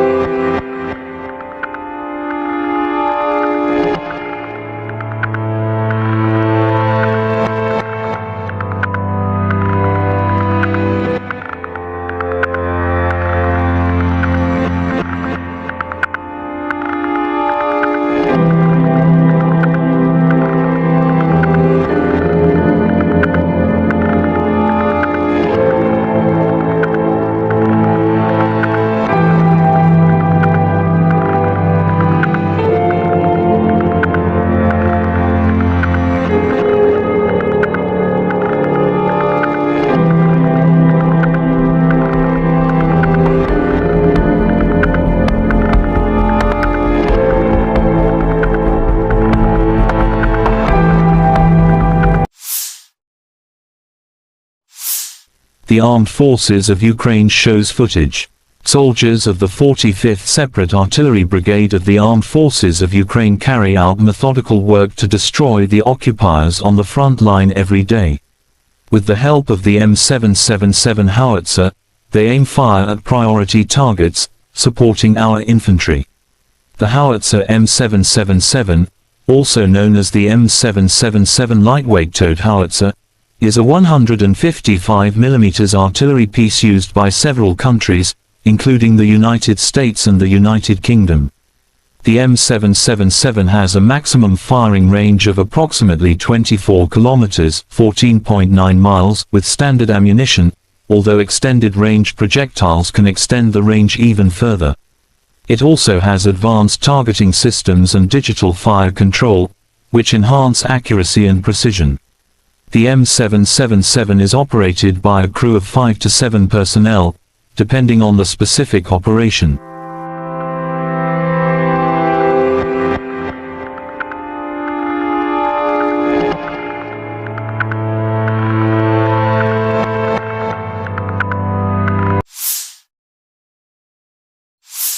Operational tactical and army aviation, missile troops and artillery of the armed forces of the Russian Federation have neutralized 73 AFU artillery units at their firing positions, manpower and hardware in 68 areas. One fuel depot for the military hardware of the Liman Operational Tactical Group has been destroyed near Kramatorsk, Donetsk People's Republic, said Igor Konashenkov, the Russian Federation Defense Ministry spokesman.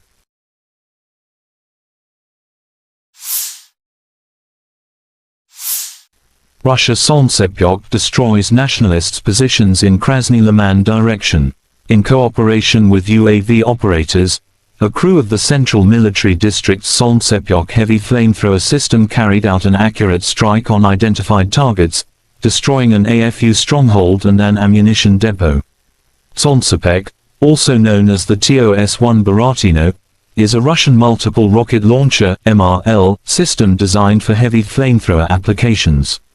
The name, Solntsepyok, translates to sunburner in English. It is notable for its ability to deliver devastating firepower to a target area using thermobaric warheads. The range of the TOS-1 Baratino is approximately 3 to 6 kilometers, 1.9 to 3.7 miles, depending on the type of rocket used. The system is generally used for close-range, area denial operations, rather than precision strikes.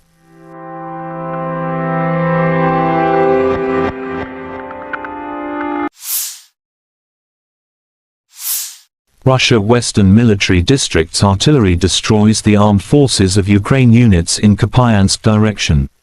rocket artillery strikes at manpower and hardware concentration areas and also conducts barrage fire along the routes of possible enemy withdrawal or offensive. The blast wave and shrapnel, which spreads over hundreds of meters, destroy identified enemy firing positions and fortifications.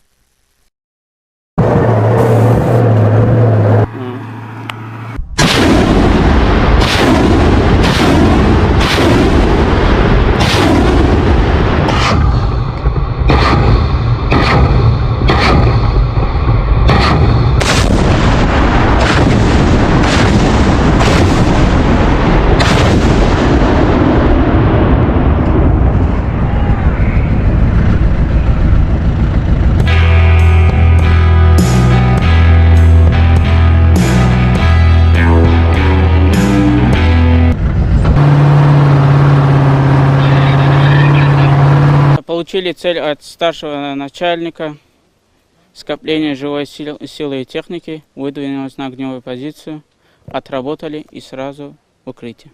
Но каждый человек должен преобладать свой страх, потому что мы Родину защищаем, мы знаем, мы боремся за правду. И тогда вот ощущаешь, кого ты бьешь, по кому ты стреляешь, все уходит. Преимущество РСЗО, то, что он по скоплению основном, и можем стрелять сразу 40. И когда град ложится, они уже морально не могут оттуда даже. Если даже рядом будут ложиться снаряды, они уже морально будут подавлены. Бывает такое, когда они идут в наступление, нам дают цель, мы сразу выезжаем на огневую позицию, отрабатываем и удерживаем их наступление.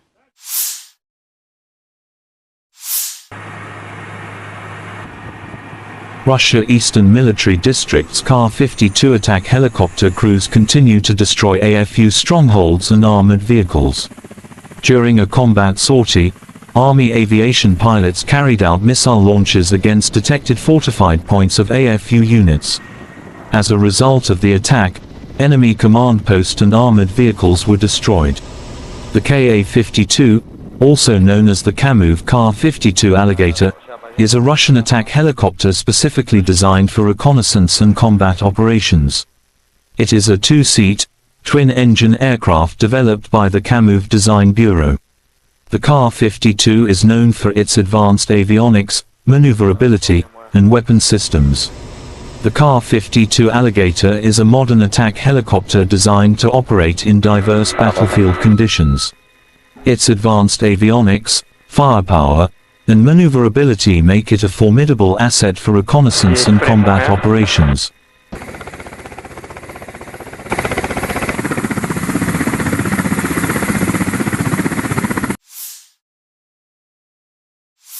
Бажаю здоров'я, шановні українці і українки. Протягом усього дня максимум уваги ліквідації наслідків удару російських терористів по Одесі, по громадах в області, по Чорноморську, по наших портах.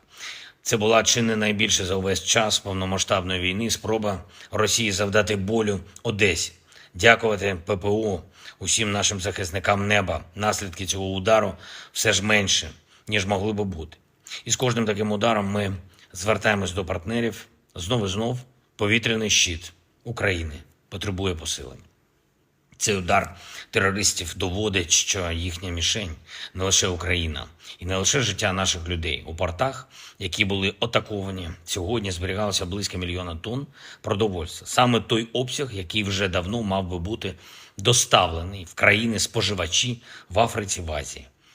В портовому терміналі, який постраждав цієї ночі, найбільше від російського терору зберігалось 60 тисяч тонн агропродукції, що призначалось для відправки в Китай. Тобто всіх це зачіпає. Російський терор кожен у світі має бути зацікавлений у притягненні Росії до відповідальності за терор. Я вдячний усім нашим воїнам, які захищають нашу державу від таких ударів. Вдячний усім рятувальникам, медичним працівникам, працівникам комунальних підприємств, місцевій владі, волонтерам, які допомагають нашим людям долати наслідки терору. Одещина, Херсонщина, Житомирщина, Кіровоградська область, Запоріжжя, Харківщина, Донеччина, всюди, де були обстріли, ракетні та дронові удари. Я хочу подякувати кожному і кожній, хто допомагає рятувати життя. Сьогодні вранці на селекторі мені доповідали і військові, і МВС, і інші урядовці, профільний заступник керівника Офісу з регіональної політики. В громадах, які постраждали від ударів, цієї ночі вже почались першочергові ремонтні роботи. Провів переговори. Сьогодні я з главою уряду Ірландії. Він був в Україні з візитом. Ірландія – один з найбільших енергійних наших партнерів в Європі. І хоч країна нейтральна, ірландці не залишаються нейтральними до моральних викликів. В умовах такої агресії вони чітко на світлому боці історії і допомагають нам як політично, так і безпеково, економічно, санкціями. Дуже важлива гуманітарна підтримка. Сьогодні ми обговорили наші подальші спільні кроки, зокрема те, що стосується формули миру, глобального саміту миру. Дякую Ірландії за підтримку нашої позиції щодо зернової ініціативи. Провів зустріч із керівницею USAID, агентства з міжнародного розвитку Сполучених Штатів, Самантою Пауер. Напередодні вона була в Одесі, абсолютно розуміє і значення наших портів для продовольчої безпеки світу і російську загрозу світовій стабільності. Ми детально обговорили сьогодні можливості захисту нашої інфраструктури, нашу глобальну роль. І дуже важливо, що USAID готовий надалі працювати з Україною для підтримки економічної активності в нашій країні, розвитку підприємств, підтримки робочих місць. Я вдячний за цю підтримку. Ще одне. Вже активно готуємось до міжнародних заходів, які заплановані на серпень і вересень. Зокрема, провів сьогодні велику нараду щодо підготовки саміту Кримської платформи, рівня лідерів держав і парламентського рівня. Точно знаємо, що саміт буде змістовним, і Крим стане ще ближче до повернення у вільний світ, ще ближче до звільнення від окупації. Вся українська земля, всі українські люди мають бути вільними. Слава усім, хто бореться заради України і свободи. Я дякую усім в світі, хто допомагає. Слава Україні! The Russian Defense Ministry declared on July 19th that, as of July 20th, all vessels sailing to Ukrainian ports will be considered military targets. All ships traveling across the Black Sea to Ukrainian ports from midnight Moscow time on July 20th will be considered as potential carriers of military cargo, and therefore regarded by Russia as on the side of Ukraine in the war. The statement added that a number of sea areas in the northwestern and southeastern parts of the international waters of the Black Sea have been temporarily declared dangerous. The message claimed that the corresponding information warnings about the withdrawal of safety guarantees have been issued. The Russian Defense Ministry declared on July 19th that as of July 20th, all vessels sailing to Ukrainian ports will be considered military targets. Russia pulled out of the Black Sea Grain Initiative on July 17th, sparking international condemnation and fears of rising food prices. The deal, brokered by Turkey and the UN in July 2022, allowed Ukraine to export its agricultural products during the ongoing full-scale Russian invasion. On July 19th, Ukrainian authorities reported that Russian attacks on port infrastructure in Odessa Oblast have destroyed 60,000 tons of grain. The city suffered 3 consecutive strikes over the course of the past 3 days. This is a terrorist act not against Ukraine, but against the whole world, said Ukrainian Agriculture Minister Mykola Solsky. If we cannot export food, then the population of the poorest countries will be on the verge of survival. Every Russian missile is a blow not only to Ukraine but also to everyone in the world who seeks a normal and safe life, President Volodymyr Zelensky commented on the Russian attacks against the city.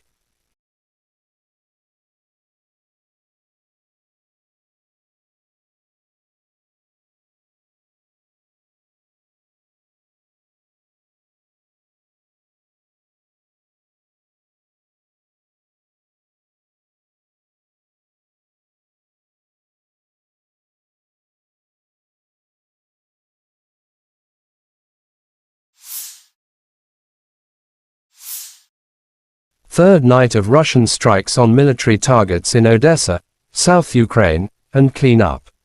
Biggest threats to the Crimea come from Odessa, which the Russian command appears to have decided to neutralize. In social media, there are some footages of destroying of Odessa. After the strikes on Odessa, Zelensky instructed the military to strengthen the security of the port infrastructure. At the morning conference call, I instructed the military to strengthen the protection of people and port infrastructure, said Zelensky.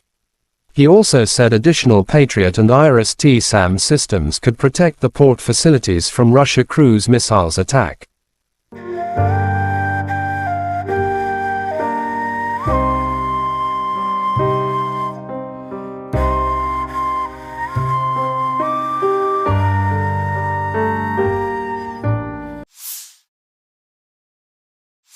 Chechen leader Ramzan Kadyrov shows footage of destroying enemy DRG in Kharkov. In the area of the settlement of Odnarabovka, Kharkov region, another enemy DRG was liquidated. As a result of the operational actions of the unit of the Dear Brother, the head of the Department of the Ministry of Internal Affairs of the Russian Federation for the Kercheloy district Rustam Agev, as well as the 245th Motorized Rifle Regiment, all 5 members of the enemy group were successfully denazified, said Kadyrov in his Telegram app. Adjustment of the fire was carried out with the help of UAVs. After identifying the exact location of the enemy, a blow was struck from heavy weapons. Chechens published footage of them inside Klishchiivka and targeting Ukrainian soldiers by drones. Chechnya leader Ramzan Kadyrov wrote Ukrenato is trying in every possible way to get closer to Klishchiivka, realizing its strategic importance for the entire Bakhmut direction. However, all these attempts are futile, as it was before.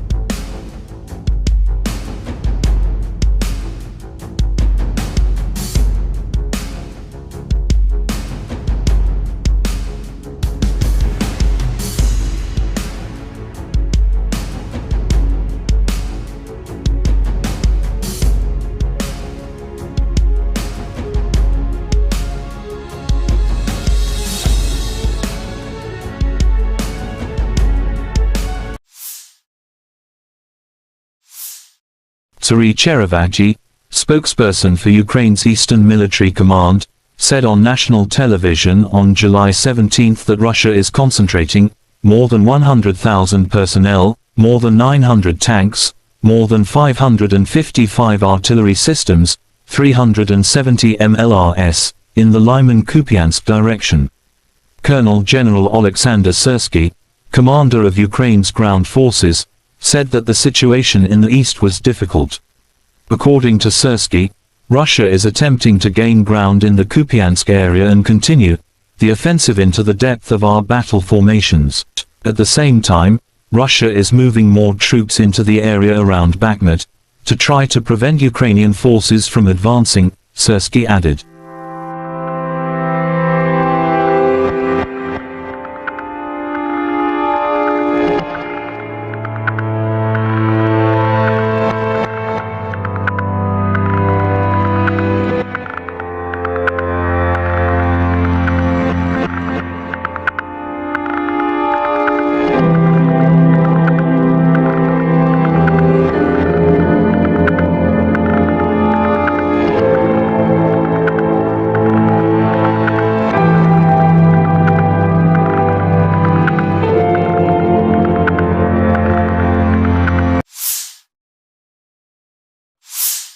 The armed forces of Ukraine shows footage of destroying the enemy's heavy artillery.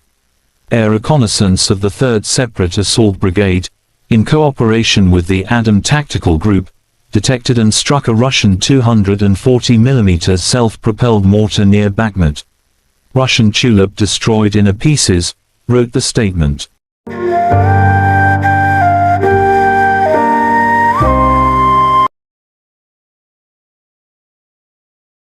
The Armed Forces of Ukraine shows footage of fighters of the 93rd Separate Mechanized Brigade, Kholodny Yar. They share their thoughts about the brigade. The soldiers tell that the brigade is full of fighting spirit and is effective in battle. It is an honor and pride for them to serve in the legendary 93rd Brigade, wrote the statement.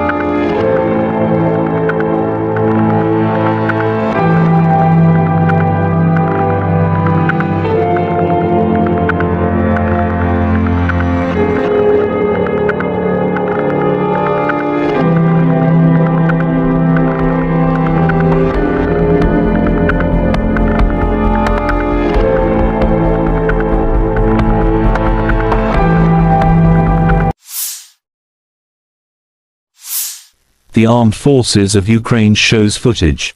Soldiers of the 45th Separate Artillery Brigade of the Armed Forces of Ukraine carry out methodical work to destroy the occupiers on the front line every day.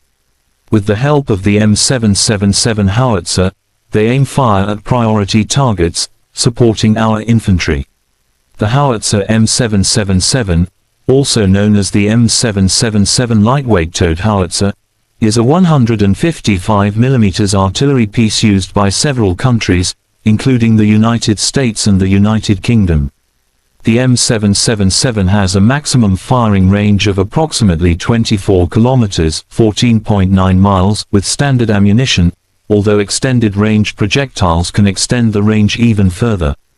It also has advanced targeting systems and digital fire control, which enhance accuracy and precision. The M777 is operated by a crew of 5 to 7 personnel, depending on the specific operation.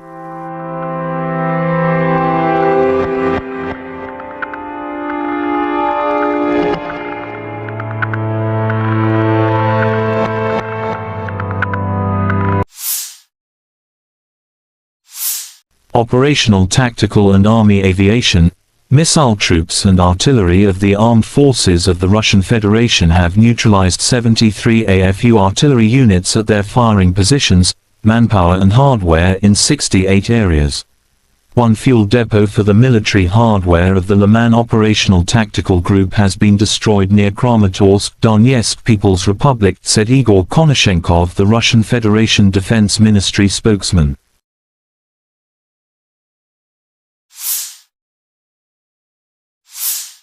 Russia Solntsepyok destroys nationalists' positions in Krasny Liman direction.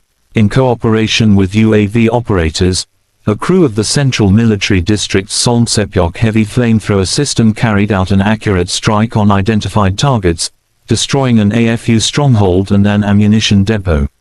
Solntsepyok, also known as the TOS-1 Baratino, is a Russian multiple rocket launcher (MRL) system designed for heavy flamethrower applications. The name, Solntsepyok, translates to sunburner in English. It is notable for its ability to deliver devastating firepower to a target area using thermobaric warheads.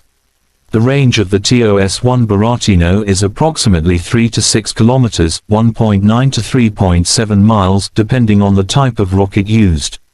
The system is generally used for close-range, area denial operations, rather than precision strikes.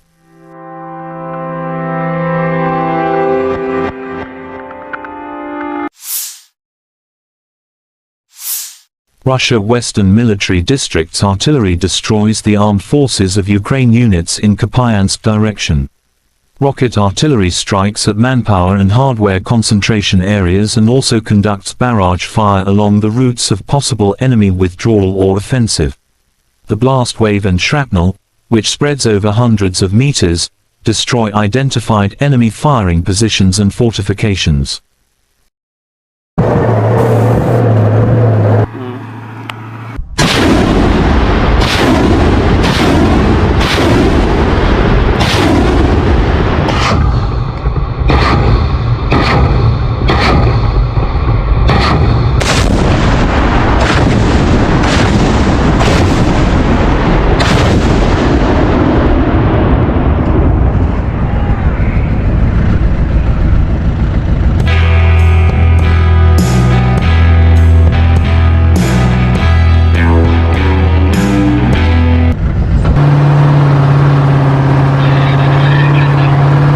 Получили цель от старшего начальника, скопление живой силы и техники, выдвинулись на огневую позицию, отработали и сразу в укрытие. Но каждый человек должен преобладать свой страх, потому что мы Родину защищаем, мы знаем, мы боремся за правду. И тогда вот ощущаешь, кого ты бьешь, по кому ты стреляешь, все уходит.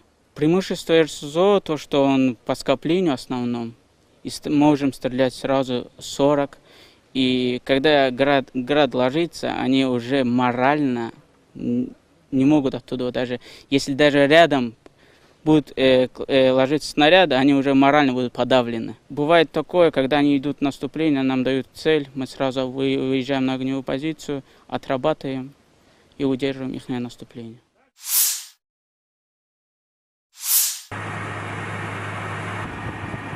Russia Eastern Military District's Kar-52 attack helicopter crews continue to destroy AFU strongholds and armored vehicles. During a combat sortie, Army aviation pilots carried out missile launches against detected fortified points of AFU units. As a result of the attack, enemy command post and armored vehicles were destroyed. The Ka-52, also known as the Kamov Kar-52 Alligator, is a Russian attack helicopter specifically designed for reconnaissance and combat operations. It is a two-seat, twin-engine aircraft developed by the Kamov Design Bureau. The Kar-52 is known for its advanced avionics, maneuverability, and weapon systems. The Kar-52 Alligator is a modern attack helicopter designed to operate in diverse battlefield conditions. Its advanced avionics, firepower, and maneuverability make it a formidable asset for reconnaissance and combat operations.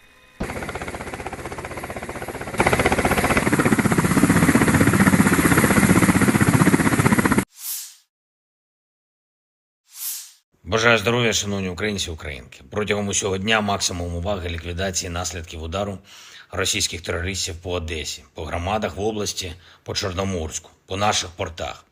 Це була чи не найбільше за увесь час повномасштабної війни спроба Росії завдати болю Одесі. Дякувати ППО, усім нашим захисникам неба. Наслідки цього удару все ж менше, ніж могли би бути. І з кожним таким ударом ми звертаємось до партнерів. Знов і знов повітряний щит України потребує посилення. Цей удар терористів доводить, що їхня мішень не лише Україна і не лише життя наших людей. У портах, які були атаковані, сьогодні зберігалося близько 1 мільйона тонн продовольства. Саме той обсяг, який вже давно мав би бути доставлений в країни-споживачі в Африці, в Азії. В портовому терміналі, який постраждав цієї ночі, найбільше від російського терору зберігалось 60 тисяч тонн агропродукції, що призначалось для відправки в Китай. Тобто всіх це зачіпає.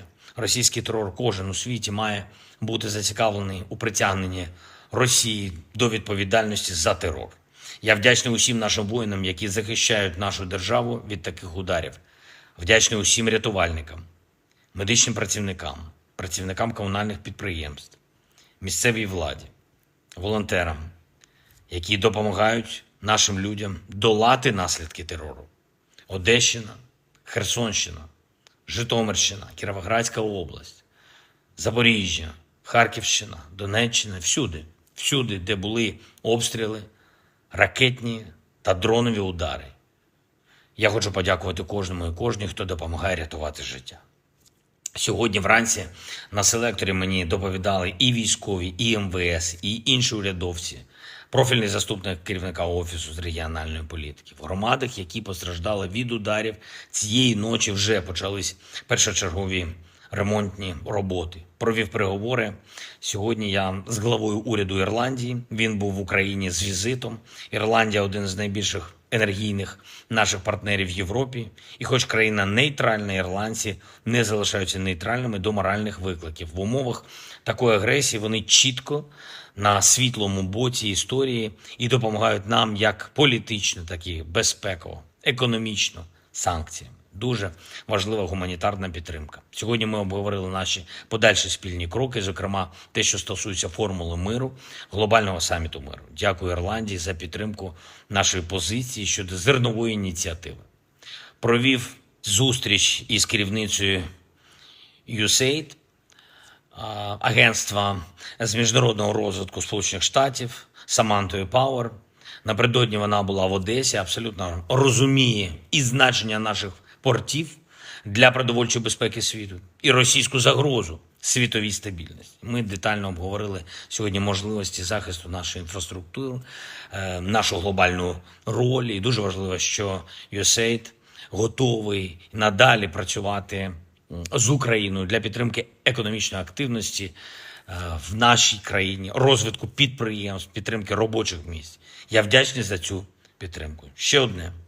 Вже активно готуємось до міжнародних заходів, які заплановані на серпень і вересень. Зокрема, провів сьогодні велику нараду щодо підготовки саміту Кримської платформи, рівня лідерів держав і парламентського рівня.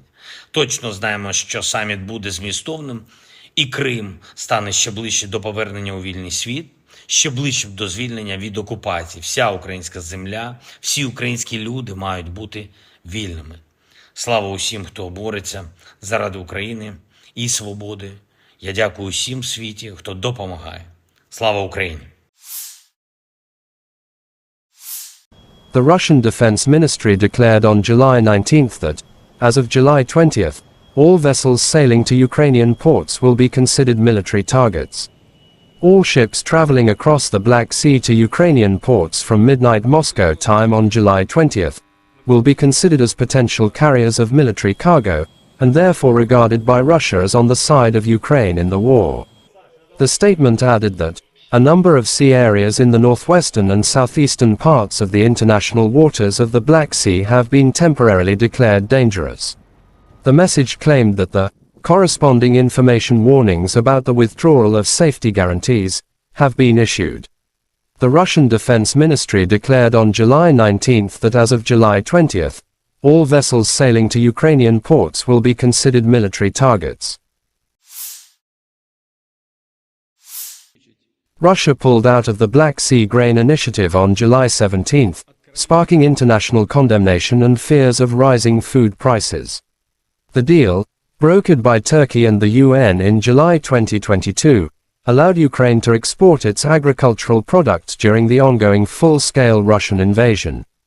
On July 19th, Ukrainian authorities reported that Russian attacks on port infrastructure in Odessa Oblast have destroyed 60,000 tons of grain. The city suffered 3 consecutive strikes over the course of the past 3 days. This is a terrorist act not against Ukraine, but against the whole world, said Ukrainian Agriculture Minister Mykola Solsky. If we cannot export food, then the population of the poorest countries will be on the verge of survival. Every Russian missile is a blow not only to Ukraine but also to everyone in the world who seeks a normal and safe life, President Volodymyr Zelensky commented on the Russian attacks against the city.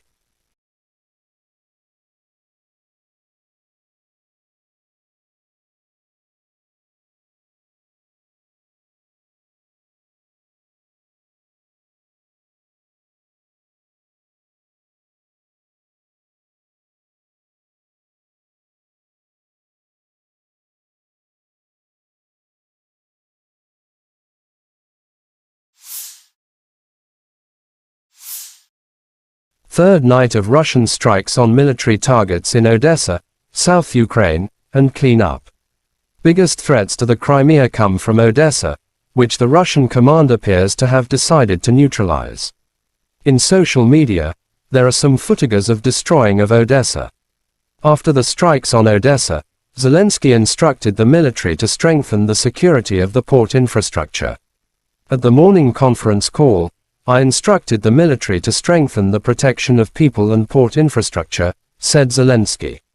He also said additional Patriot and IRIS-T-SAM systems could protect the port facilities from Russia cruise missiles attack.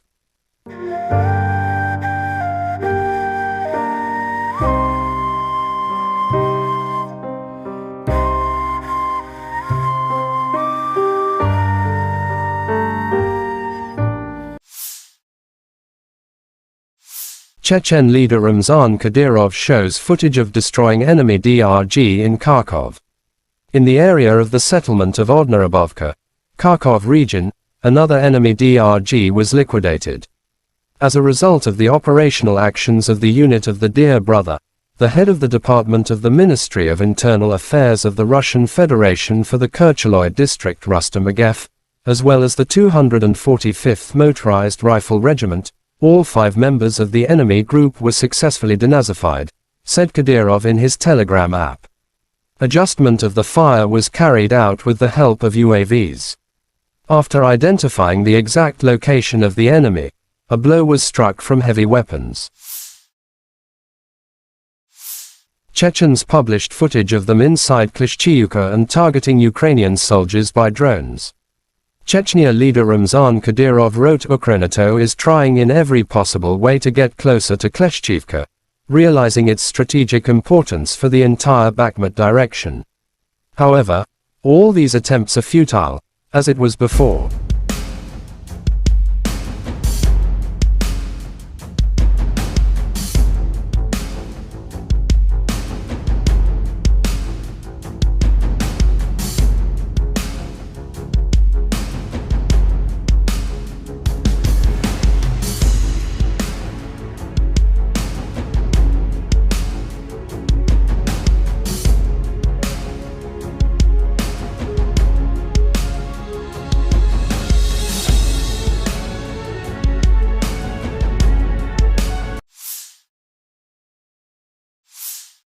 Serhiy Cherevagyi, spokesperson for Ukraine's Eastern Military Command, said on national television on July 17 that Russia is concentrating more than 100,000 personnel, more than 900 tanks, more than 555 artillery systems, 370 MLRS, in the Lyman-Kupiansk direction. Colonel General Alexander Syrsky, commander of Ukraine's ground forces, said that the situation in the east was difficult. According to Syrsky, Russia is attempting to gain ground in the Kupiansk area and continue the offensive into the depth of our battle formations. At the same time, Russia is moving more troops into the area around Bakhmut to try to prevent Ukrainian forces from advancing, Syrsky added.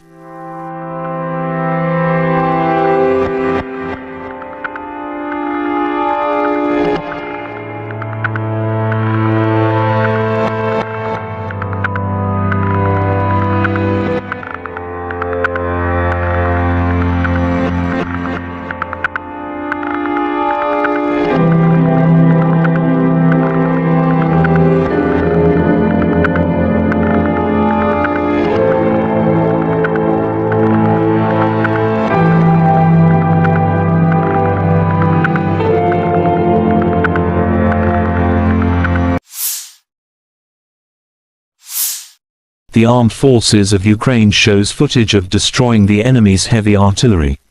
Air reconnaissance of the 3rd Separate Assault Brigade, in cooperation with the Adam Tactical Group, detected and struck a Russian 240mm self-propelled mortar near Bakhmut. Russian Tulip destroyed in pieces, wrote the statement.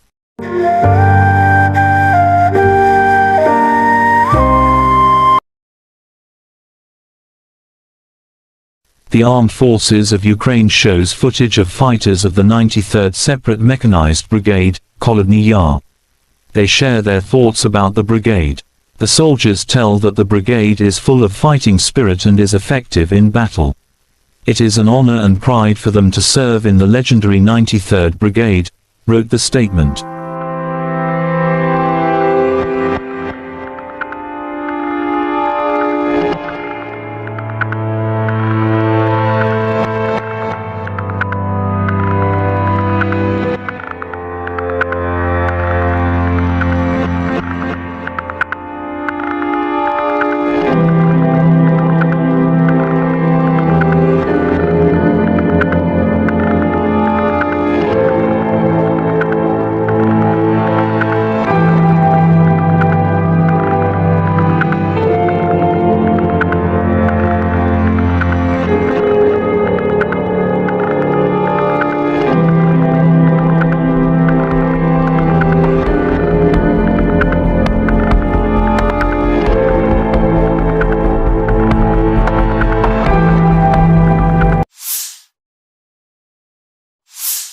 The Armed Forces of Ukraine shows footage.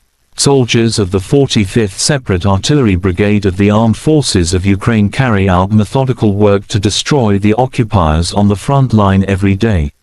With the help of the M777 howitzer, they aim fire at priority targets, supporting our infantry.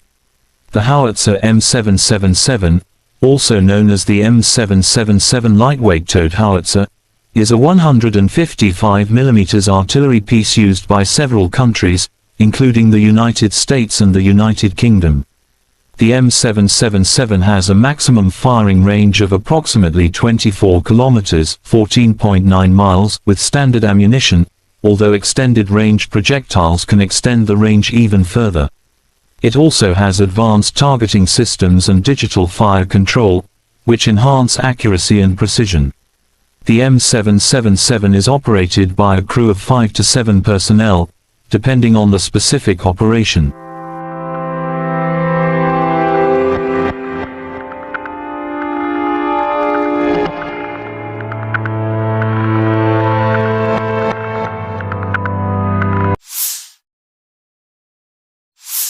Operational, tactical and army aviation, missile troops and artillery of the armed forces of the Russian Federation have neutralized 73 AFU artillery units at their firing positions, manpower and hardware in 68 areas. One fuel depot for the military hardware of the Liman Operational Tactical Group has been destroyed near Kramatorsk, Donetsk People's Republic, said Igor Konashenkov, the Russian Federation Defense Ministry spokesman.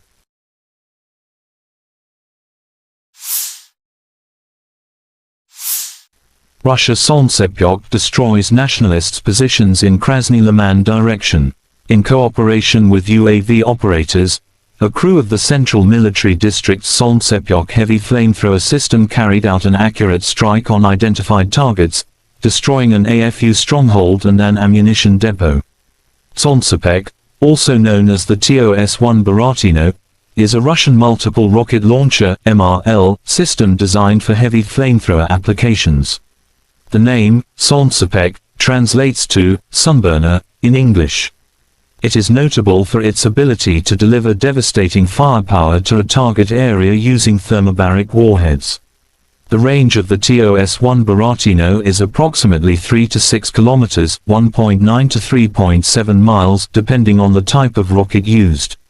The system is generally used for close-range, area denial operations, rather than precision strikes.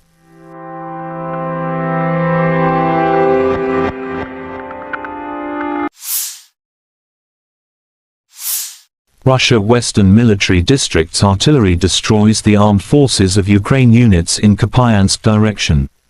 Rocket artillery strikes at manpower and hardware concentration areas and also conducts barrage fire along the routes of possible enemy withdrawal or offensive.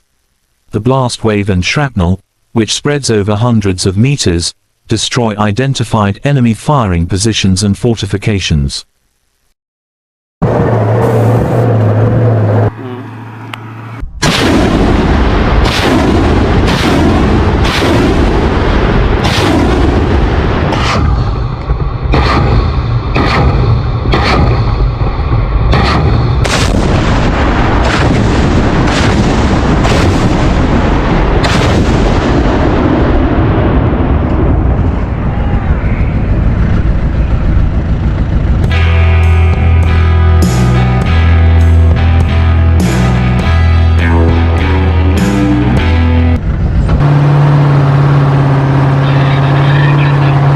Получили цель от старшего начальника, скопление живой силы и техники, выдвинулись на огневую позицию, отработали и сразу в укрытие.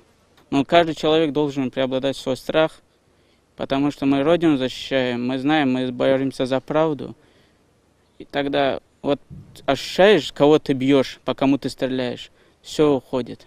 Преимущество РСЗО, то, что он по скоплению основном, и можем стрелять сразу 40. И когда град ложится, они уже морально не могут оттуда, даже если даже рядом будут ложиться снаряды, они уже морально будут подавлены. Бывает такое, когда они идут в наступление, нам дают цель, мы сразу выезжаем на огневую позицию, отрабатываем и удерживаем их наступление.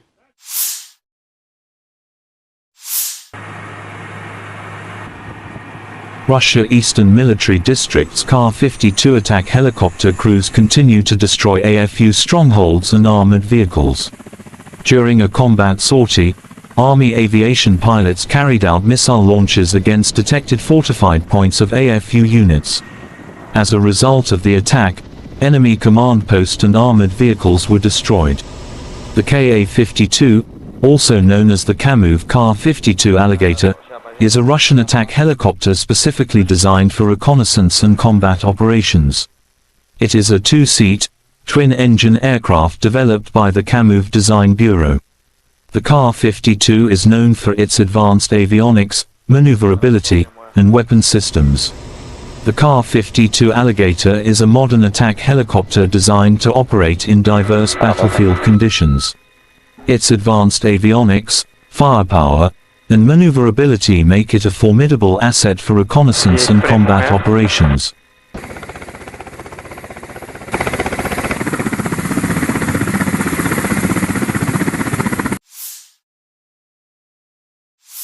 Бажаю здоров'я, шановні українці і українки. Протягом усього дня максимум уваги ліквідації наслідків удару російських терористів по Одесі, по громадах в області, по Чорноморську, по наших портах. Це була чи не найбільше за увесь час повномасштабної війни спроба Росії завдати болю Одесі. Дякувати ППО, усім нашим захисникам неба. Наслідки цього удару все ж менше, ніж могли би бути. І з кожним таким ударом ми звертаємось до партнерів. Знов і знов повітряний щит України потребує посилення. Цей удар терористів доводить, що їхня мішень не лише Україна і не лише життя наших людей. У портах, які були атаковані, сьогодні зберігалося близько 1 мільйона тонн продовольства. Саме той обсяг, який вже давно мав би бути доставлений в країни-споживачі в Африці, в Азії. В портовому терміналі, який постраждав цієї ночі, найбільше від російського терору зберігалось 60 тисяч тонн агропродукції, що призначалось для відправки в Китай. Тобто всіх це зачіпає. Російський терор кожен у світі має бути зацікавлений у притягненні Росії до відповідальності за терор. Я вдячний усім нашим воїнам, які захищають нашу державу від таких ударів. Вдячний усім рятувальникам, медичним працівникам, працівникам комунальних підприємств, місцевій владі, волонтерам, які допомагають нашим людям долати наслідки терору. Одещина, Херсонщина, Житомирщина, Кіровоградська область, Запоріжжя, Харківщина, Донеччина, всюди, де були обстріли, ракетні та дронові удари. Я хочу подякувати кожному і кожній, хто допомагає рятувати життя. Сьогодні вранці на селекторі мені доповідали і військові, і МВС, і інші урядовці, профільний заступник керівника Офісу з регіональної політики. В громадах, які постраждали від ударів, цієї ночі вже почались першочергові ремонтні роботи. Провів переговори. Сьогодні я з главою уряду Ірландії. Він був в Україні з візитом. Ірландія – один з найбільших енергійних наших партнерів в Європі. І хоч країна нейтральна, ірландці не залишаються нейтральними до моральних викликів. В умовах такої агресії вони чітко на світлому боці історії і допомагають нам як політично, так і безпеково, економічно, санкціями. Дуже важлива гуманітарна підтримка. Сьогодні ми обговорили наші подальші спільні кроки, зокрема те, що стосується формули миру, глобального саміту миру. Дякую Ірландії за підтримку нашої позиції щодо зернової ініціативи. Провів зустріч із керівницею USAID, агентства з міжнародного розвитку Сполучених Штатів, Самантою Пауер. Напередодні вона була в Одесі, абсолютно розуміє і значення наших портів для продовольчої безпеки світу, і російську загрозу світовій стабільності. Ми детально обговорили сьогодні можливості захисту нашої інфраструктури, нашу глобальну роль. І дуже важливо, що USAID готовий надалі працювати з Україною для підтримки економічної активності в нашій країні, розвитку підприємств, підтримки робочих місць. Я вдячний за цю підтримку. Ще одне. Вже активно готуємось до міжнародних заходів, які заплановані на серпень і вересень. Зокрема, провів сьогодні велику нараду щодо підготовки саміту Кримської платформи, рівня лідерів держав і парламентського рівня. Точно знаємо, що саміт буде змістовним, і Крим стане ще ближче до повернення у вільний світ, ще ближче до звільнення від окупації. Вся українська земля, всі українські люди мають бути вільними. Слава усім, хто бореться заради України і свободи. Я дякую усім в світі, хто допомагає. Слава Україні! The Russian Defense Ministry declared on July 19 that, as of July 20, all vessels sailing to Ukrainian ports will be considered military targets. All ships traveling across the Black Sea to Ukrainian ports from midnight Moscow time on July 20 will be considered as potential carriers of military cargo, and therefore regarded by Russia as on the side of Ukraine in the war. The statement added that a number of sea areas in the northwestern and southeastern parts of the international waters of the Black Sea have been temporarily declared dangerous. The message claimed that the corresponding information warnings about the withdrawal of safety guarantees have been issued. The Russian Defense Ministry declared on July 19 that as of July 20, all vessels sailing to Ukrainian ports will be considered military targets. Russia pulled out of the Black Sea Grain Initiative on July 17, sparking international condemnation and fears of rising food prices. The deal, brokered by Turkey and the UN in July 2022, allowed Ukraine to export its agricultural products during the ongoing full-scale Russian invasion. On July 19, Ukrainian authorities reported that Russian attacks on port infrastructure in Odessa Oblast have destroyed 60,000 tons of grain. The city suffered 3 consecutive strikes over the course of the past 3 days. This is a terrorist act not against Ukraine, but against the whole world, said Ukrainian Agriculture Minister Mykola Solsky. If we cannot export food, then the population of the poorest countries will be on the verge of survival. Every Russian missile is a blow not only to Ukraine but also to everyone in the world who seeks a normal and safe life, President Volodymyr Zelensky commented on the Russian attacks against the city.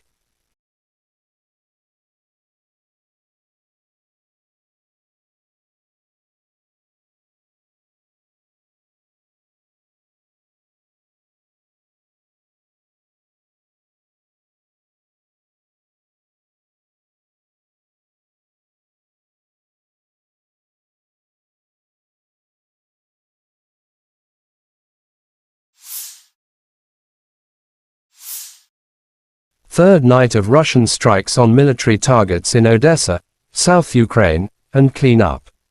Biggest threats to the Crimea come from Odessa, which the Russian command appears to have decided to neutralize. In social media, there are some footages of destroying of Odessa.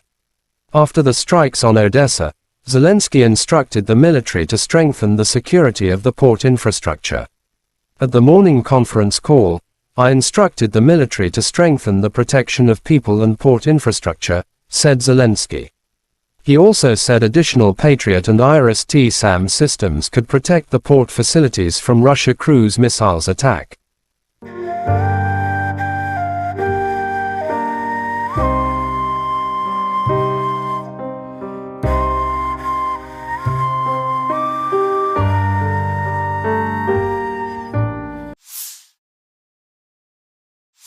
Chechen leader Ramzan Kadyrov shows footage of destroying enemy DRG in Kharkov. In the area of the settlement of Odnarabovka, Kharkov region, another enemy DRG was liquidated. As a result of the operational actions of the unit of the Dear Brother, the head of the Department of the Ministry of Internal Affairs of the Russian Federation for the Kercheloy district Rustam Agev, as well as the 245th Motorized Rifle Regiment, all 5 members of the enemy group were successfully denazified, said Kadyrov in his Telegram app. Adjustment of the fire was carried out with the help of UAVs. After identifying the exact location of the enemy, a blow was struck from heavy weapons. Chechens published footage of them inside Klishchiivka and targeting Ukrainian soldiers by drones. Chechnya leader Ramzan Kadyrov wrote Ukrainato is trying in every possible way to get closer to Klishchiivka, realizing its strategic importance for the entire Bakhmut direction. However, all these attempts are futile, as it was before.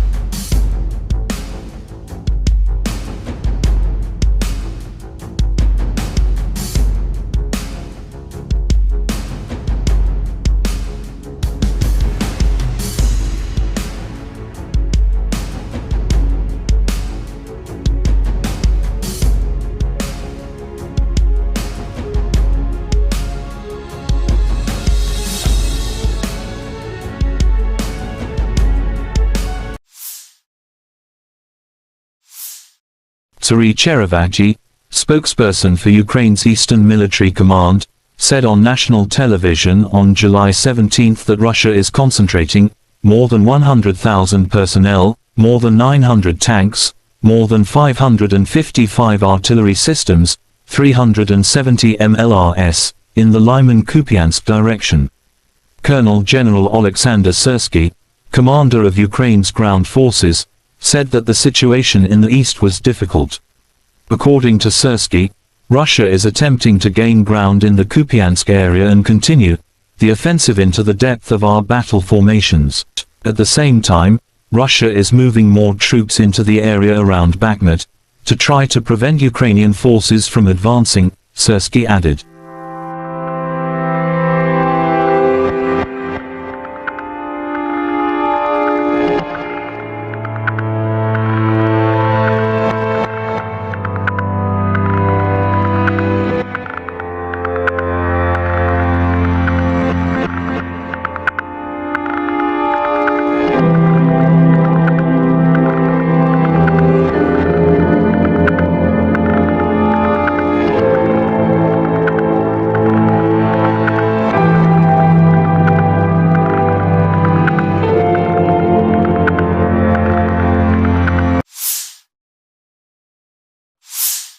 The armed forces of Ukraine shows footage of destroying the enemy's heavy artillery. Air reconnaissance of the 3rd Separate Assault Brigade, in cooperation with the Adam Tactical Group, detected and struck a Russian 240mm self-propelled mortar near Bakhmut. Russian Tulip destroyed in pieces, wrote the statement.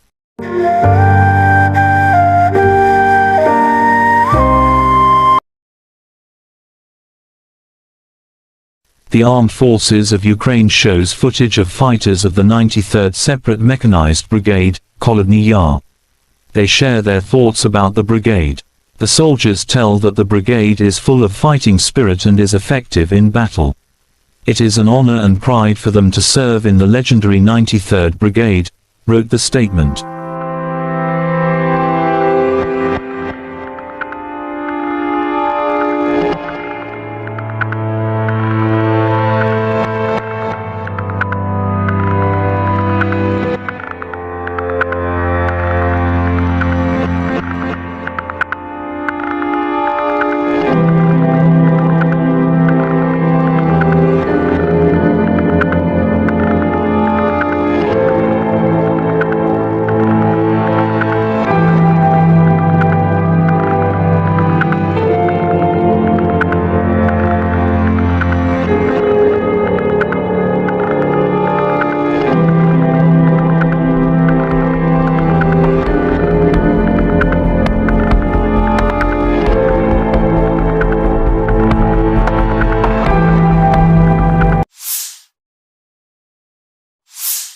The Armed Forces of Ukraine shows footage. Soldiers of the 45th Separate Artillery Brigade of the Armed Forces of Ukraine carry out methodical work to destroy the occupiers on the front line every day. With the help of the M777 howitzer, they aim fire at priority targets, supporting our infantry. The howitzer M777, also known as the M777 lightweight towed howitzer, is a 155mm artillery piece used by several countries, including the United States and the United Kingdom. The M777 has a maximum firing range of approximately 24 kilometers (14.9 miles) with standard ammunition, although extended range projectiles can extend the range even further. It also has advanced targeting systems and digital fire control, which enhance accuracy and precision. The M777 is operated by a crew of 5 to 7 personnel, depending on the specific operation.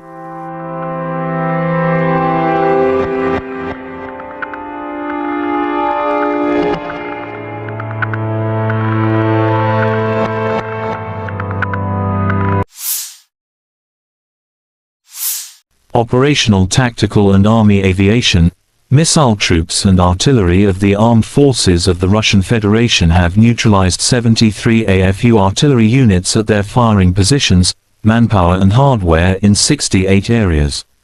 One fuel depot for the military hardware of the Liman Operational Tactical Group has been destroyed near Kramatorsk, Donetsk People's Republic, said Igor Konashenkov, the Russian Federation Defense Ministry spokesman.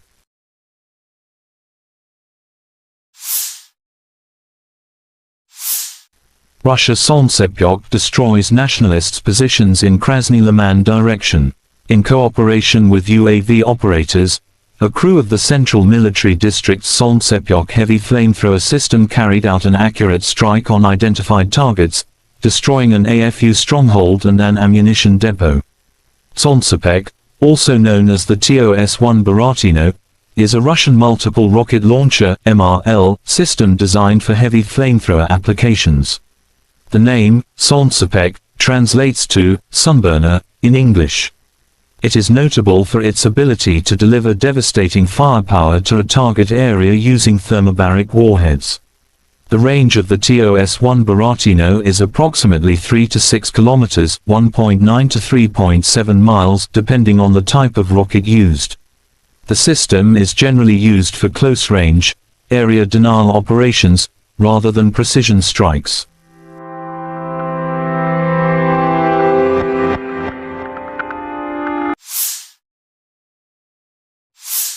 Russia Western Military District's artillery destroys the armed forces of Ukraine units in Kupiansk direction.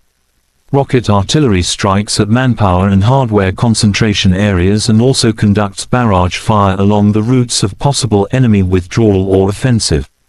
The blast wave and shrapnel, which spreads over hundreds of meters, destroy identified enemy firing positions and fortifications.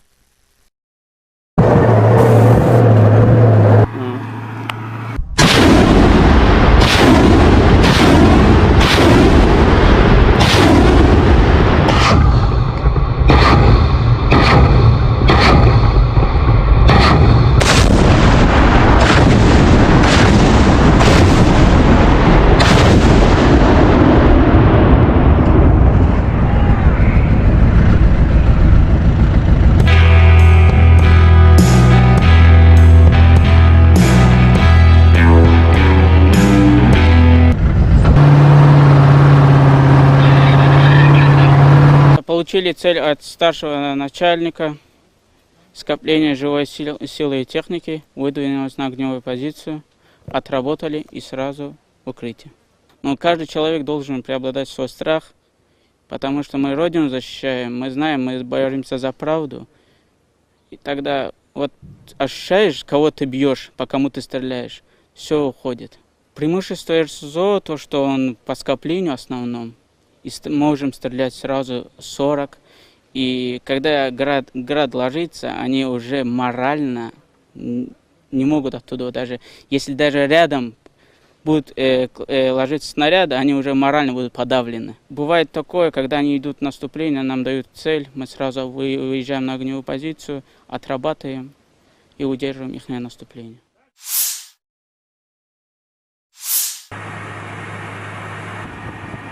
Russia Eastern Military District's Kar-52 attack helicopter crews continue to destroy AFU strongholds and armored vehicles.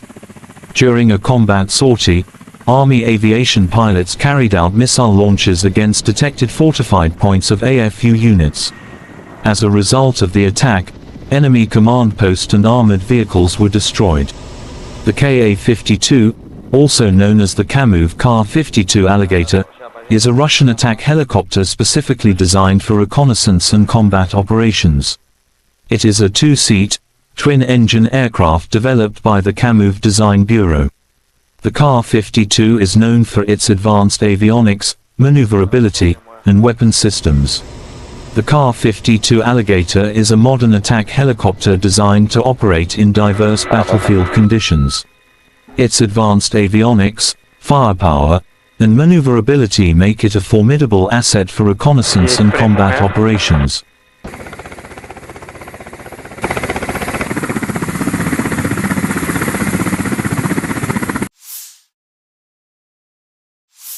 Бажаю здоров'я, шановні українці і українки. Протягом усього дня максимум уваги ліквідації наслідків удару російських терористів по Одесі, по громадах в області, по Чорноморську, по наших портах.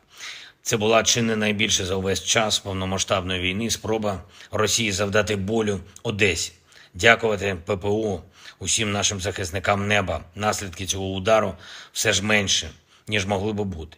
І з кожним таким ударом ми звертаємось до партнерів знов і знов.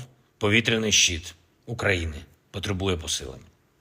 Цей удар терористів доводить, що їхня мішень не лише Україна і не лише життя наших людей. У портах, які були атаковані, сьогодні зберігалося близько 1 мільйона тонн продовольства. Саме той обсяг, який вже давно мав би бути доставлений в країни-споживачі в Африці, в Азії.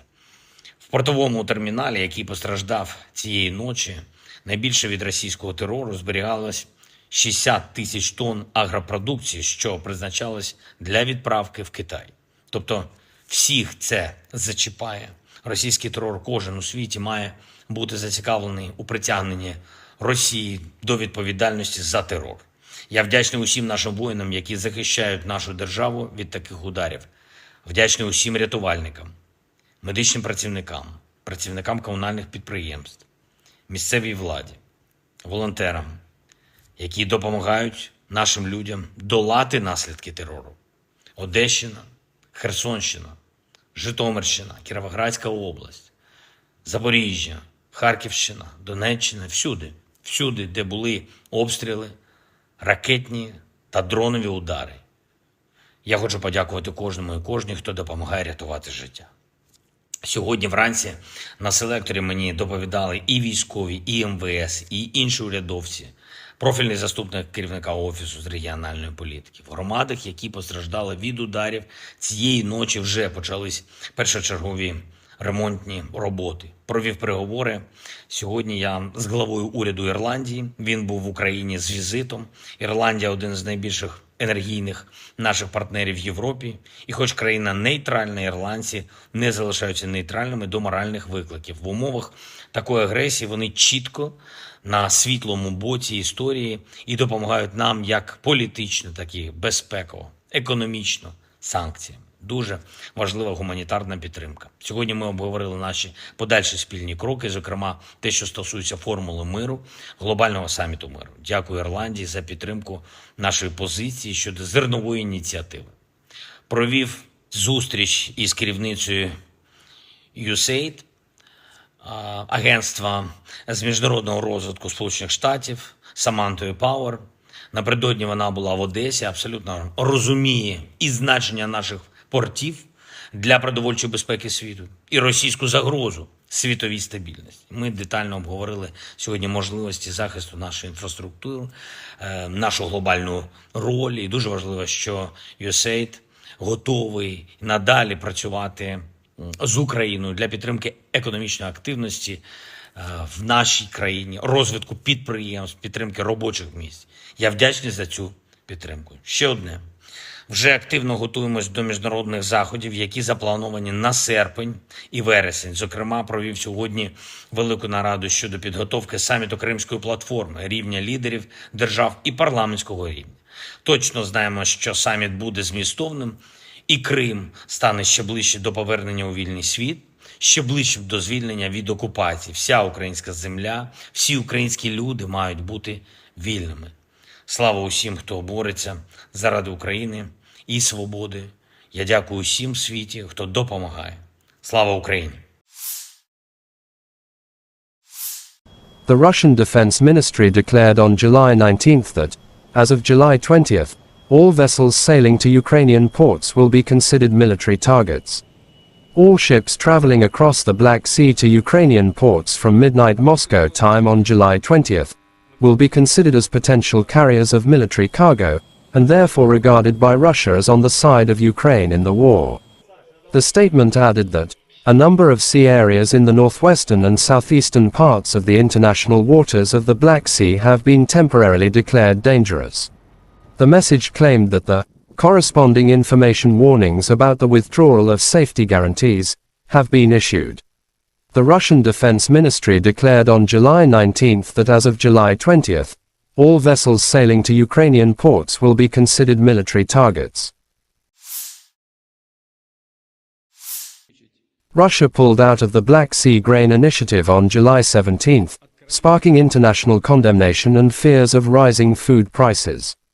The deal, brokered by Turkey and the UN in July 2022, allowed Ukraine to export its agricultural products during the ongoing full-scale Russian invasion.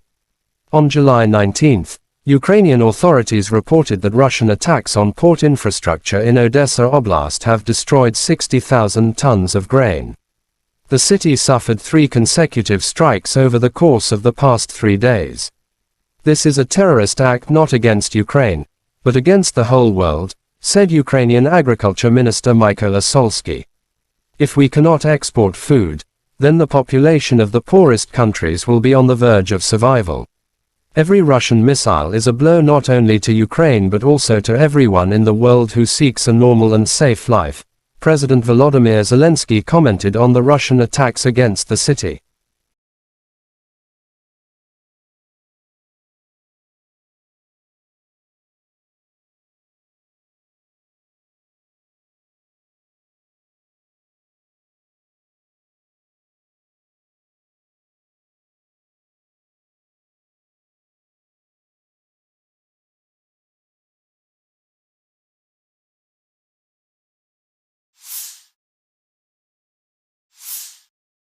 Third night of Russian strikes on military targets in Odessa, South Ukraine, and clean up. Biggest threats to the Crimea come from Odessa, which the Russian command appears to have decided to neutralize. In social media, there are some footages of destroying of Odessa. After the strikes on Odessa, Zelensky instructed the military to strengthen the security of the port infrastructure. At the morning conference call, I instructed the military to strengthen the protection of people and port infrastructure, said Zelensky. He also said additional Patriot and IRIS-T-SAM systems could protect the port facilities from Russia cruise missiles attack.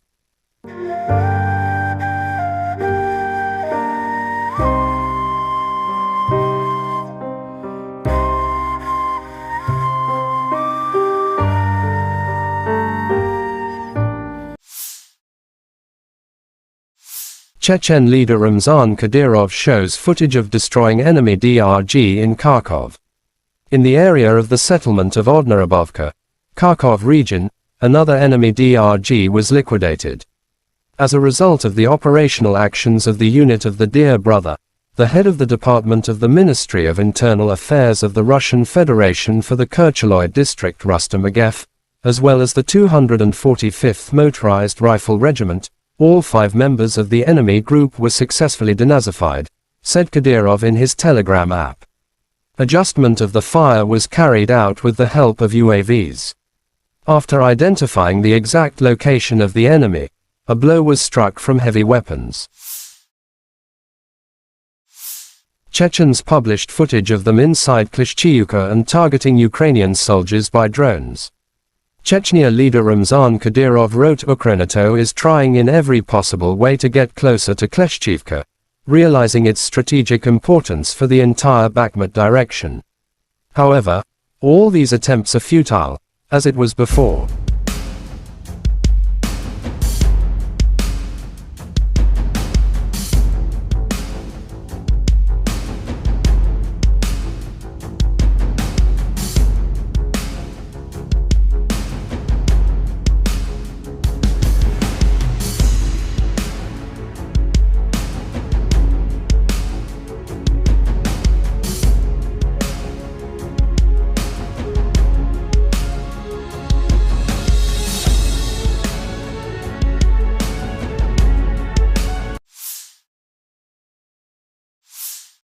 Turi Cherevagi, spokesperson for Ukraine's Eastern Military Command, said on national television on July 17 that Russia is concentrating more than 100,000 personnel, more than 900 tanks, more than 555 artillery systems, 370 MLRS, in the Lyman-Kupiansk direction.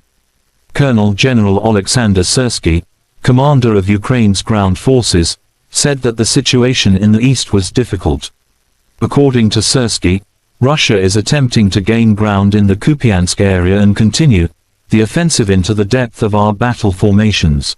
At the same time, Russia is moving more troops into the area around Bakhmut to try to prevent Ukrainian forces from advancing, Syrsky added.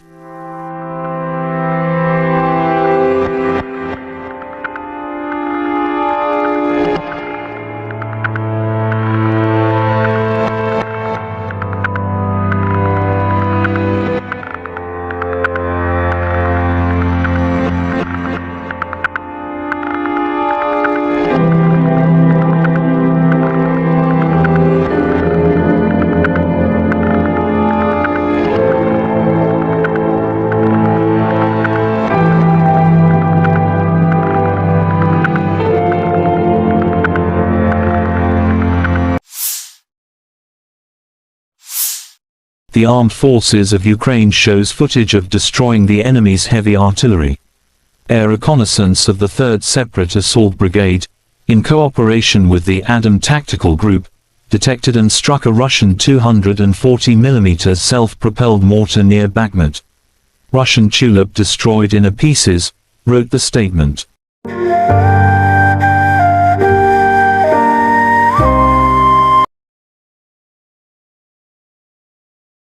The Armed Forces of Ukraine shows footage of fighters of the 93rd Separate Mechanized Brigade, Kholodny Yar. They share their thoughts about the brigade. The soldiers tell that the brigade is full of fighting spirit and is effective in battle. It is an honor and pride for them to serve in the legendary 93rd Brigade, wrote the statement.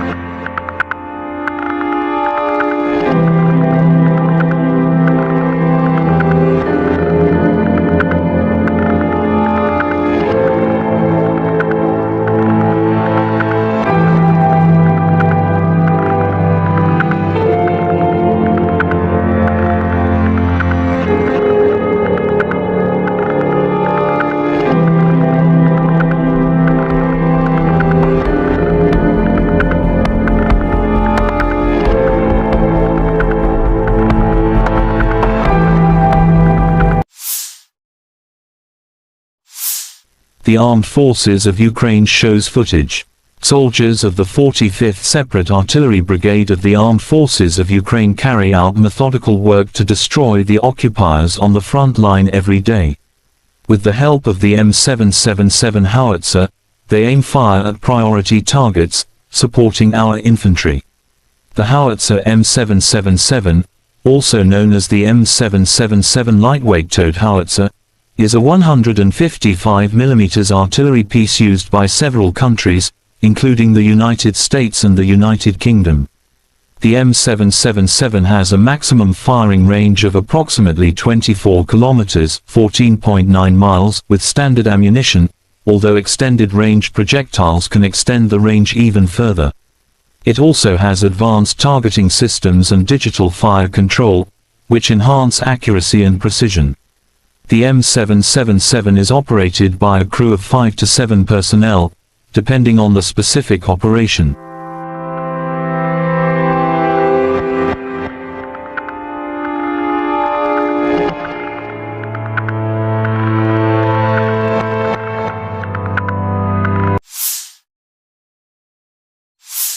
Operational, tactical and army aviation, missile troops and artillery of the armed forces of the Russian Federation have neutralized 73 AFU artillery units at their firing positions, manpower and hardware in 68 areas.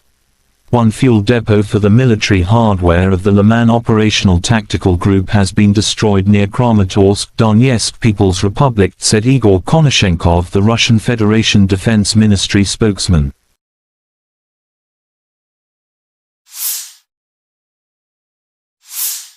Russia Solntsepyok destroys nationalists' positions in Krasny Liman direction. In cooperation with UAV operators, a crew of the Central Military District's Solntsepyok heavy flamethrower system carried out an accurate strike on identified targets, destroying an AFU stronghold and an ammunition depot. Solntsepyok, also known as the TOS-1 Baratino, is a Russian multiple rocket launcher (MRL) system designed for heavy flamethrower applications. The name, Solntsepyok, translates to sunburner in English. It is notable for its ability to deliver devastating firepower to a target area using thermobaric warheads. The range of the TOS-1 Baratino is approximately 3 to 6 kilometers, 1.9 to 3.7 miles, depending on the type of rocket used. The system is generally used for close-range, area denial operations, rather than precision strikes.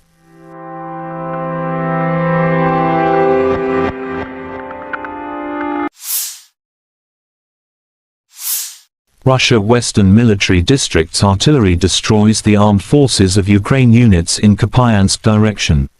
Rocket artillery strikes at manpower and hardware concentration areas and also conducts barrage fire along the routes of possible enemy withdrawal or offensive.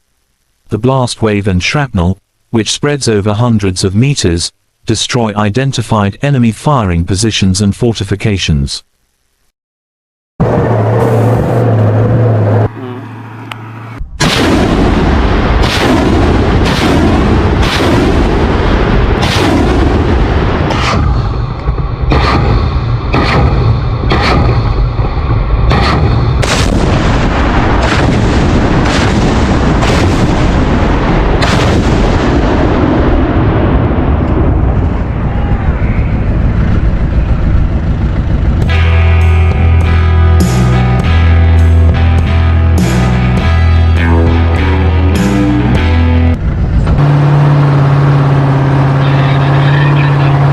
Получили цель от старшего начальника, скопление живой силы и техники, выдвинулись на огневую позицию, отработали и сразу в укрытие. Но каждый человек должен преобладать свой страх, потому что мы Родину защищаем, мы знаем, мы боремся за правду. И тогда вот ощущаешь, кого ты бьешь, по кому ты стреляешь, все уходит. Преимущество РСЗО, то, что он по скоплению основном, и можем стрелять сразу 40. И когда град ложится, они уже морально не могут оттуда, даже если даже рядом будут ложиться снаряды, они уже морально будут подавлены. Бывает такое, когда они идут в наступление, нам дают цель, мы сразу выезжаем на огневую позицию, отрабатываем и удерживаем их наступление.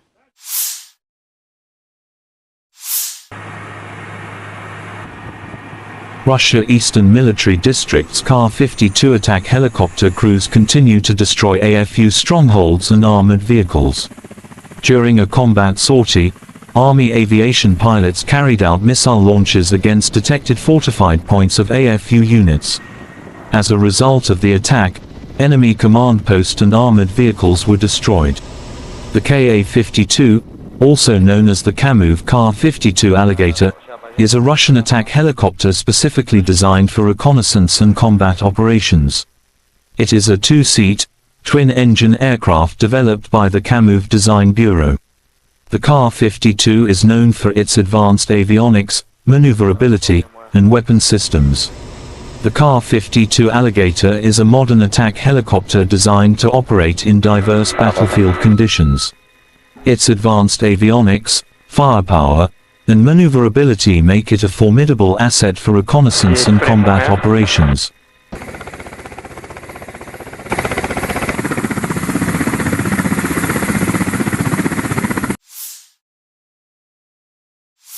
Бажаю здоров'я, шановні українці і українки. Протягом усього дня максимум уваги ліквідації наслідків удару російських терористів по Одесі, по громадах в області, по Чорноморську, по наших портах.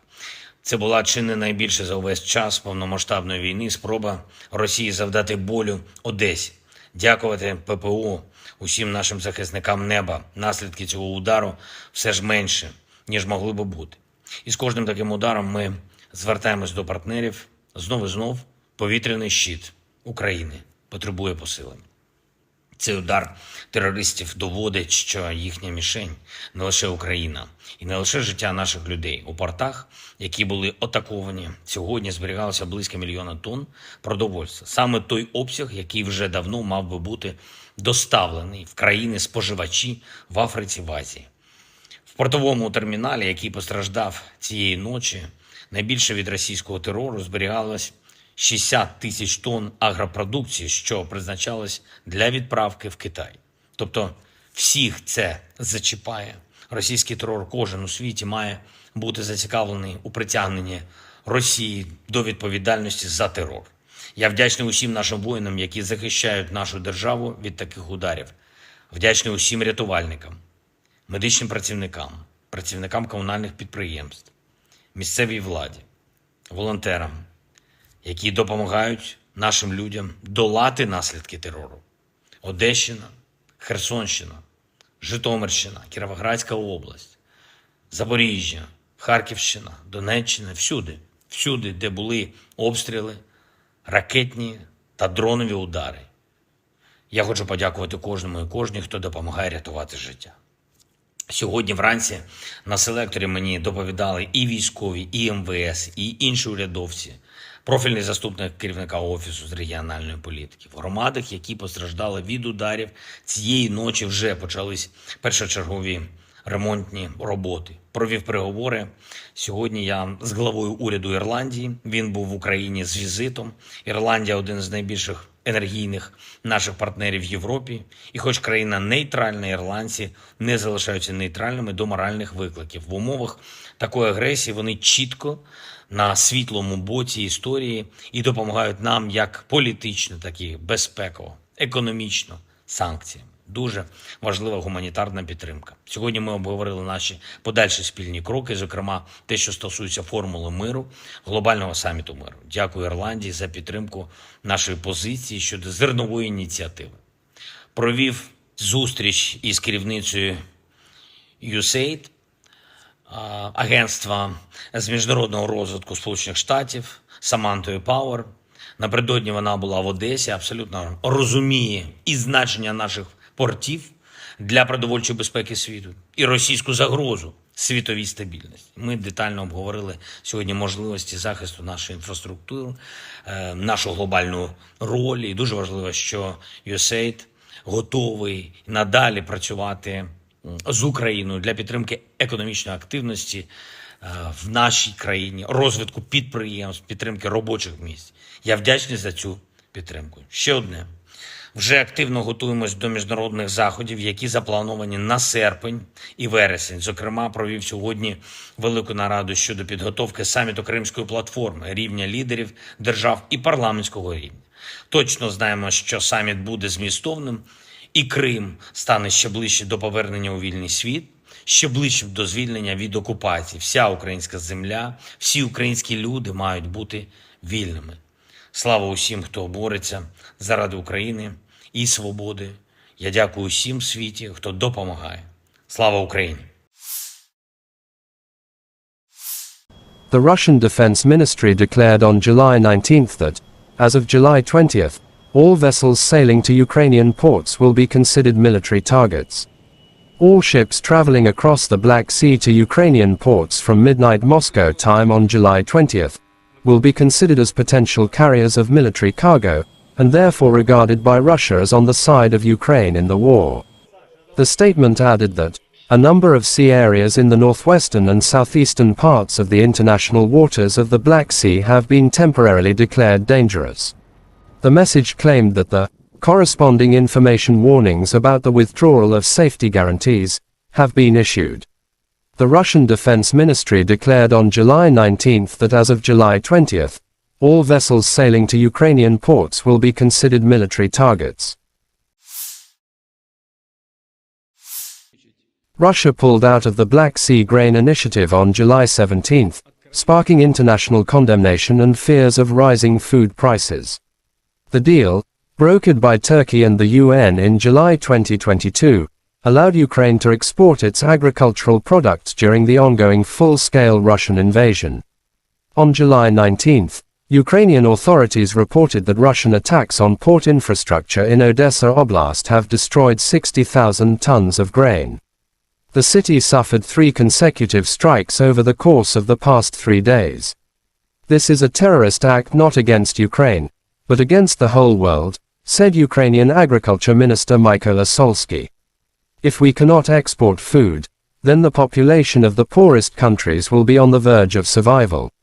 Every Russian missile is a blow not only to Ukraine but also to everyone in the world who seeks a normal and safe life, President Volodymyr Zelensky commented on the Russian attacks against the city.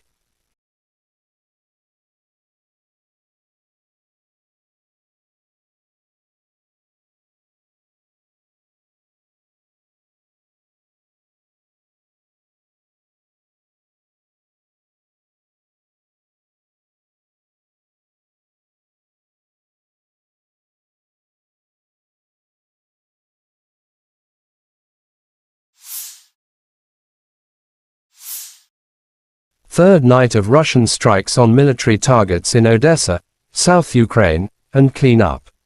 Biggest threats to the Crimea come from Odessa, which the Russian command appears to have decided to neutralize. In social media, there are some footages of destroying of Odessa.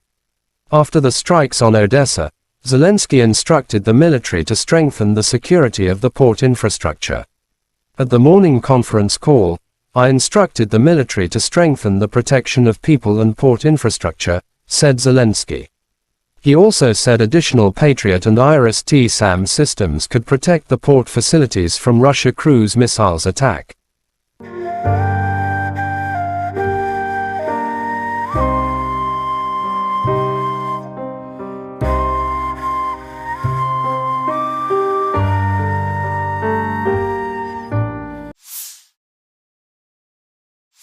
Chechen leader Ramzan Kadyrov shows footage of destroying enemy DRG in Kharkov.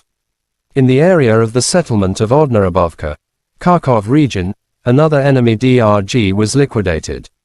As a result of the operational actions of the unit of the Dear Brother, the head of the Department of the Ministry of Internal Affairs of the Russian Federation for the Kercheloy district Rustam Agev, as well as the 245th Motorized Rifle Regiment, all 5 members of the enemy group were successfully denazified, said Kadyrov in his Telegram app.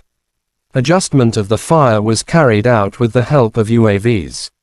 After identifying the exact location of the enemy, a blow was struck from heavy weapons.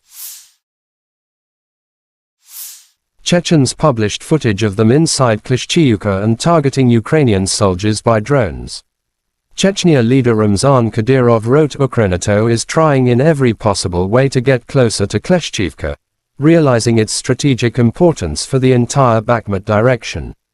However, all these attempts are futile, as it was before.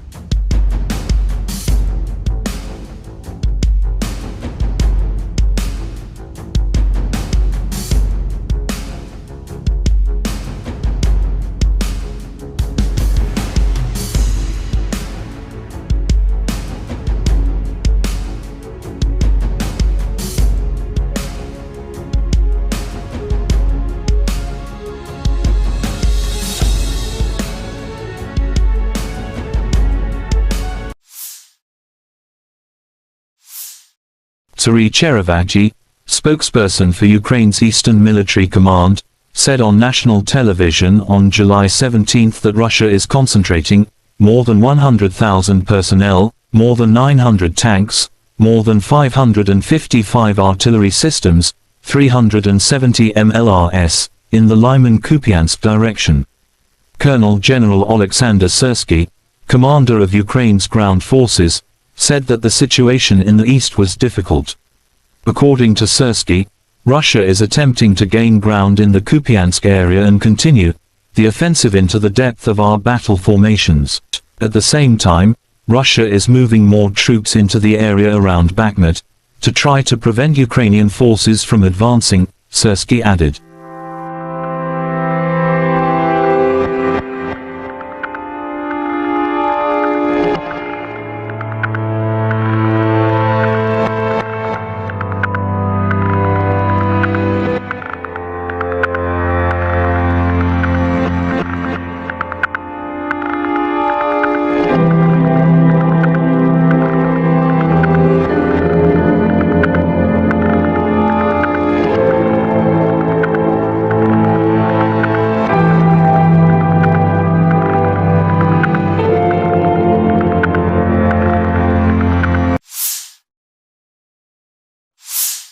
The armed forces of Ukraine shows footage of destroying the enemy's heavy artillery. Air reconnaissance of the 3rd Separate Assault Brigade, in cooperation with the Adam Tactical Group, detected and struck a Russian 240mm self-propelled mortar near Bakhmut. Russian tulip destroyed in pieces, wrote the statement.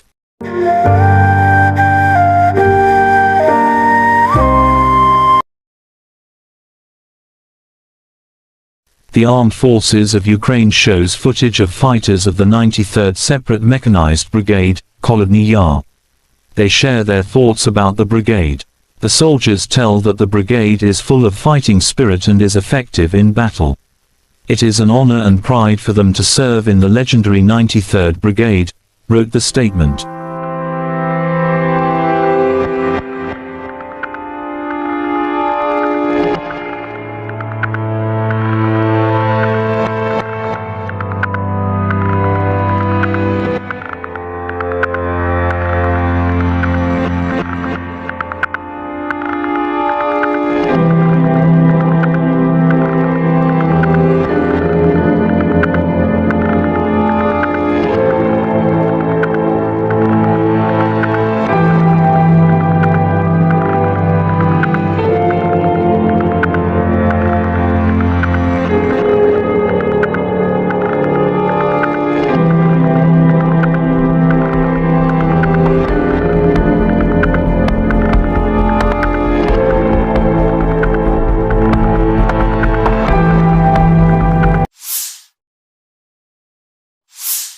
The Armed Forces of Ukraine shows footage.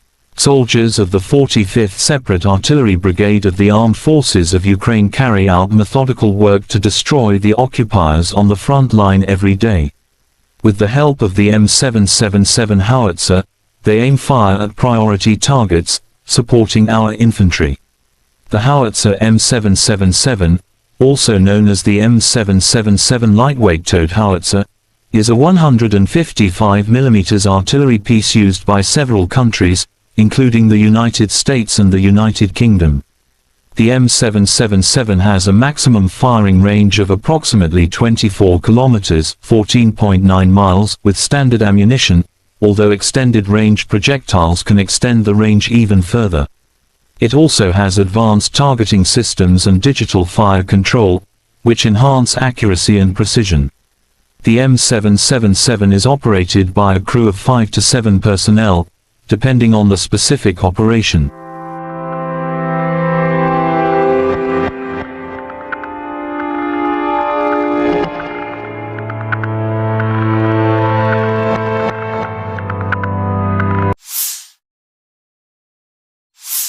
Operational, tactical and army aviation, missile troops and artillery of the armed forces of the Russian Federation have neutralized 73 AFU artillery units at their firing positions, manpower and hardware in 68 areas. One fuel depot for the military hardware of the Liman Operational Tactical Group has been destroyed near Kramatorsk, Donetsk People's Republic, said Igor Konashenkov, the Russian Federation Defense Ministry spokesman.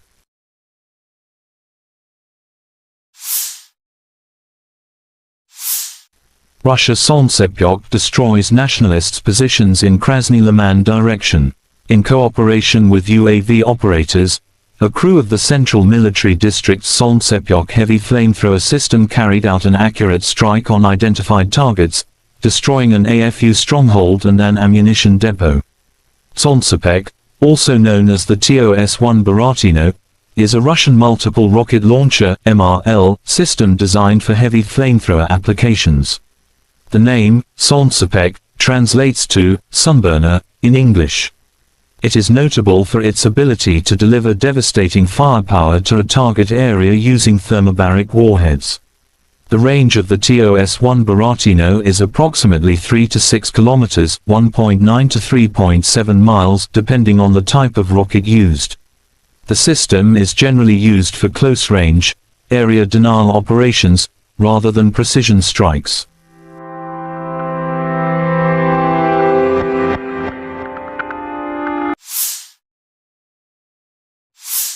Russia Western Military District's artillery destroys the armed forces of Ukraine units in Kupiansk direction.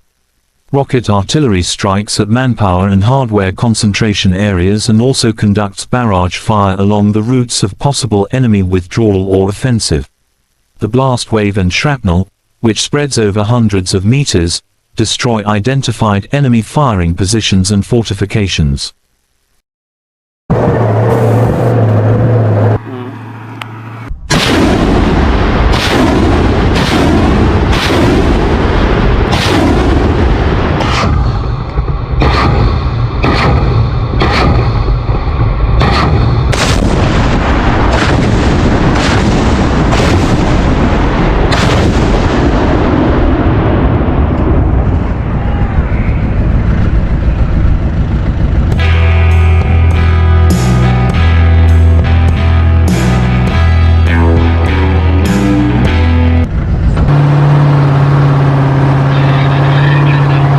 Получили цель от старшего начальника, скопление живой силы и техники, выдвинулись на огневую позицию, отработали и сразу в укрытие. Но каждый человек должен преобладать свой страх, потому что мы Родину защищаем, мы знаем, мы боремся за правду. И тогда вот ощущаешь, кого ты бьешь, по кому ты стреляешь, все уходит. Преимущество РСЗО, то, что он по скоплению основном, и можем стрелять сразу 40. И когда град ложится, они уже морально не могут оттуда даже. Если даже рядом будут ложиться снаряды, они уже морально будут подавлены. Бывает такое, когда они идут в наступление, нам дают цель, мы сразу выезжаем на огневую позицию, отрабатываем и удерживаем их наступление.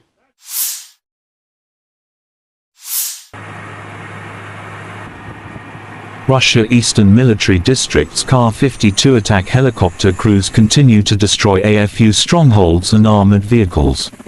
During a combat sortie, Army aviation pilots carried out missile launches against detected fortified points of AFU units. As a result of the attack, enemy command post and armored vehicles were destroyed. The Ka-52, also known as the Kamov Kar-52 Alligator, is a Russian attack helicopter specifically designed for reconnaissance and combat operations. It is a two-seat, twin-engine aircraft developed by the Kamov Design Bureau. The Kar-52 is known for its advanced avionics, maneuverability, and weapon systems. The Kar-52 Alligator is a modern attack helicopter designed to operate in diverse battlefield conditions. Its advanced avionics, firepower, and maneuverability make it a formidable asset for reconnaissance and combat operations.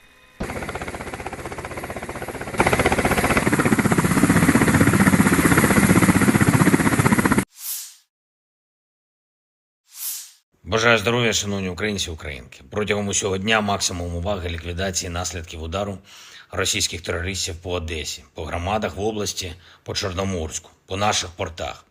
Це була чи не найбільше за увесь час повномасштабної війни спроба Росії завдати болю Одесі.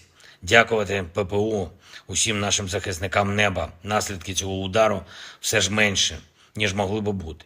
І з кожним таким ударом ми звертаємось до партнерів. Знов повітряний щит України потребує посилення. Цей удар терористів доводить, що їхня мішень не лише Україна і не лише життя наших людей. У портах, які були атаковані, сьогодні зберігалося близько 1 мільйона тонн продовольства. Саме той обсяг, який вже давно мав би бути доставлений в країни-споживачі в Африці, в Азії. В портовому терміналі, який постраждав цієї ночі, Найбільше від російського терору зберігалось 60 тисяч тонн агропродукції, що призначалось для відправки в Китай. Тобто всіх це зачіпає. Російський терор кожен у світі має бути зацікавлений у притягненні Росії до відповідальності за терор. Я вдячний усім нашим воїнам, які захищають нашу державу від таких ударів. Вдячний усім рятувальникам, медичним працівникам, працівникам комунальних підприємств, місцевій владі, волонтерам, які допомагають нашим людям долати наслідки терору. Одещина, Херсонщина, Житомирщина, Кіровоградська область, Запоріжжя, Харківщина, Донеччина, всюди, де були обстріли, ракетні та дронові удари. Я хочу подякувати кожному і кожній, хто допомагає рятувати життя. Сьогодні вранці на селекторі мені доповідали і військові, і МВС, і інші урядовці, профільний заступник керівника Офісу з регіональної політики. В громадах, які постраждали від ударів, цієї ночі вже почались першочергові ремонтні роботи. Провів переговори. Сьогодні я з главою уряду Ірландії. Він був в Україні з візитом. Ірландія – один з найбільших енергійних наших партнерів в Європі. І хоч країна нейтральна, ірландці не залишаються нейтральними до моральних викликів. В умовах такої агресії вони чітко на світлому боці історії і допомагають нам як політично, так і безпеково, економічно, санкціями. Дуже важлива гуманітарна підтримка. Сьогодні ми обговорили наші подальші спільні кроки, зокрема те, що стосується формули миру, глобального саміту миру. Дякую Ірландії за підтримку нашої позиції щодо зернової ініціативи. Провів зустріч із керівницею USAID, агентства з міжнародного розвитку Сполучених Штатів, Самантою Пауер. Напередодні вона була в Одесі, абсолютно розуміє і значення наших портів для продовольчої безпеки світу, і російську загрозу світовій стабільності. Ми детально обговорили сьогодні можливості захисту нашої інфраструктури, нашу глобальну роль. І дуже важливо, що USAID готовий надалі працювати з Україною для підтримки економічної активності в нашій країні, розвитку підприємств, підтримки робочих місць. Я вдячний за цю підтримку. Ще одне. Вже активно готуємось до міжнародних заходів, які заплановані на серпень і вересень. Зокрема, провів сьогодні велику нараду щодо підготовки саміту Кримської платформи, рівня лідерів держав і парламентського рівня. Точно знаємо, що саміт буде змістовним, і Крим стане ще ближче до повернення у вільний світ, ще ближче до звільнення від окупації. Вся українська земля, всі українські люди мають бути вільними. Слава усім, хто бореться заради України і свободи. Я дякую усім в світі, хто допомагає. Слава Україні! The Russian Defense Ministry declared on July 19th that, as of July 20th, all vessels sailing to Ukrainian ports will be considered military targets. All ships traveling across the Black Sea to Ukrainian ports from midnight Moscow time on July 20th will be considered as potential carriers of military cargo, and therefore regarded by Russia as on the side of Ukraine in the war. The statement added that a number of sea areas in the northwestern and southeastern parts of the international waters of the Black Sea have been temporarily declared dangerous.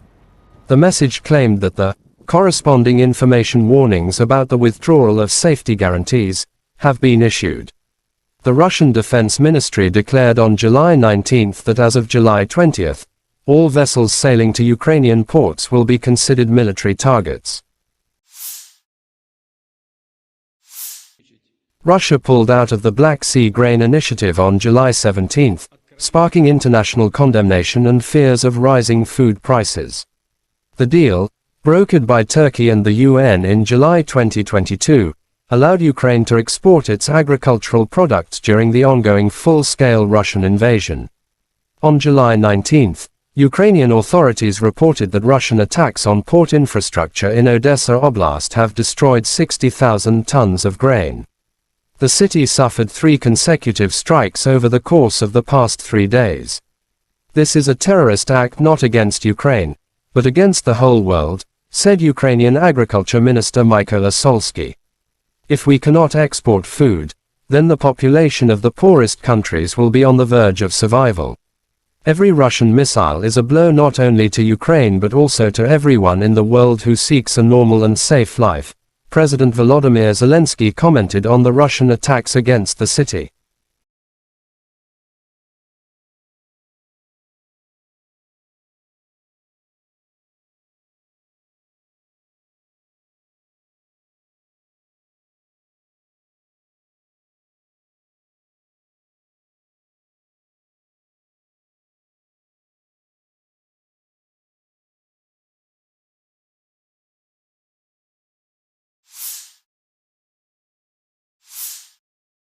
Third night of Russian strikes on military targets in Odessa, South Ukraine, and clean up.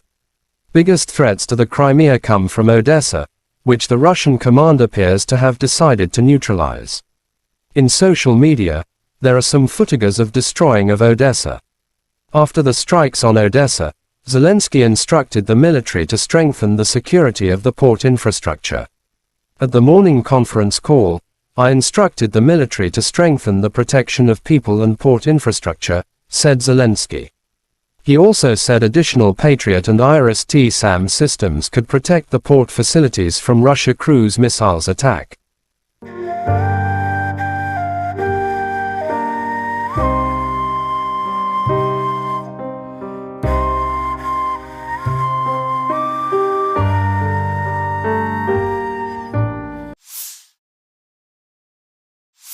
Chechen leader Ramzan Kadyrov shows footage of destroying enemy DRG in Kharkov. In the area of the settlement of Odnarabovka, Kharkov region, another enemy DRG was liquidated. As a result of the operational actions of the unit of the Dear Brother, the head of the Department of the Ministry of Internal Affairs of the Russian Federation for the Kercheloy district Rustam Agev, as well as the 245th Motorized Rifle Regiment, all 5 members of the enemy group were successfully denazified, said Kadyrov in his Telegram app. Adjustment of the fire was carried out with the help of UAVs. After identifying the exact location of the enemy, a blow was struck from heavy weapons. Chechens published footage of them inside Klishchiivka and targeting Ukrainian soldiers by drones. Chechnya leader Ramzan Kadyrov wrote Ukrainato is trying in every possible way to get closer to Klishchiivka, realizing its strategic importance for the entire Bakhmut direction. However, all these attempts are futile, as it was before.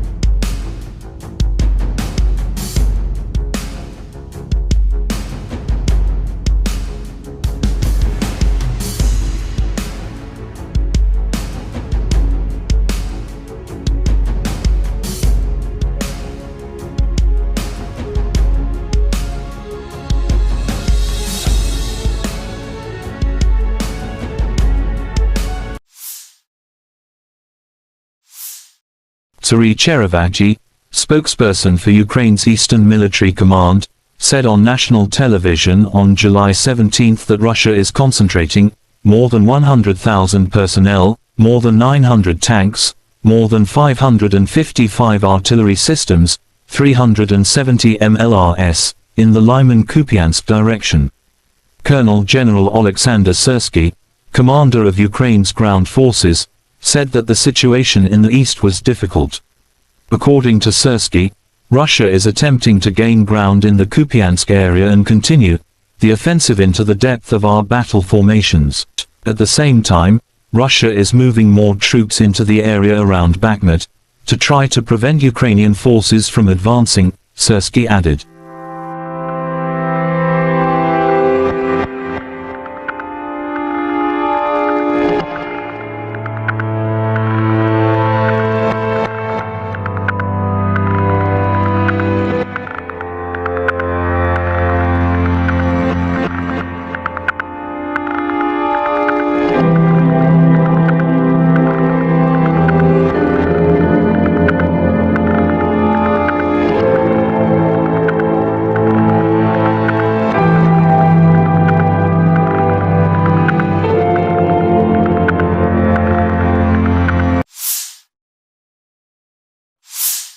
The armed forces of Ukraine shows footage of destroying the enemy's heavy artillery.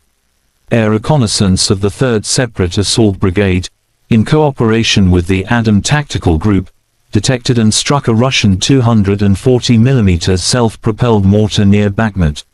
Russian tulip destroyed in pieces, wrote the statement.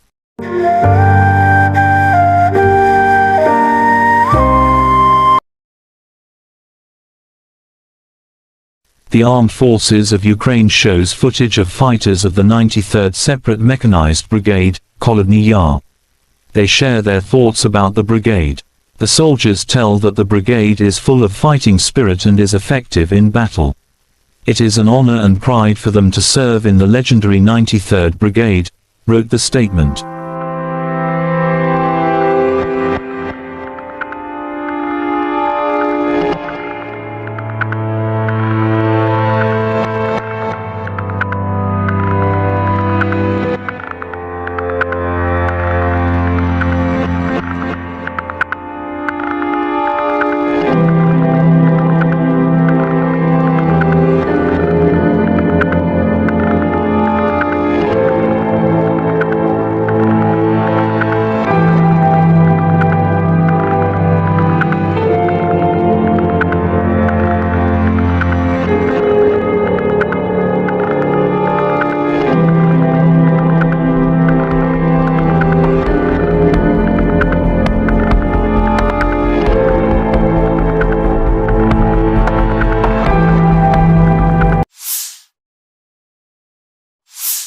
The Armed Forces of Ukraine shows footage.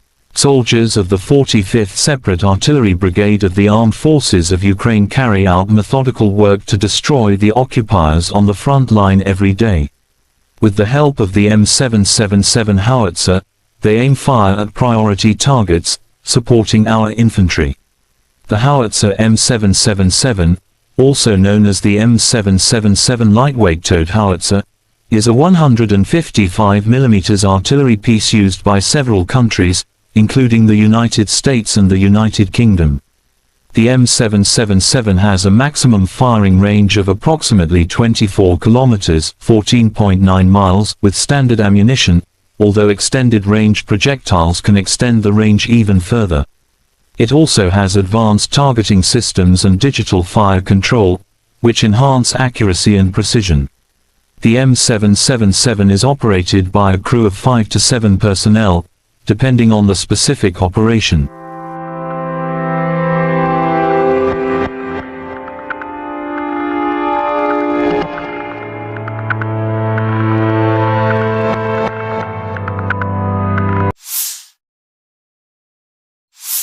Operational, tactical and army aviation, missile troops and artillery of the armed forces of the Russian Federation have neutralized 73 AFU artillery units at their firing positions, manpower and hardware in 68 areas. One fuel depot for the military hardware of the Liman Operational Tactical Group has been destroyed near Kramatorsk, Donetsk People's Republic, said Igor Konashenkov, the Russian Federation Defense Ministry spokesman.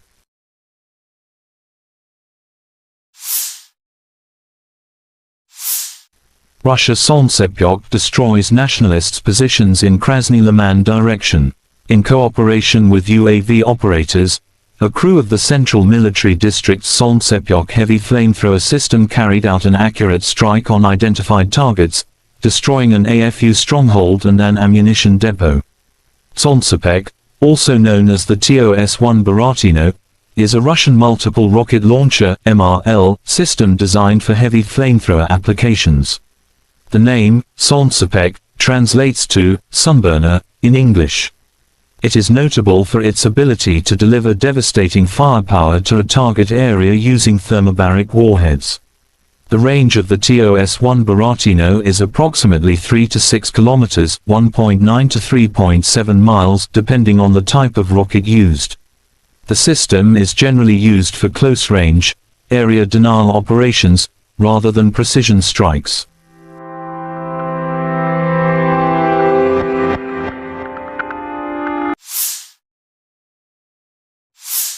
Russia Western Military District's artillery destroys the armed forces of Ukraine units in Kupiansk direction. rocket artillery strikes at manpower and hardware concentration areas and also conducts barrage fire along the routes of possible enemy withdrawal or offensive. The blast wave and shrapnel, which spreads over hundreds of meters, destroy identified enemy firing positions and fortifications.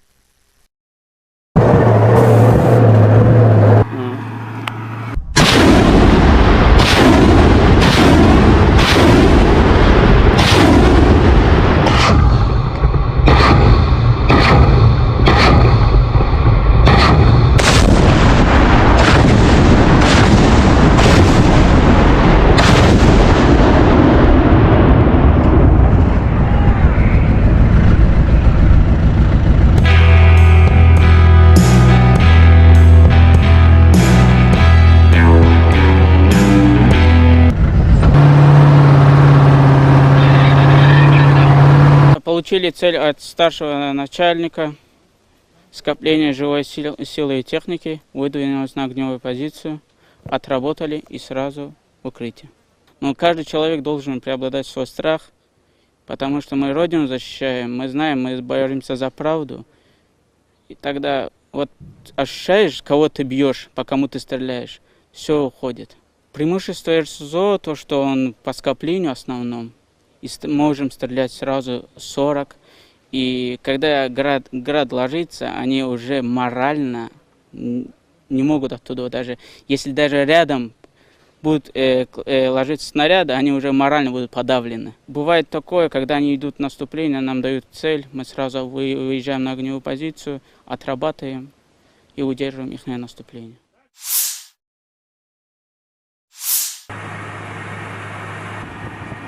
Russia Eastern Military District's Kar-52 attack helicopter crews continue to destroy AFU strongholds and armored vehicles. During a combat sortie, Army aviation pilots carried out missile launches against detected fortified points of AFU units. As a result of the attack, enemy command post and armored vehicles were destroyed. The Ka-52, also known as the Kamov Kar-52 Alligator, is a Russian attack helicopter specifically designed for reconnaissance and combat operations. It is a two-seat, twin-engine aircraft developed by the Kamov Design Bureau. The Kar-52 is known for its advanced avionics, maneuverability, and weapon systems. The Kar-52 Alligator is a modern attack helicopter designed to operate in diverse battlefield conditions. Its advanced avionics, firepower, and maneuverability make it a formidable asset for reconnaissance and combat operations.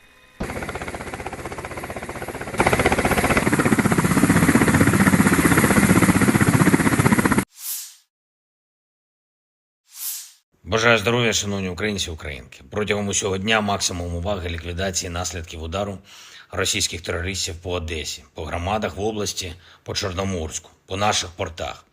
Це була чи не найбільше за увесь час повномасштабної війни спроба Росії завдати болю Одесі.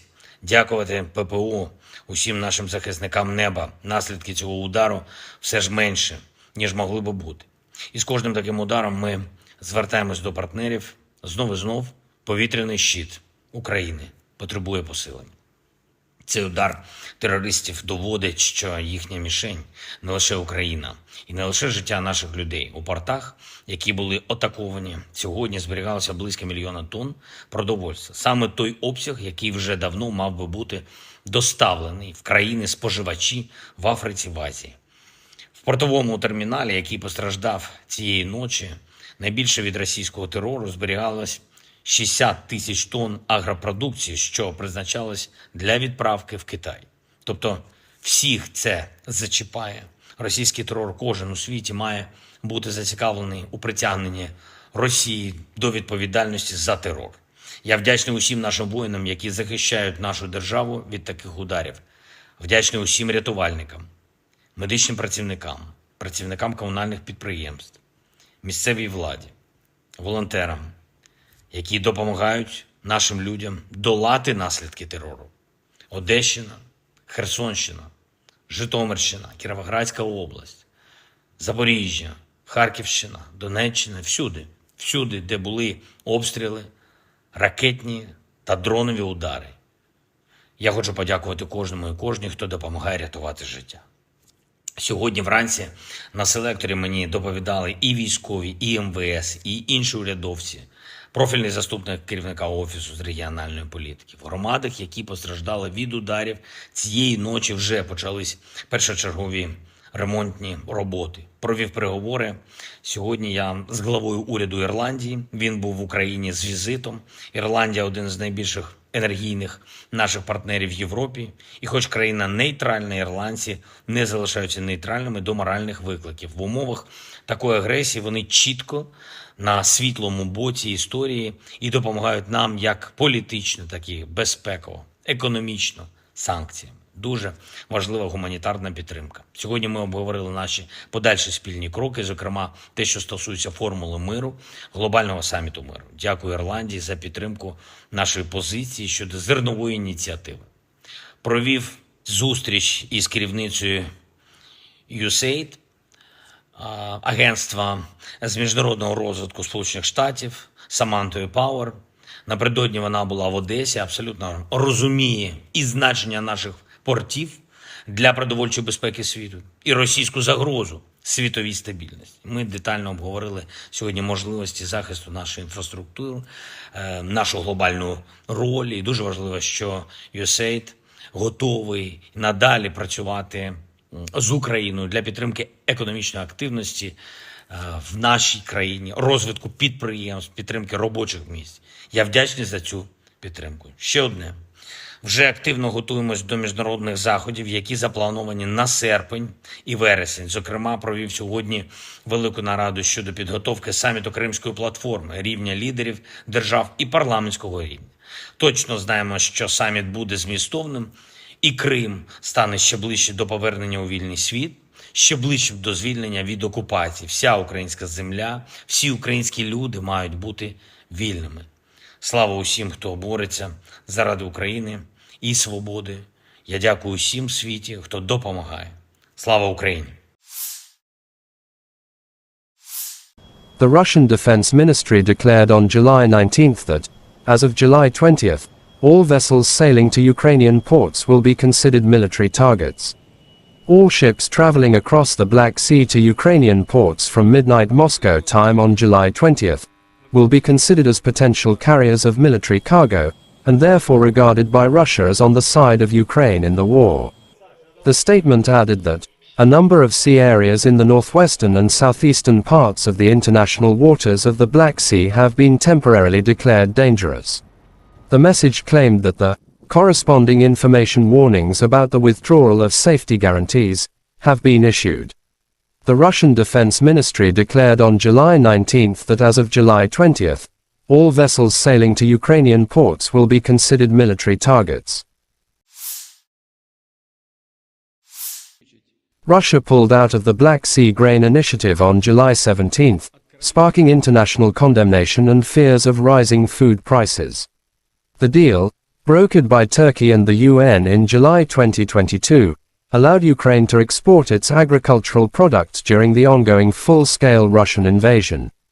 On July 19th, Ukrainian authorities reported that Russian attacks on port infrastructure in Odessa Oblast have destroyed 60,000 tons of grain.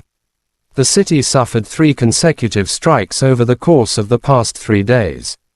This is a terrorist act not against Ukraine, but against the whole world, said Ukrainian Agriculture Minister Mykola Solsky. If we cannot export food, then the population of the poorest countries will be on the verge of survival.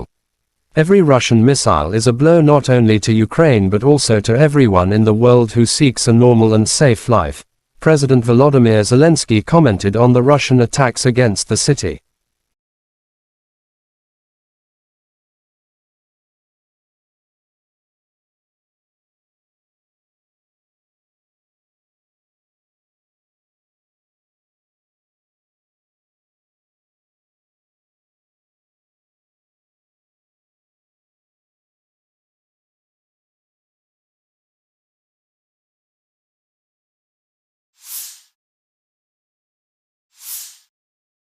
Third night of Russian strikes on military targets in Odessa, South Ukraine, and clean up. Biggest threats to the Crimea come from Odessa, which the Russian command appears to have decided to neutralize. In social media, there are some footages of destroying of Odessa. After the strikes on Odessa, Zelensky instructed the military to strengthen the security of the port infrastructure. At the morning conference call, I instructed the military to strengthen the protection of people and port infrastructure, said Zelensky. He also said additional Patriot and IRIS-T-SAM systems could protect the port facilities from Russia cruise missiles attack.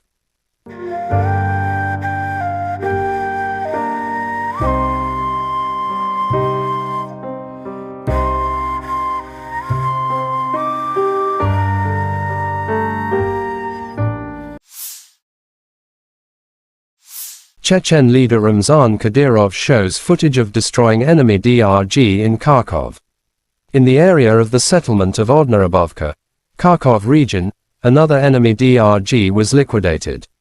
As a result of the operational actions of the unit of the Dear Brother, the head of the Department of the Ministry of Internal Affairs of the Russian Federation for the Kercheloy district Rustam Agev, as well as the 245th Motorized Rifle Regiment, all 5 members of the enemy group were successfully denazified, said Kadyrov in his Telegram app. Adjustment of the fire was carried out with the help of UAVs. After identifying the exact location of the enemy, a blow was struck from heavy weapons. Chechens published footage of them inside Klishchiivka and targeting Ukrainian soldiers by drones. Chechnya leader Ramzan Kadyrov wrote Ukrainato is trying in every possible way to get closer to Klishchiivka, realizing its strategic importance for the entire Bakhmut direction. However, all these attempts are futile, as it was before.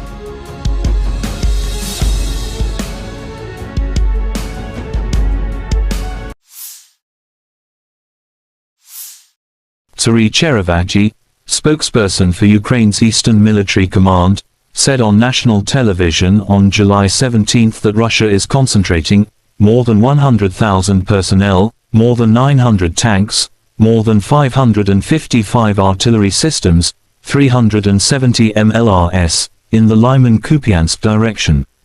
Colonel General Alexander Syrsky, commander of Ukraine's ground forces, said that the situation in the east was difficult. According to Syrsky, Russia is attempting to gain ground in the Kupiansk area and continue the offensive into the depth of our battle formations. At the same time, Russia is moving more troops into the area around Bakhmut to try to prevent Ukrainian forces from advancing, Syrsky added.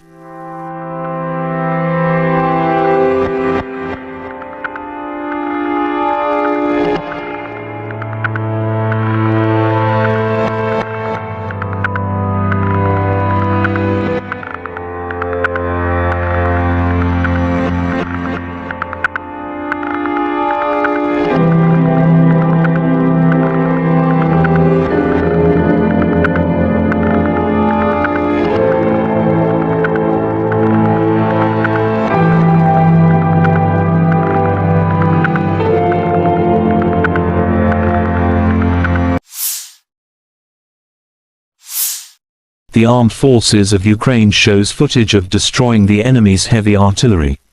Air reconnaissance of the 3rd Separate Assault Brigade, in cooperation with the Adam Tactical Group, detected and struck a Russian 240mm self-propelled mortar near Bakhmut.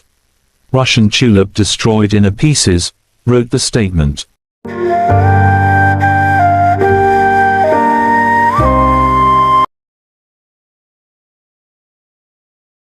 The Armed Forces of Ukraine shows footage of fighters of the 93rd Separate Mechanized Brigade, Kholodny Yar.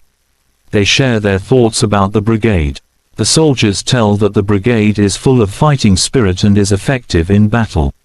It is an honor and pride for them to serve in the legendary 93rd Brigade, wrote the statement.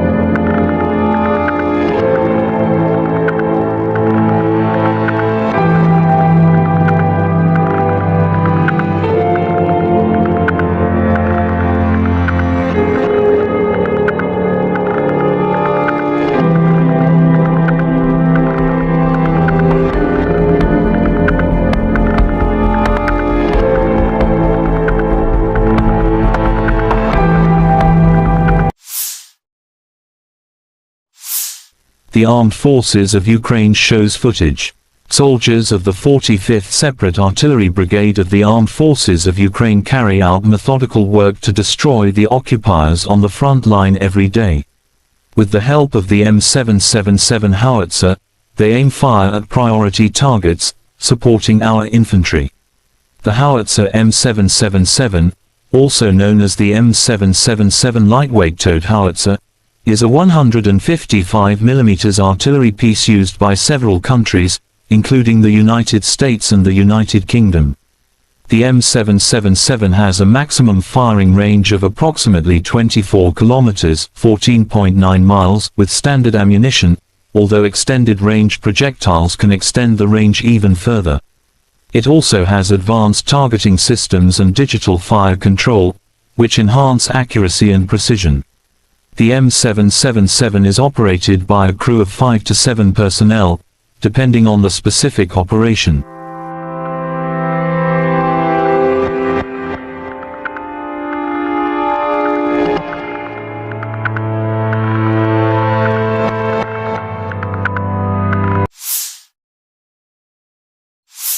Operational, tactical and army aviation, missile troops and artillery of the armed forces of the Russian Federation have neutralized 73 AFU artillery units at their firing positions, manpower and hardware in 68 areas.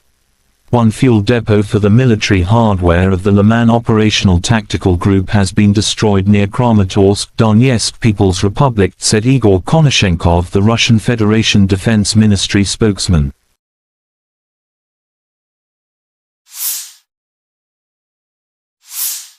Russia Solntsepyok destroys nationalists' positions in Krasny Liman direction. In cooperation with UAV operators, a crew of the Central Military District's Solntsepyok heavy flamethrower system carried out an accurate strike on identified targets, destroying an AFU stronghold and an ammunition depot.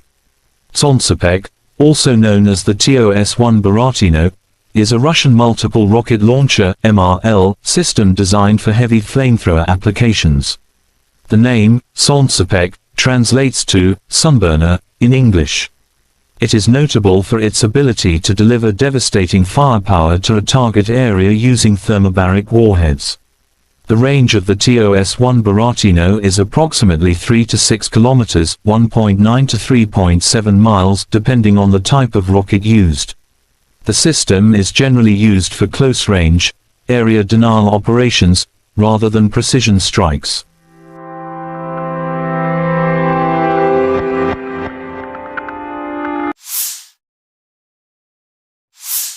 Russia Western Military District's artillery destroys the armed forces of Ukraine units in Kupiansk direction.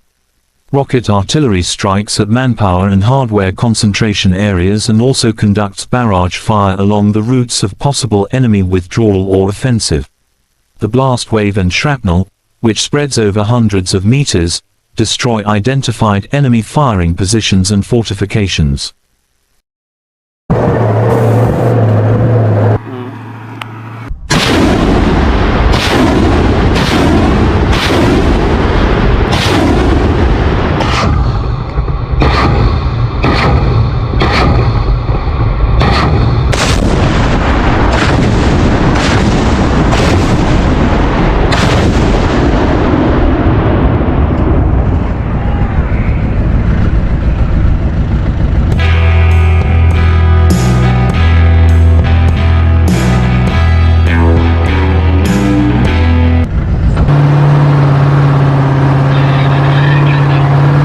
Получили цель от старшего начальника, скопление живой силы и техники, выдвинулись на огневую позицию, отработали и сразу в укрытие. Но каждый человек должен преобладать свой страх, потому что мы Родину защищаем, мы знаем, мы боремся за правду. И тогда вот ощущаешь, кого ты бьешь, по кому ты стреляешь, все уходит.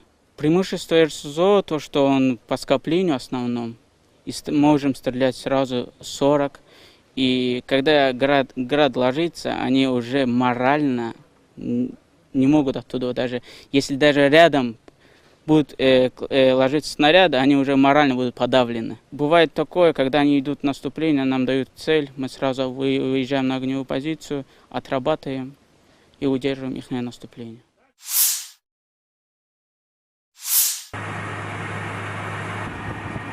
Russia Eastern Military District's Kar-52 attack helicopter crews continue to destroy AFU strongholds and armored vehicles. During a combat sortie, Army aviation pilots carried out missile launches against detected fortified points of AFU units. As a result of the attack, enemy command post and armored vehicles were destroyed. The Ka-52, also known as the Kamov Kar-52 Alligator, is a Russian attack helicopter specifically designed for reconnaissance and combat operations. It is a two-seat, twin-engine aircraft developed by the Kamov Design Bureau. The Kar-52 is known for its advanced avionics, maneuverability, and weapon systems. The Kar-52 Alligator is a modern attack helicopter designed to operate in diverse battlefield conditions. Its advanced avionics, firepower, and maneuverability make it a formidable asset for reconnaissance and combat operations.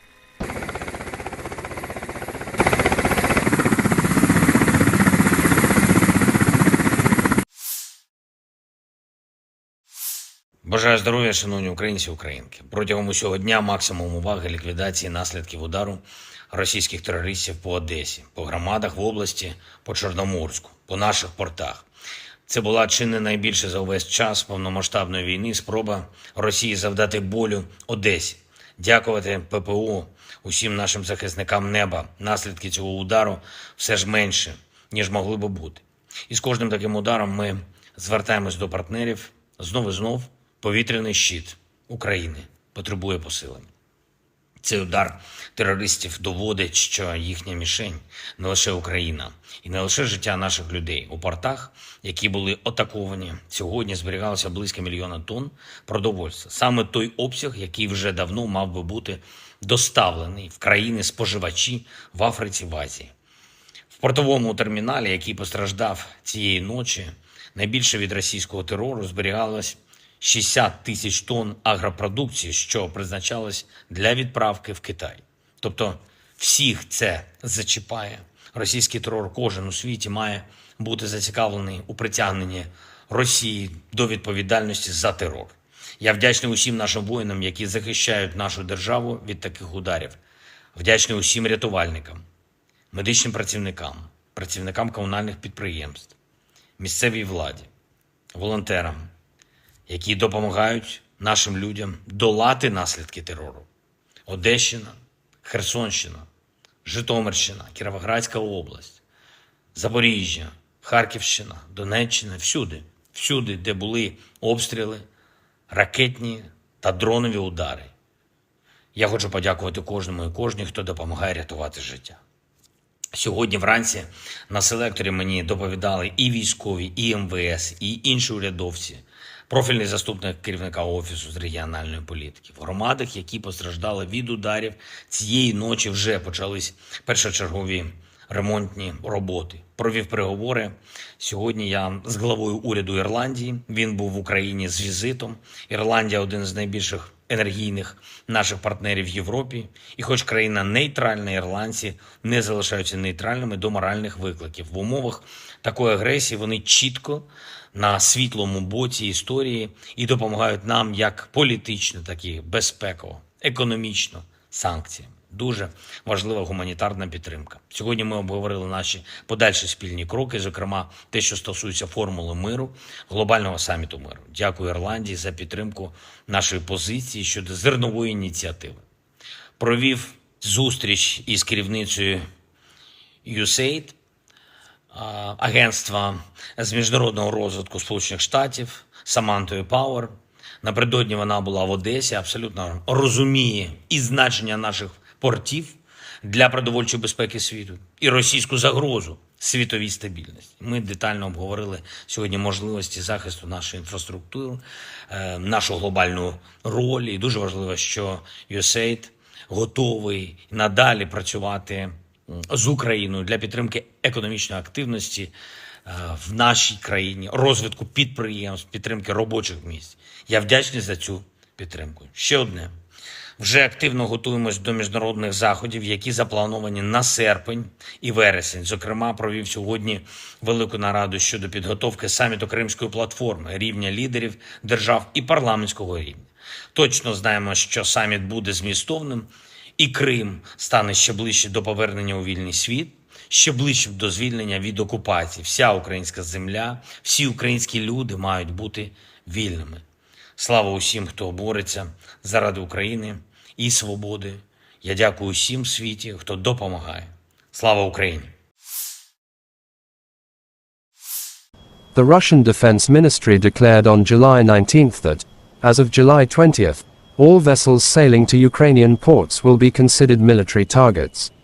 All ships traveling across the Black Sea to Ukrainian ports from midnight Moscow time on July 20th will be considered as potential carriers of military cargo, and therefore regarded by Russia as on the side of Ukraine in the war.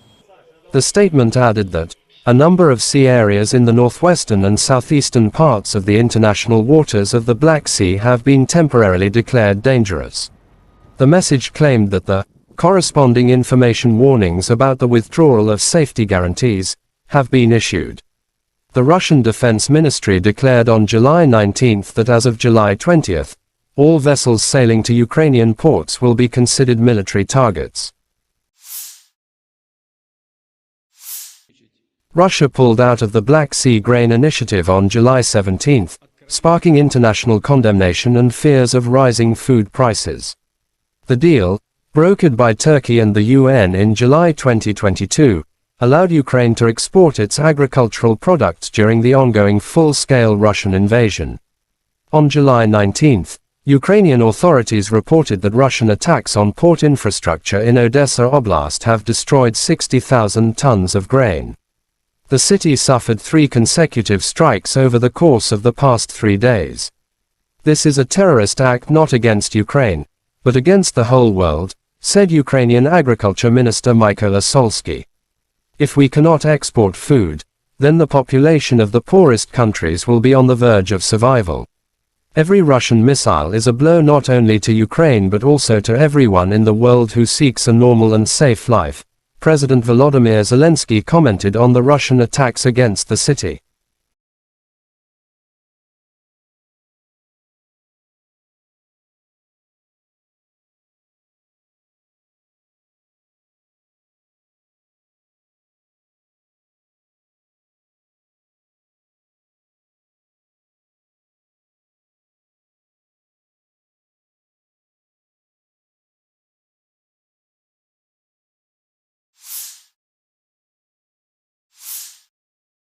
Third night of Russian strikes on military targets in Odessa, South Ukraine, and clean up. Biggest threats to the Crimea come from Odessa, which the Russian command appears to have decided to neutralize. In social media, there are some footages of destroying of Odessa. After the strikes on Odessa, Zelensky instructed the military to strengthen the security of the port infrastructure. At the morning conference call, I instructed the military to strengthen the protection of people and port infrastructure, said Zelensky. He also said additional Patriot and IRIS-T-SAM systems could protect the port facilities from Russia cruise missiles attack.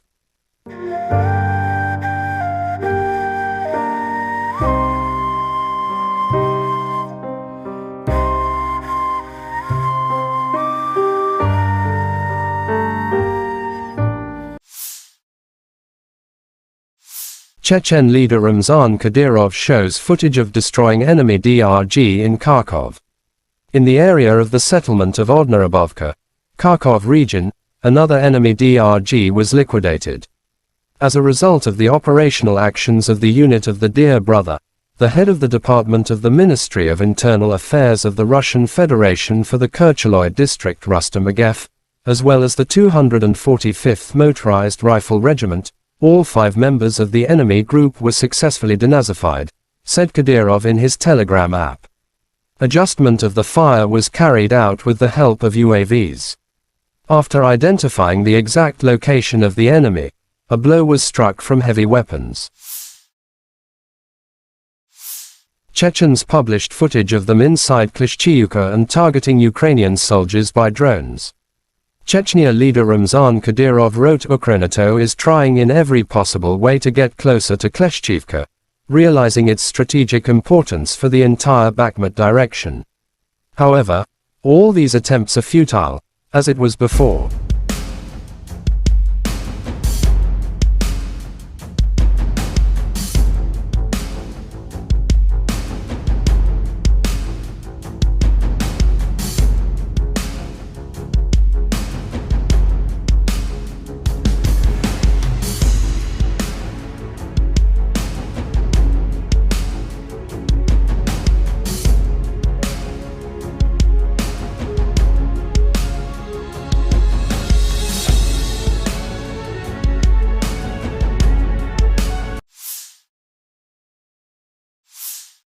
Turi Cherevagi, spokesperson for Ukraine's Eastern Military Command, said on national television on July 17 that Russia is concentrating more than 100,000 personnel, more than 900 tanks, more than 555 artillery systems, 370 MLRS, in the Lyman-Kupiansk direction. Colonel General Alexander Syrsky, commander of Ukraine's ground forces, said that the situation in the east was difficult. According to Syrsky, Russia is attempting to gain ground in the Kupiansk area and continue the offensive into the depth of our battle formations. At the same time, Russia is moving more troops into the area around Bakhmut to try to prevent Ukrainian forces from advancing, Syrsky added.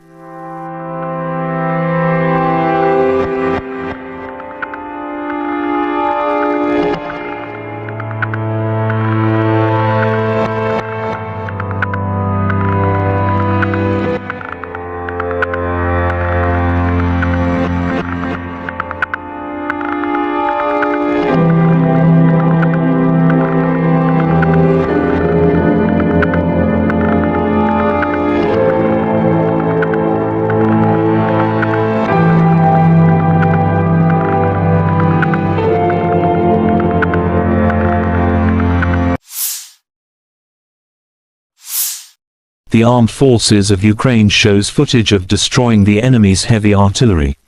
Air reconnaissance of the 3rd Separate Assault Brigade, in cooperation with the Adam Tactical Group, detected and struck a Russian 240mm self-propelled mortar near Bakhmut. Russian tulip destroyed in pieces, wrote the statement.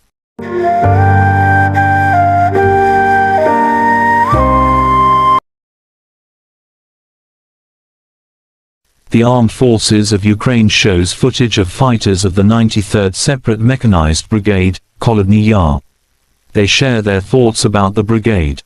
The soldiers tell that the brigade is full of fighting spirit and is effective in battle.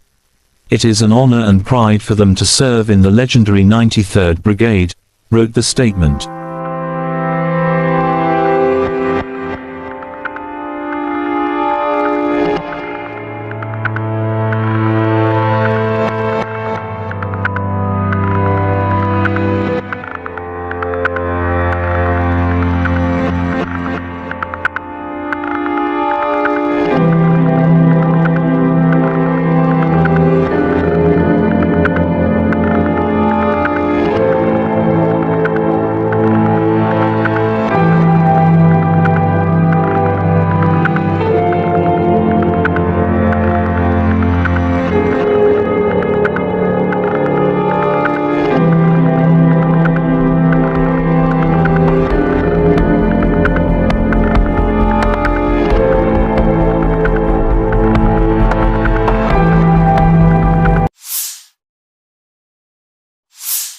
The Armed Forces of Ukraine shows footage Soldiers of the 45th Separate Artillery Brigade of the Armed Forces of Ukraine carry out methodical work to destroy the occupiers on the front line every day. With the help of the M777 howitzer, they aim fire at priority targets, supporting our infantry. The howitzer M777, also known as the M777 lightweight towed howitzer, is a 155 mm artillery piece used by several countries, including the United States and the United Kingdom. The M777 has a maximum firing range of approximately 24 kilometers (14.9 miles) with standard ammunition, although extended range projectiles can extend the range even further. It also has advanced targeting systems and digital fire control, which enhance accuracy and precision. The M777 is operated by a crew of 5 to 7 personnel, depending on the specific operation.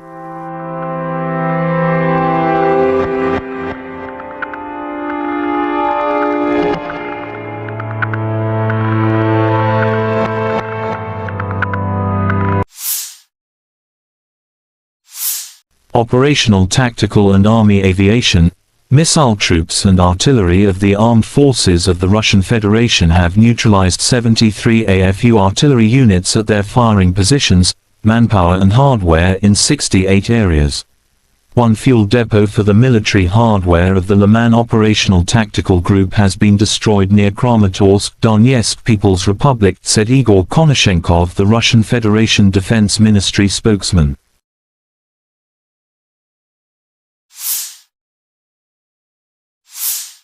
Russia Solntsepyok destroys nationalists' positions in Krasny Liman direction. In cooperation with UAV operators, a crew of the Central Military District's Solntsepyok heavy flamethrower system carried out an accurate strike on identified targets, destroying an AFU stronghold and an ammunition depot. Solntsepyok, also known as the TOS-1 Baratino, is a Russian multiple rocket launcher (MRL) system designed for heavy flamethrower applications. The name, Solntsepyok, translates to sunburner in English. It is notable for its ability to deliver devastating firepower to a target area using thermobaric warheads. The range of the TOS-1 Baratino is approximately 3 to 6 kilometers, 1.9 to 3.7 miles, depending on the type of rocket used. The system is generally used for close-range, area denial operations, rather than precision strikes.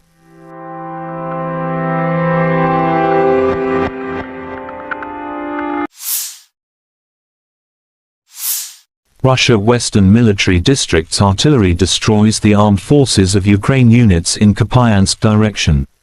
Rocket artillery strikes at manpower and hardware concentration areas and also conducts barrage fire along the routes of possible enemy withdrawal or offensive. The blast wave and shrapnel, which spreads over hundreds of meters, destroy identified enemy firing positions and fortifications.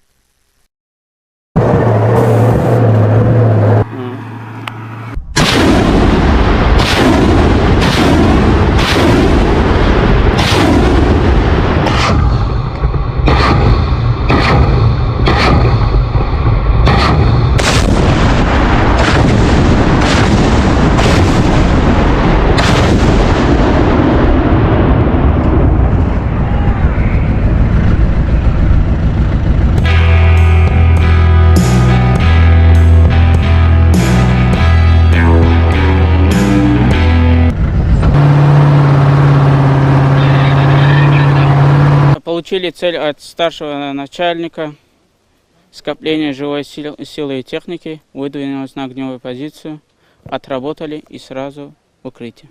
Но каждый человек должен преобладать свой страх, потому что мы Родину защищаем, мы знаем, мы боремся за правду. И тогда вот ощущаешь, кого ты бьешь, по кому ты стреляешь, все уходит. Преимущество РСЗО, то, что он по скоплению основном, и можем стрелять сразу 40.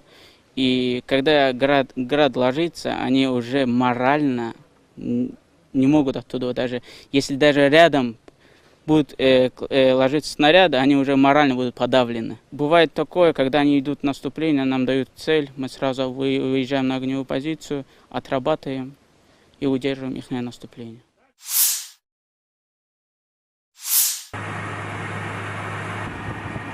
Russia Eastern Military District's Kar-52 attack helicopter crews continue to destroy AFU strongholds and armored vehicles. During a combat sortie, Army aviation pilots carried out missile launches against detected fortified points of AFU units. As a result of the attack, enemy command post and armored vehicles were destroyed. The Ka-52, also known as the Kamov Kar-52 Alligator, is a Russian attack helicopter specifically designed for reconnaissance and combat operations. It is a two-seat, twin-engine aircraft developed by the Kamov Design Bureau. The Kar-52 is known for its advanced avionics, maneuverability, and weapon systems. The Kar-52 Alligator is a modern attack helicopter designed to operate in diverse battlefield conditions. Its advanced avionics, firepower, and maneuverability make it a formidable asset for reconnaissance and combat operations.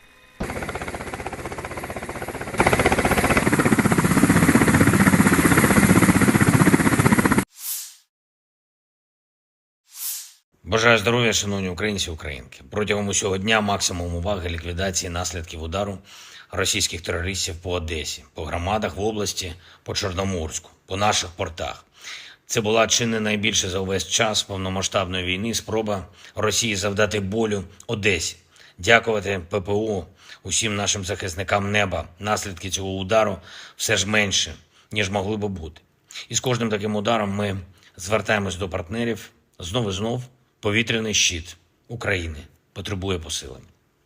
Цей удар терористів доводить, що їхня мішень не лише Україна і не лише життя наших людей. У портах, які були атаковані, сьогодні зберігалося близько 1 мільйона тонн продовольства. Саме той обсяг, який вже давно мав би бути доставлений в країни-споживачі в Африці, в Азії.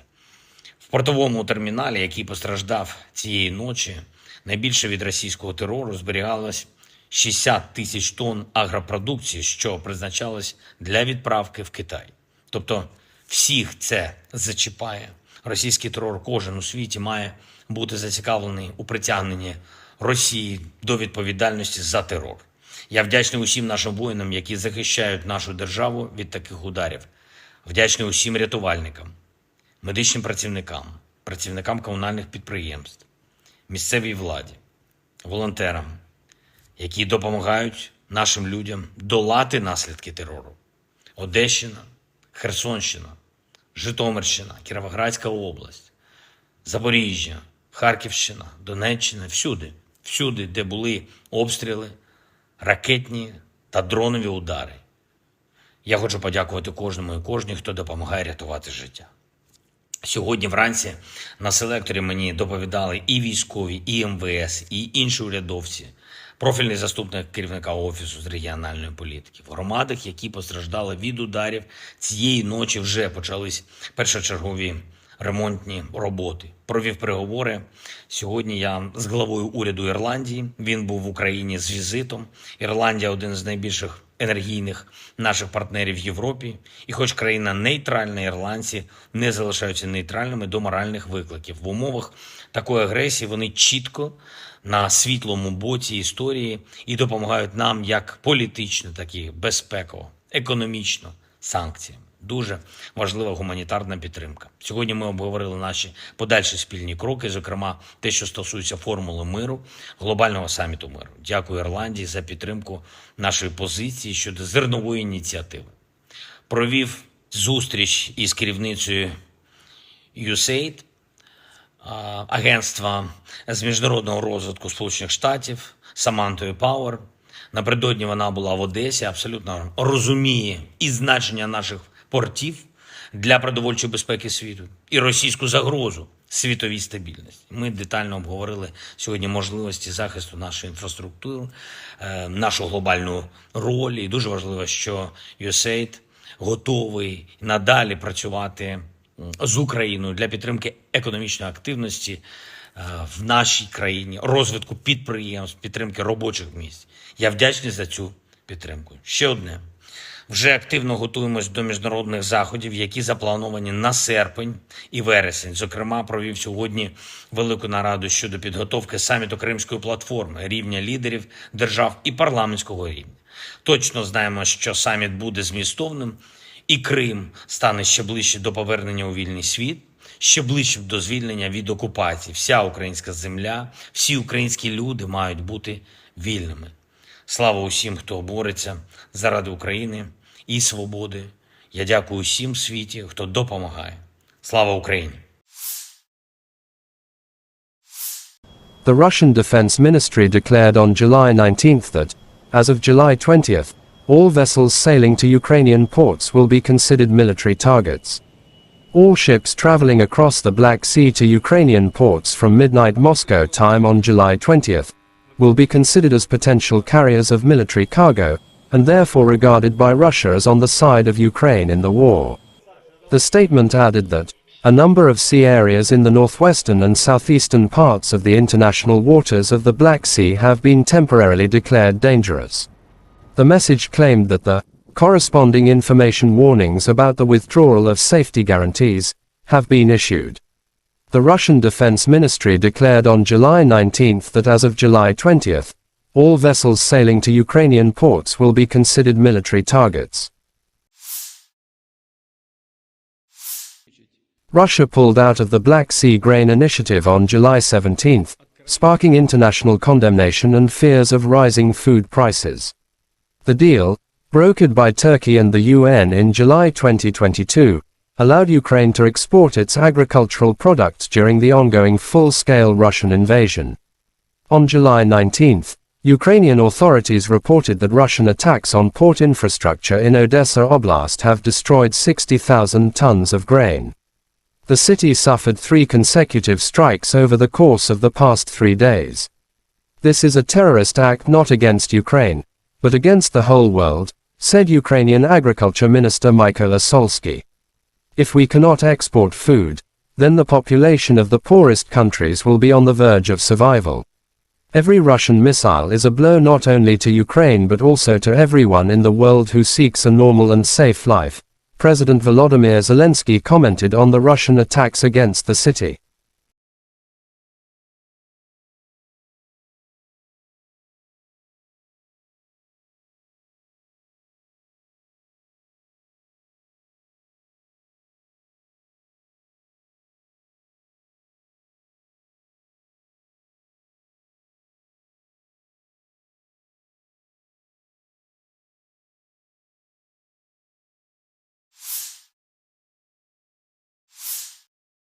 Third night of Russian strikes on military targets in Odessa, South Ukraine, and clean up. Biggest threats to the Crimea come from Odessa, which the Russian command appears to have decided to neutralize. In social media, there are some footages of destroying of Odessa. After the strikes on Odessa, Zelensky instructed the military to strengthen the security of the port infrastructure. At the morning conference call, I instructed the military to strengthen the protection of people and port infrastructure, said Zelensky. He also said additional Patriot and IRIS-T-SAM systems could protect the port facilities from Russia cruise missiles attack.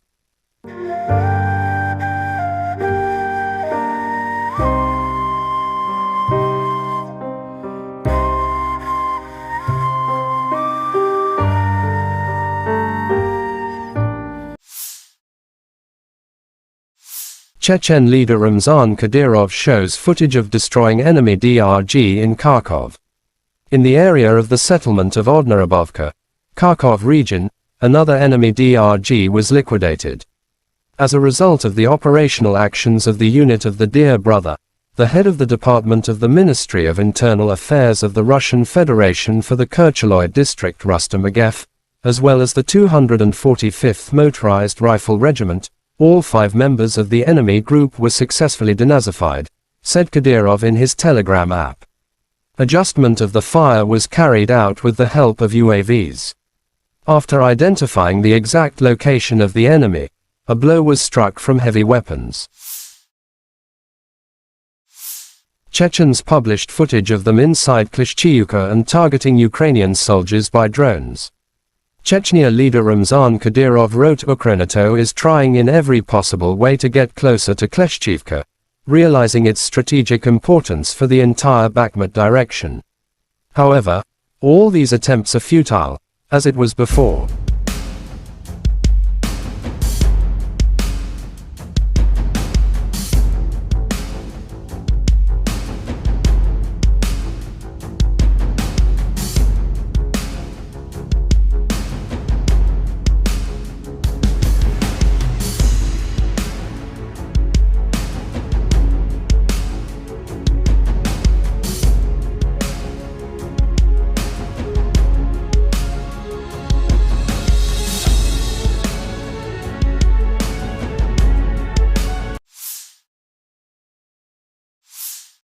Sari Cherevati, spokesperson for Ukraine's Eastern Military Command, said on national television on July 17 that Russia is concentrating more than 100,000 personnel, more than 900 tanks, more than 555 artillery systems, 370 MLRS, in the Lyman-Kupiansk direction. Colonel General Oleksandr Syrsky, commander of Ukraine's ground forces, said that the situation in the east was difficult. According to Syrsky, Russia is attempting to gain ground in the Kupiansk area and continue the offensive into the depth of our battle formations.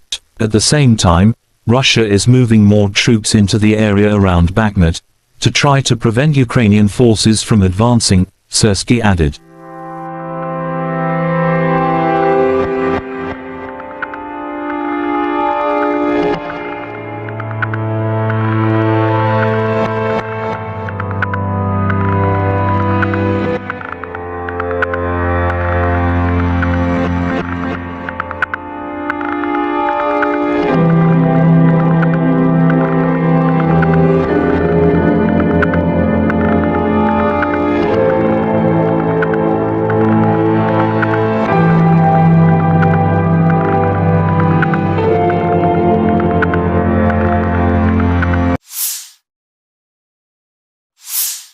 The armed forces of Ukraine shows footage of destroying the enemy's heavy artillery. Air reconnaissance of the 3rd Separate Assault Brigade, in cooperation with the Adam Tactical Group, detected and struck a Russian 240mm self-propelled mortar near Bakhmut. Russian tulip destroyed in pieces, wrote the statement.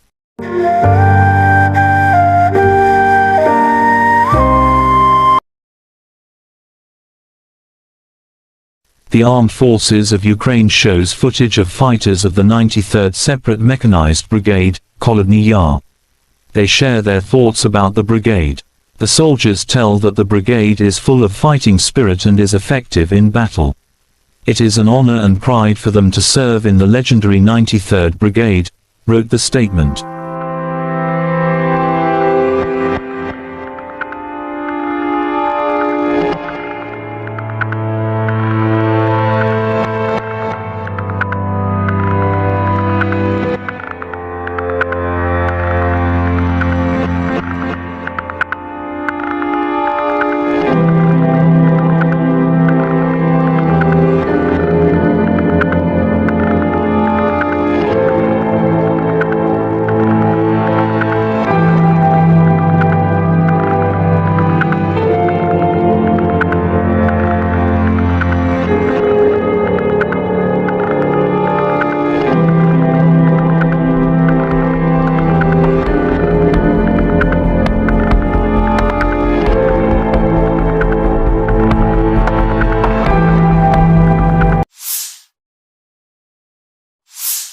The Armed Forces of Ukraine shows footage.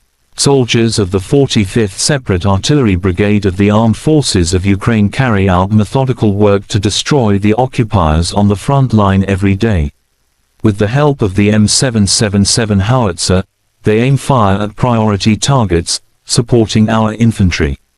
The howitzer M777, also known as the M777 lightweight towed howitzer, is a 155mm artillery piece used by several countries, including the United States and the United Kingdom. The M777 has a maximum firing range of approximately 24 kilometers, 14.9 miles, with standard ammunition, although extended range projectiles can extend the range even further. It also has advanced targeting systems and digital fire control, which enhance accuracy and precision. The M777 is operated by a crew of 5 to 7 personnel, depending on the specific operation.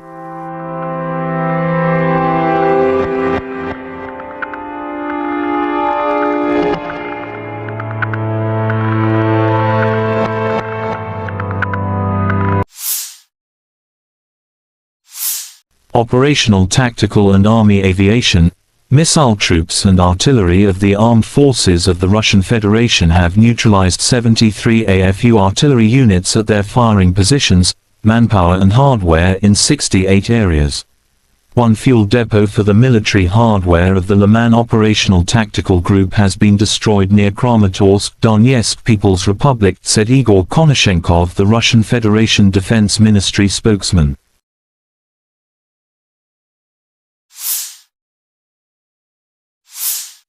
Russia Solntsepyok destroys nationalists' positions in Krasny Liman direction.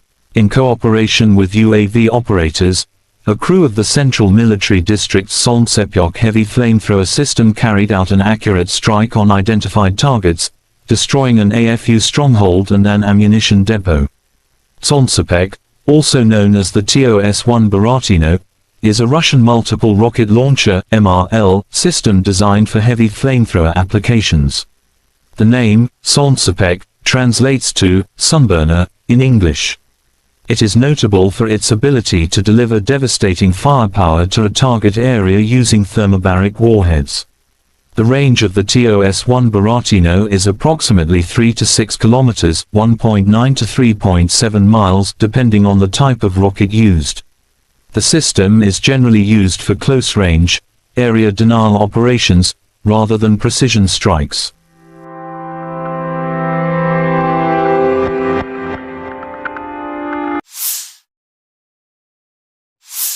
Russia Western Military District's artillery destroys the armed forces of Ukraine units in Kupiansk direction. Rocket artillery strikes at manpower and hardware concentration areas and also conducts barrage fire along the routes of possible enemy withdrawal or offensive. The blast wave and shrapnel, which spreads over hundreds of meters, destroy identified enemy firing positions and fortifications.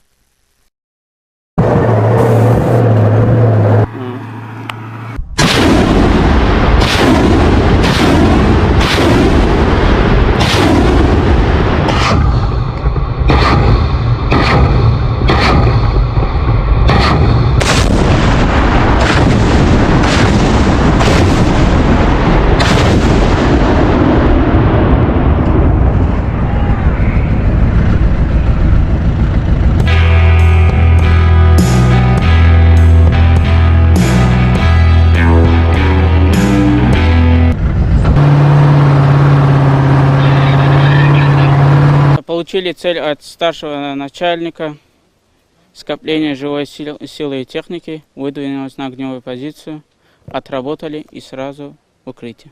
Но каждый человек должен преобладать свой страх, потому что мы Родину защищаем, мы знаем, мы боремся за правду. И тогда вот ощущаешь, кого ты бьешь, по кому ты стреляешь, все уходит. Преимущество РСЗО, то, что он по скоплению основном, и можем стрелять сразу 40.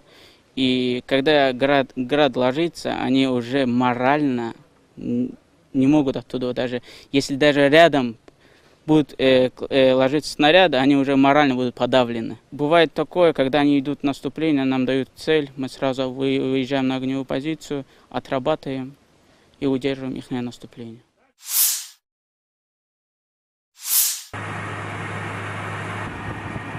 Russia Eastern Military District's Kar-52 attack helicopter crews continue to destroy AFU strongholds and armored vehicles. During a combat sortie, Army aviation pilots carried out missile launches against detected fortified points of AFU units. As a result of the attack, enemy command post and armored vehicles were destroyed. The Ka-52, also known as the Kamov Kar-52 Alligator, is a Russian attack helicopter specifically designed for reconnaissance and combat operations. It is a two-seat, twin-engine aircraft developed by the Kamov Design Bureau. The Kar-52 is known for its advanced avionics, maneuverability, and weapon systems. The Kar-52 Alligator is a modern attack helicopter designed to operate in diverse battlefield conditions. Its advanced avionics, firepower, and maneuverability make it a formidable asset for reconnaissance and combat operations.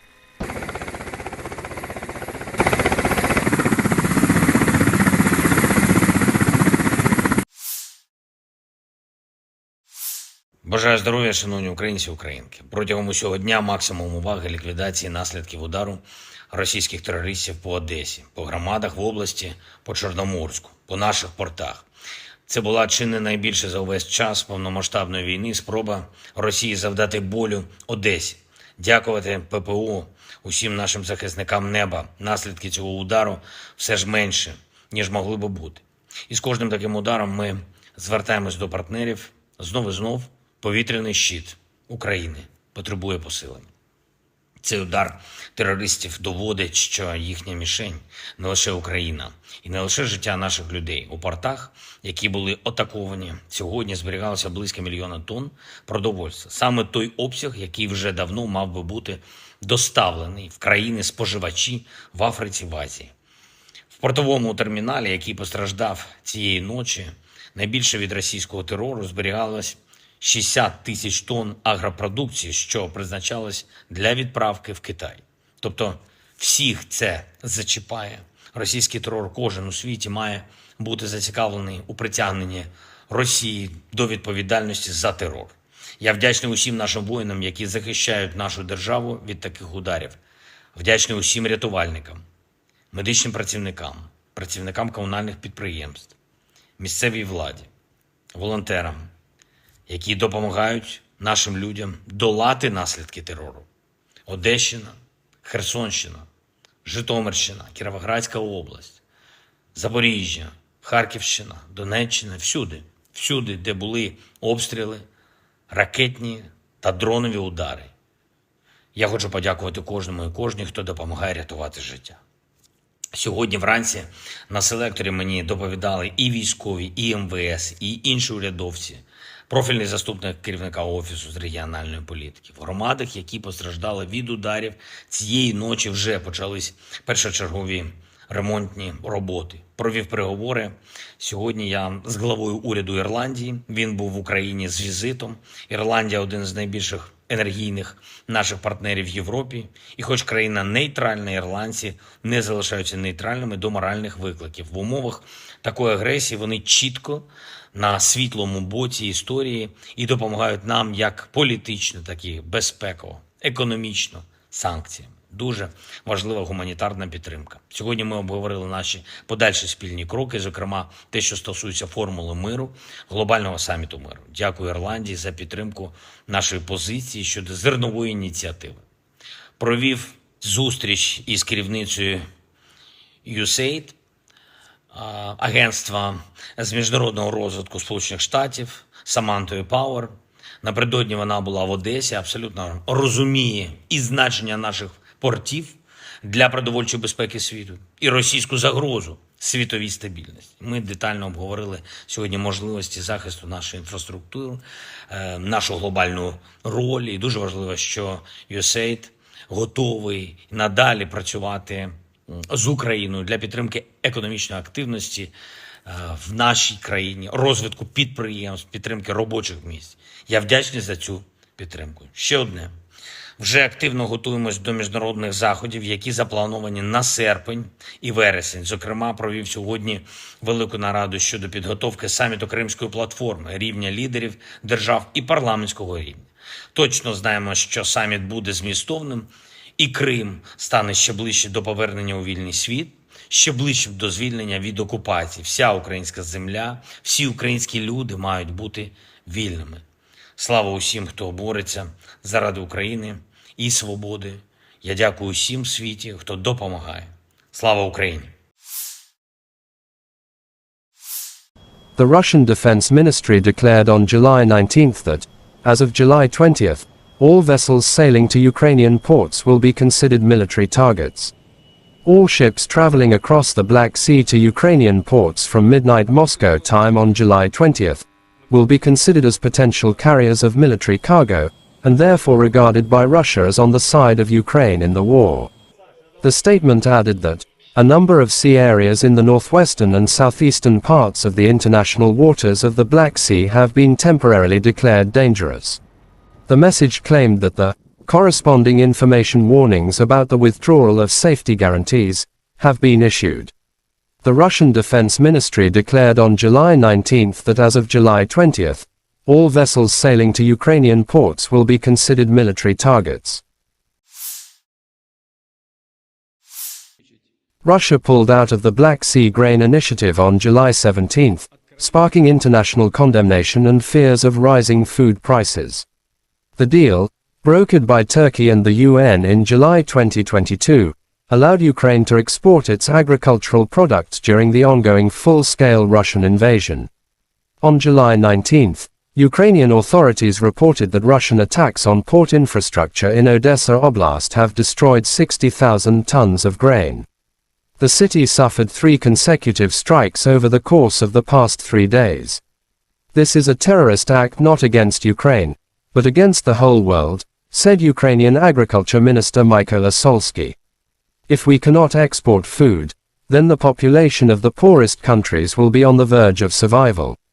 Every Russian missile is a blow not only to Ukraine but also to everyone in the world who seeks a normal and safe life, President Volodymyr Zelensky commented on the Russian attacks against the city.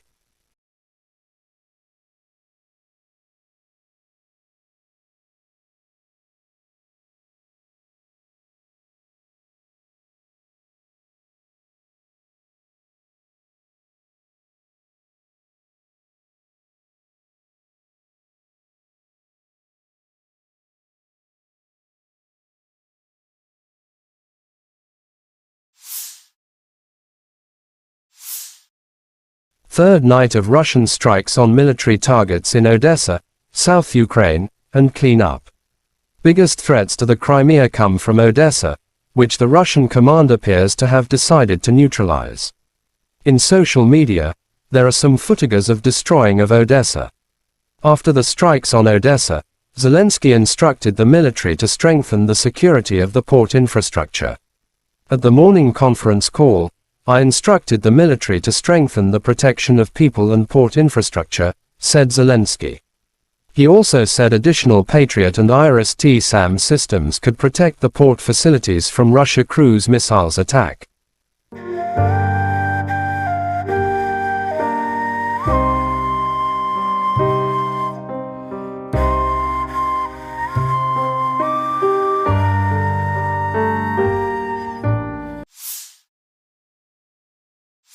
Chechen leader Ramzan Kadyrov shows footage of destroying enemy DRG in Kharkov.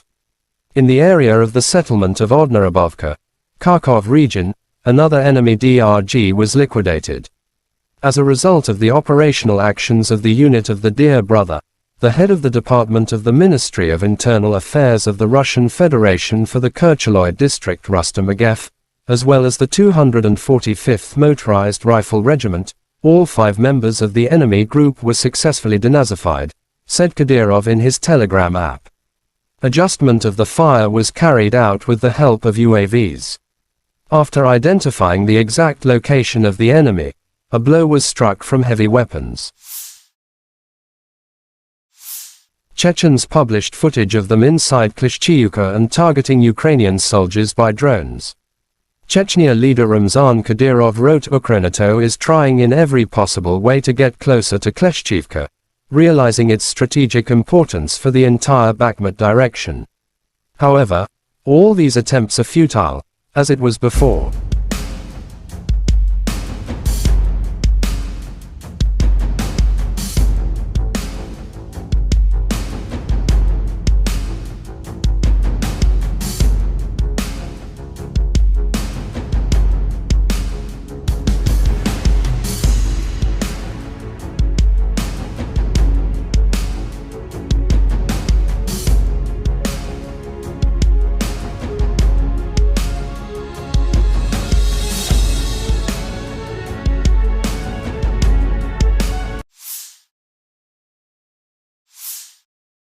Cherevagi, spokesperson for Ukraine's Eastern Military Command, said on national television on July 17 that Russia is concentrating more than 100,000 personnel, more than 900 tanks, more than 555 artillery systems, 370 MLRS, in the Lyman-Kupiansk direction. Colonel General Alexander Syrsky, commander of Ukraine's ground forces, said that the situation in the east was difficult. According to Syrsky, Russia is attempting to gain ground in the Kupiansk area and continue the offensive into the depth of our battle formations. At the same time, Russia is moving more troops into the area around Bakhmut to try to prevent Ukrainian forces from advancing, Syrsky added.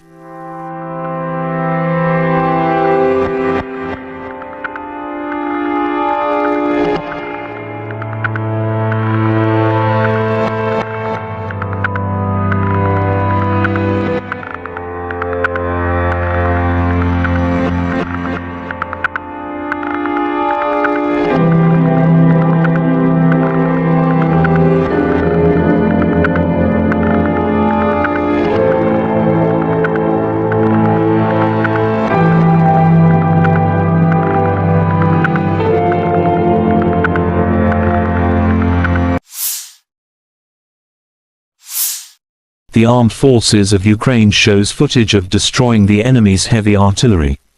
Air reconnaissance of the 3rd Separate Assault Brigade, in cooperation with the Adam Tactical Group, detected and struck a Russian 240mm self-propelled mortar near Bakhmut. Russian tulip destroyed in pieces, wrote the statement.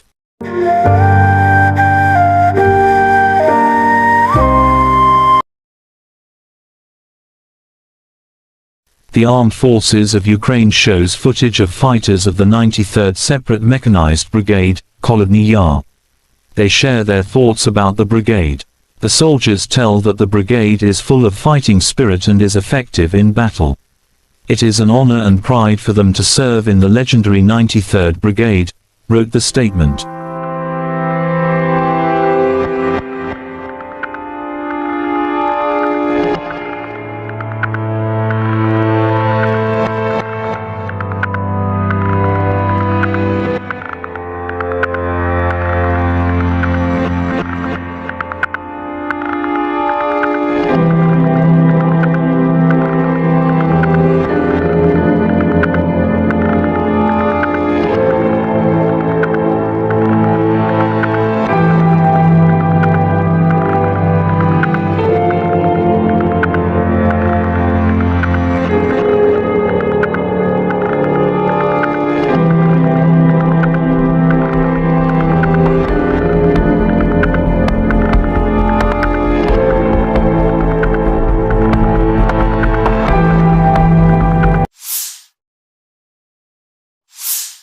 The Armed Forces of Ukraine shows footage. Soldiers of the 45th Separate Artillery Brigade of the Armed Forces of Ukraine carry out methodical work to destroy the occupiers on the front line every day. With the help of the M777 howitzer, they aim fire at priority targets, supporting our infantry. The howitzer M777, also known as the M777 lightweight towed howitzer, is a 155mm artillery piece used by several countries, including the United States and the United Kingdom. The M777 has a maximum firing range of approximately 24 kilometers, 14.9 miles, with standard ammunition, although extended-range projectiles can extend the range even further. It also has advanced targeting systems and digital fire control, which enhance accuracy and precision. The M777 is operated by a crew of 5 to 7 personnel, depending on the specific operation.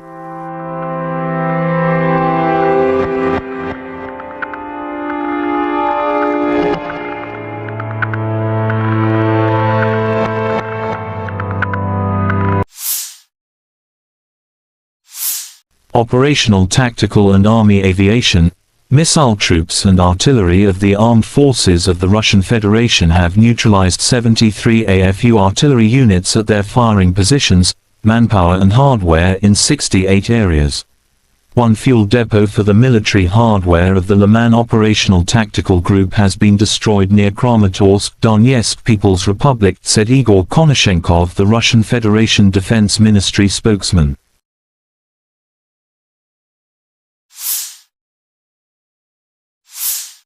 Russia Solntsepyok destroys nationalists' positions in Krasny Liman direction.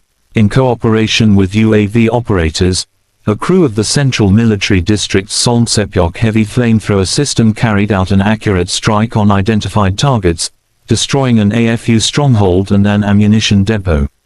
Solntsepyok, also known as the TOS-1 Baratino, is a Russian multiple rocket launcher (MRL) system designed for heavy flamethrower applications. The name, Solntsepyok, translates to sunburner in English. It is notable for its ability to deliver devastating firepower to a target area using thermobaric warheads. The range of the TOS-1 Baratino is approximately 3 to 6 kilometers, 1.9 to 3.7 miles, depending on the type of rocket used. The system is generally used for close-range, area denial operations, rather than precision strikes.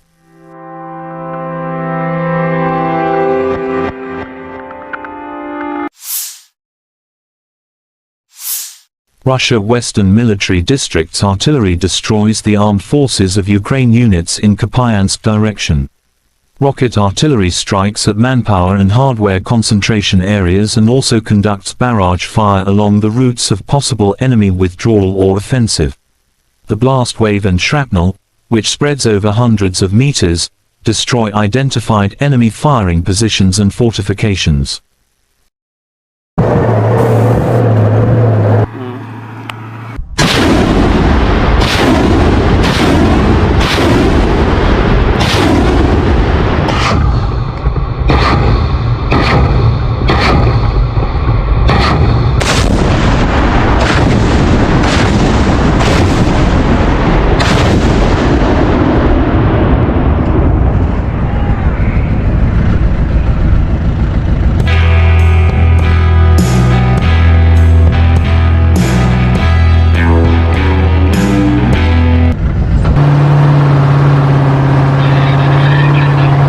Получили цель от старшего начальника, скопление живой силы и техники, выдвинулись на огневую позицию, отработали и сразу в укрытие.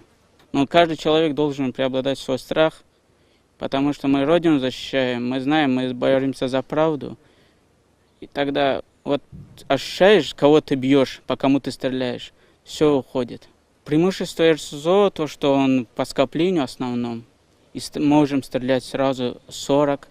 И когда град ложится, они уже морально не могут оттуда, даже если даже рядом будут ложиться снаряды, они уже морально будут подавлены. Бывает такое, когда они идут в наступление, нам дают цель, мы сразу выезжаем на огневую позицию, отрабатываем и удерживаем их наступление.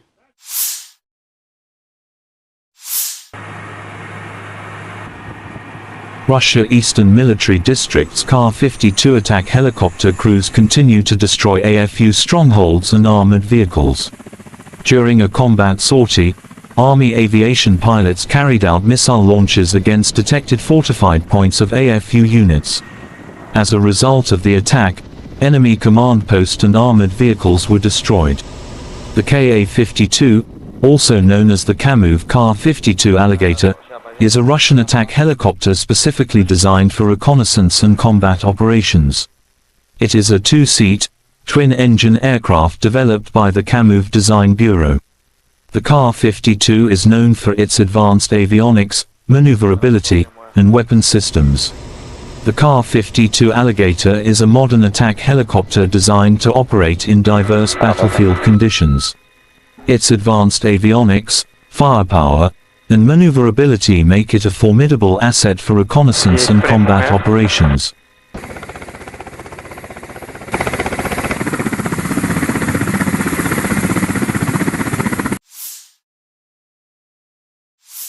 Бажаю здоров'я, шановні українці і українки. Протягом усього дня максимум уваги ліквідації наслідків удару російських терористів по Одесі, по громадах в області, по Чорноморську, по наших портах. Це була чи не найбільше за увесь час повномасштабної війни спроба Росії завдати болю Одесі. Дякувати ППО, усім нашим захисникам неба. Наслідки цього удару все ж менше, ніж могли би бути. І з кожним таким ударом ми звертаємось до партнерів. Знов і знов повітряний щит України потребує посилення. Цей удар терористів доводить, що їхня мішень не лише Україна і не лише життя наших людей. У портах, які були атаковані, сьогодні зберігалося близько 1 мільйона тонн продовольства. Саме той обсяг, який вже давно мав би бути доставлений в країни-споживачі в Африці, в Азії. В портовому терміналі, який постраждав цієї ночі, найбільше від російського терору зберігалось 60 тисяч тонн агропродукції, що призначалось для відправки в Китай. Тобто всіх це зачіпає. Російський терор кожен у світі має бути зацікавлений у притягненні Росії до відповідальності за терор. Я вдячний усім нашим воїнам, які захищають нашу державу від таких ударів. Вдячний усім рятувальникам, медичним працівникам, працівникам комунальних підприємств, місцевій владі, волонтерам, які допомагають нашим людям долати наслідки терору. Одещина, Херсонщина, Житомирщина, Кіровоградська область, Запоріжжя, Харківщина, Донеччина, всюди, де були обстріли, ракетні та дронові удари. Я хочу подякувати кожному і кожній, хто допомагає рятувати життя. Сьогодні вранці на селекторі мені доповідали і військові, і МВС, і інші урядовці, профільний заступник керівника Офісу з регіональної політики. В громадах, які постраждали від ударів, цієї ночі вже почались першочергові ремонтні роботи. Провів переговори. Сьогодні я з главою уряду Ірландії. Він був в Україні з візитом. Ірландія – один з найбільших енергійних наших партнерів в Європі. І хоч країна нейтральна, ірландці не залишаються нейтральними до моральних викликів. В умовах такої агресії вони чітко на світлому боці історії і допомагають нам як політично, так і безпеково, економічно, санкціями. Дуже важлива гуманітарна підтримка. Сьогодні ми обговорили наші подальші спільні кроки, зокрема те, що стосується формули миру, глобального саміту миру. Дякую Ірландії за підтримку нашої позиції щодо зернової ініціативи. Провів зустріч із керівницею USAID, агентства з міжнародного розвитку Сполучених Штатів, Самантою Пауер. Напередодні вона була в Одесі, абсолютно розуміє і значення наших портів для продовольчої безпеки світу, і російську загрозу світовій стабільності. Ми детально обговорили сьогодні можливості захисту нашої інфраструктури, нашу глобальну роль. І дуже важливо, що USAID готовий надалі працювати з Україною для підтримки економічної активності в нашій країні, розвитку підприємств, підтримки робочих місць. Я вдячний за цю підтримку. Ще одне. Вже активно готуємось до міжнародних заходів, які заплановані на серпень і вересень. Зокрема, провів сьогодні велику нараду щодо підготовки саміту Кримської платформи, рівня лідерів держав і парламентського рівня. Точно знаємо, що саміт буде змістовним, і Крим стане ще ближче до повернення у вільний світ, ще ближче до звільнення від окупації. Вся українська земля, всі українські люди мають бути вільними. Слава усім, хто бореться заради України і свободи. Я дякую усім в світі, хто допомагає. Слава Україні! The Russian Defense Ministry declared on July 19th that, as of July 20th, all vessels sailing to Ukrainian ports will be considered military targets. All ships traveling across the Black Sea to Ukrainian ports from midnight Moscow time on July 20th will be considered as potential carriers of military cargo, and therefore regarded by Russia as on the side of Ukraine in the war. The statement added that a number of sea areas in the northwestern and southeastern parts of the international waters of the Black Sea have been temporarily declared dangerous. The message claimed that the corresponding information warnings about the withdrawal of safety guarantees have been issued. The Russian Defense Ministry declared on July 19th that as of July 20th, all vessels sailing to Ukrainian ports will be considered military targets. Russia pulled out of the Black Sea Grain Initiative on July 17th, sparking international condemnation and fears of rising food prices. The deal, brokered by Turkey and the UN in July 2022, allowed Ukraine to export its agricultural products during the ongoing full-scale Russian invasion. On July 19, Ukrainian authorities reported that Russian attacks on port infrastructure in Odessa Oblast have destroyed 60,000 tons of grain. The city suffered 3 consecutive strikes over the course of the past 3 days. This is a terrorist act not against Ukraine, but against the whole world, said Ukrainian Agriculture Minister Mykola Solsky. If we cannot export food, then the population of the poorest countries will be on the verge of survival. Every Russian missile is a blow not only to Ukraine but also to everyone in the world who seeks a normal and safe life, President Volodymyr Zelensky commented on the Russian attacks against the city.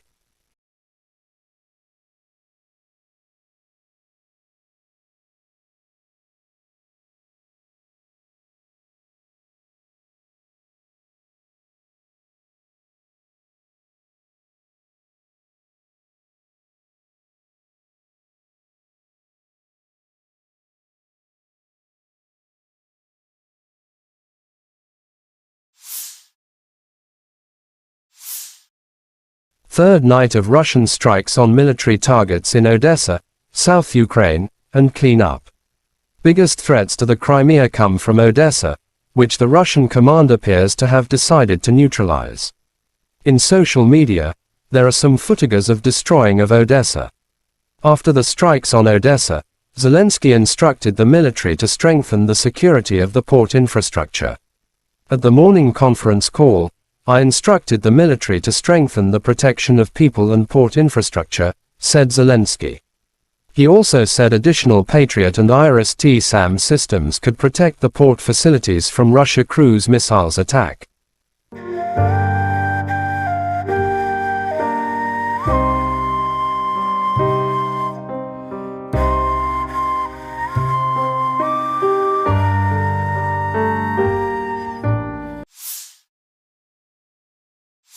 Chechen leader Ramzan Kadyrov shows footage of destroying enemy DRG in Kharkov. In the area of the settlement of Odnarabovka, Kharkov region, another enemy DRG was liquidated. As a result of the operational actions of the unit of the Dear Brother, the head of the Department of the Ministry of Internal Affairs of the Russian Federation for the Kercheloy district Rustam Agev, as well as the 245th Motorized Rifle Regiment, all 5 members of the enemy group were successfully denazified, said Kadyrov in his Telegram app. Adjustment of the fire was carried out with the help of UAVs. After identifying the exact location of the enemy, a blow was struck from heavy weapons.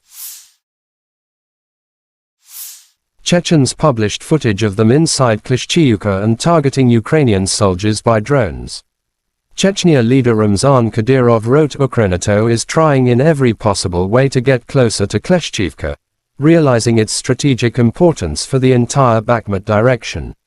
However, all these attempts are futile, as it was before.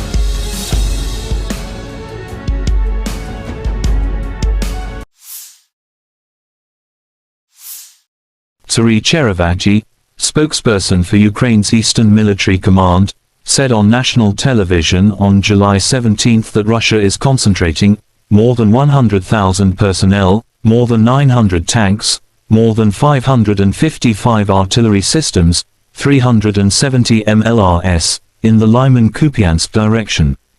Colonel General Alexander Syrsky, commander of Ukraine's ground forces, said that the situation in the east was difficult. According to Syrsky, Russia is attempting to gain ground in the Kupiansk area and continue the offensive into the depth of our battle formations. At the same time, Russia is moving more troops into the area around Bakhmut, to try to prevent Ukrainian forces from advancing, Syrskyi added.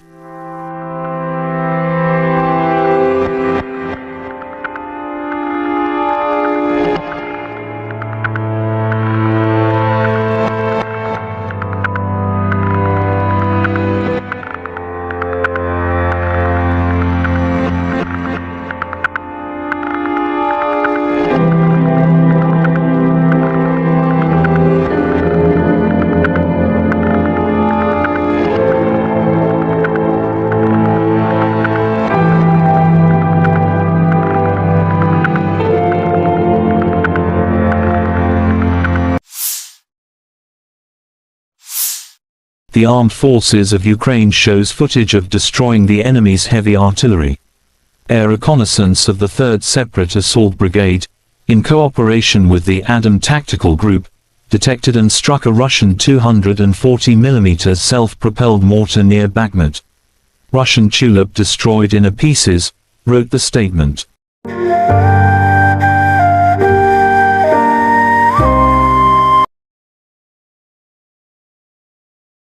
The Armed Forces of Ukraine shows footage of fighters of the 93rd Separate Mechanized Brigade, Kholodny Yar. They share their thoughts about the brigade. The soldiers tell that the brigade is full of fighting spirit and is effective in battle. It is an honor and pride for them to serve in the legendary 93rd Brigade, wrote the statement.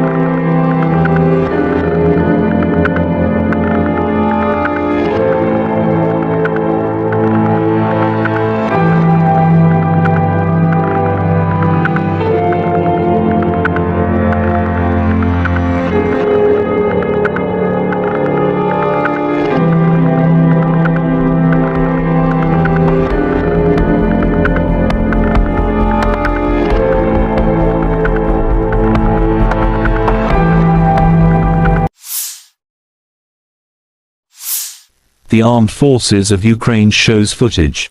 Soldiers of the 45th Separate Artillery Brigade of the Armed Forces of Ukraine carry out methodical work to destroy the occupiers on the front line every day. With the help of the M777 howitzer, they aim fire at priority targets, supporting our infantry.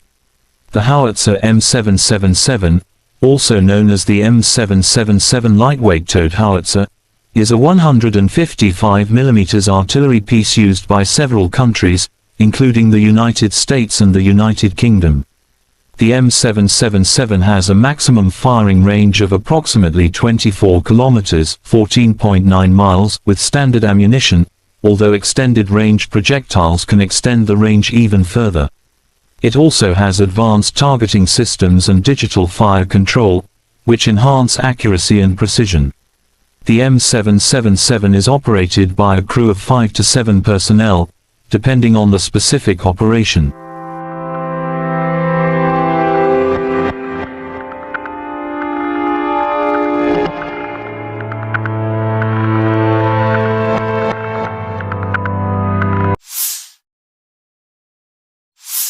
Operational, tactical and army aviation, missile troops and artillery of the armed forces of the Russian Federation have neutralized 73 AFU artillery units at their firing positions, manpower and hardware in 68 areas. One fuel depot for the military hardware of the Liman Operational Tactical Group has been destroyed near Kramatorsk, Donetsk People's Republic, said Igor Konashenkov, the Russian Federation Defense Ministry spokesman.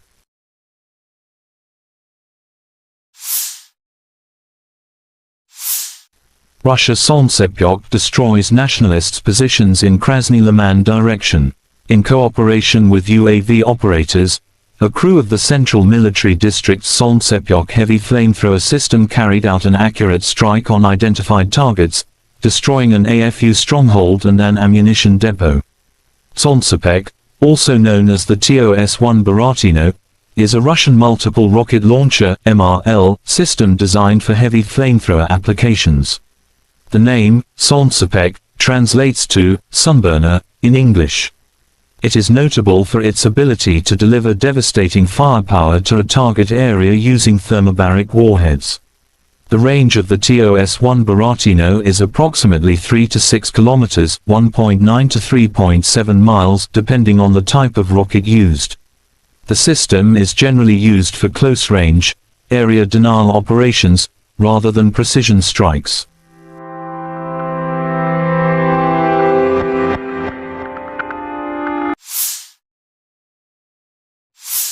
Russia Western Military District's artillery destroys the armed forces of Ukraine units in Kupiansk direction.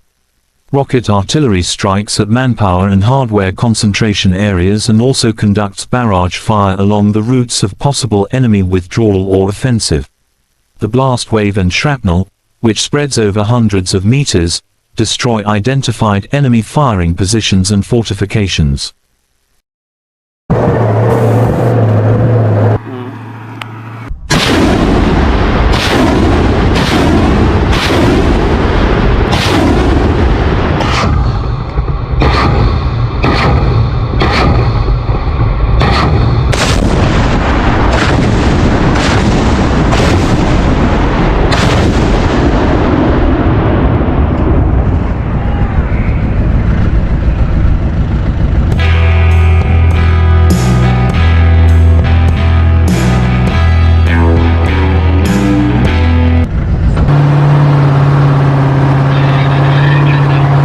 Получили цель от старшего начальника, скопление живой силы и техники, выдвинулись на огневую позицию, отработали и сразу в укрытие. Но каждый человек должен преобладать свой страх, потому что мы Родину защищаем, мы знаем, мы боремся за правду. И тогда вот ощущаешь, кого ты бьешь, по кому ты стреляешь, все уходит. Преимущество РСЗО, то, что он по скоплению основном, и можем стрелять сразу 40. И когда град ложится, они уже морально не могут оттуда, даже если даже рядом будут ложиться снаряды, они уже морально будут подавлены. Бывает такое, когда они идут в наступление, нам дают цель, мы сразу выезжаем на огневую позицию, отрабатываем и удерживаем их наступление.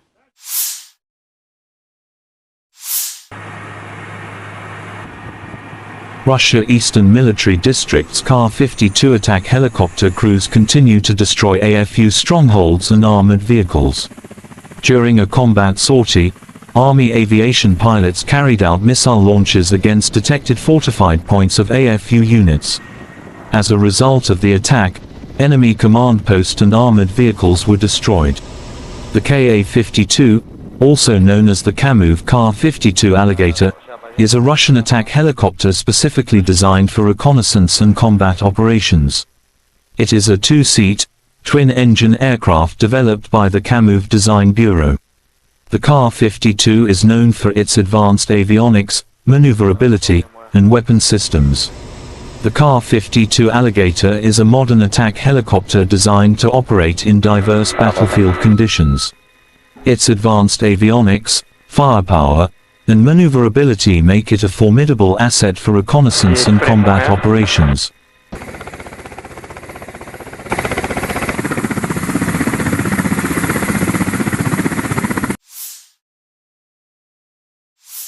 Бажаю здоров'я, шановні українці і українки. Протягом усього дня максимум уваги ліквідації наслідків удару російських терористів по Одесі, по громадах в області, по Чорноморську, по наших портах. Це була чи не найбільше за увесь час повномасштабної війни спроба Росії завдати болю Одесі. Дякувати ППО, усім нашим захисникам неба. Наслідки цього удару все ж менше, ніж могли би бути. І з кожним таким ударом ми звертаємось до партнерів. Знов і знов повітряний щит України потребує посилення. Цей удар терористів доводить, що їхня мішень не лише Україна і не лише життя наших людей. У портах, які були атаковані, сьогодні зберігалося близько 1 мільйона тонн продовольства. Саме той обсяг, який вже давно мав би бути доставлений в країни-споживачі в Африці, в Азії. В портовому терміналі, який постраждав цієї ночі, Найбільше від російського терору зберігалось 60 тисяч тонн агропродукції, що призначалось для відправки в Китай. Тобто всіх це зачіпає. Російський терор кожен у світі має бути зацікавлений у притягненні Росії до відповідальності за терор. Я вдячний усім нашим воїнам, які захищають нашу державу від таких ударів. Вдячний усім рятувальникам, медичним працівникам, працівникам комунальних підприємств, місцевій владі, волонтерам, які допомагають нашим людям долати наслідки терору. Одещина, Херсонщина, Житомирщина, Кіровоградська область, Запоріжжя, Харківщина, Донеччина, всюди, де були обстріли, ракетні та дронові удари. Я хочу подякувати кожному і кожній, хто допомагає рятувати життя. Сьогодні вранці на селекторі мені доповідали і військові, і МВС, і інші урядовці, профільний заступник керівника Офісу з регіональної політики. В громадах, які постраждали від ударів, цієї ночі вже почались першочергові ремонтні роботи. Провів переговори. Сьогодні я з главою уряду Ірландії. Він був в Україні з візитом. Ірландія – один з найбільших енергійних наших партнерів в Європі. І хоч країна нейтральна, ірландці не залишаються нейтральними до моральних викликів. В умовах такої агресії вони чітко на світлому боці історії і допомагають нам як політично, так і безпеково, економічно, санкціями. Дуже важлива гуманітарна підтримка. Сьогодні ми обговорили наші подальші спільні кроки, зокрема те, що стосується формули миру, глобального саміту миру. Дякую Ірландії за підтримку нашої позиції щодо зернової ініціативи. Провів зустріч із керівницею USAID, агентства з міжнародного розвитку Сполучених Штатів, Самантою Пауер. Напередодні вона була в Одесі, абсолютно розуміє і значення наших портів для продовольчої безпеки світу, і російську загрозу світовій стабільності. Ми детально обговорили сьогодні можливості захисту нашої інфраструктури, нашу глобальну роль. І дуже важливо, що USAID готовий надалі працювати з Україною для підтримки економічної активності в нашій країні, розвитку підприємств, підтримки робочих місць. Я вдячний за цю підтримку. Ще одне. Вже активно готуємось до міжнародних заходів, які заплановані на серпень і вересень. Зокрема, провів сьогодні велику нараду щодо підготовки саміту Кримської платформи, рівня лідерів держав і парламентського рівня. Точно знаємо, що саміт буде змістовним, і Крим стане ще ближче до повернення у вільний світ, ще ближче до звільнення від окупації. Вся українська земля, всі українські люди мають бути вільними. Слава усім, хто бореться заради України і свободи. Я дякую усім в світі, хто допомагає. Слава Україні! The Russian Defense Ministry declared on July 19th that, as of July 20th, all vessels sailing to Ukrainian ports will be considered military targets. All ships traveling across the Black Sea to Ukrainian ports from midnight Moscow time on July 20th will be considered as potential carriers of military cargo, and therefore regarded by Russia as on the side of Ukraine in the war. The statement added that a number of sea areas in the northwestern and southeastern parts of the international waters of the Black Sea have been temporarily declared dangerous.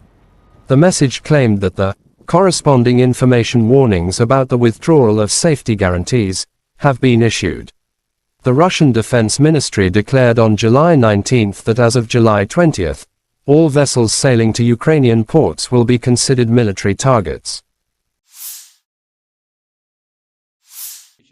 Russia pulled out of the Black Sea Grain Initiative on July 17th, sparking international condemnation and fears of rising food prices. The deal, brokered by Turkey and the UN in July 2022, allowed Ukraine to export its agricultural products during the ongoing full-scale Russian invasion. On July 19th, Ukrainian authorities reported that Russian attacks on port infrastructure in Odessa Oblast have destroyed 60,000 tons of grain. The city suffered 3 consecutive strikes over the course of the past 3 days. This is a terrorist act not against Ukraine, but against the whole world, said Ukrainian Agriculture Minister Mykola Solsky. If we cannot export food, then the population of the poorest countries will be on the verge of survival. Every Russian missile is a blow not only to Ukraine but also to everyone in the world who seeks a normal and safe life, President Volodymyr Zelensky commented on the Russian attacks against the city.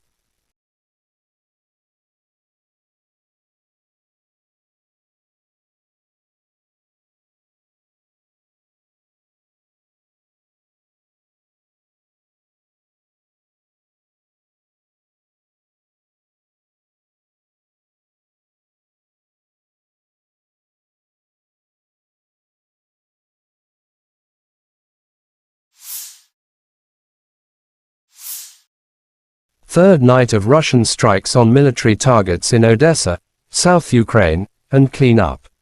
Biggest threats to the Crimea come from Odessa, which the Russian command appears to have decided to neutralize. In social media, there are some footages of destroying of Odessa. After the strikes on Odessa, Zelensky instructed the military to strengthen the security of the port infrastructure. At the morning conference call, I instructed the military to strengthen the protection of people and port infrastructure, said Zelensky. He also said additional Patriot and IRIS-T-SAM systems could protect the port facilities from Russia cruise missiles attack.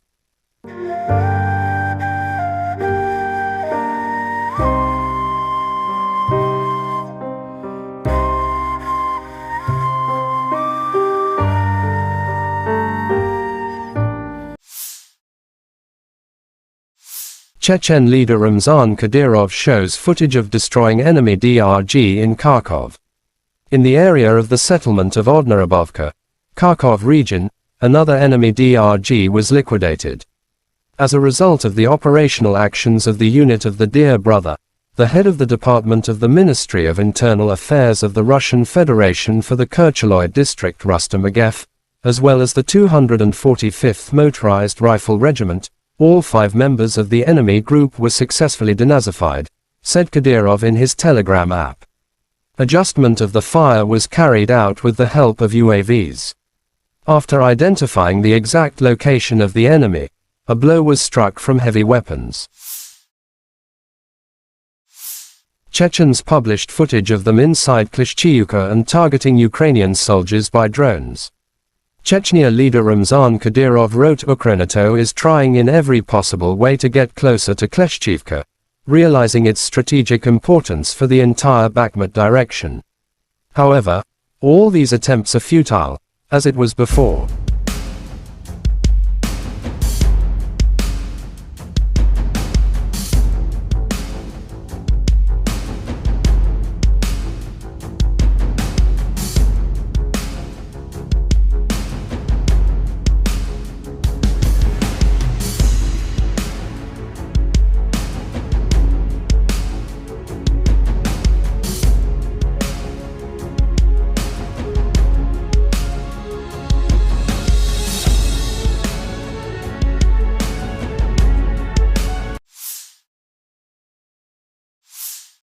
Serhiy Cherevati, spokesperson for Ukraine's Eastern Military Command, said on national television on July 17 that Russia is concentrating more than 100,000 personnel, more than 900 tanks, more than 555 artillery systems, 370 MLRS, in the Lyman-Kupiansk direction.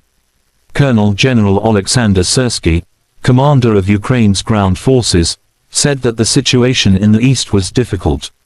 According to Syrsky, Russia is attempting to gain ground in the Kupiansk area and continue the offensive into the depth of our battle formations. At the same time, Russia is moving more troops into the area around Bakhmut to try to prevent Ukrainian forces from advancing, Syrsky added.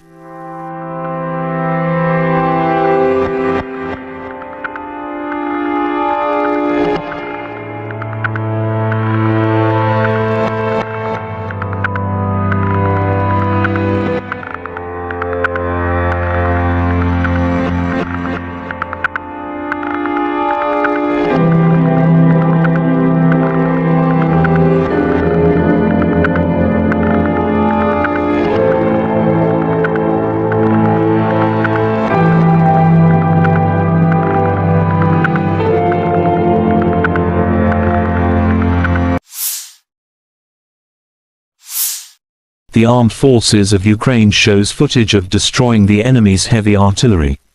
Air reconnaissance of the 3rd Separate Assault Brigade, in cooperation with the Adam Tactical Group, detected and struck a Russian 240mm self-propelled mortar near Bakhmut. Russian tulip destroyed in pieces, wrote the statement.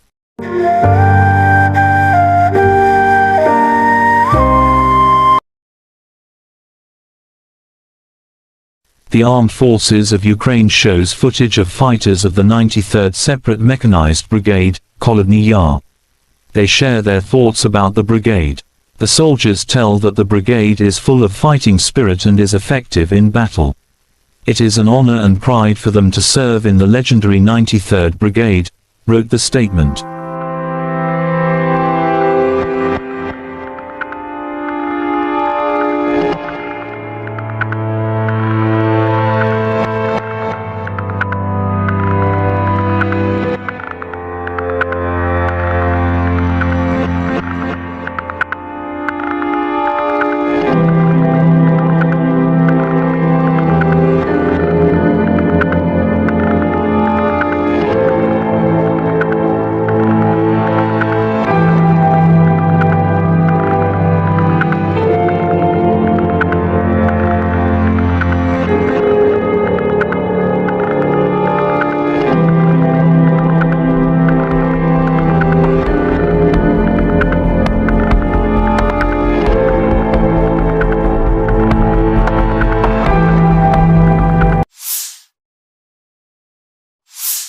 The Armed Forces of Ukraine shows footage. Soldiers of the 45th Separate Artillery Brigade of the Armed Forces of Ukraine carry out methodical work to destroy the occupiers on the front line every day. With the help of the M777 howitzer, they aim fire at priority targets, supporting our infantry. The howitzer M777, also known as the M777 lightweight towed howitzer, is a 155mm artillery piece used by several countries, United States and the United Kingdom. The M777 has a maximum firing range of approximately 24 kilometers, 14.9 miles, with standard ammunition, although extended range projectiles can extend the range even further. It also has advanced targeting systems and digital personnel, depending on the specific operation.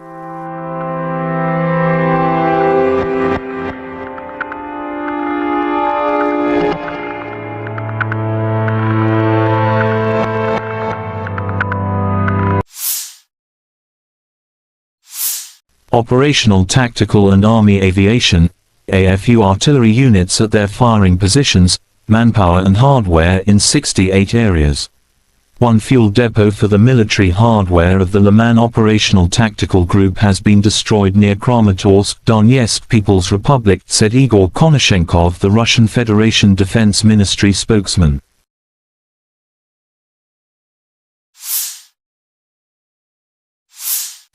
Russia Solntsepyok destroys nationalists' positions in Krasny Liman direction. In cooperation with UAV operators, a crew of the Central Military District's Solntsepyok heavy flamethrower system carried out an accurate strike on identified targets, destroying an AFU stronghold and an ammunition depot.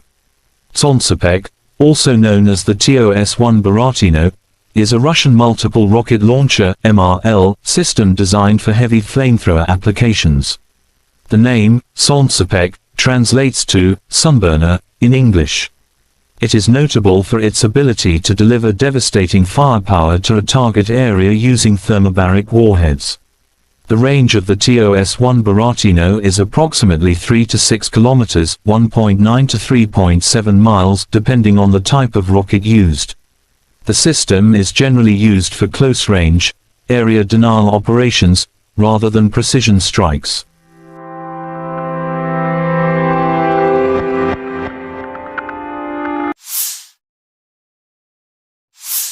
Russia Western Military District's artillery destroys the armed forces of Ukraine units in Kupiansk direction. Rocket artillery strikes at manpower and hardware concentration areas and also conducts barrage fire along the routes of possible enemy withdrawal or offensive. The blast wave and shrapnel, which spreads over hundreds of meters, destroy identified enemy firing positions and fortifications.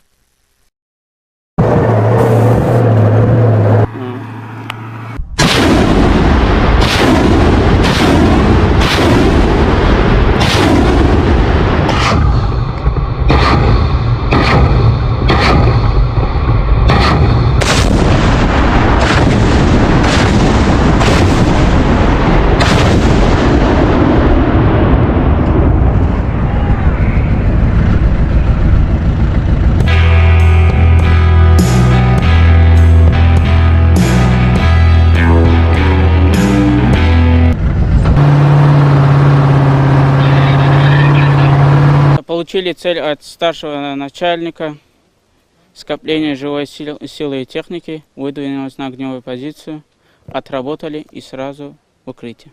Но каждый человек должен преобладать свой страх, потому что мы Родину защищаем, мы знаем, мы боремся за правду. И тогда вот ощущаешь, кого ты бьешь, по кому ты стреляешь, все уходит. Преимущество РСЗО, то, что он по скоплению основном, и можем стрелять сразу 40. И когда град ложится, они уже морально не могут оттуда, даже если даже рядом будут ложиться снаряды, они уже морально будут подавлены. Бывает такое, когда они идут в наступление, нам дают цель, мы сразу выезжаем на огневую позицию, отрабатываем и удерживаем их наступление.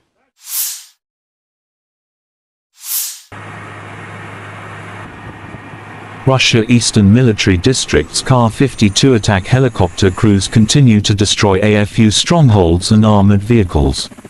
During a combat sortie, Army aviation pilots carried out missile launches against detected fortified points of AFU units. As a result of the attack, enemy command post and armored vehicles were destroyed. The Ka-52, also known as the Kamov Kar-52 Alligator, is a Russian attack helicopter specifically designed for reconnaissance and combat operations.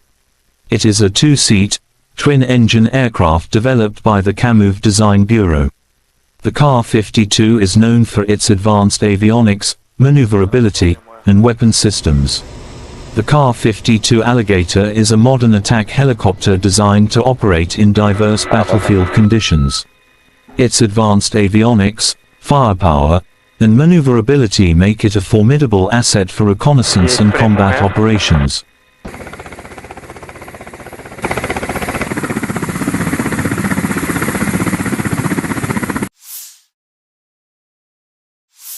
Бажаю здоров'я, шановні українці і українки. Протягом усього дня максимум уваги ліквідації наслідків удару російських терористів по Одесі, по громадах в області, по Чорноморську, по наших портах. Це була чи не найбільше за увесь час повномасштабної війни спроба Росії завдати болю Одесі. Дякувати ППО, усім нашим захисникам неба. Наслідки цього удару все ж менше, ніж могли би бути. І з кожним таким ударом ми звертаємось до партнерів. Знов і знов повітряний щит України потребує посилення. Цей удар терористів доводить, що їхня мішень не лише Україна і не лише життя наших людей. У портах, які були атаковані, сьогодні зберігалося близько 1 мільйона тонн продовольства. Саме той обсяг, який вже давно мав би бути доставлений в країни-споживачі в Африці, в Азії.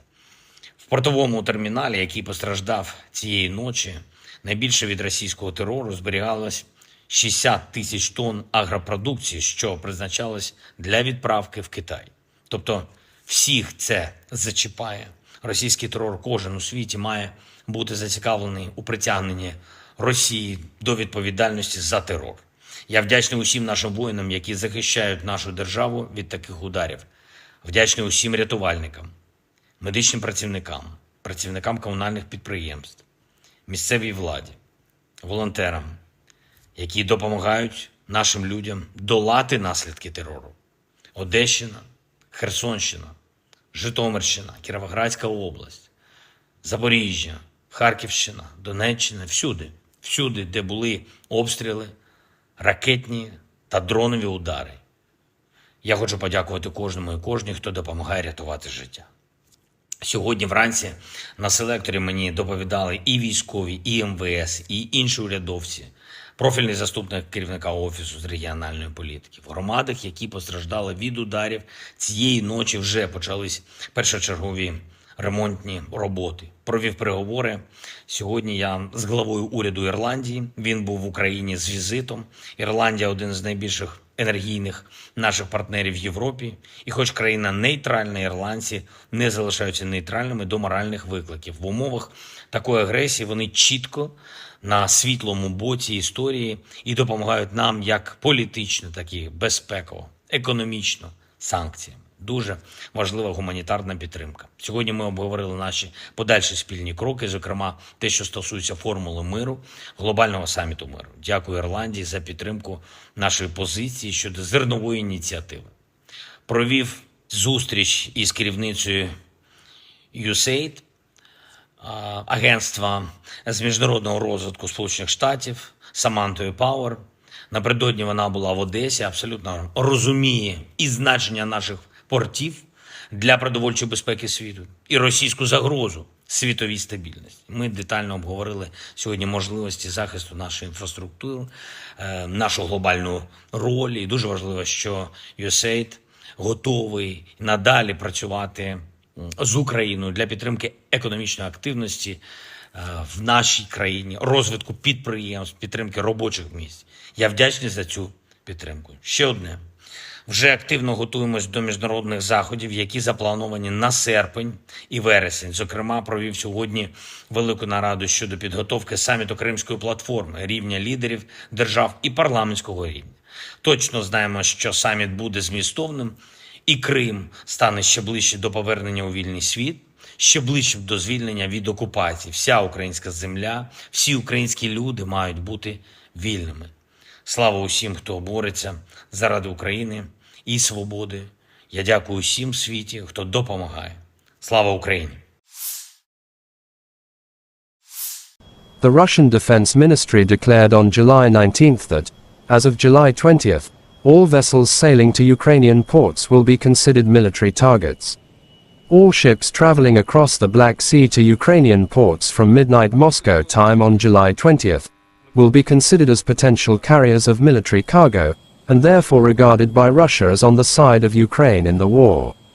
The statement added that a number of sea areas in the northwestern and southeastern parts of the international waters of the Black Sea have been temporarily declared dangerous. The message claimed that the corresponding information warnings about the withdrawal of safety guarantees have been issued. The Russian Defense Ministry declared on July 19th that as of July 20th, all vessels sailing to Ukrainian ports will be considered military targets. Russia pulled out of the Black Sea Grain Initiative on July 17th, sparking international condemnation and fears of rising food prices. The deal, brokered by Turkey and the UN in July 2022, allowed Ukraine to export its agricultural products during the ongoing full-scale Russian invasion. On July 19th, Ukrainian authorities reported that Russian attacks on port infrastructure in Odessa Oblast have destroyed 60,000 tons of grain. The city suffered 3 consecutive strikes over the course of the past 3 days. This is a terrorist act not against Ukraine, but against the whole world, said Ukrainian Agriculture Minister Mykola Solsky. If we cannot export food, then the population of the poorest countries will be on the verge of survival. Every Russian missile is a blow not only to Ukraine but also to everyone in the world who seeks a normal and safe life, President Volodymyr Zelensky commented on the Russian attacks against the city.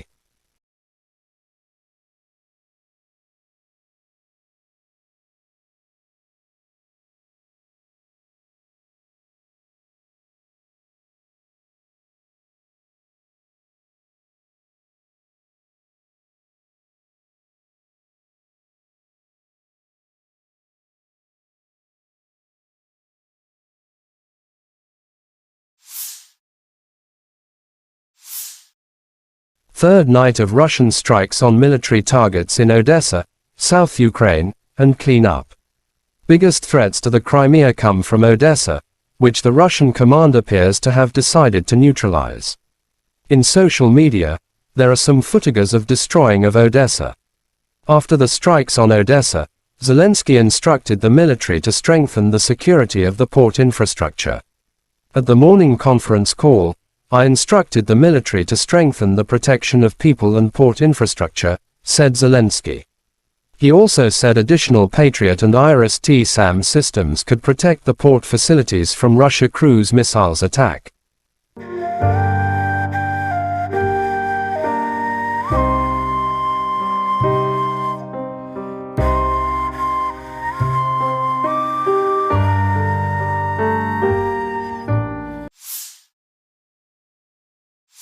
Chechen leader Ramzan Kadyrov shows footage of destroying enemy DRG in Kharkov. In the area of the settlement of Odnarabovka, Kharkov region, another enemy DRG was liquidated. As a result of the operational actions of the unit of the Dear Brother, the head of the Department of the Ministry of Internal Affairs of the Russian Federation for the Kercheloy district Rustam Agev, as well as the 245th Motorized Rifle Regiment, all 5 members of the enemy group were successfully denazified, said Kadyrov in his Telegram app. Adjustment of the fire was carried out with the help of UAVs. After identifying the exact location of the enemy, a blow was struck from heavy weapons. Chechens published footage of them inside Klishchiivka and targeting Ukrainian soldiers by drones. Chechnya leader Ramzan Kadyrov wrote Ukrainato is trying in every possible way to get closer to Klishchiivka, realizing its strategic importance for the entire Bakhmut direction. However, all these attempts are futile, as it was before.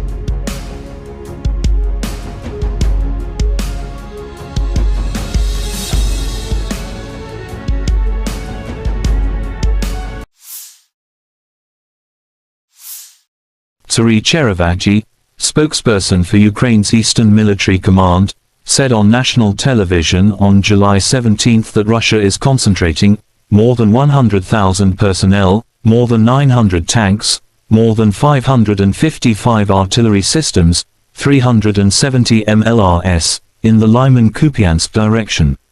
Colonel General Alexander Syrsky, commander of Ukraine's ground forces, said that the situation in the east was difficult. According to Syrsky, Russia is attempting to gain ground in the Kupiansk area and continue the offensive into the depth of our battle formations. At the same time, Russia is moving more troops into the area around Bakhmut to try to prevent Ukrainian forces from advancing, Syrsky added.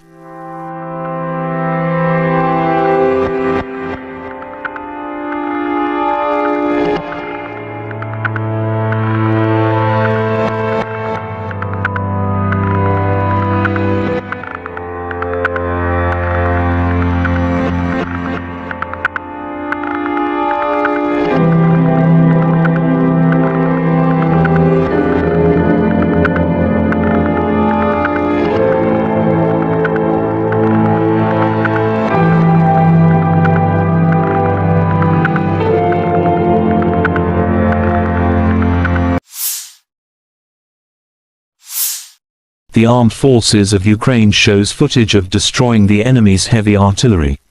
Air reconnaissance of the 3rd Separate Assault Brigade, in cooperation with the Adam Tactical Group, detected and struck a Russian 240mm self-propelled mortar near Bakhmut. Russian Tulip destroyed in pieces, wrote the statement.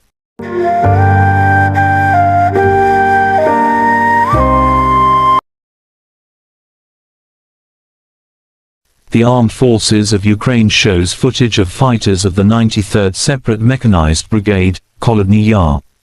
They share their thoughts about the brigade. The soldiers tell that the brigade is full of fighting spirit and is effective in battle. It is an honor and pride for them to serve in the legendary 93rd Brigade, wrote the statement.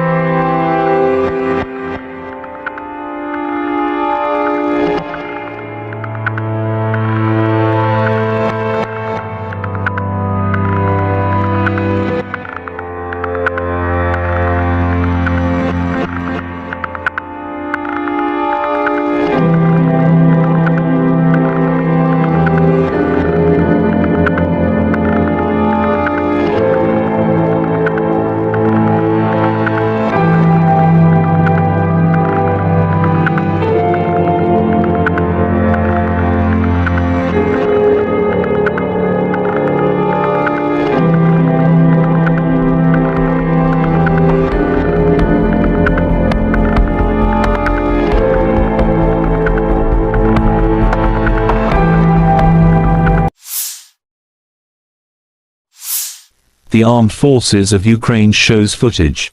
Soldiers of the 45th Separate Artillery Brigade of the Armed Forces of Ukraine carry out methodical work to destroy the occupiers on the front line every day.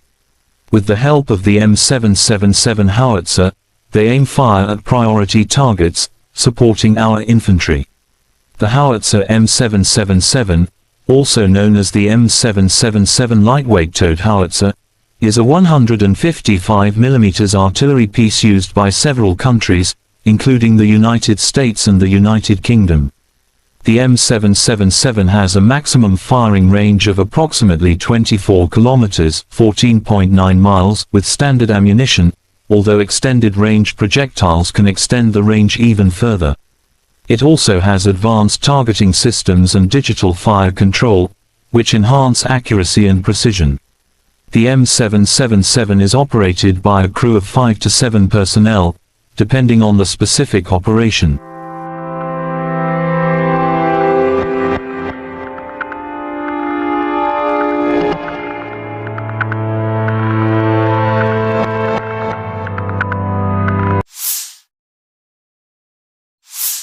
Operational, tactical and army aviation, missile troops and artillery of the armed forces of the Russian Federation have neutralized 73 AFU artillery units at their firing positions, manpower and hardware in 68 areas.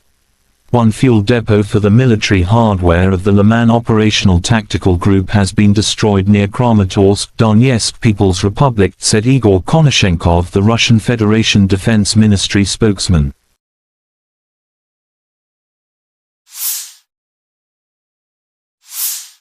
Russia Solntsepyok destroys nationalists' positions in Krasny Liman direction. In cooperation with UAV operators, a crew of the Central Military District's Solntsepyok heavy flamethrower system carried out an accurate strike on identified targets, destroying an AFU stronghold and an ammunition depot. Solntsepyok, also known as the TOS-1 Baratino, is a Russian multiple rocket launcher (MRL) system designed for heavy flamethrower applications. The name, Solntsepyok, translates to sunburner in English.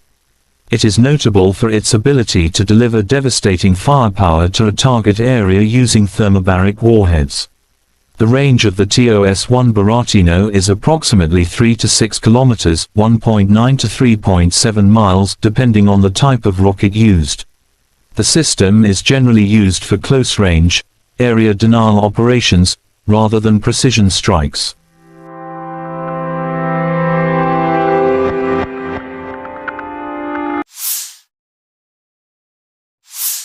Russia Western Military District's artillery destroys the armed forces of Ukraine units in Kupiansk direction.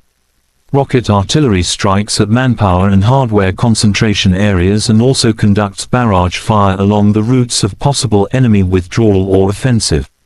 The blast wave and shrapnel, which spreads over hundreds of meters, destroy identified enemy firing positions and fortifications.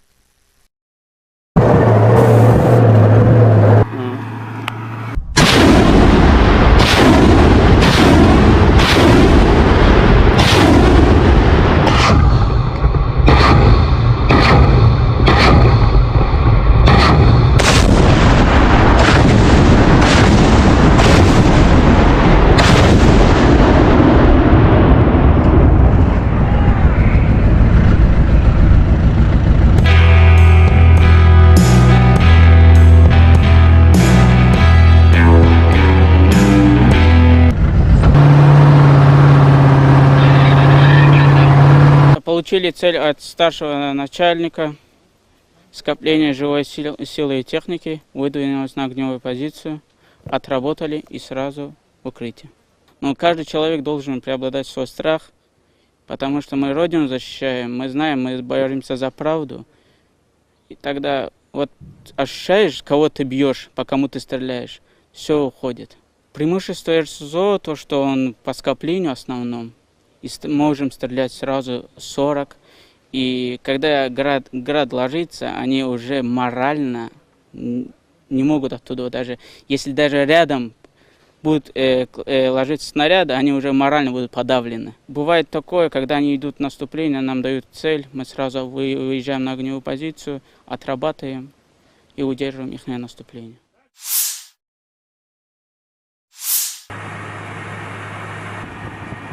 Russia Eastern Military District's Kar-52 attack helicopter crews continue to destroy AFU strongholds and armored vehicles.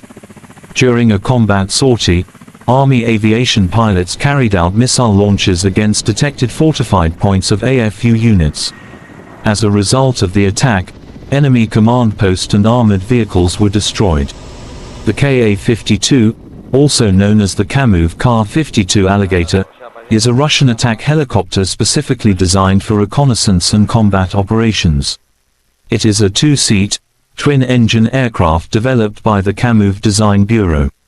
The Kar-52 is known for its advanced avionics, maneuverability, and weapon systems. The Kar-52 Alligator is a modern attack helicopter designed to operate in diverse battlefield conditions. Its advanced avionics, firepower, and maneuverability make it a formidable asset for reconnaissance and combat operations.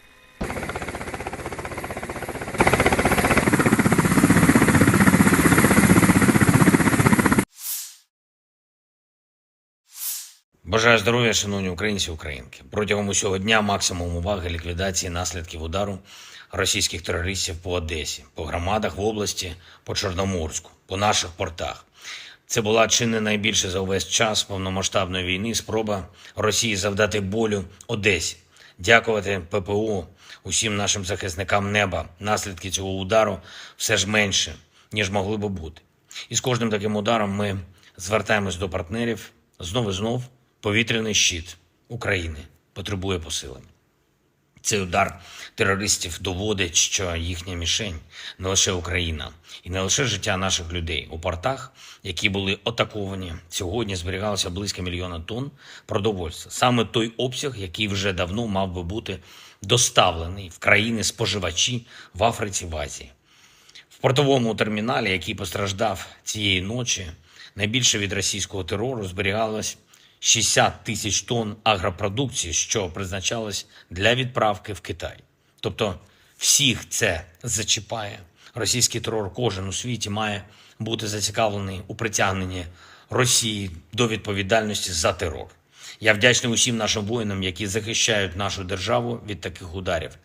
Вдячний усім рятувальникам, медичним працівникам, працівникам комунальних підприємств, місцевій владі, волонтерам, які допомагають нашим людям долати наслідки терору. Одещина, Херсонщина, Житомирщина, Кіровоградська область, Запоріжжя, Харківщина, Донеччина, всюди, де були обстріли, ракетні та дронові удари. Я хочу подякувати кожному і кожній, хто допомагає рятувати життя. Сьогодні вранці на селекторі мені доповідали і військові, і МВС, і інші урядовці, профільний заступник керівника Офісу з регіональної політики. В громадах, які постраждали від ударів, цієї ночі вже почались першочергові ремонтні роботи. Провів переговори. Сьогодні я з главою уряду Ірландії. Він був в Україні з візитом. Ірландія – один з найбільших енергійних наших партнерів в Європі.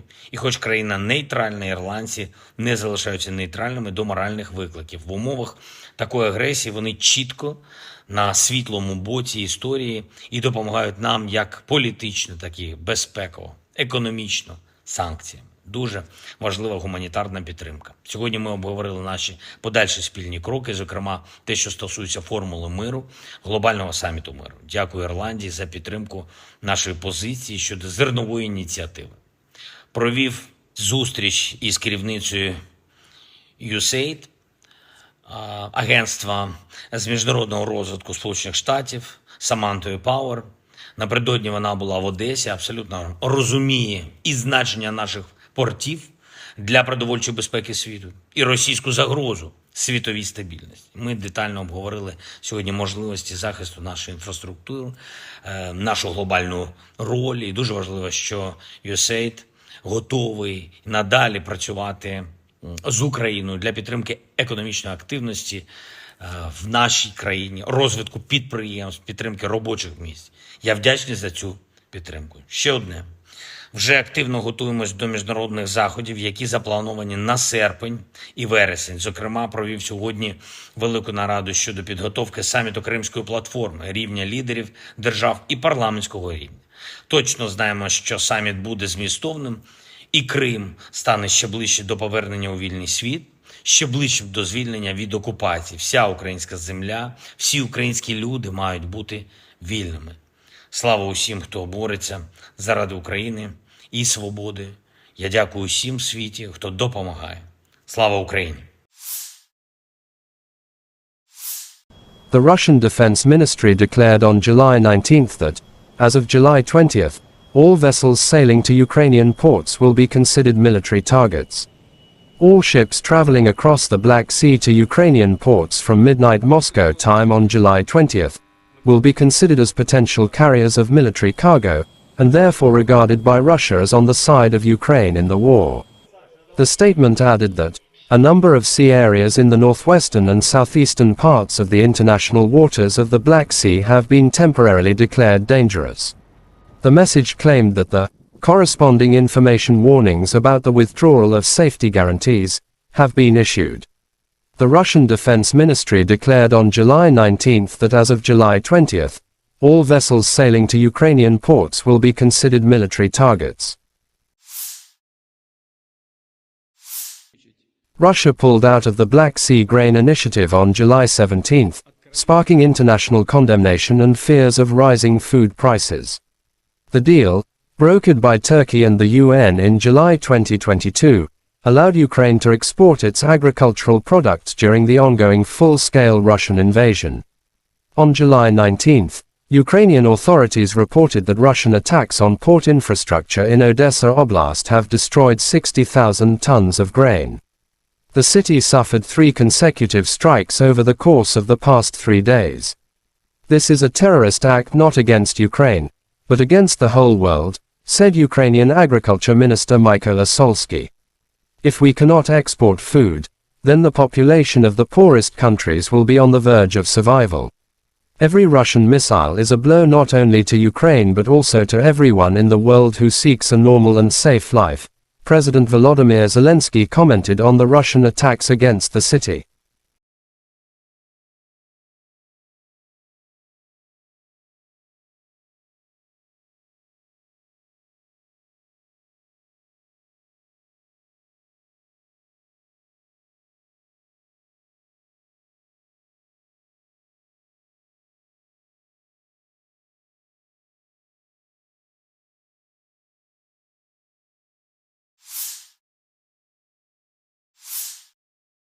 Third night of Russian strikes on military targets in Odessa, South Ukraine, and clean up. Biggest threats to the Crimea come from Odessa, which the Russian command appears to have decided to neutralize. In social media, there are some footages of destroying of Odessa. After the strikes on Odessa, Zelensky instructed the military to strengthen the security of the port infrastructure. At the morning conference call, I instructed the military to strengthen the protection of people and port infrastructure, said Zelensky.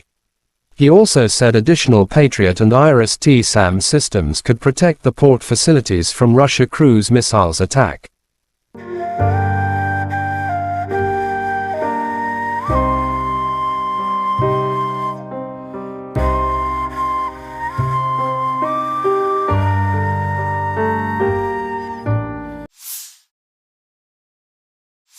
Chechen leader Ramzan Kadyrov shows footage of destroying enemy DRG in Kharkov. In the area of the settlement of Odnarabovka, Kharkov region, another enemy DRG was liquidated. As a result of the operational actions of the unit of the Dear Brother, the head of the Department of the Ministry of Internal Affairs of the Russian Federation for the Kercheloy district Rustam Agev, as well as the 245th Motorized Rifle Regiment, all 5 members of the enemy group were successfully denazified, said Kadyrov in his Telegram app. Adjustment of the fire was carried out with the help of UAVs. After identifying the exact location of the enemy, a blow was struck from heavy weapons. Chechens published footage of them inside Klishchiivka and targeting Ukrainian soldiers by drones. Chechnya leader Ramzan Kadyrov wrote Ukrenato is trying in every possible way to get closer to Klishchiivka, realizing its strategic importance for the entire Bakhmut direction. However, all these attempts are futile, as it was before.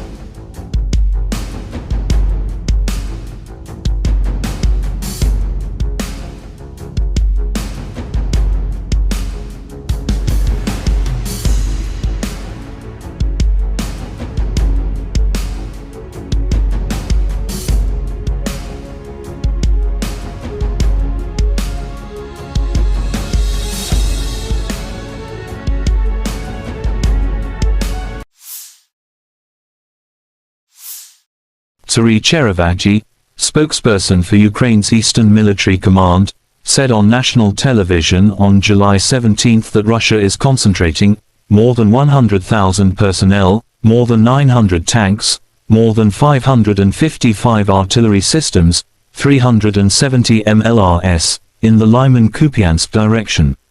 Colonel General Alexander Syrsky, commander of Ukraine's ground forces, said that the situation in the east was difficult. According to Syrsky, Russia is attempting to gain ground in the Kupiansk area and continue the offensive into the depth of our battle formations. At the same time, Russia is moving more troops into the area around Bakhmut to try to prevent Ukrainian forces from advancing, Syrsky added.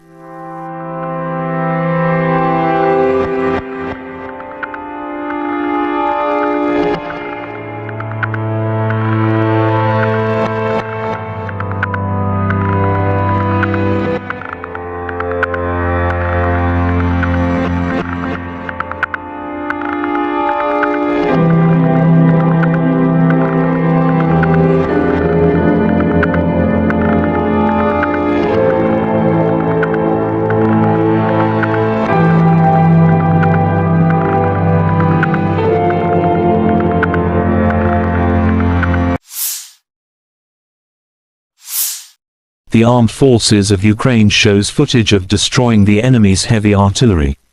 Air reconnaissance of the 3rd Separate Assault Brigade, in cooperation with the Adam Tactical Group, detected and struck a Russian 240mm self-propelled mortar near Bakhmut. Russian Tulip destroyed in pieces, wrote the statement.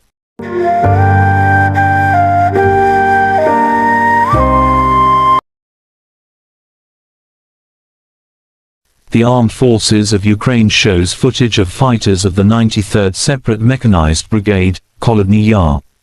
They share their thoughts about the brigade. The soldiers tell that the brigade is full of fighting spirit and is effective in battle. It is an honor and pride for them to serve in the legendary 93rd Brigade, wrote the statement.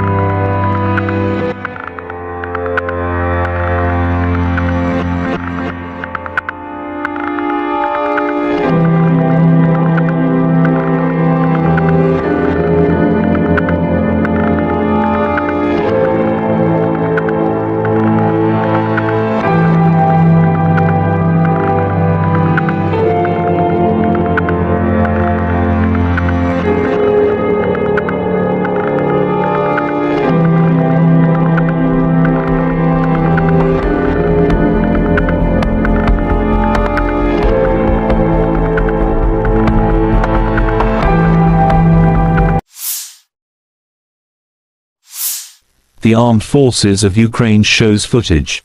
Soldiers of the 45th Separate Artillery Brigade of the Armed Forces of Ukraine carry out methodical work to destroy the occupiers on the front line every day. With the help of the M777 howitzer, they aim fire at priority targets, supporting our infantry. The howitzer M777, also known as the M777 lightweight towed howitzer, is a 155mm artillery piece used by several countries,